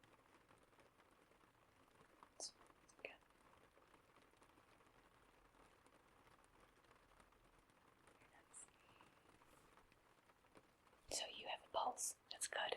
I'm going to check that occasionally to make sure that you still have one. Don't need another situation where I was watching a body for a couple days and didn't even realize it.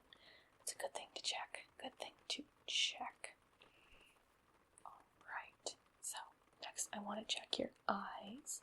That's another good way to tell if somebody is alive, is if their eyes are moving. So, okay, here's a finger. I want you to follow it. Just follow it with your eyes. Don't move your head. Just follow the finger. Just your eyes. Just your eyes.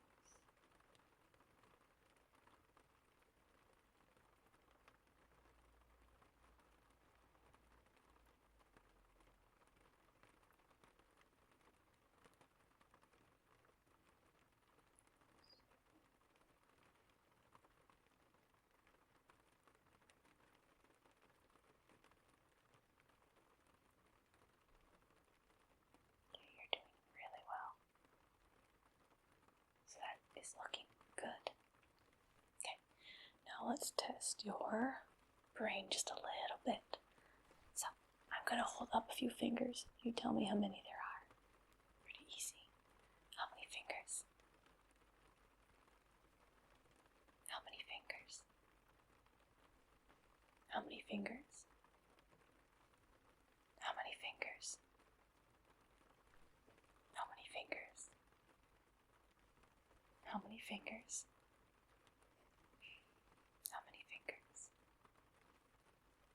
How many fingers? How many fingers? How many fingers? How many fingers? How many fingers? How many fingers? How many fingers? How many fingers? How many fingers? How many fingers? How many fingers? How many fingers? Okay, you did a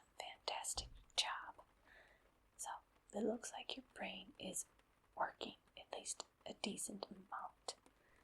Yay. Very good. I'm doing such a great job of guarding this body. This is a great body to guard. I'm super excited. Let's check the rest of your face while we're here. Okay. Please open up your mouth. Just open up nice and wide. Let's take a look. I won't go too deep. I'm just going to touch your lips a little bit. Look at the teeth. Make sure that there is nothing wrong. Nothing. It looks broken. No bleeding. No cuts. Nothing like that sort of thing in the mouth. I'm going to be checking this daily. Maybe 2 times a day to make sure that there's nothing wrong with your mouth. Make sure you didn't eat anything you weren't supposed to. Nothing too sharp. Maybe I should cut up all of your food into small pieces so you don't choke. Maybe I should just blend up all of your food and you can drink it. That should be safe. Oh, looks good. Now it's time for the nostrils. Just tilt your head back and I'll take a look up there. Make sure you didn't stick anything up there or anything got accidentally lodged in the nostrils.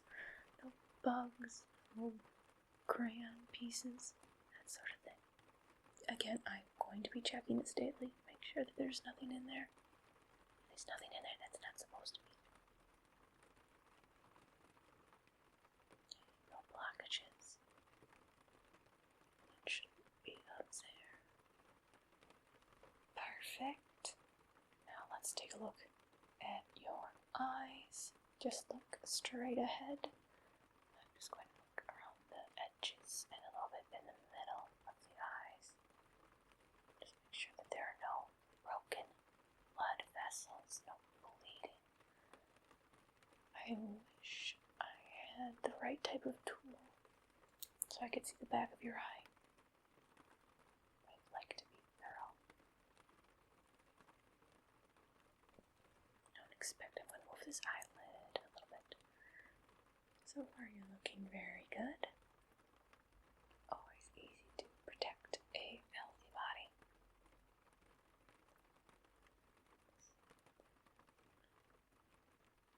Make sure there are no eyelashes that are growing the wrong way, poking your eye.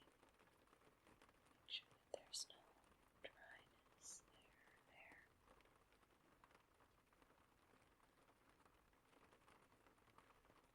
Looks okay. Eyes are looking okay. Let's take a look at the sides of the ears. You can turn your head just a little bit more. Again, make sure nothing's lodged in the ear canal.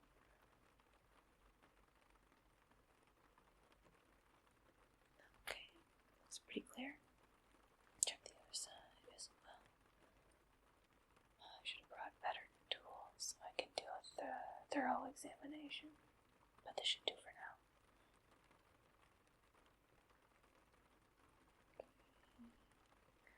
Next, I just want to look at the basics of the face, make sure there's no cuts or bruises that I didn't notice before, especially when I was moving you. I was very gentle when I moved you, so there shouldn't be any bumps, any cuts, that sort of thing. It should be great. I bubble wrapped you before bringing you here. That's the only thing.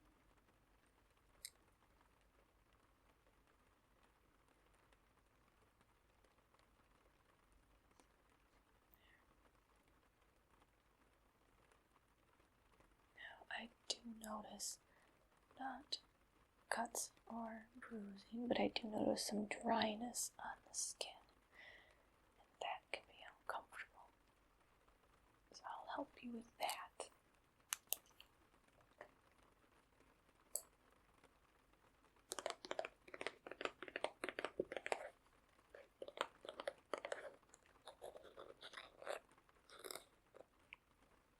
Have lotion.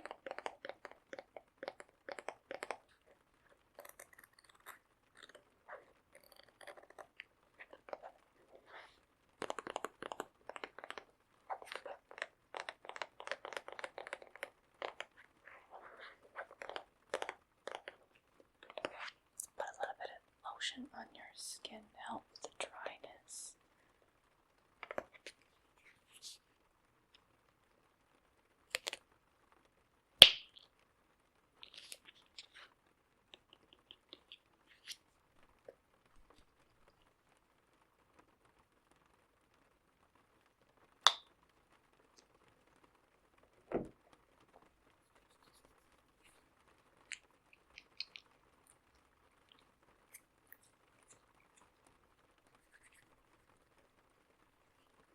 Okay, just rub it there.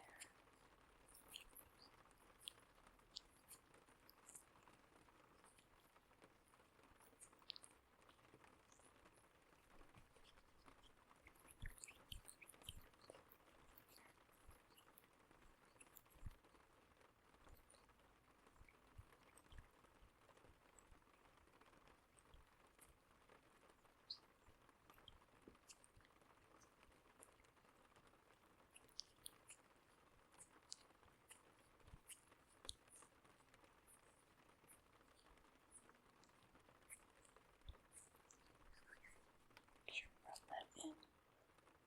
Really gets in there.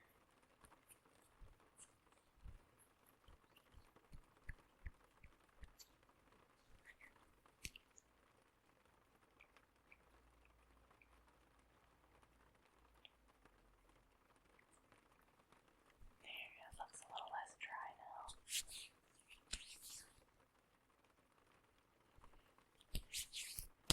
Now, those lips of yours look a little dry too. Do something a bit more than just lotion.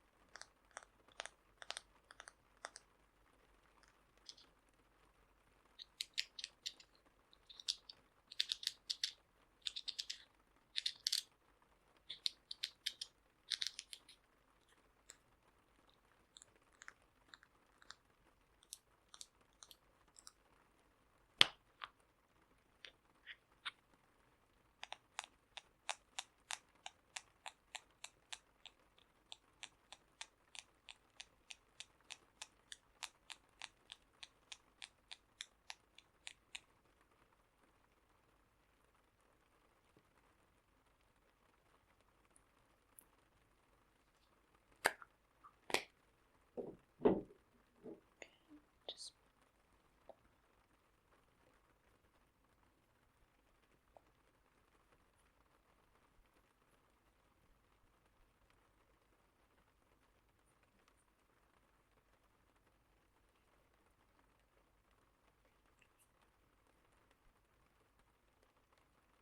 here we go. That'll help your lips feel a bit better now.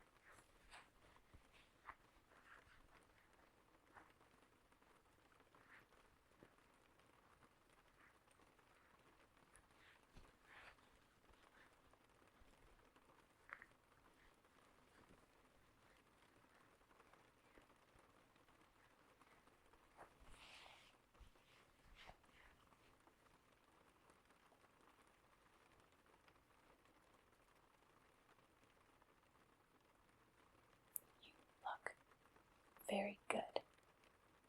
You look guarded. I knew this would be the best solution. So much better than just having you walk around and go about your life. It's too dangerous. You just stay here where you're completely safe forever.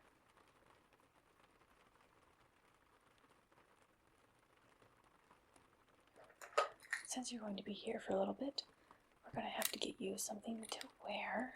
So, I'll be doing the shopping for you. So I just need to take a measurement or two, or a few more, just so I know what to order.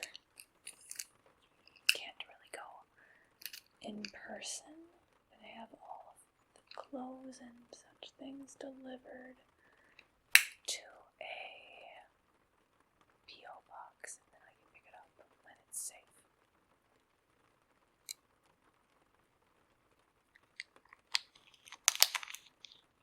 Off here. Okay, let's take a measurement of the arm. Let's check this out to be absolutely sure. Everyone's arms are the same size. Okay. Let's do across the shoulders. Some nice shoulders. Nice, very nice. Let's do around the neck. So around here.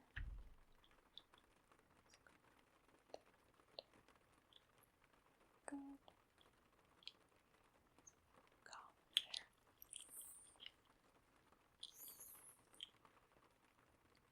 How about hats? Do you ever wear a hat? We should get the hat size one here. I should just get as many measurements as I can. I should take daily measurements to make sure everything's looking good, that there's nothing happening, no growths. At least no unexpected growing being done. Let's go.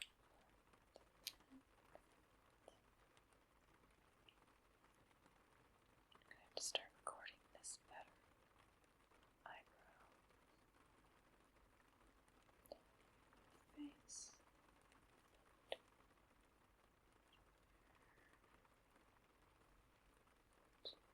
Size. The ears.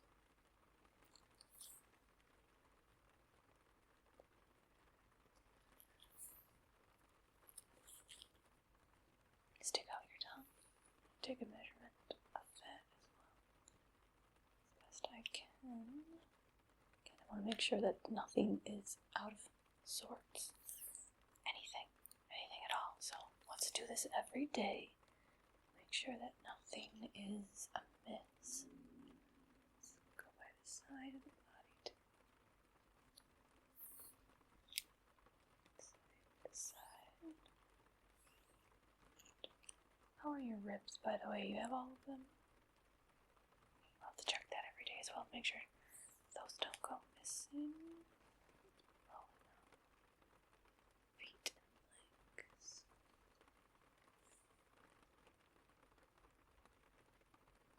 Legs. How about the back over here?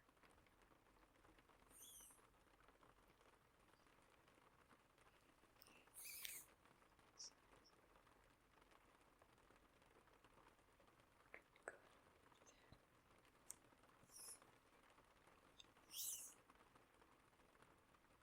Maybe collarbones. Because they should. I think that's a normal measurement.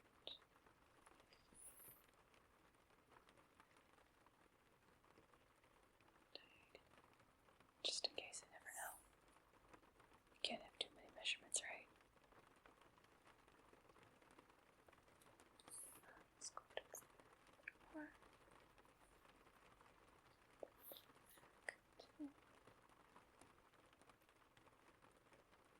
Alright. Just one more by the nose. Thank you. That should do for measurements for now. Again, we'll take more tomorrow. Maybe we'll take more every day. Maybe twice a day. As I was looking at your body, I noticed a bit of just little pieces of fuzz and things stuck to that, but I don't want any of that to harm you. I don't know if it's harmful or not. So let's do a little bit of cleaning.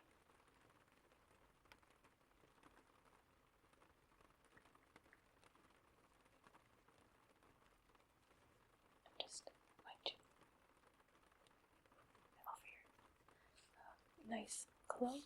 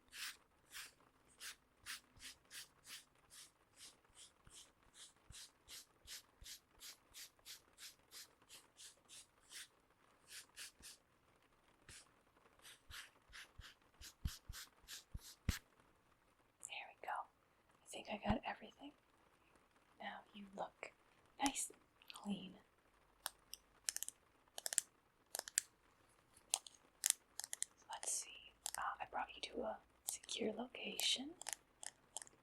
I've limited your mobility so you're not able to hurt yourself.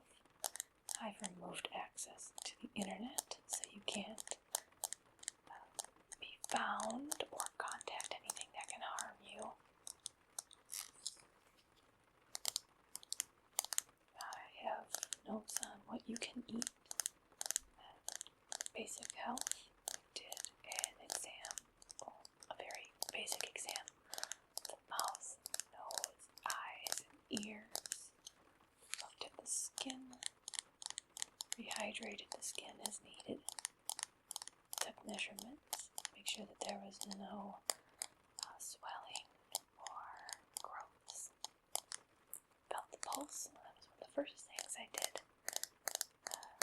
Checked eye movement.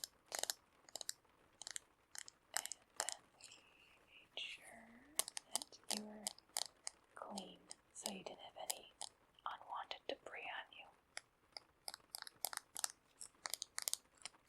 I think that would be good for this hour. We can always check more things throughout the day and the night, in the afternoon, in the early morning, and mid-morning, and midday. Either way, I'm going to make sure that you are properly guarded. Your body's going to be so guarded, it's not even going to know what to do with itself.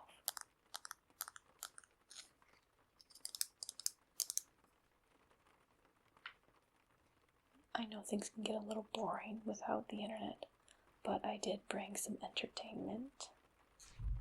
It's the perfect game when you're not with many people, I think.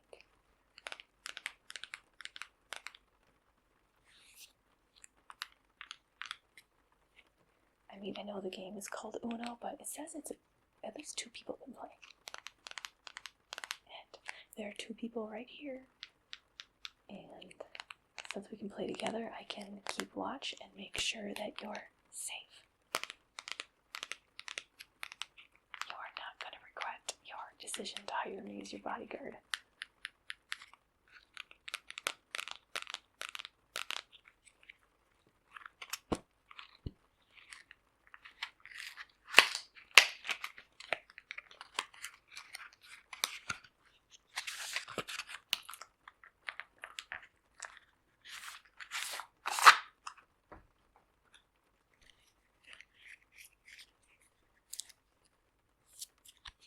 Shuffling, and then we'll get started with the game.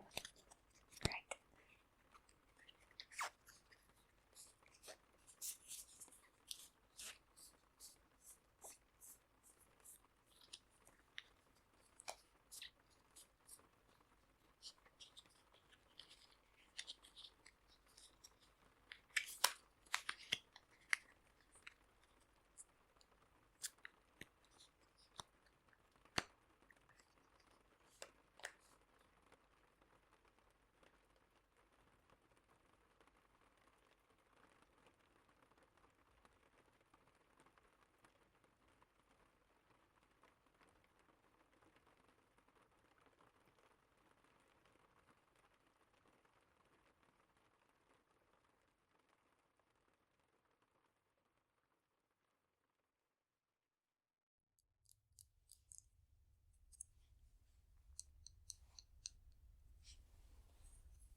Come on, everyone. Come on.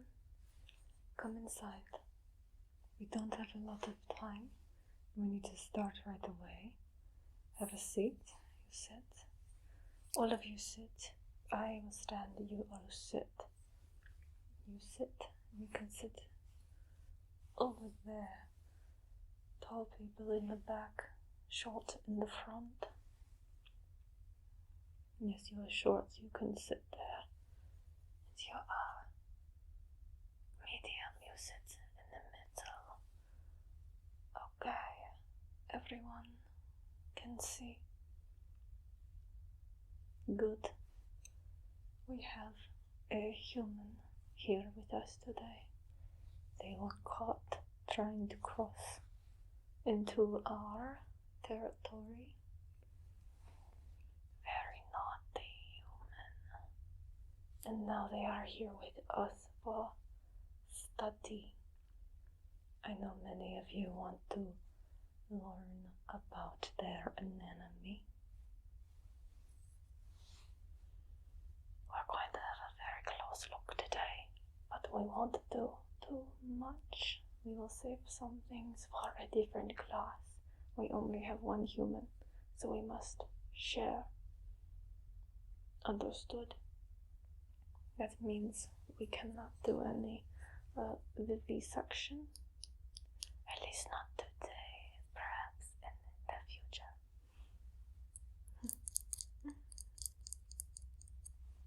Now, is everyone here? Do I have to do roll call? Right, let's see, let's count. 1, 2, 3, 4, 5, 6, 7, 8, 9, 10, 11, 12, 13, 14, 15, 16, 17, 18, 19. Who's my back there?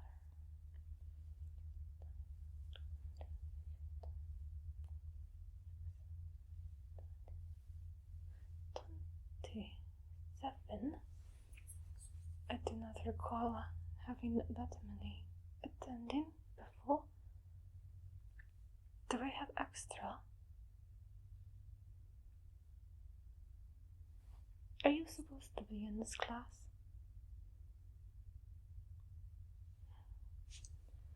Whatever. As long as you are quiet and here to learn, you can stay. Yes, all of you, be quiet. I talk. You listen. You do not talk either. You are quiet. The human we have today is very human in appearance. If you look, you can see here and here are eyes. Some humans only have one or no eyes. Some have 2 eyes. It changes depending on human. Sometimes they can lose eye. Sometimes they are born that way. Some eyes are different colors, like ours. This human's eye color appears to be very normal for human. Interesting thing about human eyes is all of them are blue. It's just they can have a color coating in front of the blue. This is caused by genetics. So even if the human has brown eyes, you can see a bit of the blue on the outside of the iris. Just a little bit. You have to look very close. If a human has blue eyes, very blue eyes, it means they have no color coating in front of iris. Very strange.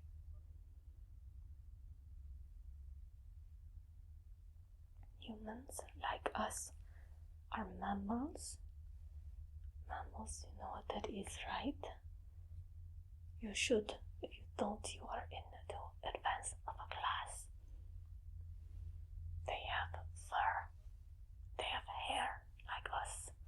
Hair grows on top of head, like here and here. They have eyebrows, which is eye hair of eye here and here. Eyebrows come in many different sizes, thickness, and shapes. Some humans have a unibrow. It's where hair grows between the 2 eyebrows to form one long, beautiful eyebrow. And speaking of hair by the eyes, they have eyelashes. You can see here little hairs growing from the eyelids. This is to keep debris from the eyes. Some humans are born with a genetic trait that does not allow hair growth. So not all humans have eyelashes or eyebrows.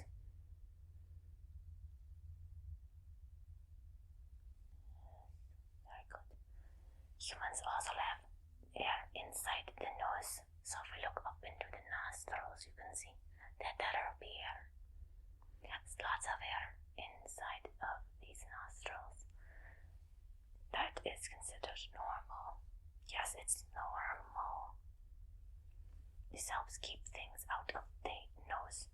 These hairs are very sensitive. If things get in the nose, it can cause a human to sneeze. A sneeze is when a human will suddenly inhale and then violently exhale. This will force anything stuck in the nostrils out of the nose. It may sound very gross, and it is because it can throw stuff out.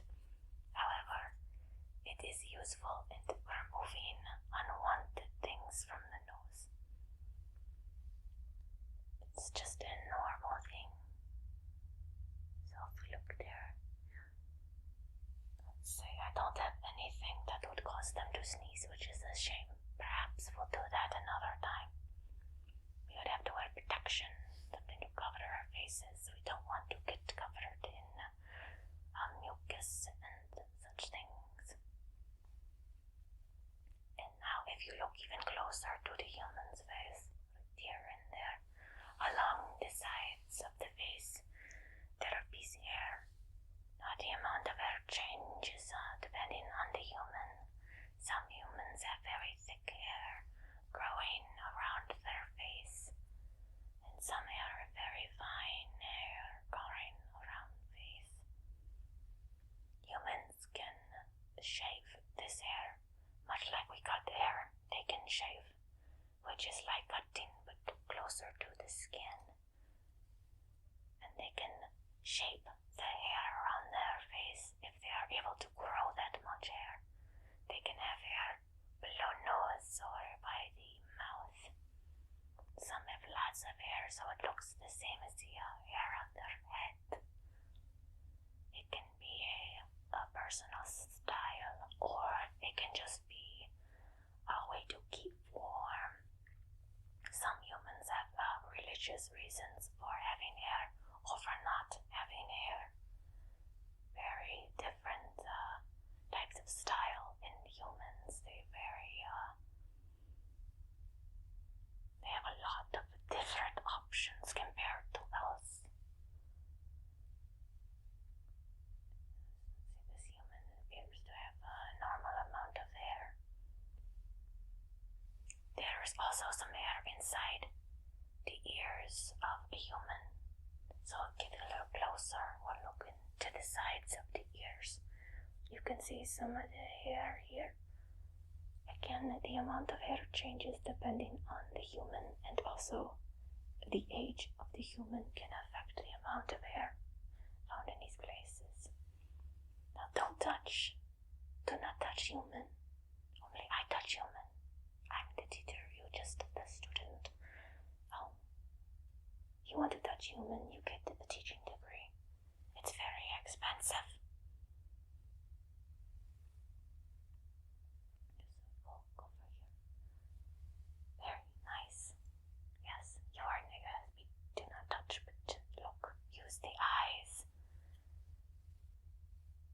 The eyes are the fingers of the face. And are you sniffing them? Why are you sniffing them? I suppose I can't blame you for being curious, but it is considered very rude to sniff a human's head, or really any part of a human without their consent. I know that this human is not an art subject, but still, do not be so rude. Do not treat them like animals. They are technically sentient. If you want to sniff, we'll cut off some of the hair later, and then we'll pass it around for the group. I'll not have you come up here and sniff human like you are a bunch of dogs sniffing bone. You, especially you. I don't like that look. No, you can't smell their feet. That's gross. Stop it. Get out of the class. You're gone. Get out, out, out. We get such strange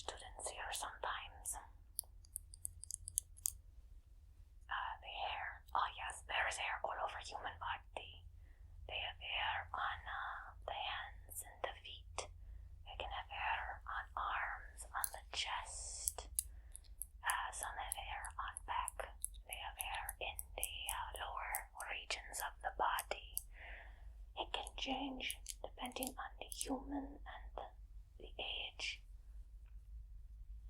Your question. Oh, hair color. Yes, humans have a variety of hair color, and they can change it too.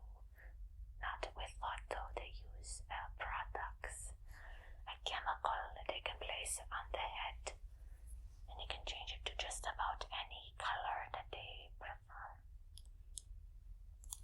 The color that they choose is typically decided by the individual.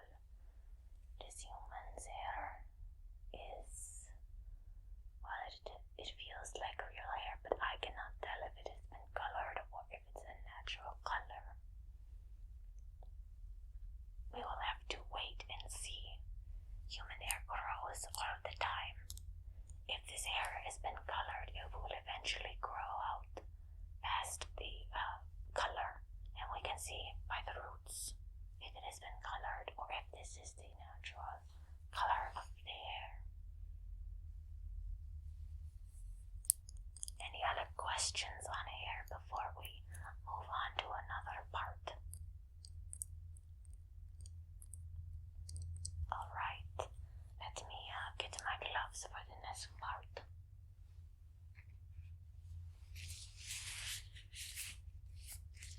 Humans are covered in germs. They have a lot of diseases. Now, these germs are not always harmful to a human, but it may be harmful to us. So, safety first. That is why I did not want you to touch a human.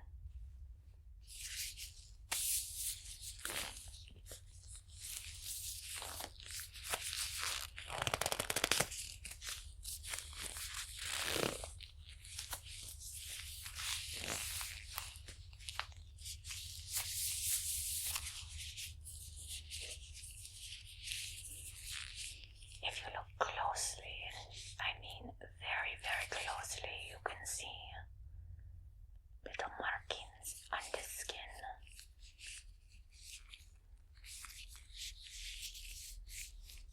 Let me grab this. It's a bit difficult to make out. My magnifying glass might not be powerful enough to see everything. But if you look close, you can see that there are little holes in the skin. Those are called pores. And humans, their hair grows from pores, but more than that, it releases different types of a liquid, a sweat. And that is part of the way humans can control their body heat if they get too hot. Liquid can pour from these pores and release heat.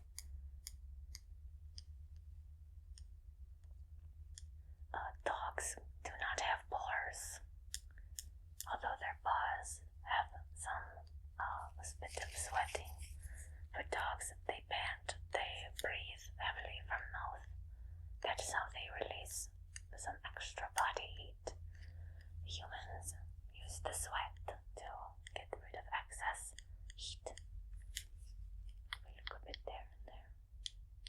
These pores can become clogged with dirt and other debris. It can cause very unsightly blemishes on the face. Those can be cleaned or will go away naturally depending on what they are.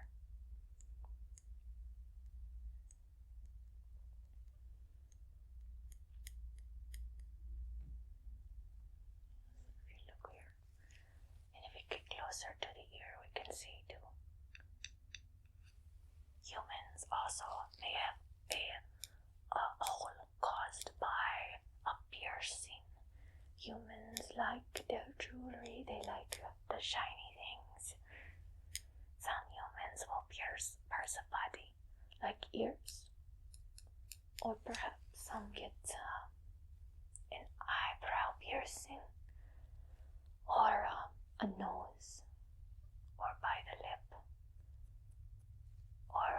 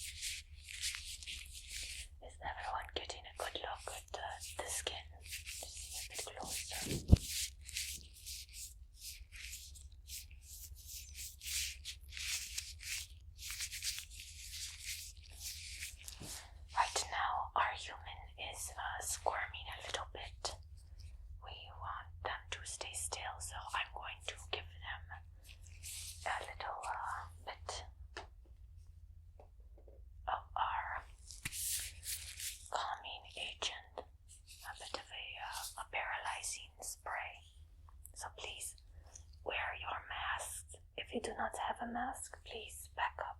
Back up. Give them space before I start to spray. Again, if you wear a mask, wear it. If you don't have a mask, back up. I can tell you're not wearing one. Back up a bit. You don't need any students becoming paralyzed, because I am not going to carry you out of this classroom into your next class.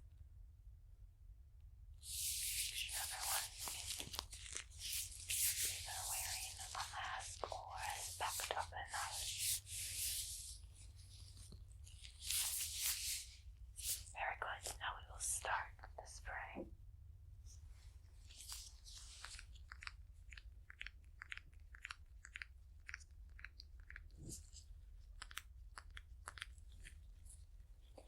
This will keep them calm, and it will prevent them from moving around, but not enough to harm them or to cause any pain.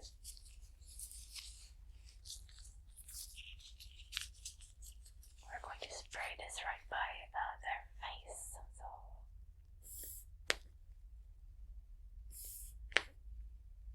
by the nose.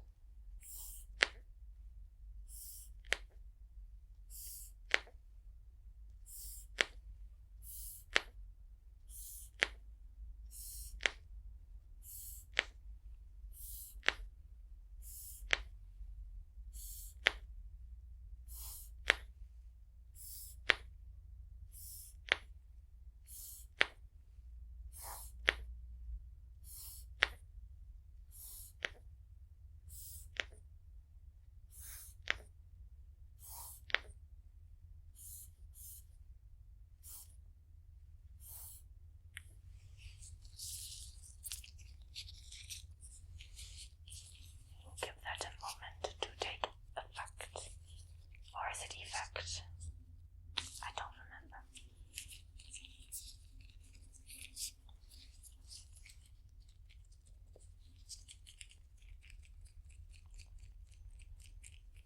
It looks like the human is settling down again.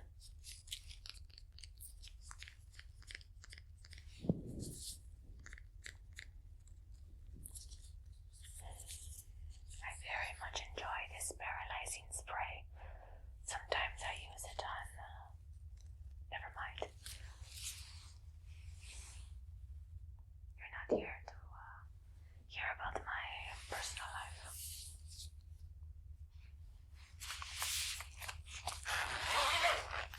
Now that we're sure that the human is sedated and calm. Right. Yes. We're going to look at the most dangerous part about the human. Their very disgusting mouths.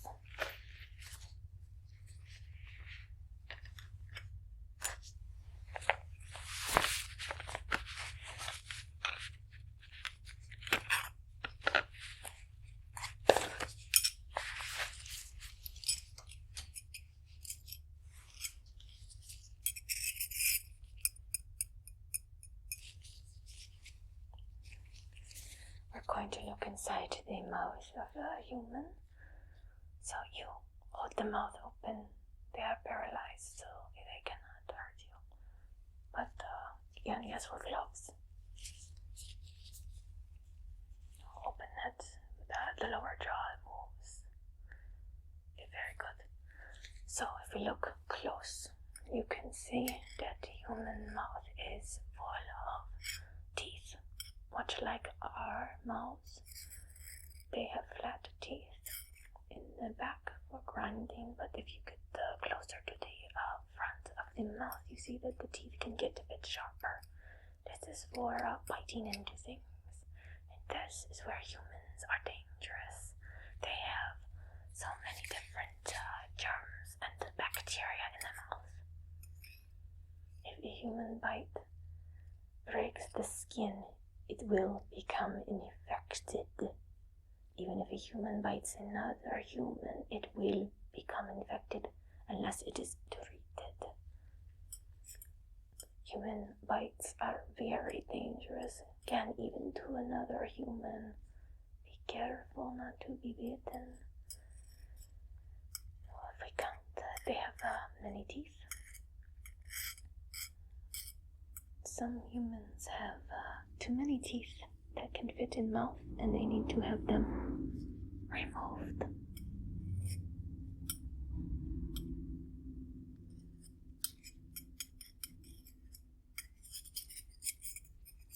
Let's tap on some of these teeth.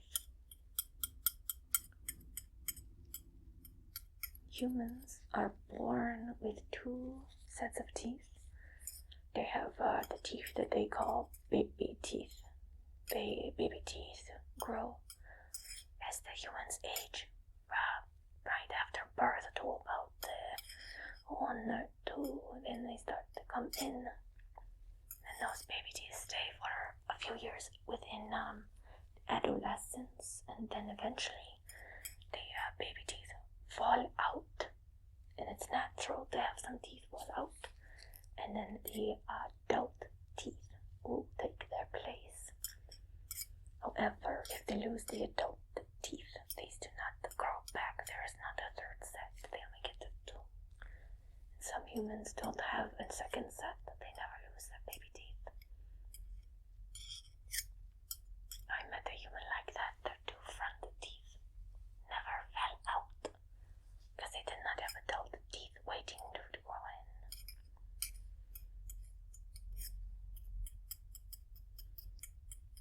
Humans have a tongue, like us.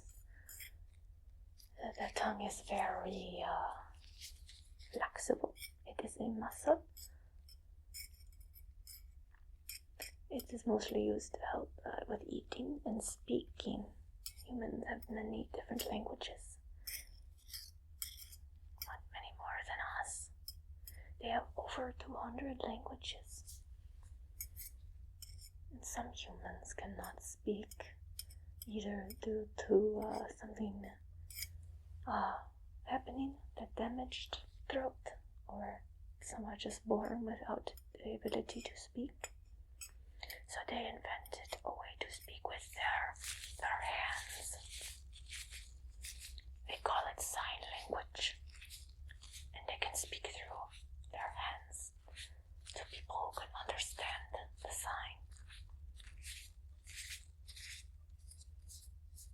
Very useful, especially if you're in a loud area. You can speak to each other. I once saw 2 humans speak to each other with their hands while riding a roller coaster. It was too loud to hear speech, so they just signed things to each other. It was very interesting.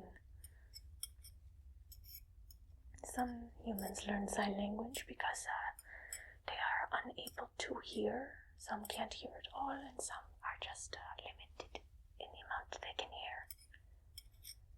So they can learn sign language, or perhaps they can learn to read lips. And that is what humans call when they watch a human speak. They can tell what they are saying based on the shape that the mouth makes and the tongue. It takes many years to learn how to read lips. But it's funny because they can see accents.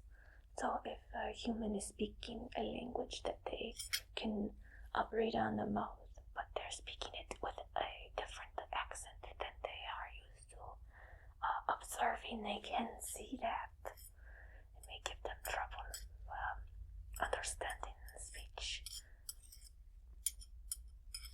And human mouths are very fascinating but dangerous with all the germs in there.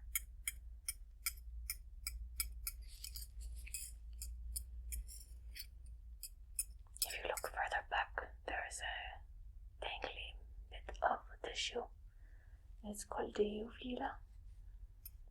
It is to help with the vomiting. Humans have the ability to release things from the esophagus if it gets lodged there. It is for emergency purposes. If they feel that they cannot swallow something or breathe, they can suddenly release it. It sounds disgusting, but it is very useful.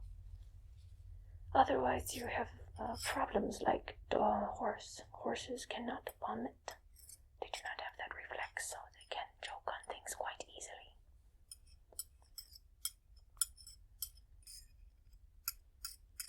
So many of these things about humans seem disgusting, but they are there for very logical reasons, which is why it's quite interesting to study and learn. So it looks like this human may have some fake parts on their teeth. Human teeth can suffer damage over time. Some may have a disease that can cause a tooth rot, or the gums, which is the skin above the teeth that holds them in. They can have a disease or a damage done to that area. If holes are formed in the teeth, they can have them filled in with different types of substances.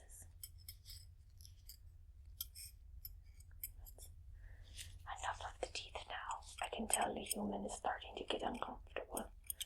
You can see the amount of saliva starting to build. You can let go of the mouth, let that close, so they can swallow that and have their mouth become less dry.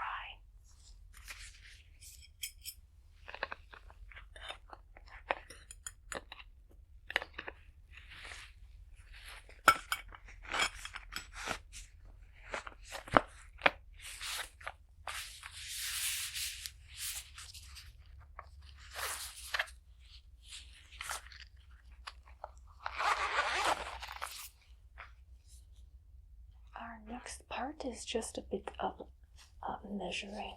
I know many of you are curious on the ears of humans, so let's do just a few measurements. There we go. Humans have similar ears to us. They are just rounded. But if you look close, you can see the differences aren't that extreme. The humans have ears that stick out like us. It's to help pick up the sound waves better. Now, look at this. The humans' ears are asymmetrical. One is higher than the other. This is very normal. This is to help the human locate sound. Very normal. There and like there. Some humans' ears stick out further than others, but it is just the way they are. It does not necessarily mean that they have better or worse hearing. This human's ears look very they match the face, the shape of the face. You look very good, I think. Again, if a human has rounded or tipped ears, it does not mean that they hear better or worse than another. It is just the shape.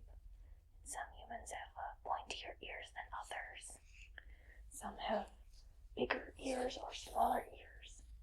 And then look right here at the bottom. Do you see that part?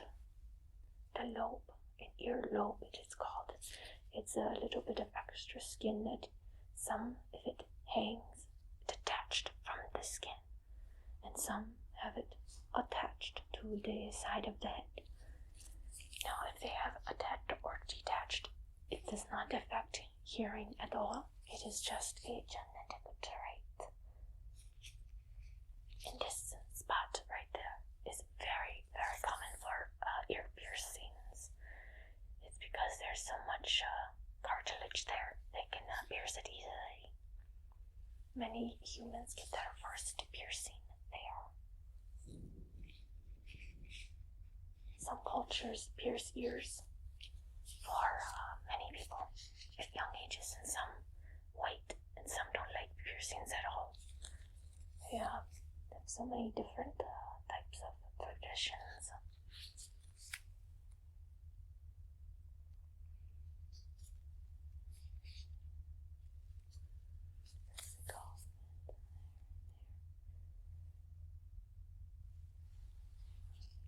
You can see that little ear folds in like that. And some people's ears fold more or less. It again depends on the human. It's all very individual. No, two humans are the same. Unless they are born as identical twins, I suppose. However, identical twins can have up to 10% differences and still be considered identical. So they don't always have to be exactly the same.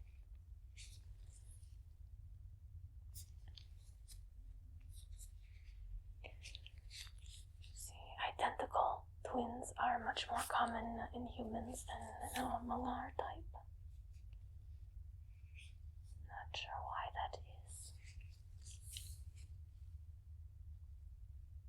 But it must be very interesting to have a twin, even if you're not identical. There can even be triplets, which is 3. Again, they might be identical, they might not be.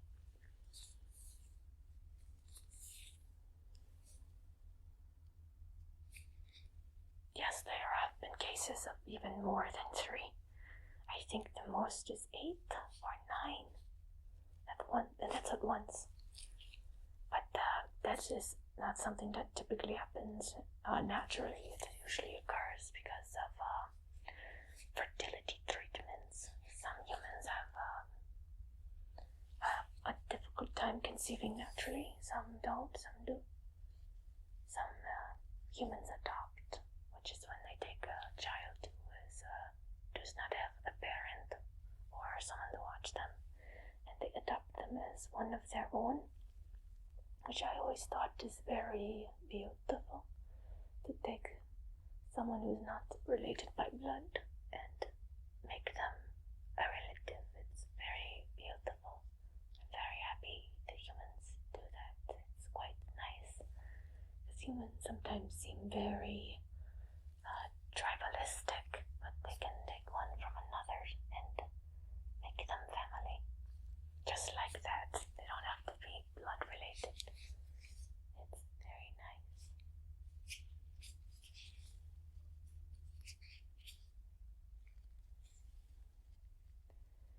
Yes, our human is sitting very still and nice. It's because we're being gentle. If you were mean to the human, they would probably be mean to you back. And again, you don't want to be bitten by a human. It's very bad to be bitten. The humans, when they are growing those teeth, those baby teeth coming out, they like to bite things, and it's not fun at all.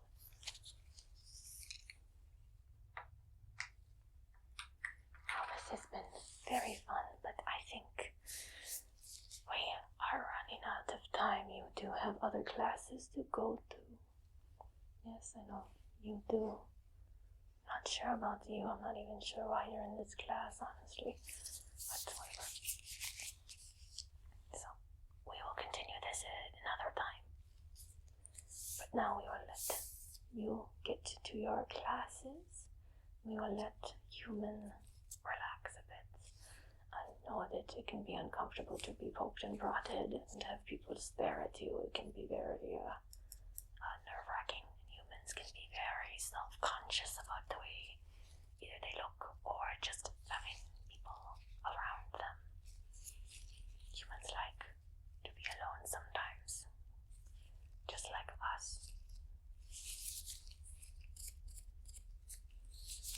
So, class is dismissed for now. If you brought anything with you, take it with you. I don't want your garbage left in my class. If I find any garbage, I'm tossing it. You're not going to get it back. Even if it's expensive, then I keep. It's mine then. Bye. You can go.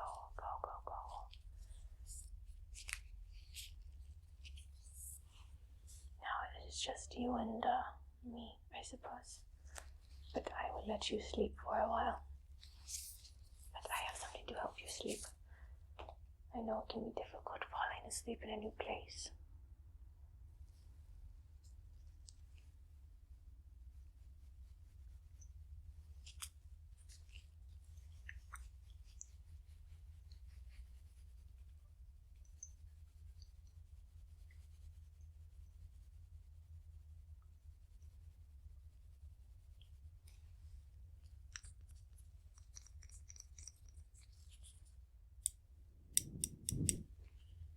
This will help you fall asleep.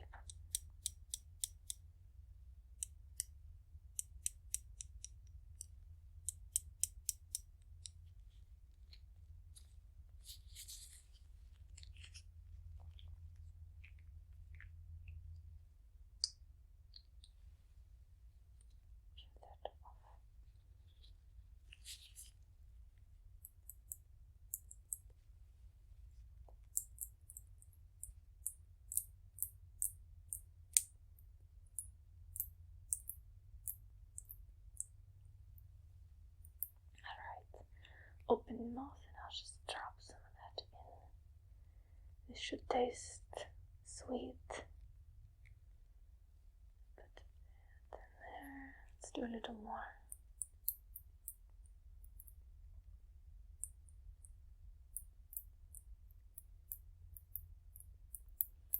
There we go. And some more in the mouth. A few drops there and there. Very good, you can just swallow that.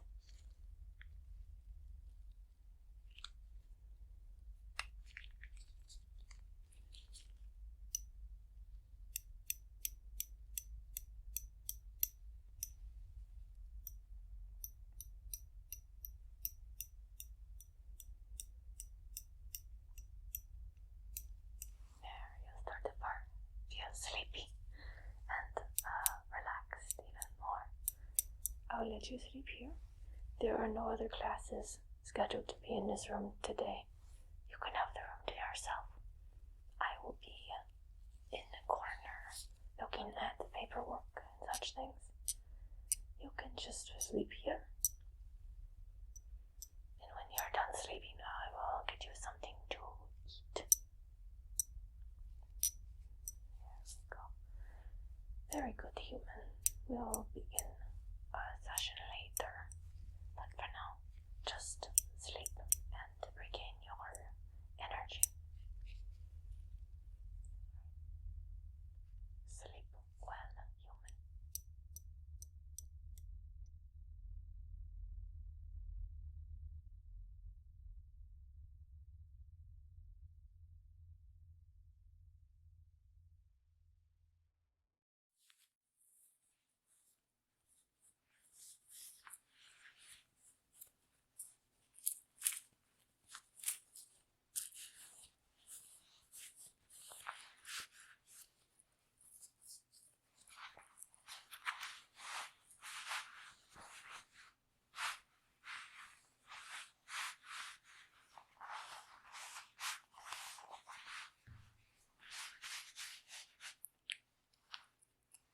Hey, how's it going? Welcome back to reality. Did you sleep well?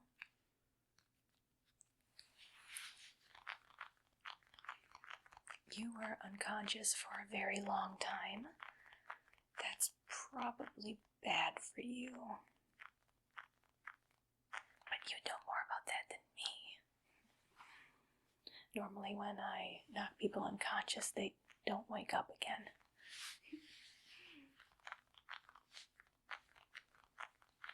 It's very nice to meet you. I know all about you, and I'm sure you know all about me, right?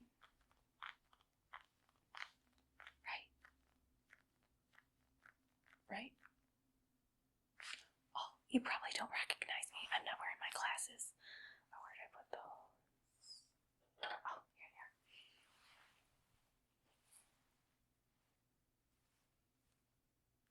You recognize me? Oh, it's A lot easier to see you now. Oh, that is a nasty mark on your head. Very nice work by me.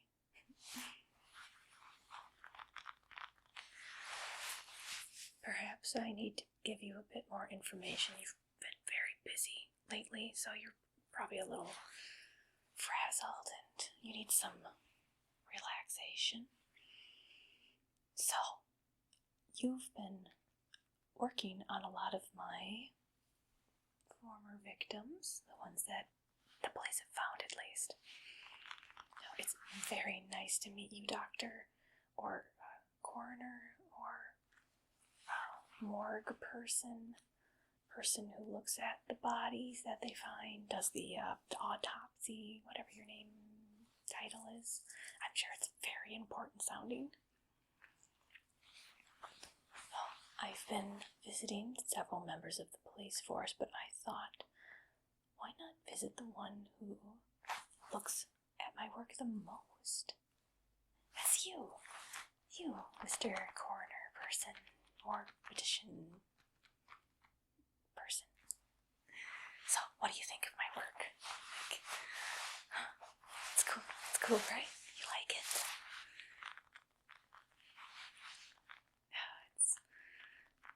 Okay, it's been keeping you very, very busy, I understand. You probably have other things you want to do, but you're too busy looking at what I've been doing. Well, I can help out with that. I can make my victims harder to find to give you some more time in between autopsies. I thought it'd be fun to visit you, and maybe you would enjoy seeing me work. Or maybe you could even give me some pointers on ways to make things more interesting for everyone involved. So I've been very interested in the human body and removing things and taking things out and observing the internal structure. I've always wanted to be a coroner or a surgeon, but it's restricting and it doesn't pay that well, and the hours aren't great. I mean, as a freelancer, I can pick my own hours. It doesn't pay well, but I can just take things from the victims, and they tend to have food in the fridge and money in their wallets or purses. Well, it's a living, but at least I get to do what I'm passionate about. I hope you get to do what you're passionate about too. It's so nice to meet somebody who just enjoys looking at the human body as much as myself. Oh, I hope you don't mind, but I've borrowed a few things that you had laying around. Like this coat. Very nice. It's a lot cleaner than anything I work with. What do you use to clean the blood off it? It's gotta be something nice. Look at that, it's nothing there. Or you probably don't have as much blood splatter as myself, since they're already deceased when you see them. I would explain it to you. It's interesting, fascinating. Let's see here. If I did some things here. I'm trying to figure out what this head wound is going to do to you. It's a very, very bloody head wound, by the way. That is quite the mark. I may have hit you a little too hard. Old habit again. Normally when I knock people unconscious, I don't want them to wake up again. Which I thought you'd have more security around this place. But I suppose not many people are trying to escape. Not like they're gonna go anywhere.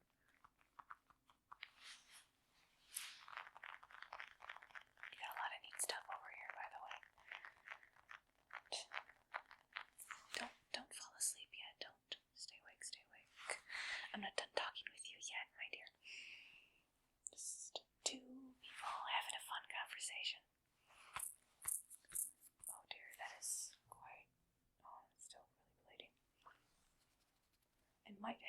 to fix that.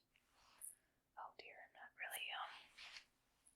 really a fixer person. I'm more of the breaker person. But I'll use what I have, or what I suppose you have. Let's see. What would a doctor do? Okay, head wound. Stop bleeding. Stop the bleeding. Clean the area first. Gloves. Keep me safe. Gloves that don't have holes in them. You have some plastic gloves around here somewhere. Shush. Don't. No need to yell, no need to shout. It's just the two of us here. Let's see. Gloves. Here we go. Got some gloves.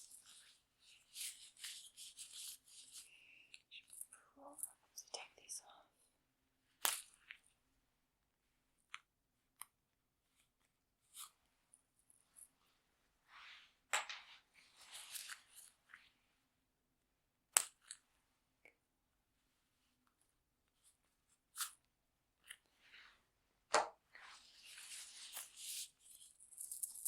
It's a little sweaty.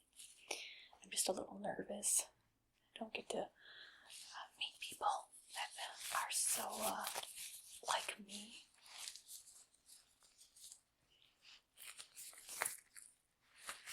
What's your name, by the way?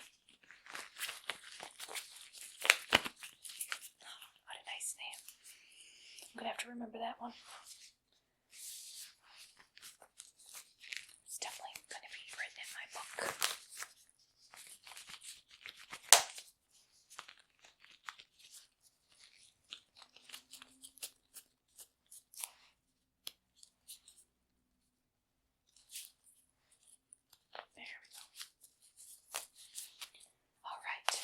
We have a head wound.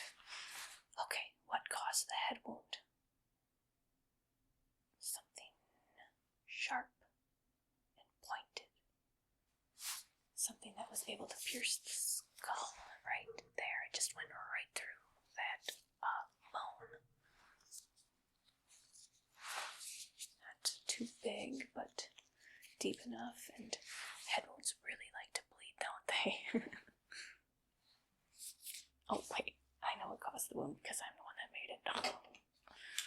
It was this, by the way. So, I know it's small, but it can do some damage.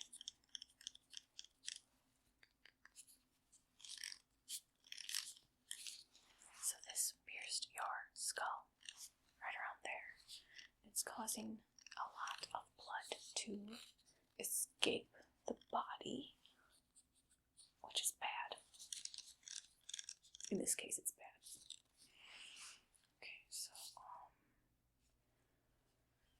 do we need to do with such a wound as that? Oh, clean the area. Right. Let me just take a little.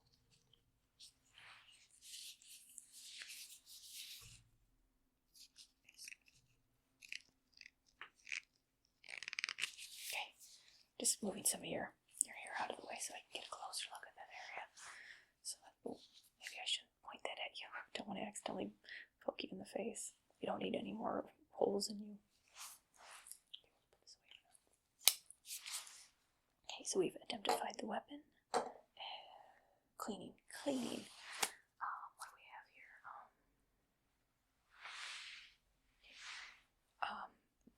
Should I put formaldehyde in the wound? No. Okay. Okay, I have a towel. That can do some stuff. And I found the stuff. It's not marked, but it looks like water.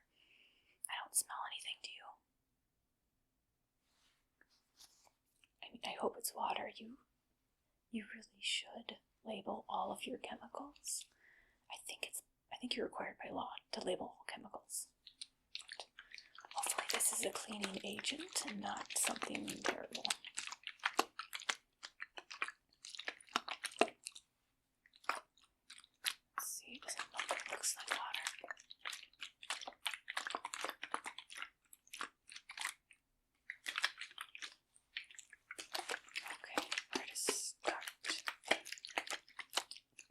should I spray it directly in the wound, or maybe just, I should probably spray it on the towel and then dab it over your head. Probably be the best course of action.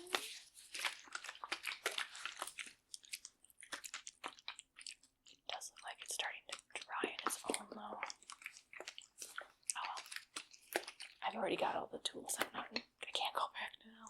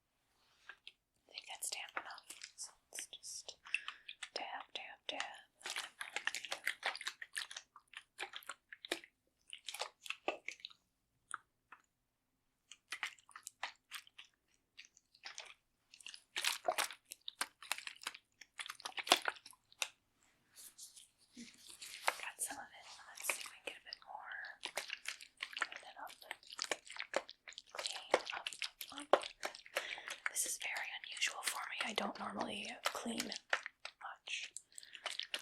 Try to pick areas that are outside or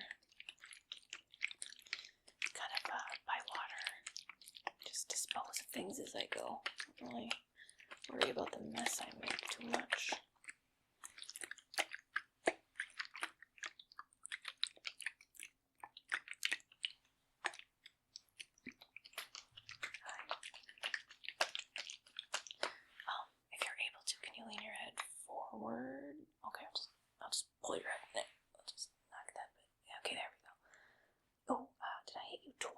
Why do you have 2 marks on your head? Were you stabbed before I came in here?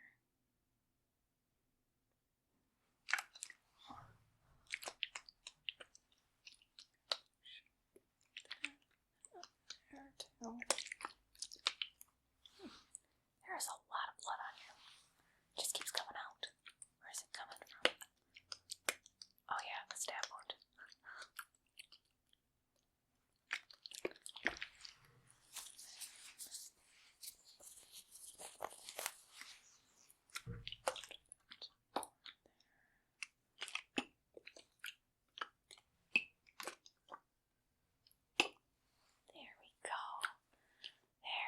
Much clean. Let's get the face a little bit more. Want to take care of my new buddy, right? Oh, and we are going to be friends. You don't have a choice about it. We're going to be friends. I never really had friends, so this is going to be very exciting and very new to me. Okay, so we've cleaned the wound, but it's still kind of bleeding. I think we need to do some more cleaning. Don't you have some type of sealant we could use? Like a liquid Band-Aid or glue? Something like that. What do you use when you, after you've cut somebody open and you need to reseal them?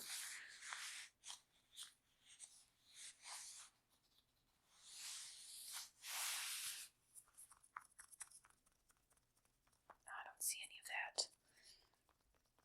Maybe you're short on supplies after what I've been doing. I'm sure I've kept you so busy that maybe you weren't able to get your supplies in.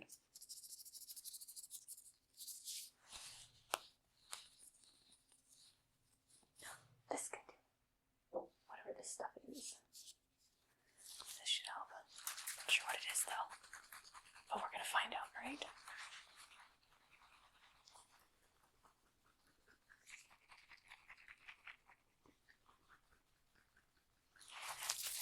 So while we're waiting for whatever this to be ready, you wouldn't happen to have a personal favorite, would you? Of you don't. Maybe you think that one was really neat.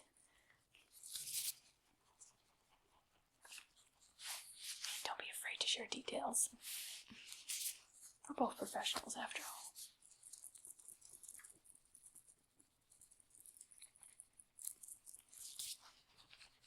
There, this should be enough.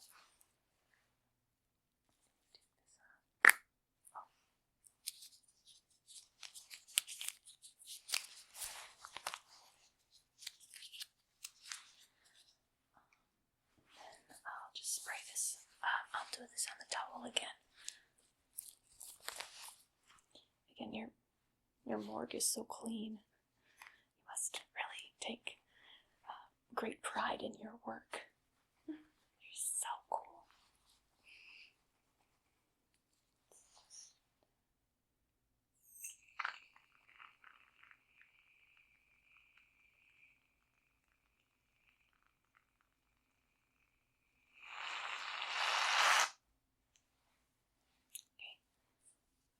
I think I used too much, but that's fine. That's fine.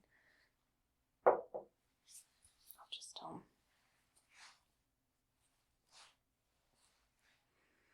it smells nice. Maybe I'll just.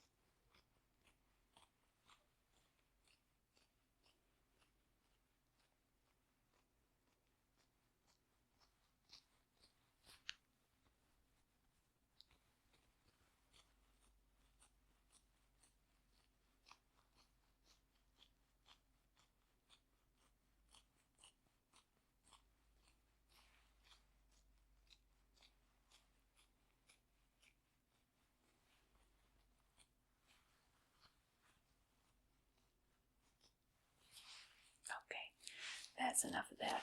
I'm not sure if you need any more, but my arms are tired.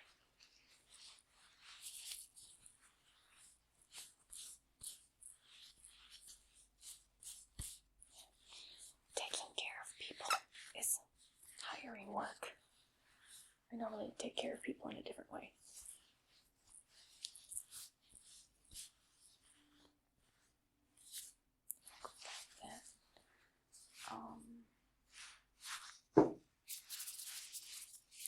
Let's see.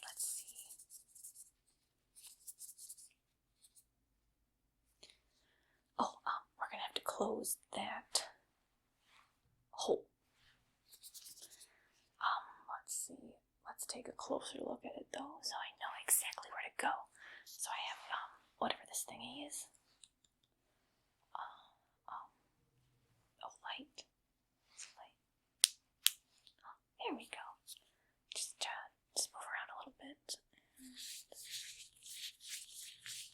Okay, so there's definitely a hole in your skull where there shouldn't be one. And it's leaking still a little bit, but not as much as before, so that's probably a good thing.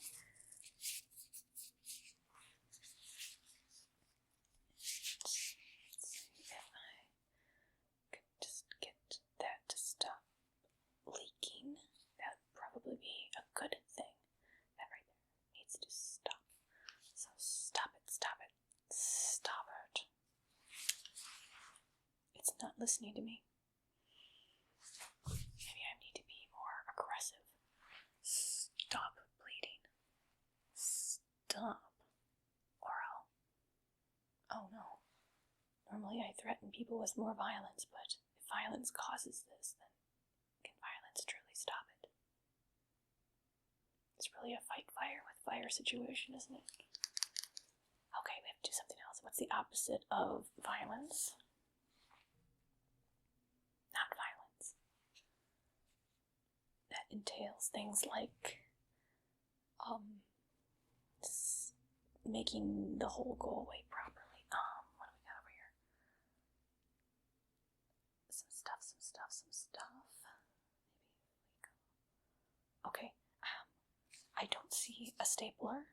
I don't see any duct tape, which, why didn't I bring any duct tape? Oh my gosh, I always have duct tape with me, but since I thought we were going to be talking and, be friends, I didn't think I'd need duct tape. But then I got a little carried away again with that side of your head. It's so gnarly. I'm really glad you're not able to see it, but actually, you're a coroner, so you're probably good with seeing blood and flesh wounds, so it won't bother you. I know some people get very lightheaded or feel sick if they see anything that looks too morbid, which is a perfectly natural reaction, honestly. Not a bad thing to feel that way.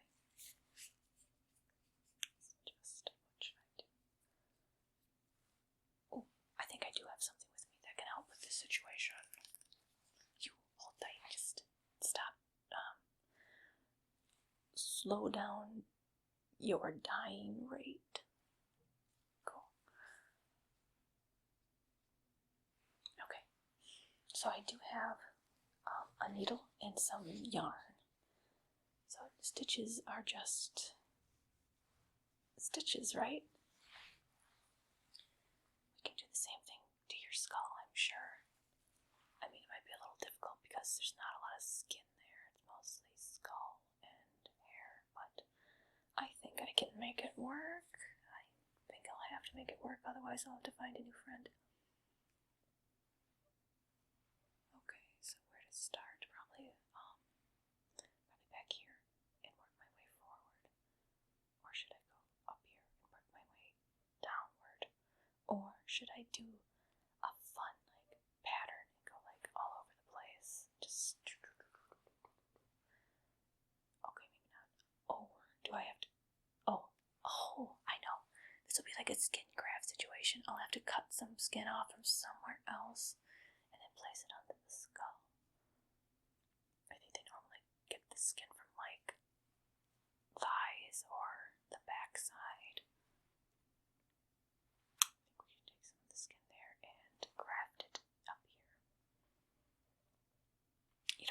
that, do you? Just take a little skin from somewhere and put it somewhere else. It's like a fun little adventure. Okay, good thing I get my knife. Okay. This shouldn't take too long. I don't need that much skin. I think I'll just take a little bit from, let's see, where's the loosest part? Got a little bit over there, I think, might be enough. Okay, I'm going to take a little bit of skin, just a little bit, but it's going to be for the head wound. Okay, so just hold still a moment. Just see if I can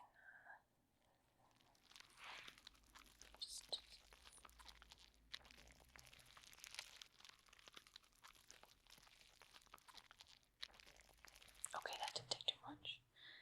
And then that up.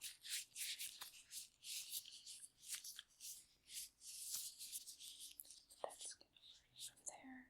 That up. Okay. I'll just go up in there and just I don't have enough hands. How do people do this? Oh yeah, they probably have assistants. Oh man. Why did I do that to myself? This is going down. Okay. I'll come back to you. The needle. Okay, man, this is stressful. I'm very much out of my element. I thought I would be a lot better at this because of, what I do, but I am not doing great at this, but it is my first time, so I suppose I can be a little nicer to myself. Okay, we'll just insert that there.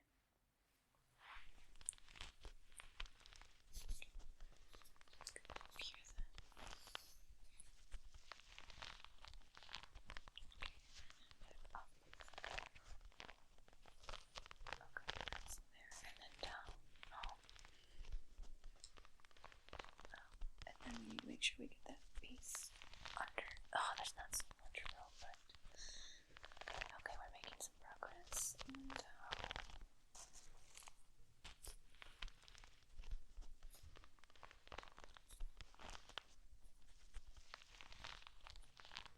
so let's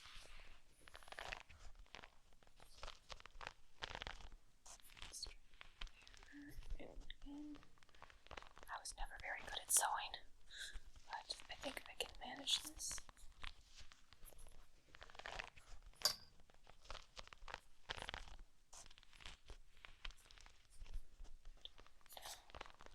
Around.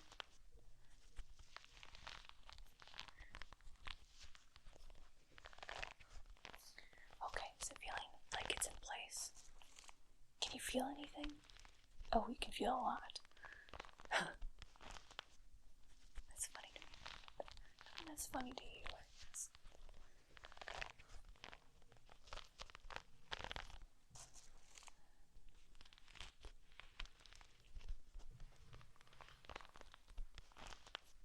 Okay, back to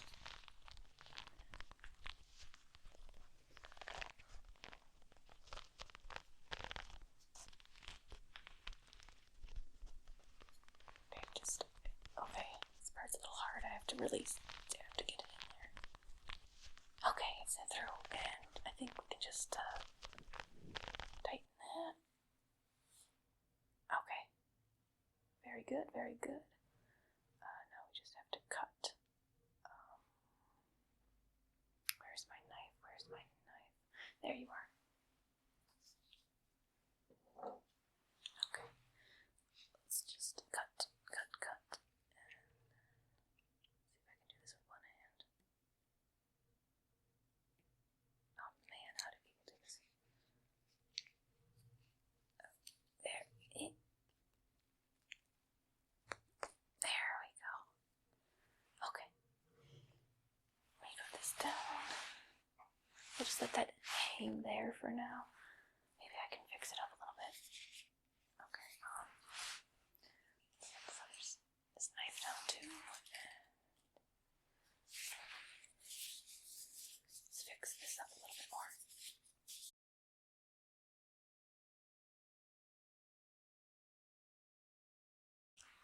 Okay.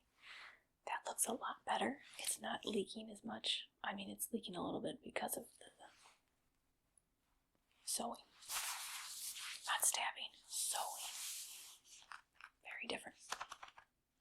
So you look like you're in quite a bit of pain. I'm very used to that expression, very familiar with it. But, you probably want something for that pain. What do people take for pain? Pills or something like that. And, you do have something on your desk. I'm not sure what it is. But,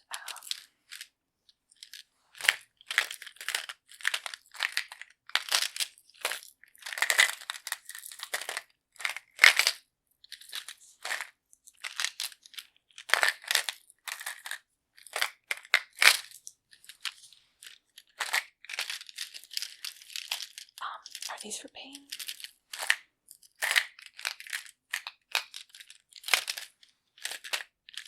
Well, I guess we're gonna find out, aren't we?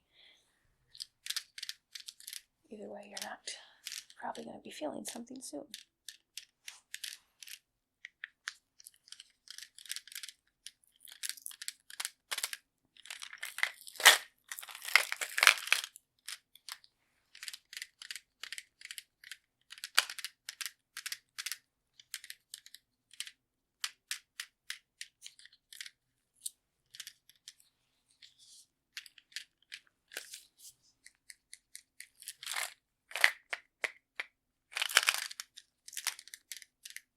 How many of these should you take?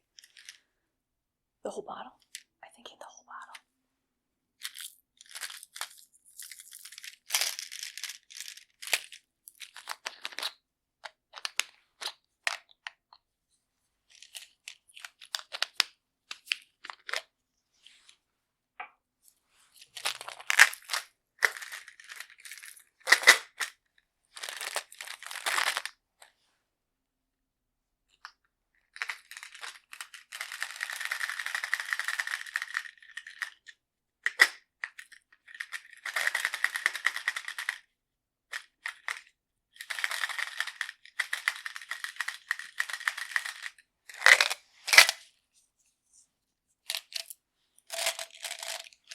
Alright, fine. We'll just start with one and see how it goes. So, open up. Open up, open up, open up.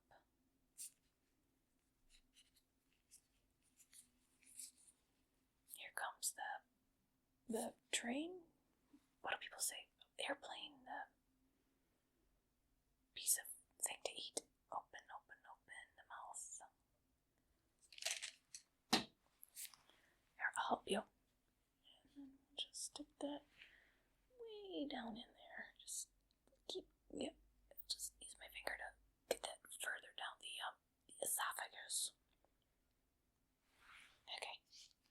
Yeah, it's definitely in there. How's it face? How's it taste? Oh wait, I guess you really couldn't taste it since I really jammed it back there. How long does it take for pills to work? Okay, it might be a while before you feel anything, if that even does anything.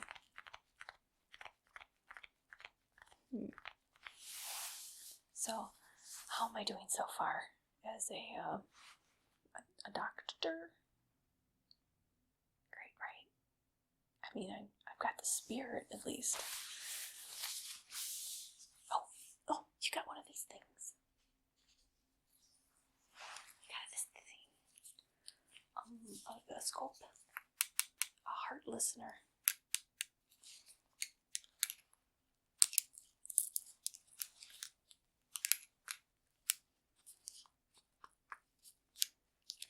You know, I probably should get one of these for myself. I usually just feel for a pulse.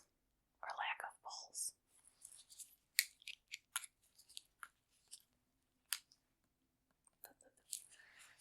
Okay, let's see how your pulse is feeling, okay? So, the human heart is usually, by the ribs on the left side of the body. Unless you're one of those people who have it reversed. Maybe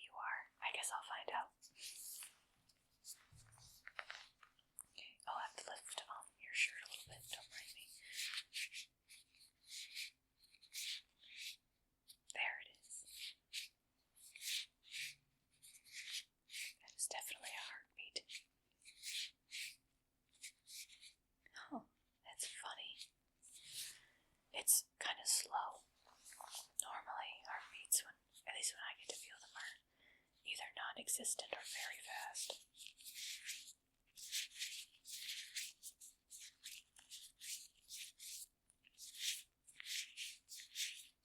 You must be very relaxed, or you've lost a lot of blood. Either way, you're probably feeling tired.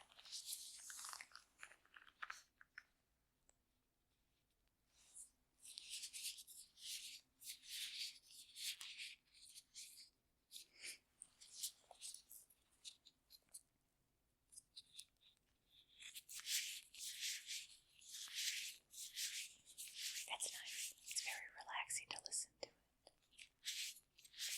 Let's go to the back side too.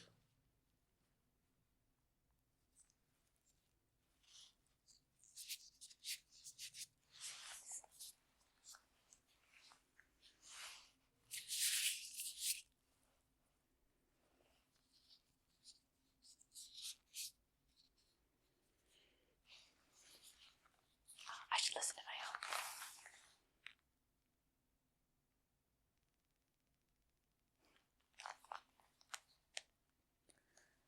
Oh, that's really cool. Here.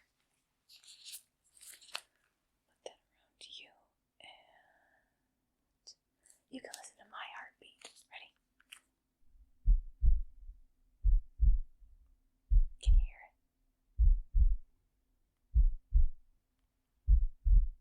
What if I go over here?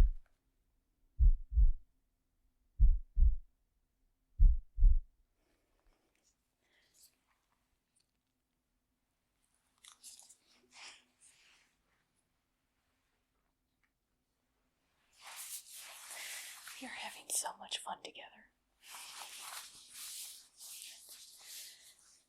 You are looking very sleepy, exhausted perhaps. I know having so much fun can be tiring. Why don't you go ahead and take a nap, and I guess I can drag you to where I need you to go. Don't worry, I'll handle the hard stuff. You can just relax. I'll take everything. You and I are going to have so much fun together.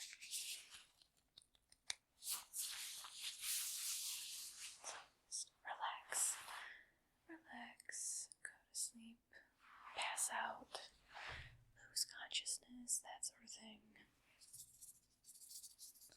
I can't wait to show you my work.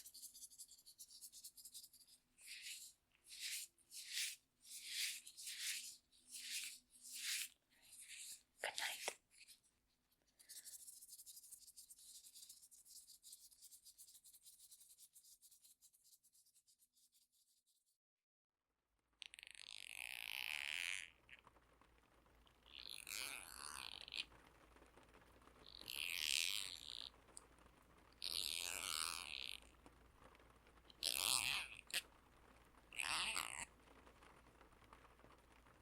Sit still, please.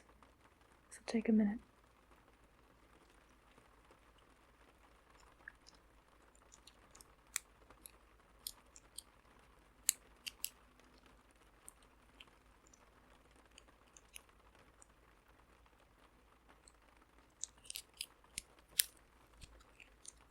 I said sit still.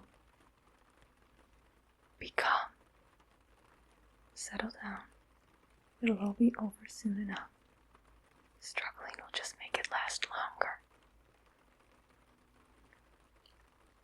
I said sit still. Still. Be calm. Relax. Relax.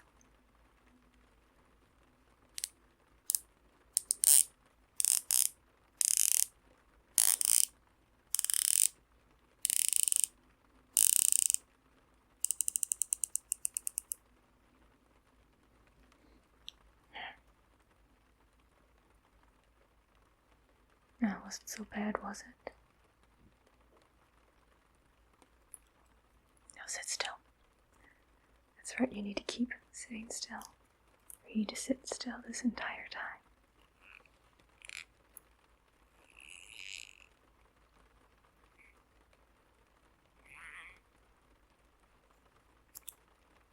should we put these zip ties?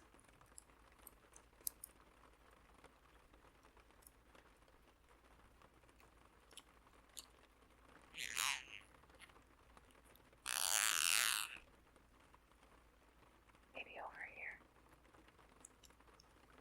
Down here.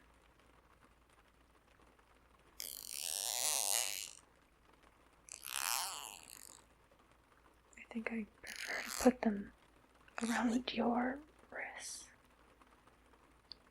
Let's go here.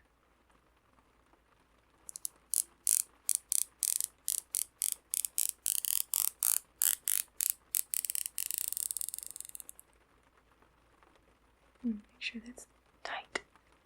Is that tight? Maybe we should do one more, just in case. don't want you falling out of the chair, do we? Maybe you want to fall, but I don't want you to fall.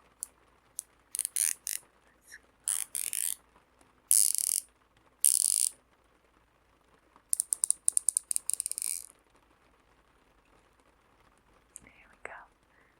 Now you're nice and secure.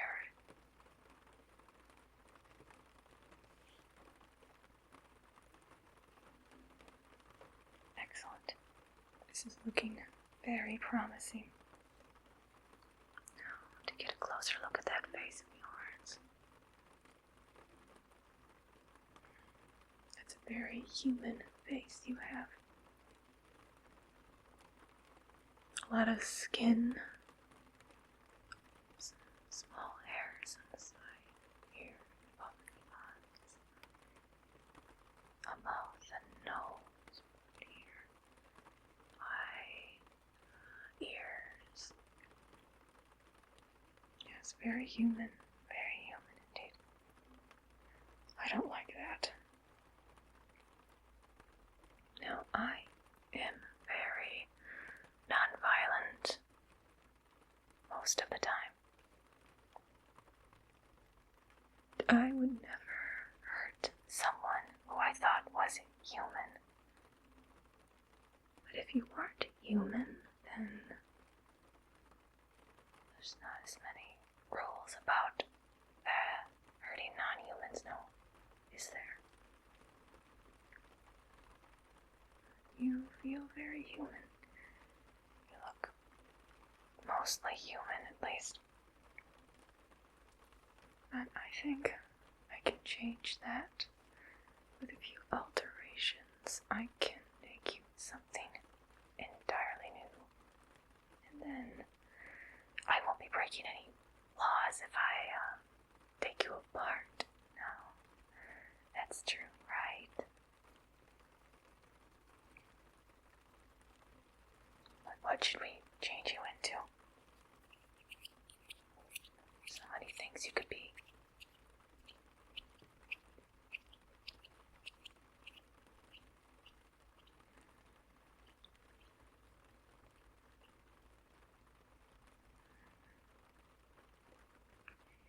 I move a few things around. We can take that, put that up there. Maybe take this out. Entirely can take everything off here. Or we could move something over here. Take some things out of this place and move them up there. We could sew that onto there. Or maybe tape or glue would work better.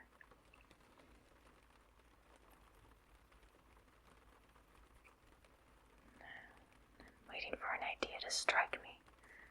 Inspiration always hits me when I least expect it. So we can remove this. Take that and put it up there. Put it up there. This could work. You just have to change a few things and we could make something incredible. Something that I could do a lot of things to and not Technically, be breaking any laws. because I've never technically broken the law. Alright. As long as you're not classified as human, we can do different things. Where's this start? Where to start?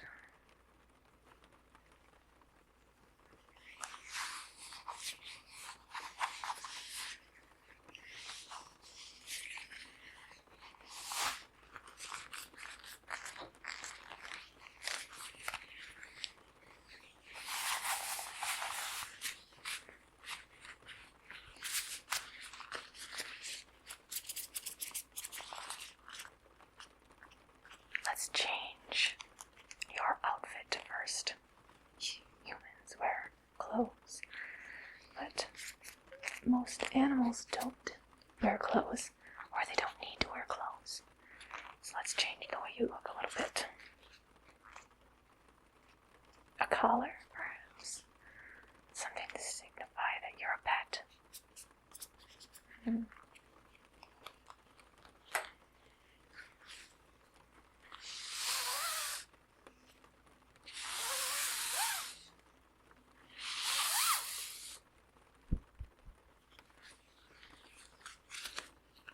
We could use this ribbon not only as a collar, but also as a leash. That could work very nice. Yes, I see it. I can see it now in my mind. I could tell people that you're my pet. It's not kidnapping if you're my pet.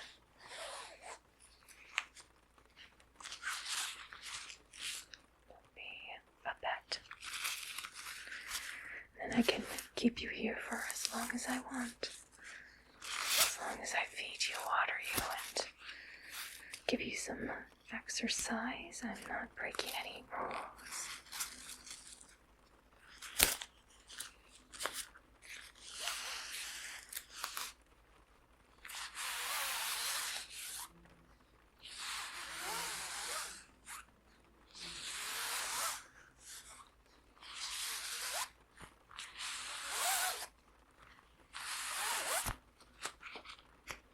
But what kind of pet do I want?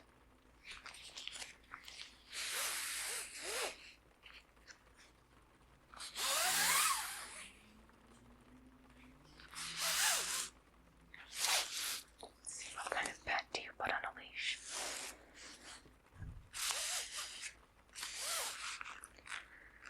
The first one that comes to mind is a dog. They're very, very common pets. But they do require a lot of work.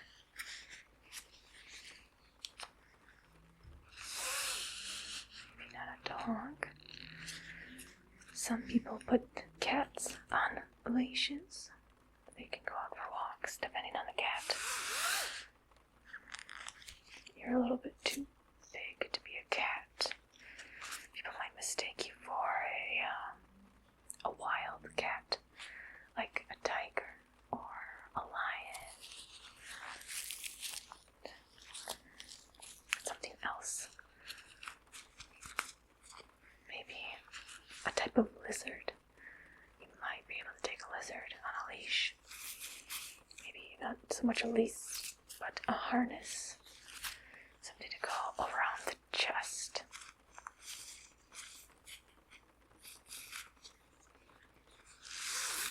A horse. You could have this as a rein. You could put this in your mouth. Maybe I could get a leather one. But, you need a lot of space for a horse. A pony. You could be a little pony. No, that won't work. You're not cute enough to be a pony. A goat.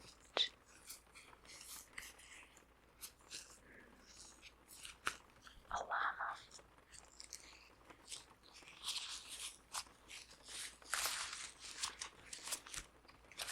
A rabbit.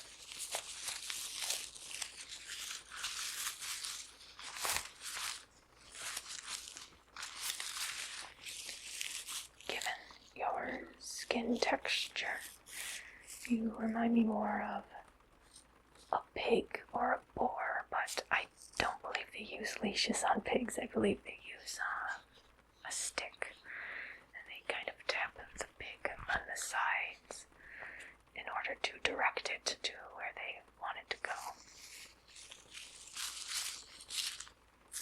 No, not a pig. You're a bit,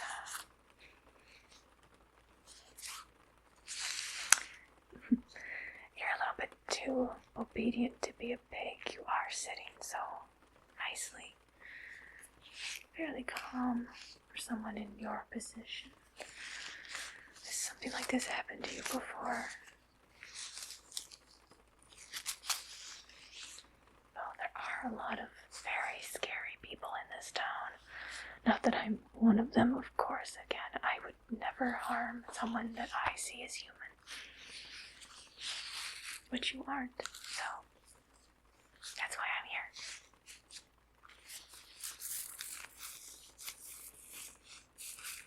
We could put this around your head, more as a decoration. I do like the idea of a leash.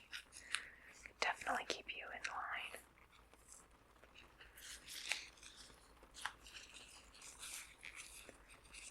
I am leaning towards dog at the moment, but then people would constantly be asking to pet you.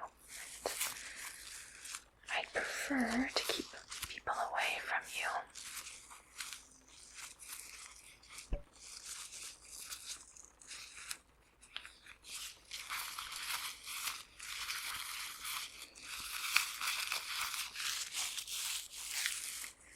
I think we can tie this around your neck for now. The least we can do is get a leash on you. Maybe tie it as a ribbon. Okay.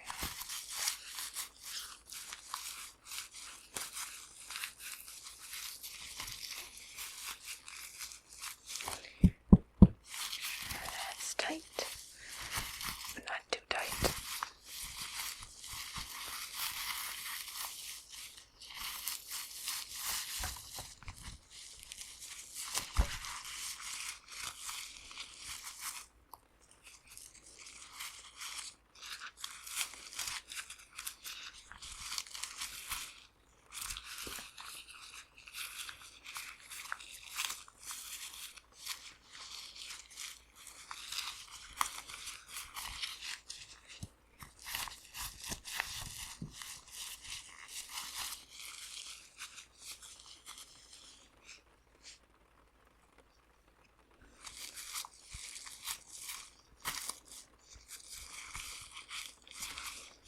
This thing just won't tie properly.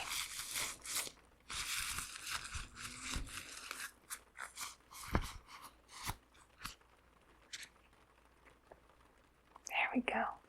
Now you have a nice ribbon tied around your neck. And what a lovely color. That red looks very nice on you. Very nice.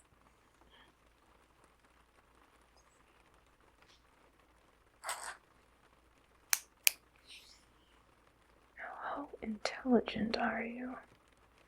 Humans are supposed to be fairly intelligent.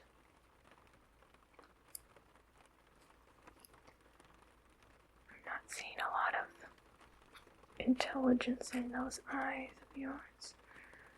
Sometimes you can look into an animal's eyes and tell if it's smart or not, but when I look into your pupils, I see an emptiness. It's like a void that goes on forever. An abyss that, if you look too deeply into it, you lose yourself. There's that spark, that shine of sentience.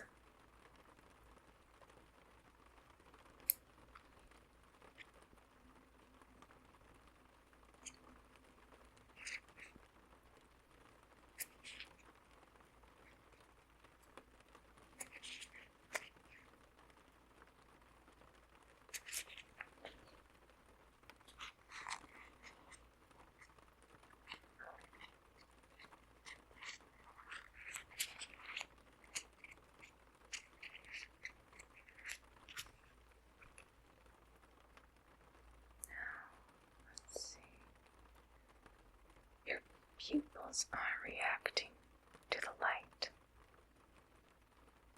You appear to be following the light with your eyes.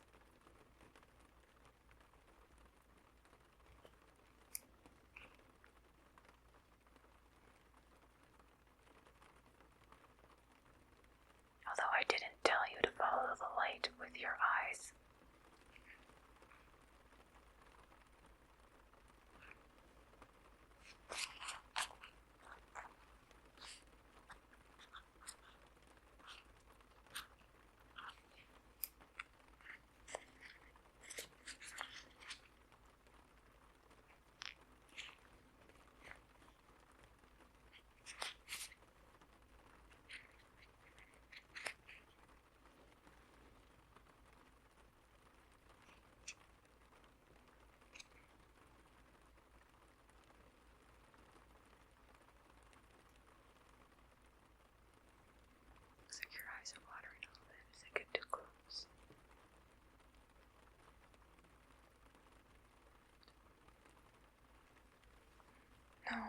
Definitely not human. I've not seen the spark of humanity in your pupils. But if you're not human, then what sort of pet could you be? I'll have to make a few changes in order to make it more obvious what type of pet you can be.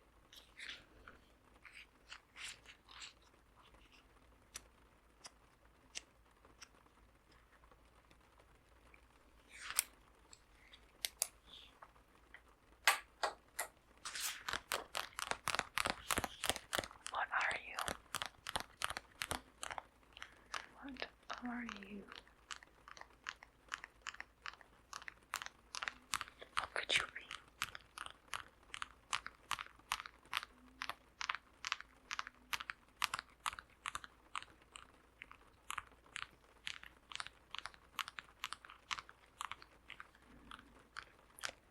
I think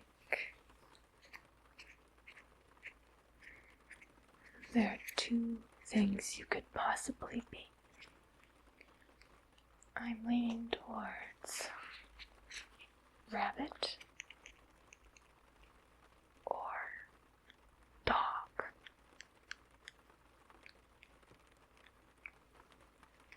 You seem obedient like a dog, but you seem timid like a rabbit. Which one suits you better?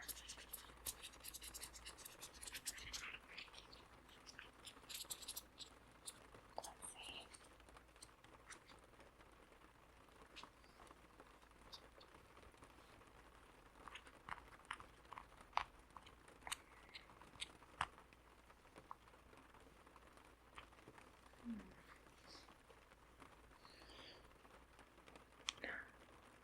Let's see if you have dog ears.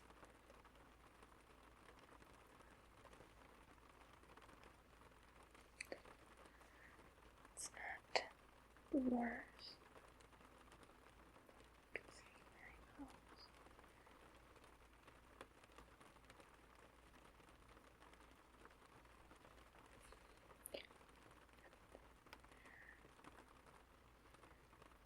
We can move the ears a bit further.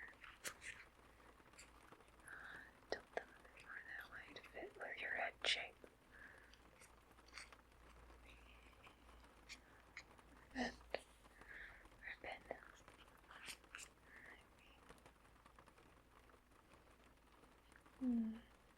The dog ears look pretty good. Maybe dog ears. Maybe. Let's see the rabbit ears.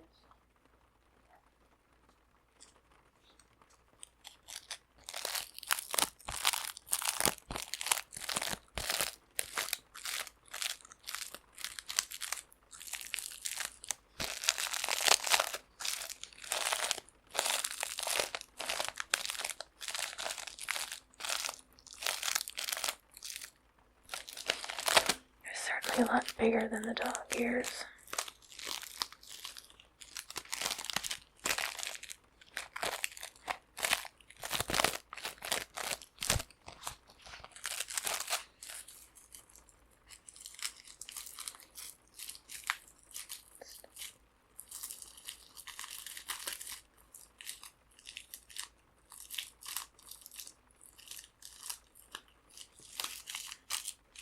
Just adjust that a bit.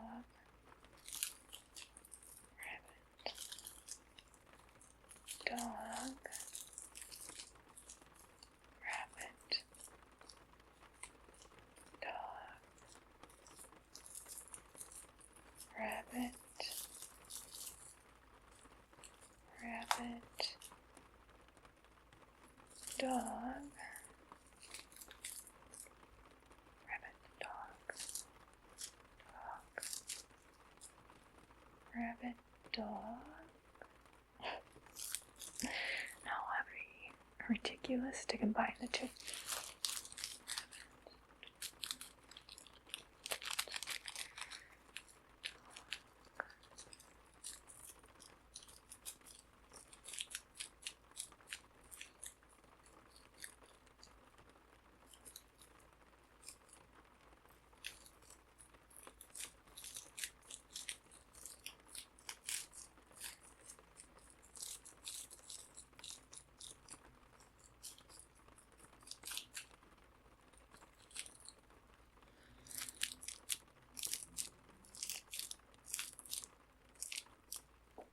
I'm gonna go with the dog.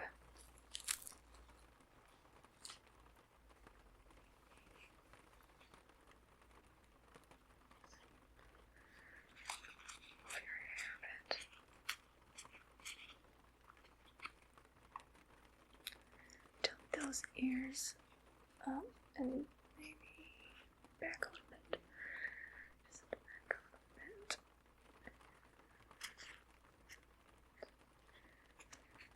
There we go. Now you have a nice ribbon collar leash thing, and you have those very, very cute dog ears. They suit you perfectly. Look at those ears. Yes, you're not human. Definitely not human. Very, very animal-like. You're just a very ugly dog now.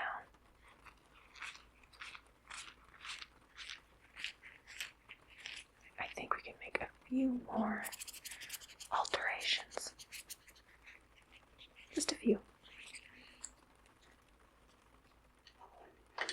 These ones will be easy.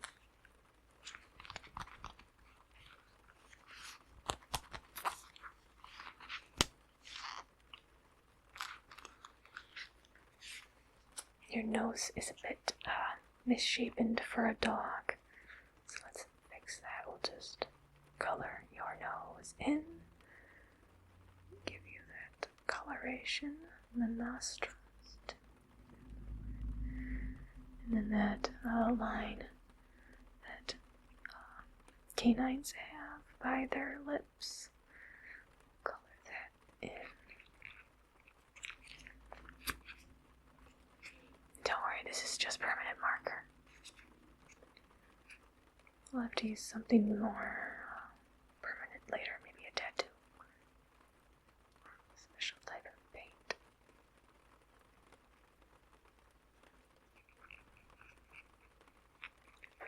Side. And then dogs have a little whisker sometimes, so I'll give you just a little bit of whiskers. Just a few though. Nothing too much. We don't want you to look like a cat after all. Because you are going to be a type of dog. As to what type of dog, I think you will be a mutt. Let's get my eyebrows too. Dogs can have very expressive faces. Some of them seem to have like those eyebrow things.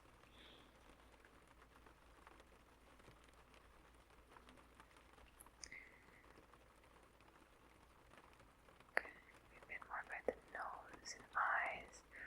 We'll darken that area a bit more to make the eyes pop out. Darken the eyelids a little bit as well.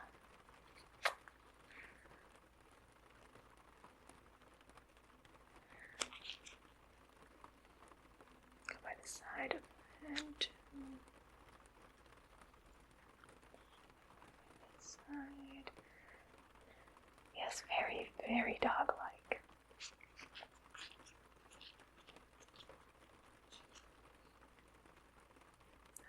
You look like you're frowning right now, so let's just make that lip curl up a little bit. Give you that dopey dog smile. Okay. Right here.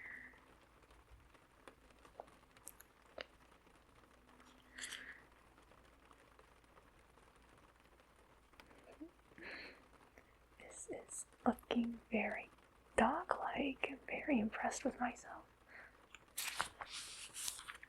Now no one's going to wonder what you are. Everyone's going to know that you're my pet dog.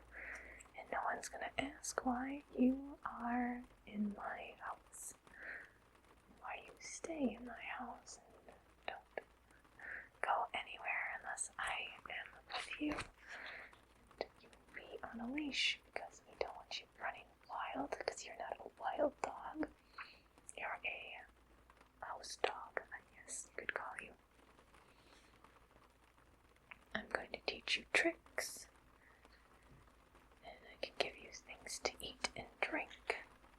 Probably eat about the same thing every day, because dogs like that apparently. But don't worry, every once in a while I'll give you a special treat, but only if you behave. Oh, we're gonna have to teach you obedience, aren't we? And make sure you're house trained. Don't you dare chew on my shoes. I hate buying shoes. To go to the store and try them on, and then you have to walk around them a little bit in the aisles, and they never feel the same in the aisles when you're wearing them in real life. Especially if you're shopping with like your parent and they're like, put your shoes on and then run up and down the store. You're just like, I want to go home. I don't want to sit in this shoe place. Sorry, I am just really venting, I guess, but that's part of the joy of owning a pet, is you get to just talk to them and they don't understand what you're saying, so you can say just about anything to them. Thank you. You're such an ugly dog. That doesn't mean I dislike you. I'm just letting you know that you're definitely not going to be winning any dog shows. Maybe you'd win something in the agility category. We'll have to see how well you run on all fours.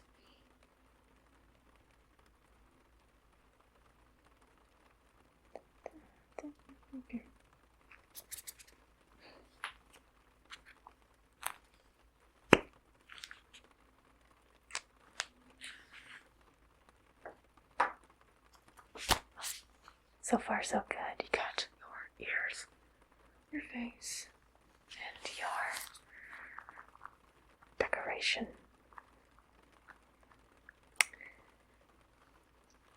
Unfortunately, we have a problem. That's canines don't have opposable thumbs, so we're gonna have to take care of those. Okay. So, I already have your wrists pretty much restrained. So just sit still and I'll take care of the thumbs. Remember, if you behave, you'll get a treat. So, sit. Stay. Okay, I guess you're gonna do that regardless if I said anything, since you are restrained, so. Let's go. Ready? Here's the first thumb.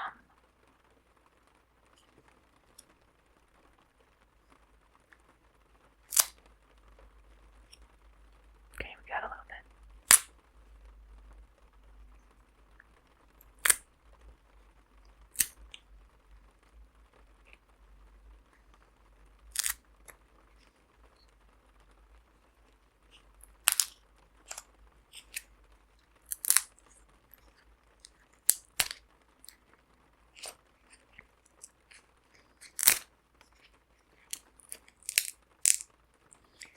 Twist it a bit. Alright, I think. Alright, that looks like it's going to be out of commission for a little bit. Okay, now we have your other thumb. Or is that a thumb? Maybe it's just a regular finger. I don't know. Oh, let's take care of it anyway.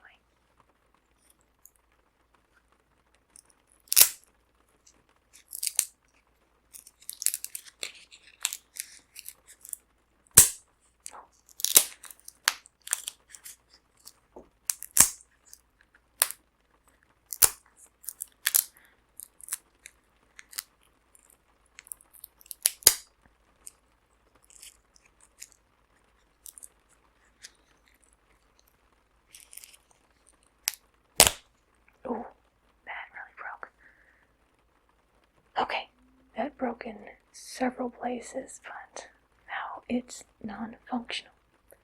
So now you're very much like a canine. Excellent, excellent, excellent.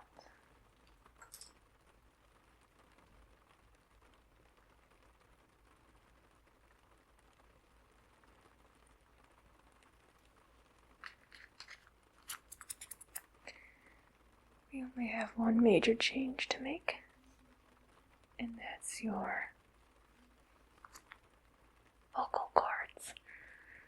As far as we're concerned, dogs don't talk at all.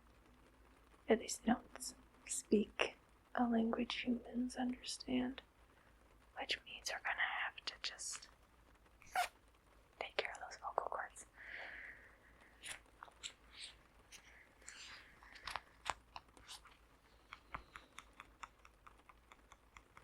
So where do we start with the vocal cords? I think maybe down here.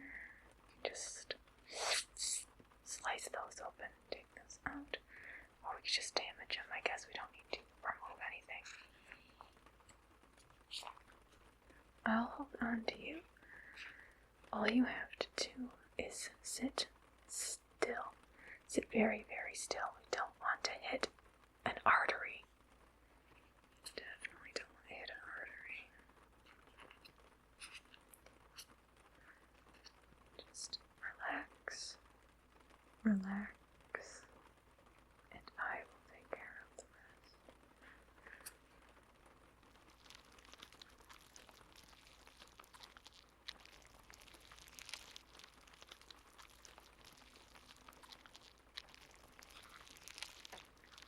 Just have to damage them a little bit. It's too much. We can always go back and do more if we need to.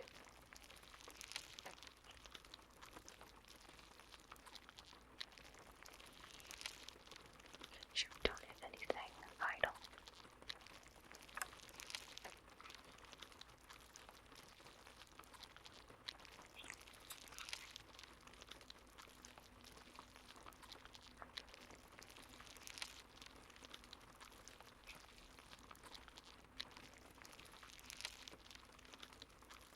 Might not want to look.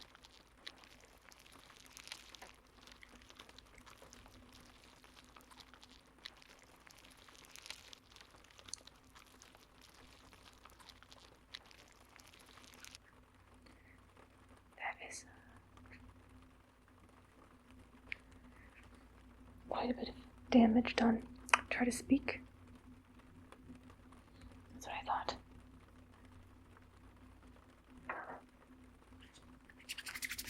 Now, it's just me and you, pet. We'll go and we'll live the life a normal dog owner and dog live. So don't worry, I'll take care of you. You can live off your days as my pet. We can do so many fun things together. And if I get bored, I can always change you into a different type of animal. Maybe one that you can slaughter, like a pig or a cow. But for now, you can be a dog. So you're looking very lightheaded at the moment. It could be because of that gaping wound in your neck. So go ahead and take a nap, and I'll try to clean up the mess. So, go to sleep.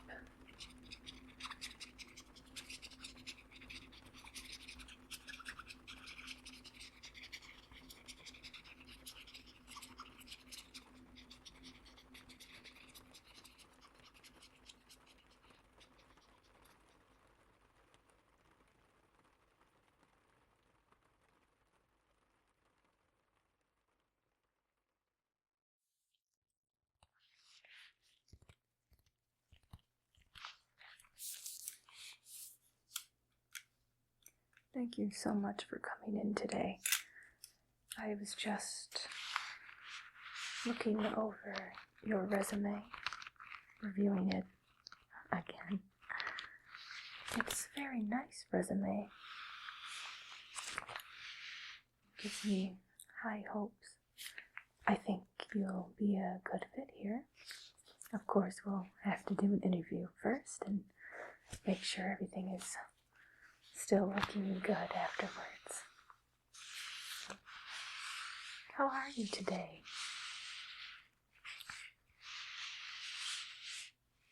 Oh, understandable. Oh, I hope you don't mind the lighting around here. We prefer things to be darker. Don't like bright lights around here. Many of the patients will become uncomfortable if things get too bright. I hope you don't mind working a bit in the dark. Night shift can be very hectic around here.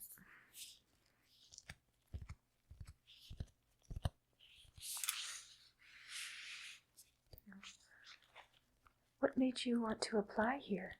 And if you can be honest, I understand that most people apply to jobs because they need money. I understand. That's the main reason I work here as well.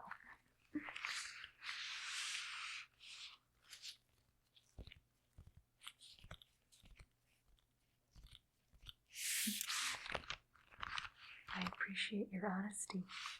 That's another thing we look for here. We need people to be very, very honest.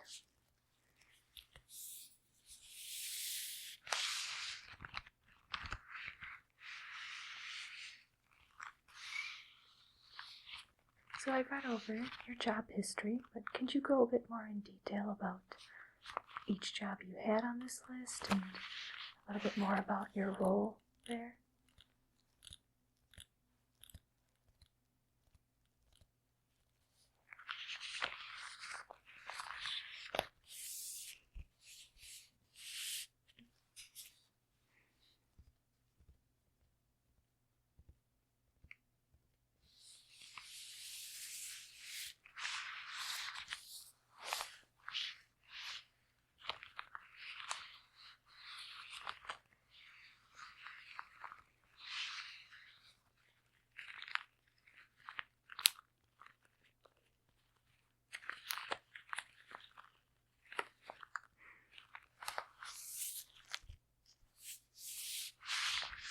That all sounds very, very wonderful.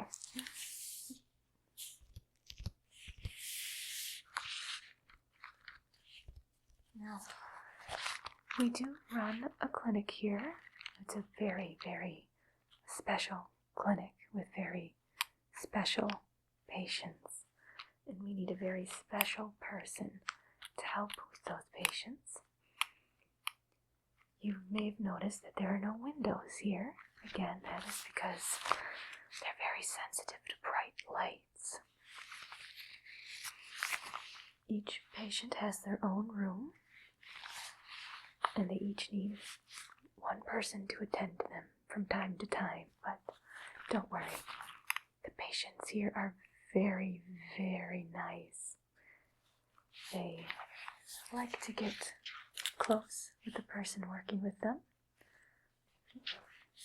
So I hope you don't mind being in close proximity to somebody else.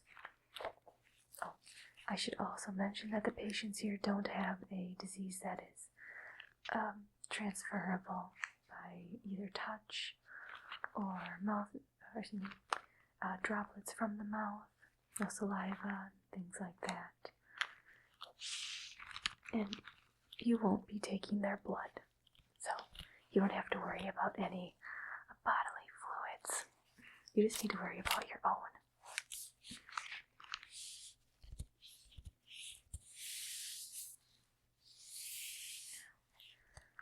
Have you worked with a lot of people in the past?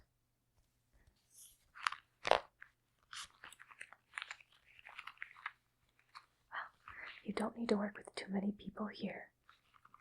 Again, just the patient you'll be working with and management. You may see another coworker, it just depends on their schedule. But you're mostly going to be alone with the patient that you're assigned to. How do we assign you to a patient? Well, that's part of this interview. Ask you some questions and see what personality you have, who you would be a good fit for. So, I'm going to ask some of the basic interview questions. Let's start with, can you tell me 3 things that you consider a strength? 3 things that you consider a strength.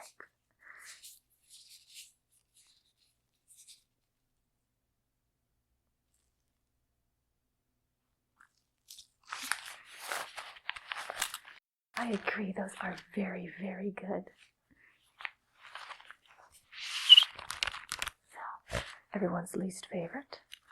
What are 3 things that you would consider a weakness? 3 things that you consider a weakness.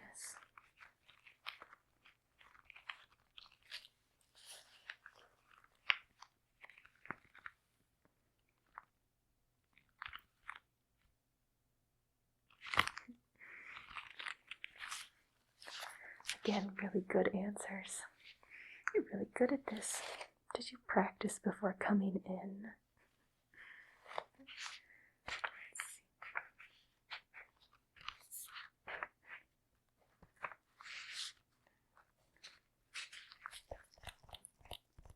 Do you have any major fears that we should know about? Something like a phobia of needles, or blood, or darkness. Okay, we can always accommodate things like that too.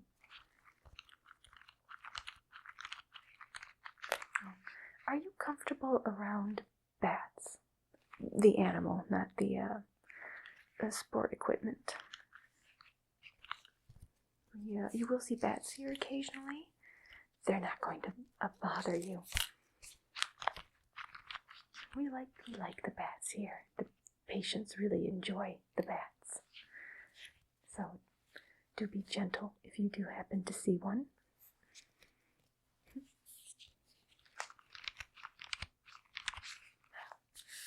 Let's see. Can you describe a situation where you overcame a difficulty?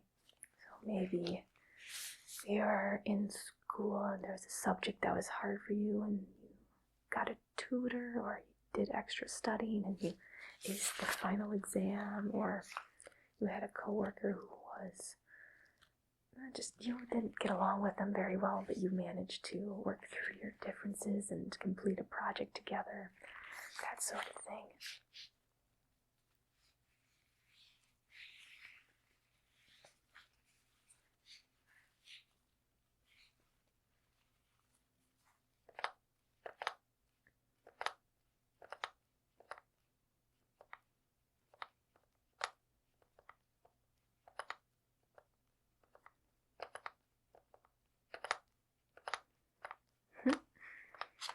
It's always exciting to beat a challenge. Set this down for now. So far you are doing fantastic, which I just knew. I just sensed it when I read your resume. I couldn't help but notice that you have a bit of a bruise on your neck. Are you all right? You don't mind if I look at it just a little bit? We're very, very focused on physical health of people who work here. You need to be in tip-top shape. Make sure that you aren't injured. Oh, no, patients won't like if you're injured. For your health, of course, that's what they're most worried about, is your health. The patients will always want to make sure that you are healthy sure you don't have any bruising, bumps, imperfections, that sort of thing. I shouldn't poke too much. Back to the regular questions. Hobbies. Do you have any hobbies that you'd like to share? You don't have to share if you think they're embarrassing, but I don't judge too much.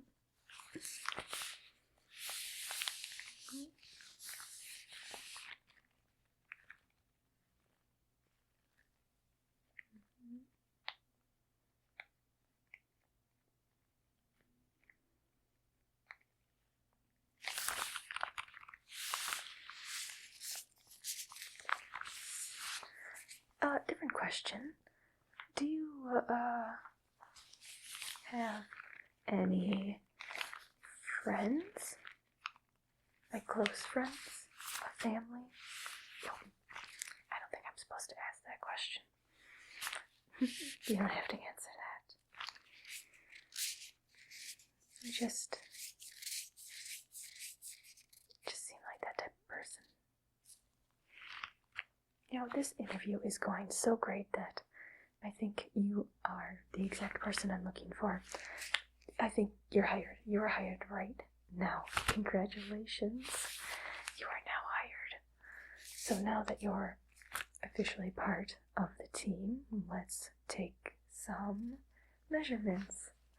And you also get a medical checkup. Just a little one. Just a little one. Make sure everything's good. We can provide some health care here. Part of your benefits. Let's start with the neck. You know, the neck is a very important part of the human body. Holds up your head. And there are a lot of important things in the neck. Like your veins and the arteries. A lot of important arteries in the veins and arteries. You can feel the pulse. You can definitely feel the pulse in that one.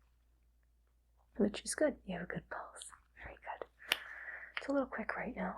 I hope it's just nerves, but maybe excitement because you just got hired. I hope that's the reason.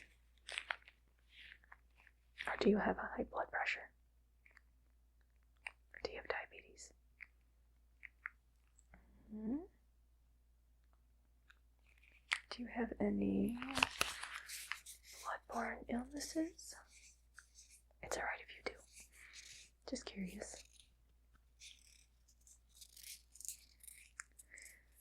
Interesting. This looks really nice, except for a bit of a bruise again.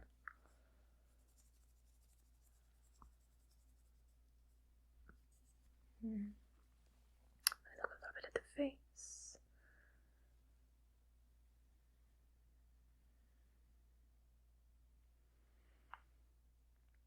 Yeah, very nice skin. I can definitely see all the nice little veins. If I look close enough and touch a bit. I'm just feeling for bruises. Making sure you're okay. Making sure you're not too beaten up.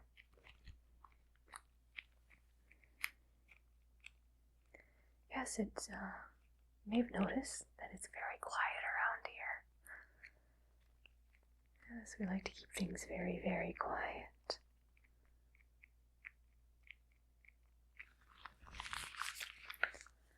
Oh, there are other people who work here. Again, we hire a lot of people who work here because, again, each patient gets someone to work with them.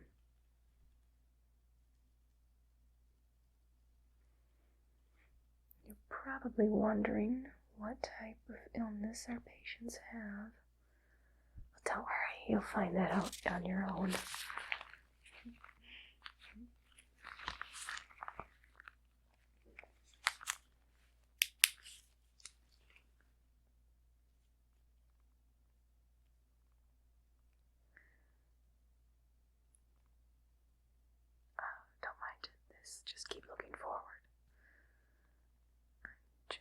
Looking at your eyes.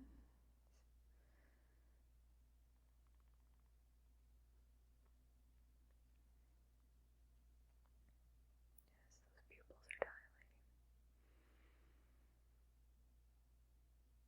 Alright, so I don't think you have a concussion. Or if you do, it's a very light one.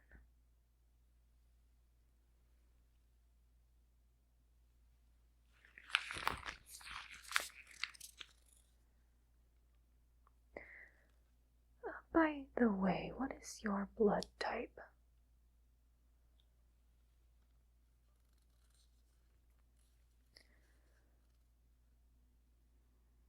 Yes, that's a very, very important question around here. We know everyone's blood type.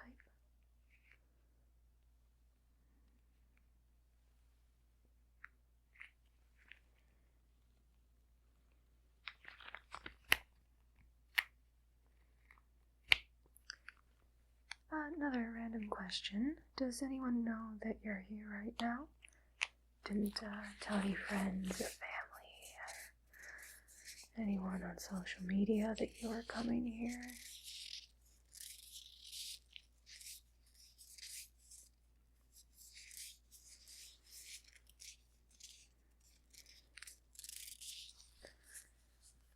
Phones are not allowed in the building. And they don't work in the building anyway. So you don't need that. Our patients like privacy. We don't want anyone talking about them.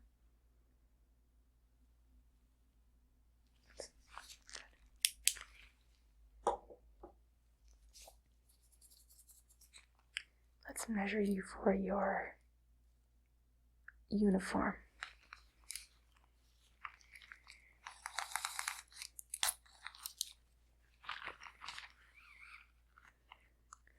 Please sit up nice and straight. Straight as you can.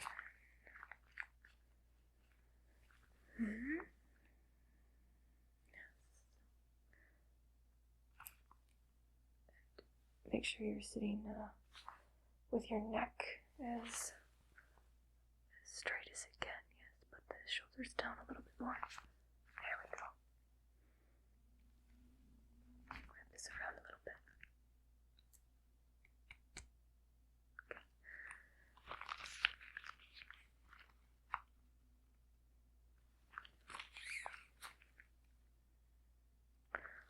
Another random question. Have you ever had Lyme's disease? Again, it's fine if you have had it. Just curious, is all.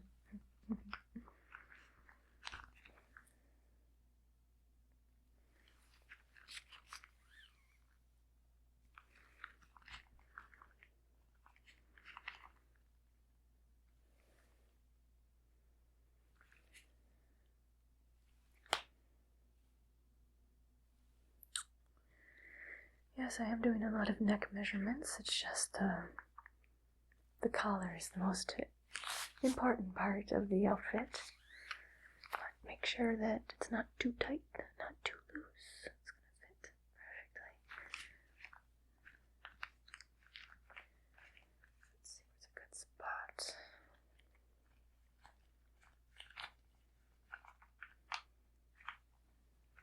Yes, I really like what I'm seeing.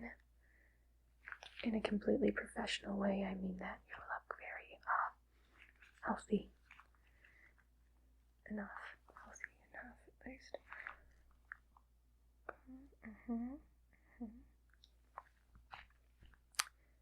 Do you have any references? I know I already hired you, but anyone else we could give a call to might be interested in stopping by? Maybe any references that might be looking for a job, interested in coming here as well.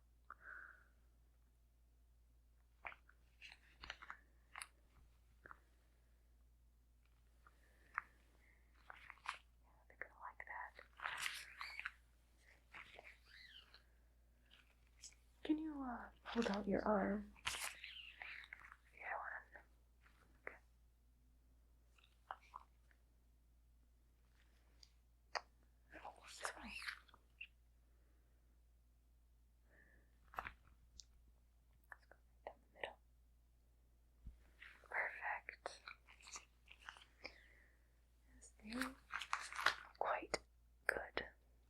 smell nice too.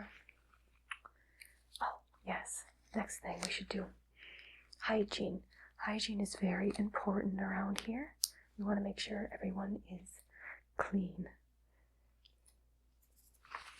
Now, you look fairly clean from here. Your clothes look nice.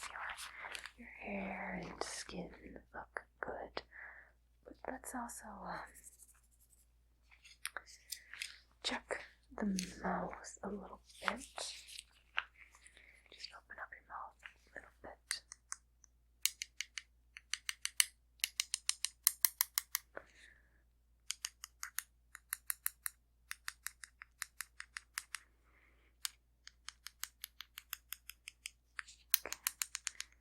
Are these all of your original teeth, or do you have any fake teeth?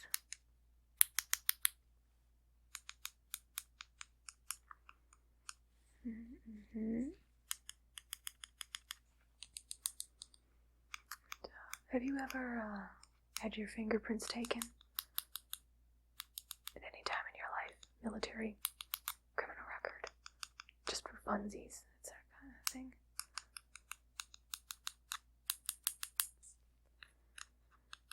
How often do you go to the dentist? Do they have a lot of records on your teeth?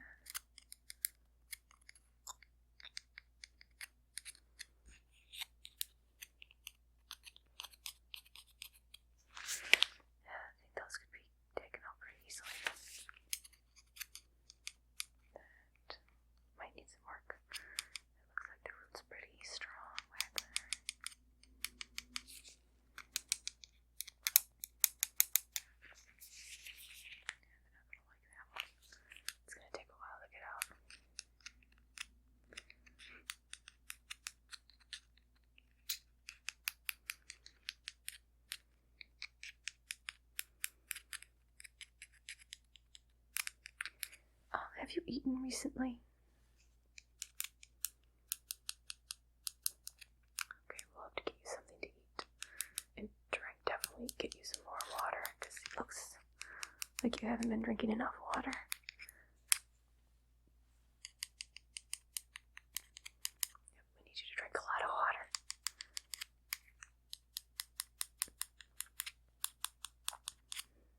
Oh, but we need you to eat, but nothing too fatty. So, no avocados for you.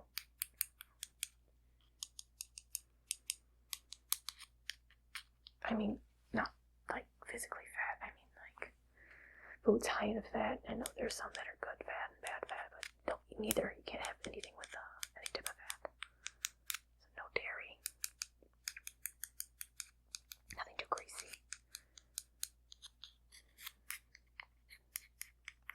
We'll get you something. We'll get you something. We have human food around here somewhere. Oh. Could need to be something a bit sharper.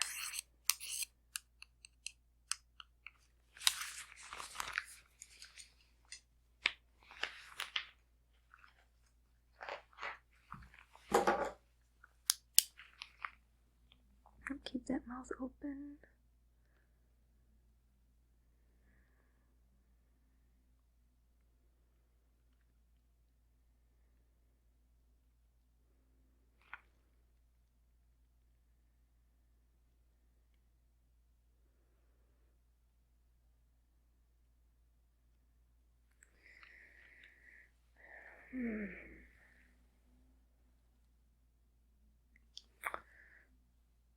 You're not wearing a wire, are you?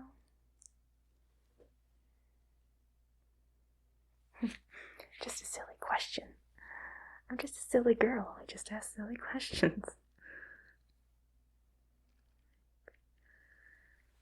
But I really do need an answer on the, does anyone know you're here question. I mean, the truth. Give me the truth on that answer.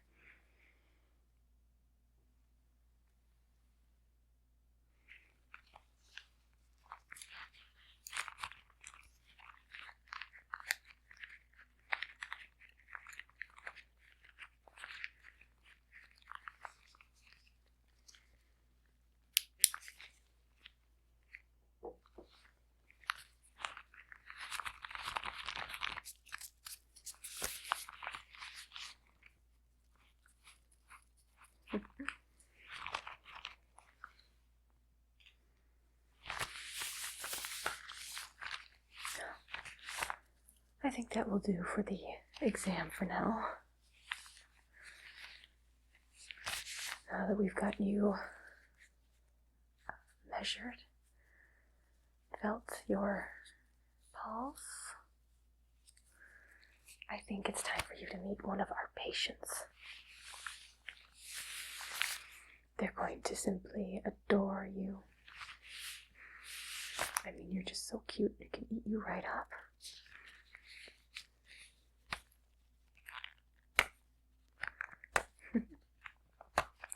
The patient I'm going to pair you up with is an elderly person, but don't let the age fool you. They are very spry for their age. And they're just so full of knowledge. And, well, it's been a while since they've eaten, so you really should join them for dinner. I'm sure they're starving.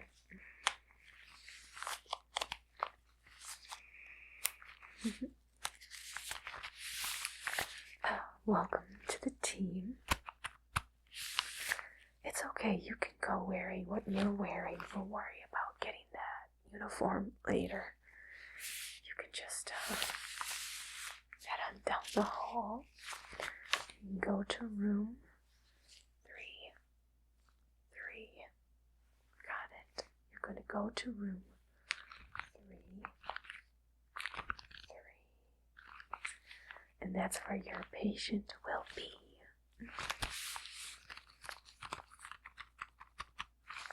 You two are going to have a great time. I'm sure the patient will love you. I'm very good at pairing people together. It's just like how some people can pair a fine wine to a food.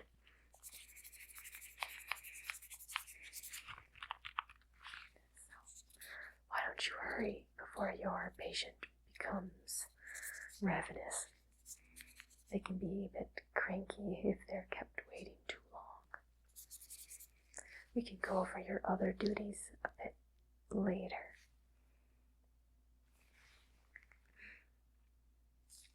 You can go now. Go. So happy to have you here.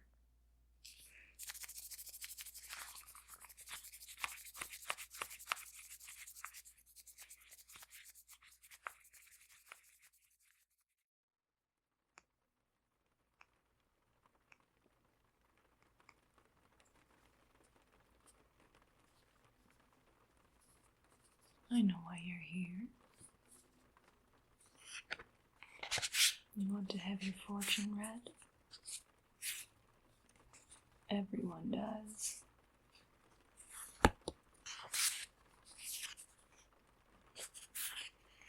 It's hard not knowing what's about to happen. However, I have to warn you, what you may find out might not be pleasant. That's what makes the future so scary sometimes, is we just don't know what it has in store for us. And you can try to fight it, but somehow it always ends up happening. I think the most frightening part of all is that there's always more future till there suddenly isn't. Have a seat. Let's take a look at you.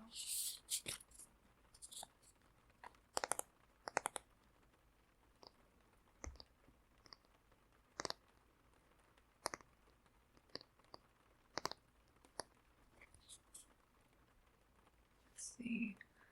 What would be the best way to read your future?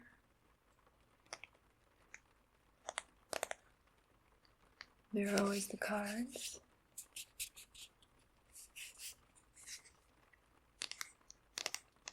But there there are other ways. Perhaps I can read your palms.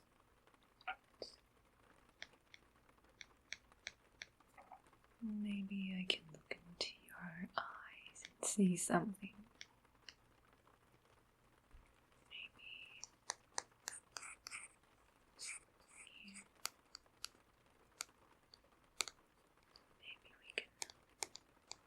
Stars, and planets, see what they have in store. Tricky things, celestial bodies. You think they'd be easy to track, but they always have a way of doing something you wouldn't expect.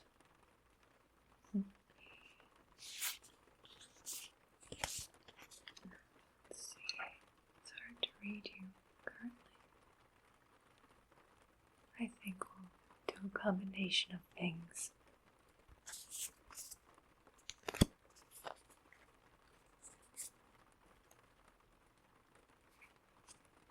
Let's start out with something simple.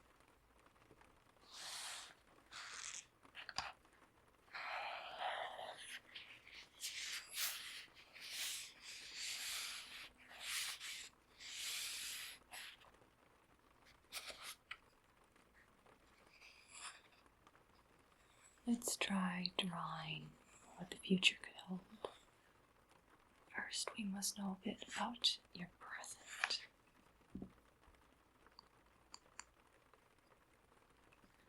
Let's see.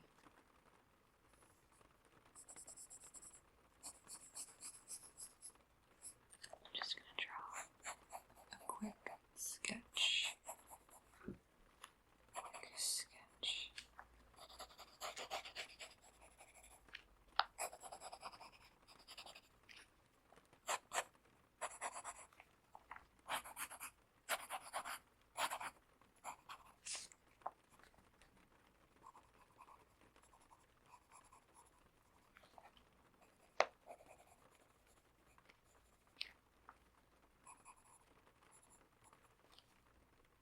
See something when I look at you.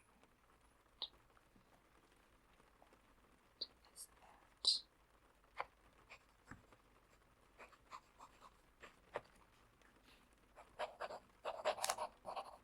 Something proud.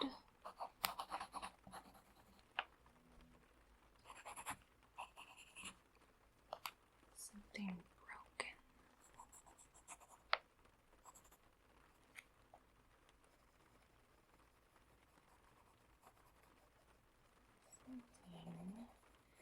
Something intelligent.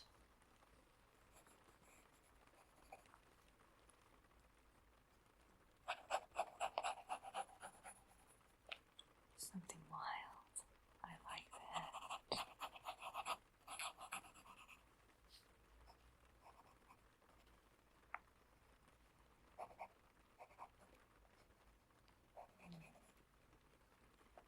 Something that could be alone, or something that could be together.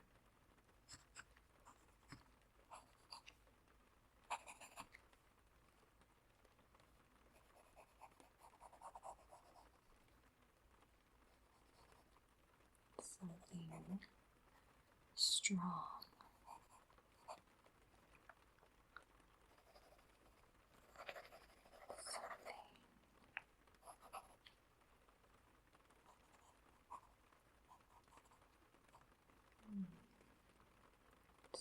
Something. Where's that located? Is it in your head or in your heart?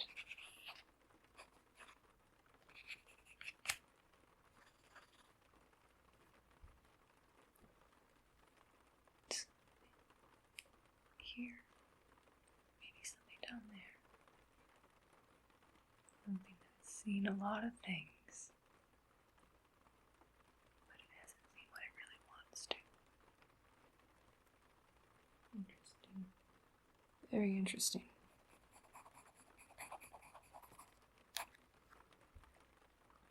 Something dark, something dark right there.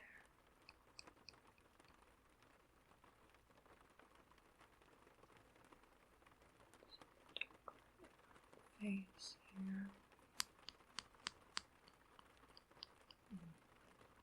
What have you seen? Or is it something you're going to see? That's the fun.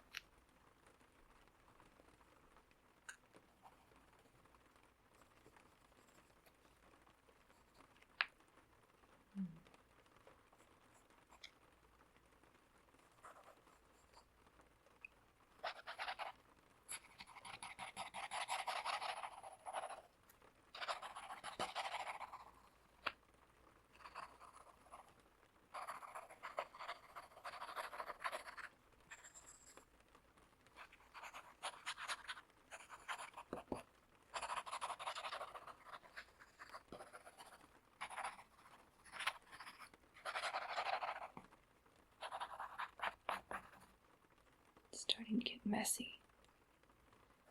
Is your life messy? Your past messy? Your future messy? Your future?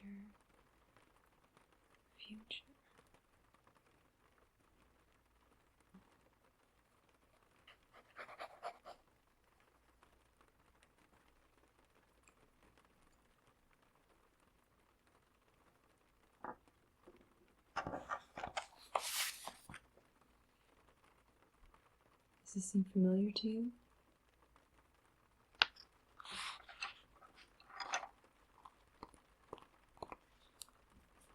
Seems to be some type of animal. That's the impression I get when I look at you.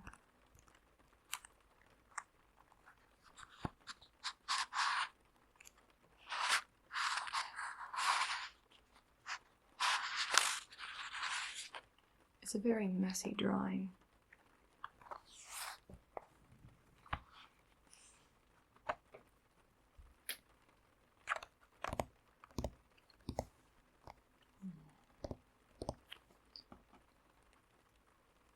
Mean.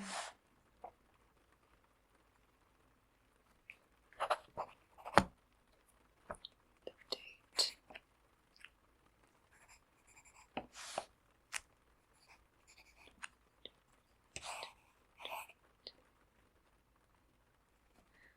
Stars here. Celestial bodies here.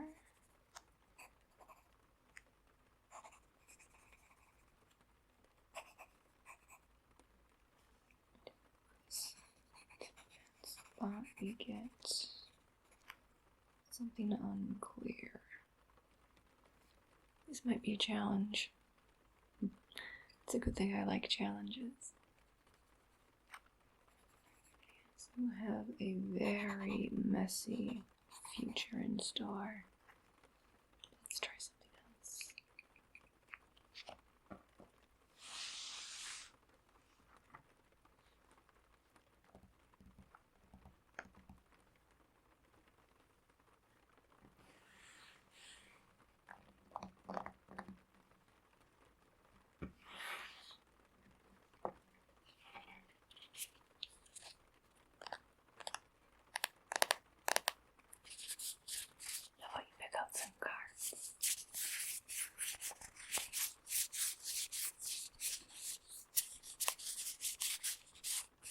I want you to pick out 3 cards.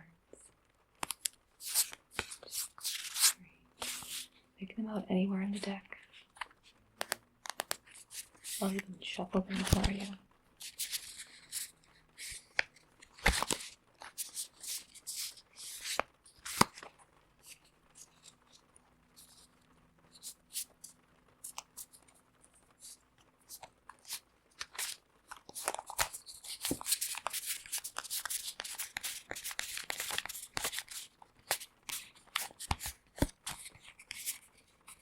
I know it's a rather large deck, but the future can have anything. So I figured I'd have as many cards as possible.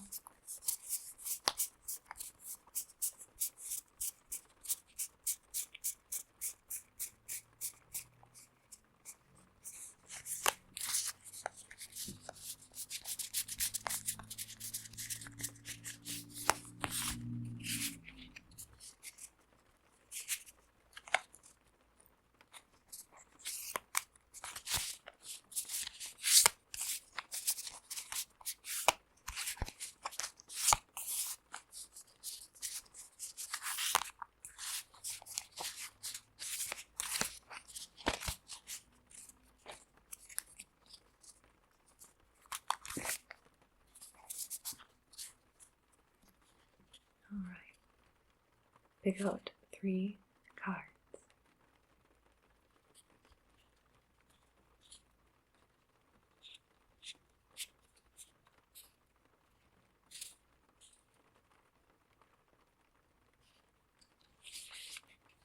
All right.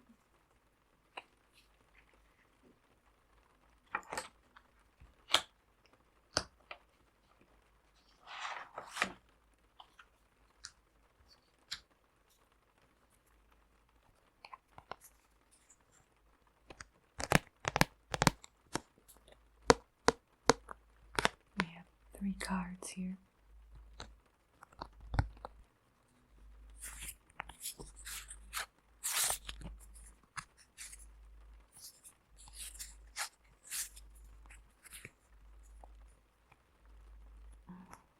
The first card, the Fool.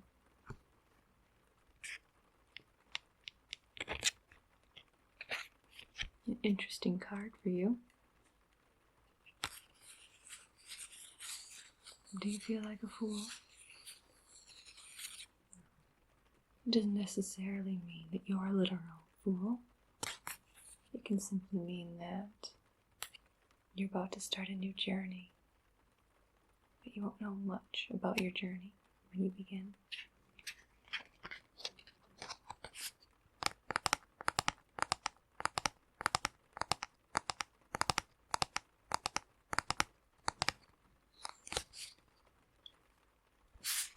Next card. The Lovers.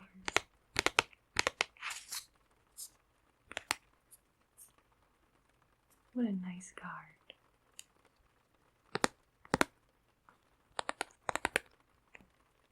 Maybe you'll find love. Now, there are many different types of love. Not all of them are physical. Perhaps you'll fall in love with someone else. Maybe you'll find a new hobby, a new friend, or maybe you'll learn to love yourself.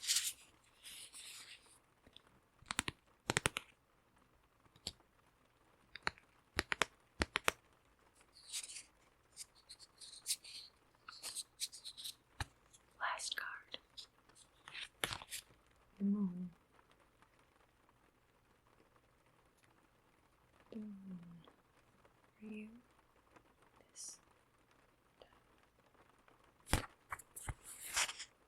Perhaps this wasn't the best way of looking at this. Let's look at something else. Let's forget that. Let's do something else. Let's look at some palms. I don't need to look at your actual palms. I have something else.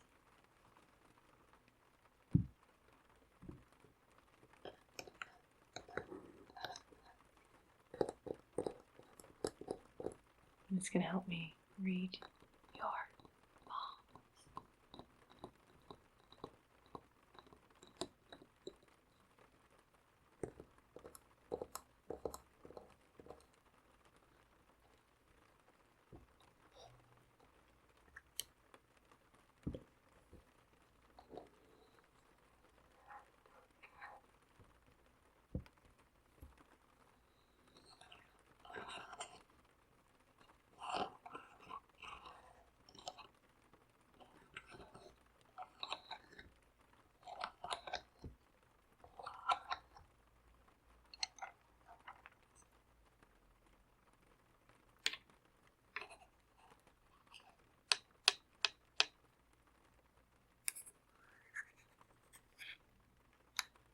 Let's start with the lifeline.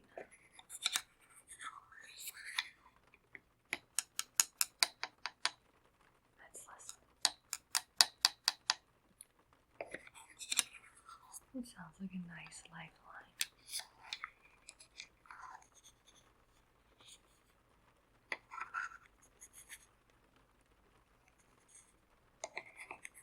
Unfortunately, I think you're going to have a lot of misfortune in your life. But misfortune doesn't have to last forever. It can be temporary.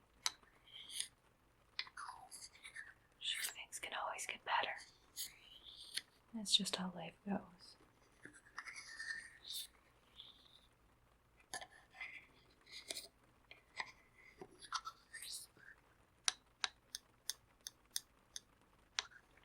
Love line.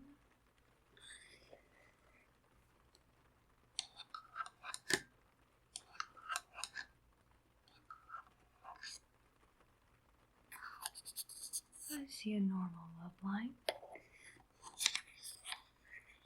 Again, there's many different types of love.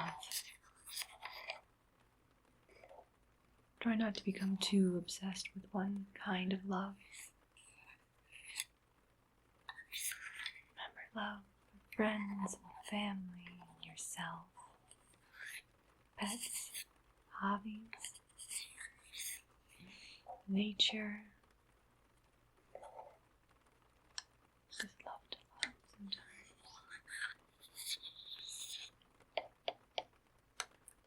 But love can also become unhealthy, so be careful.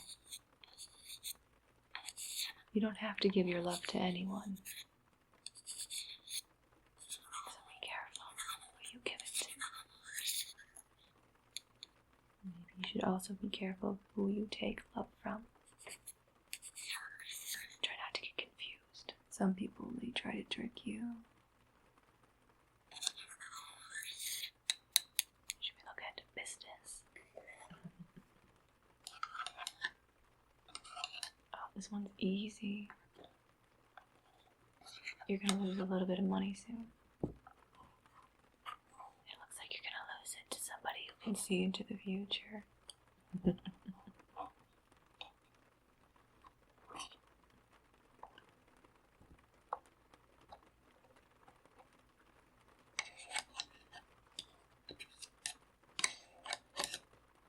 You probably want something a bit more direct and less vague.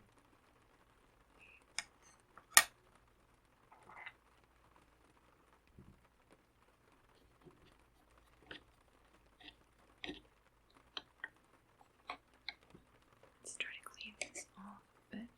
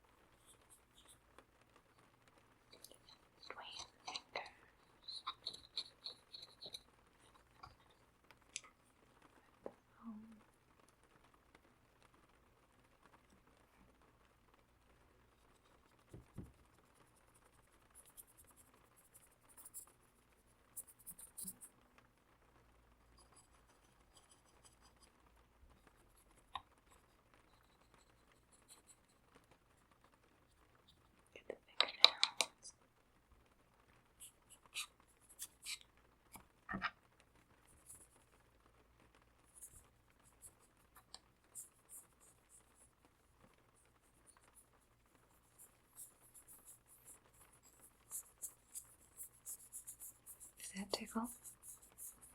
This is attached to you. Maybe you can feel it.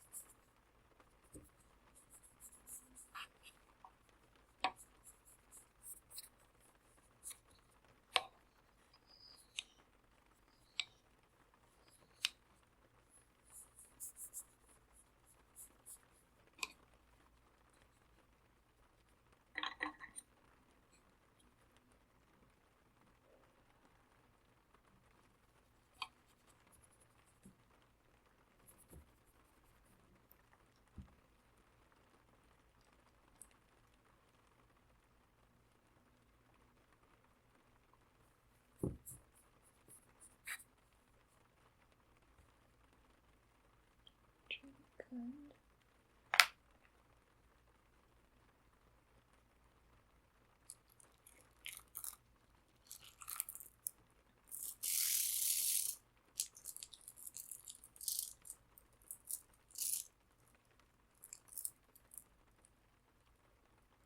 You may have noticed I was a bit displeased to see the moon card appear. That's because I see bad luck in your future. We don't like bad luck. So let's Let's try to give you some good luck. Let's change some of these lines just a little bit.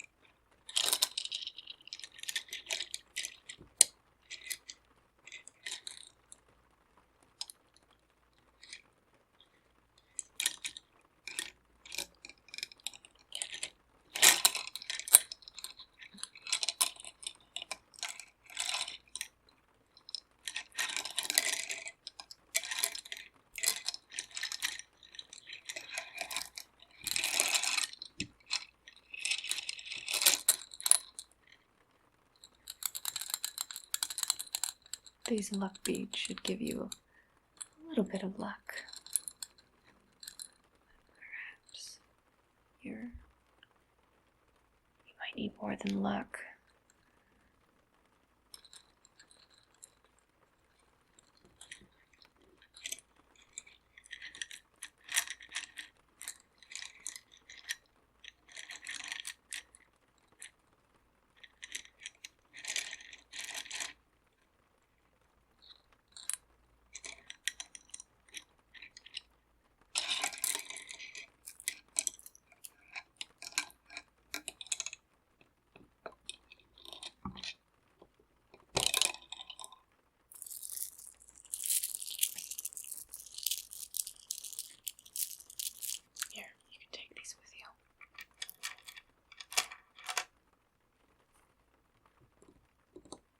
What you need is protection. Try protection spell.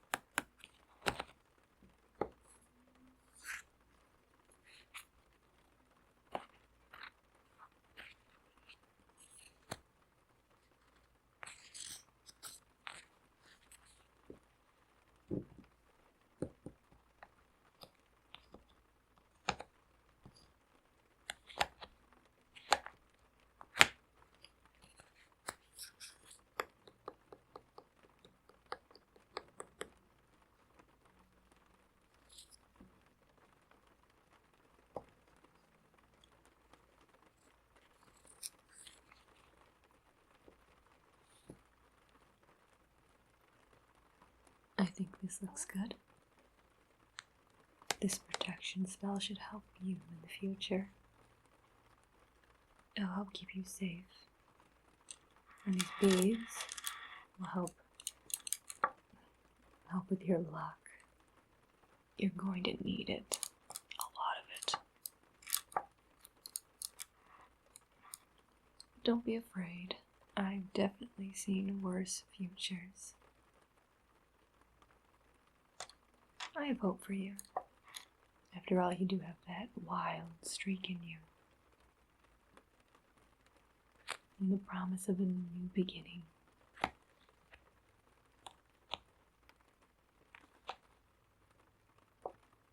But don't be afraid. You have much more control of your future than you can ever imagine.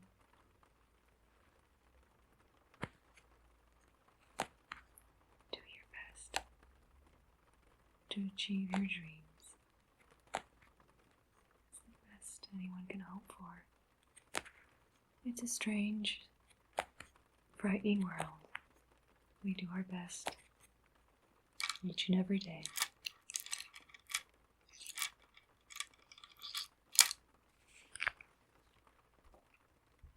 But I hope these luck beads and this protection spell will help you.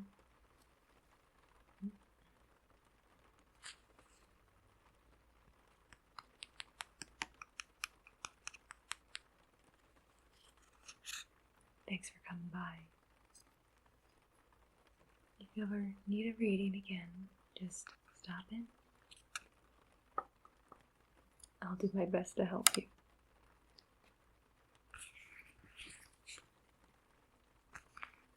For now, you should go rest.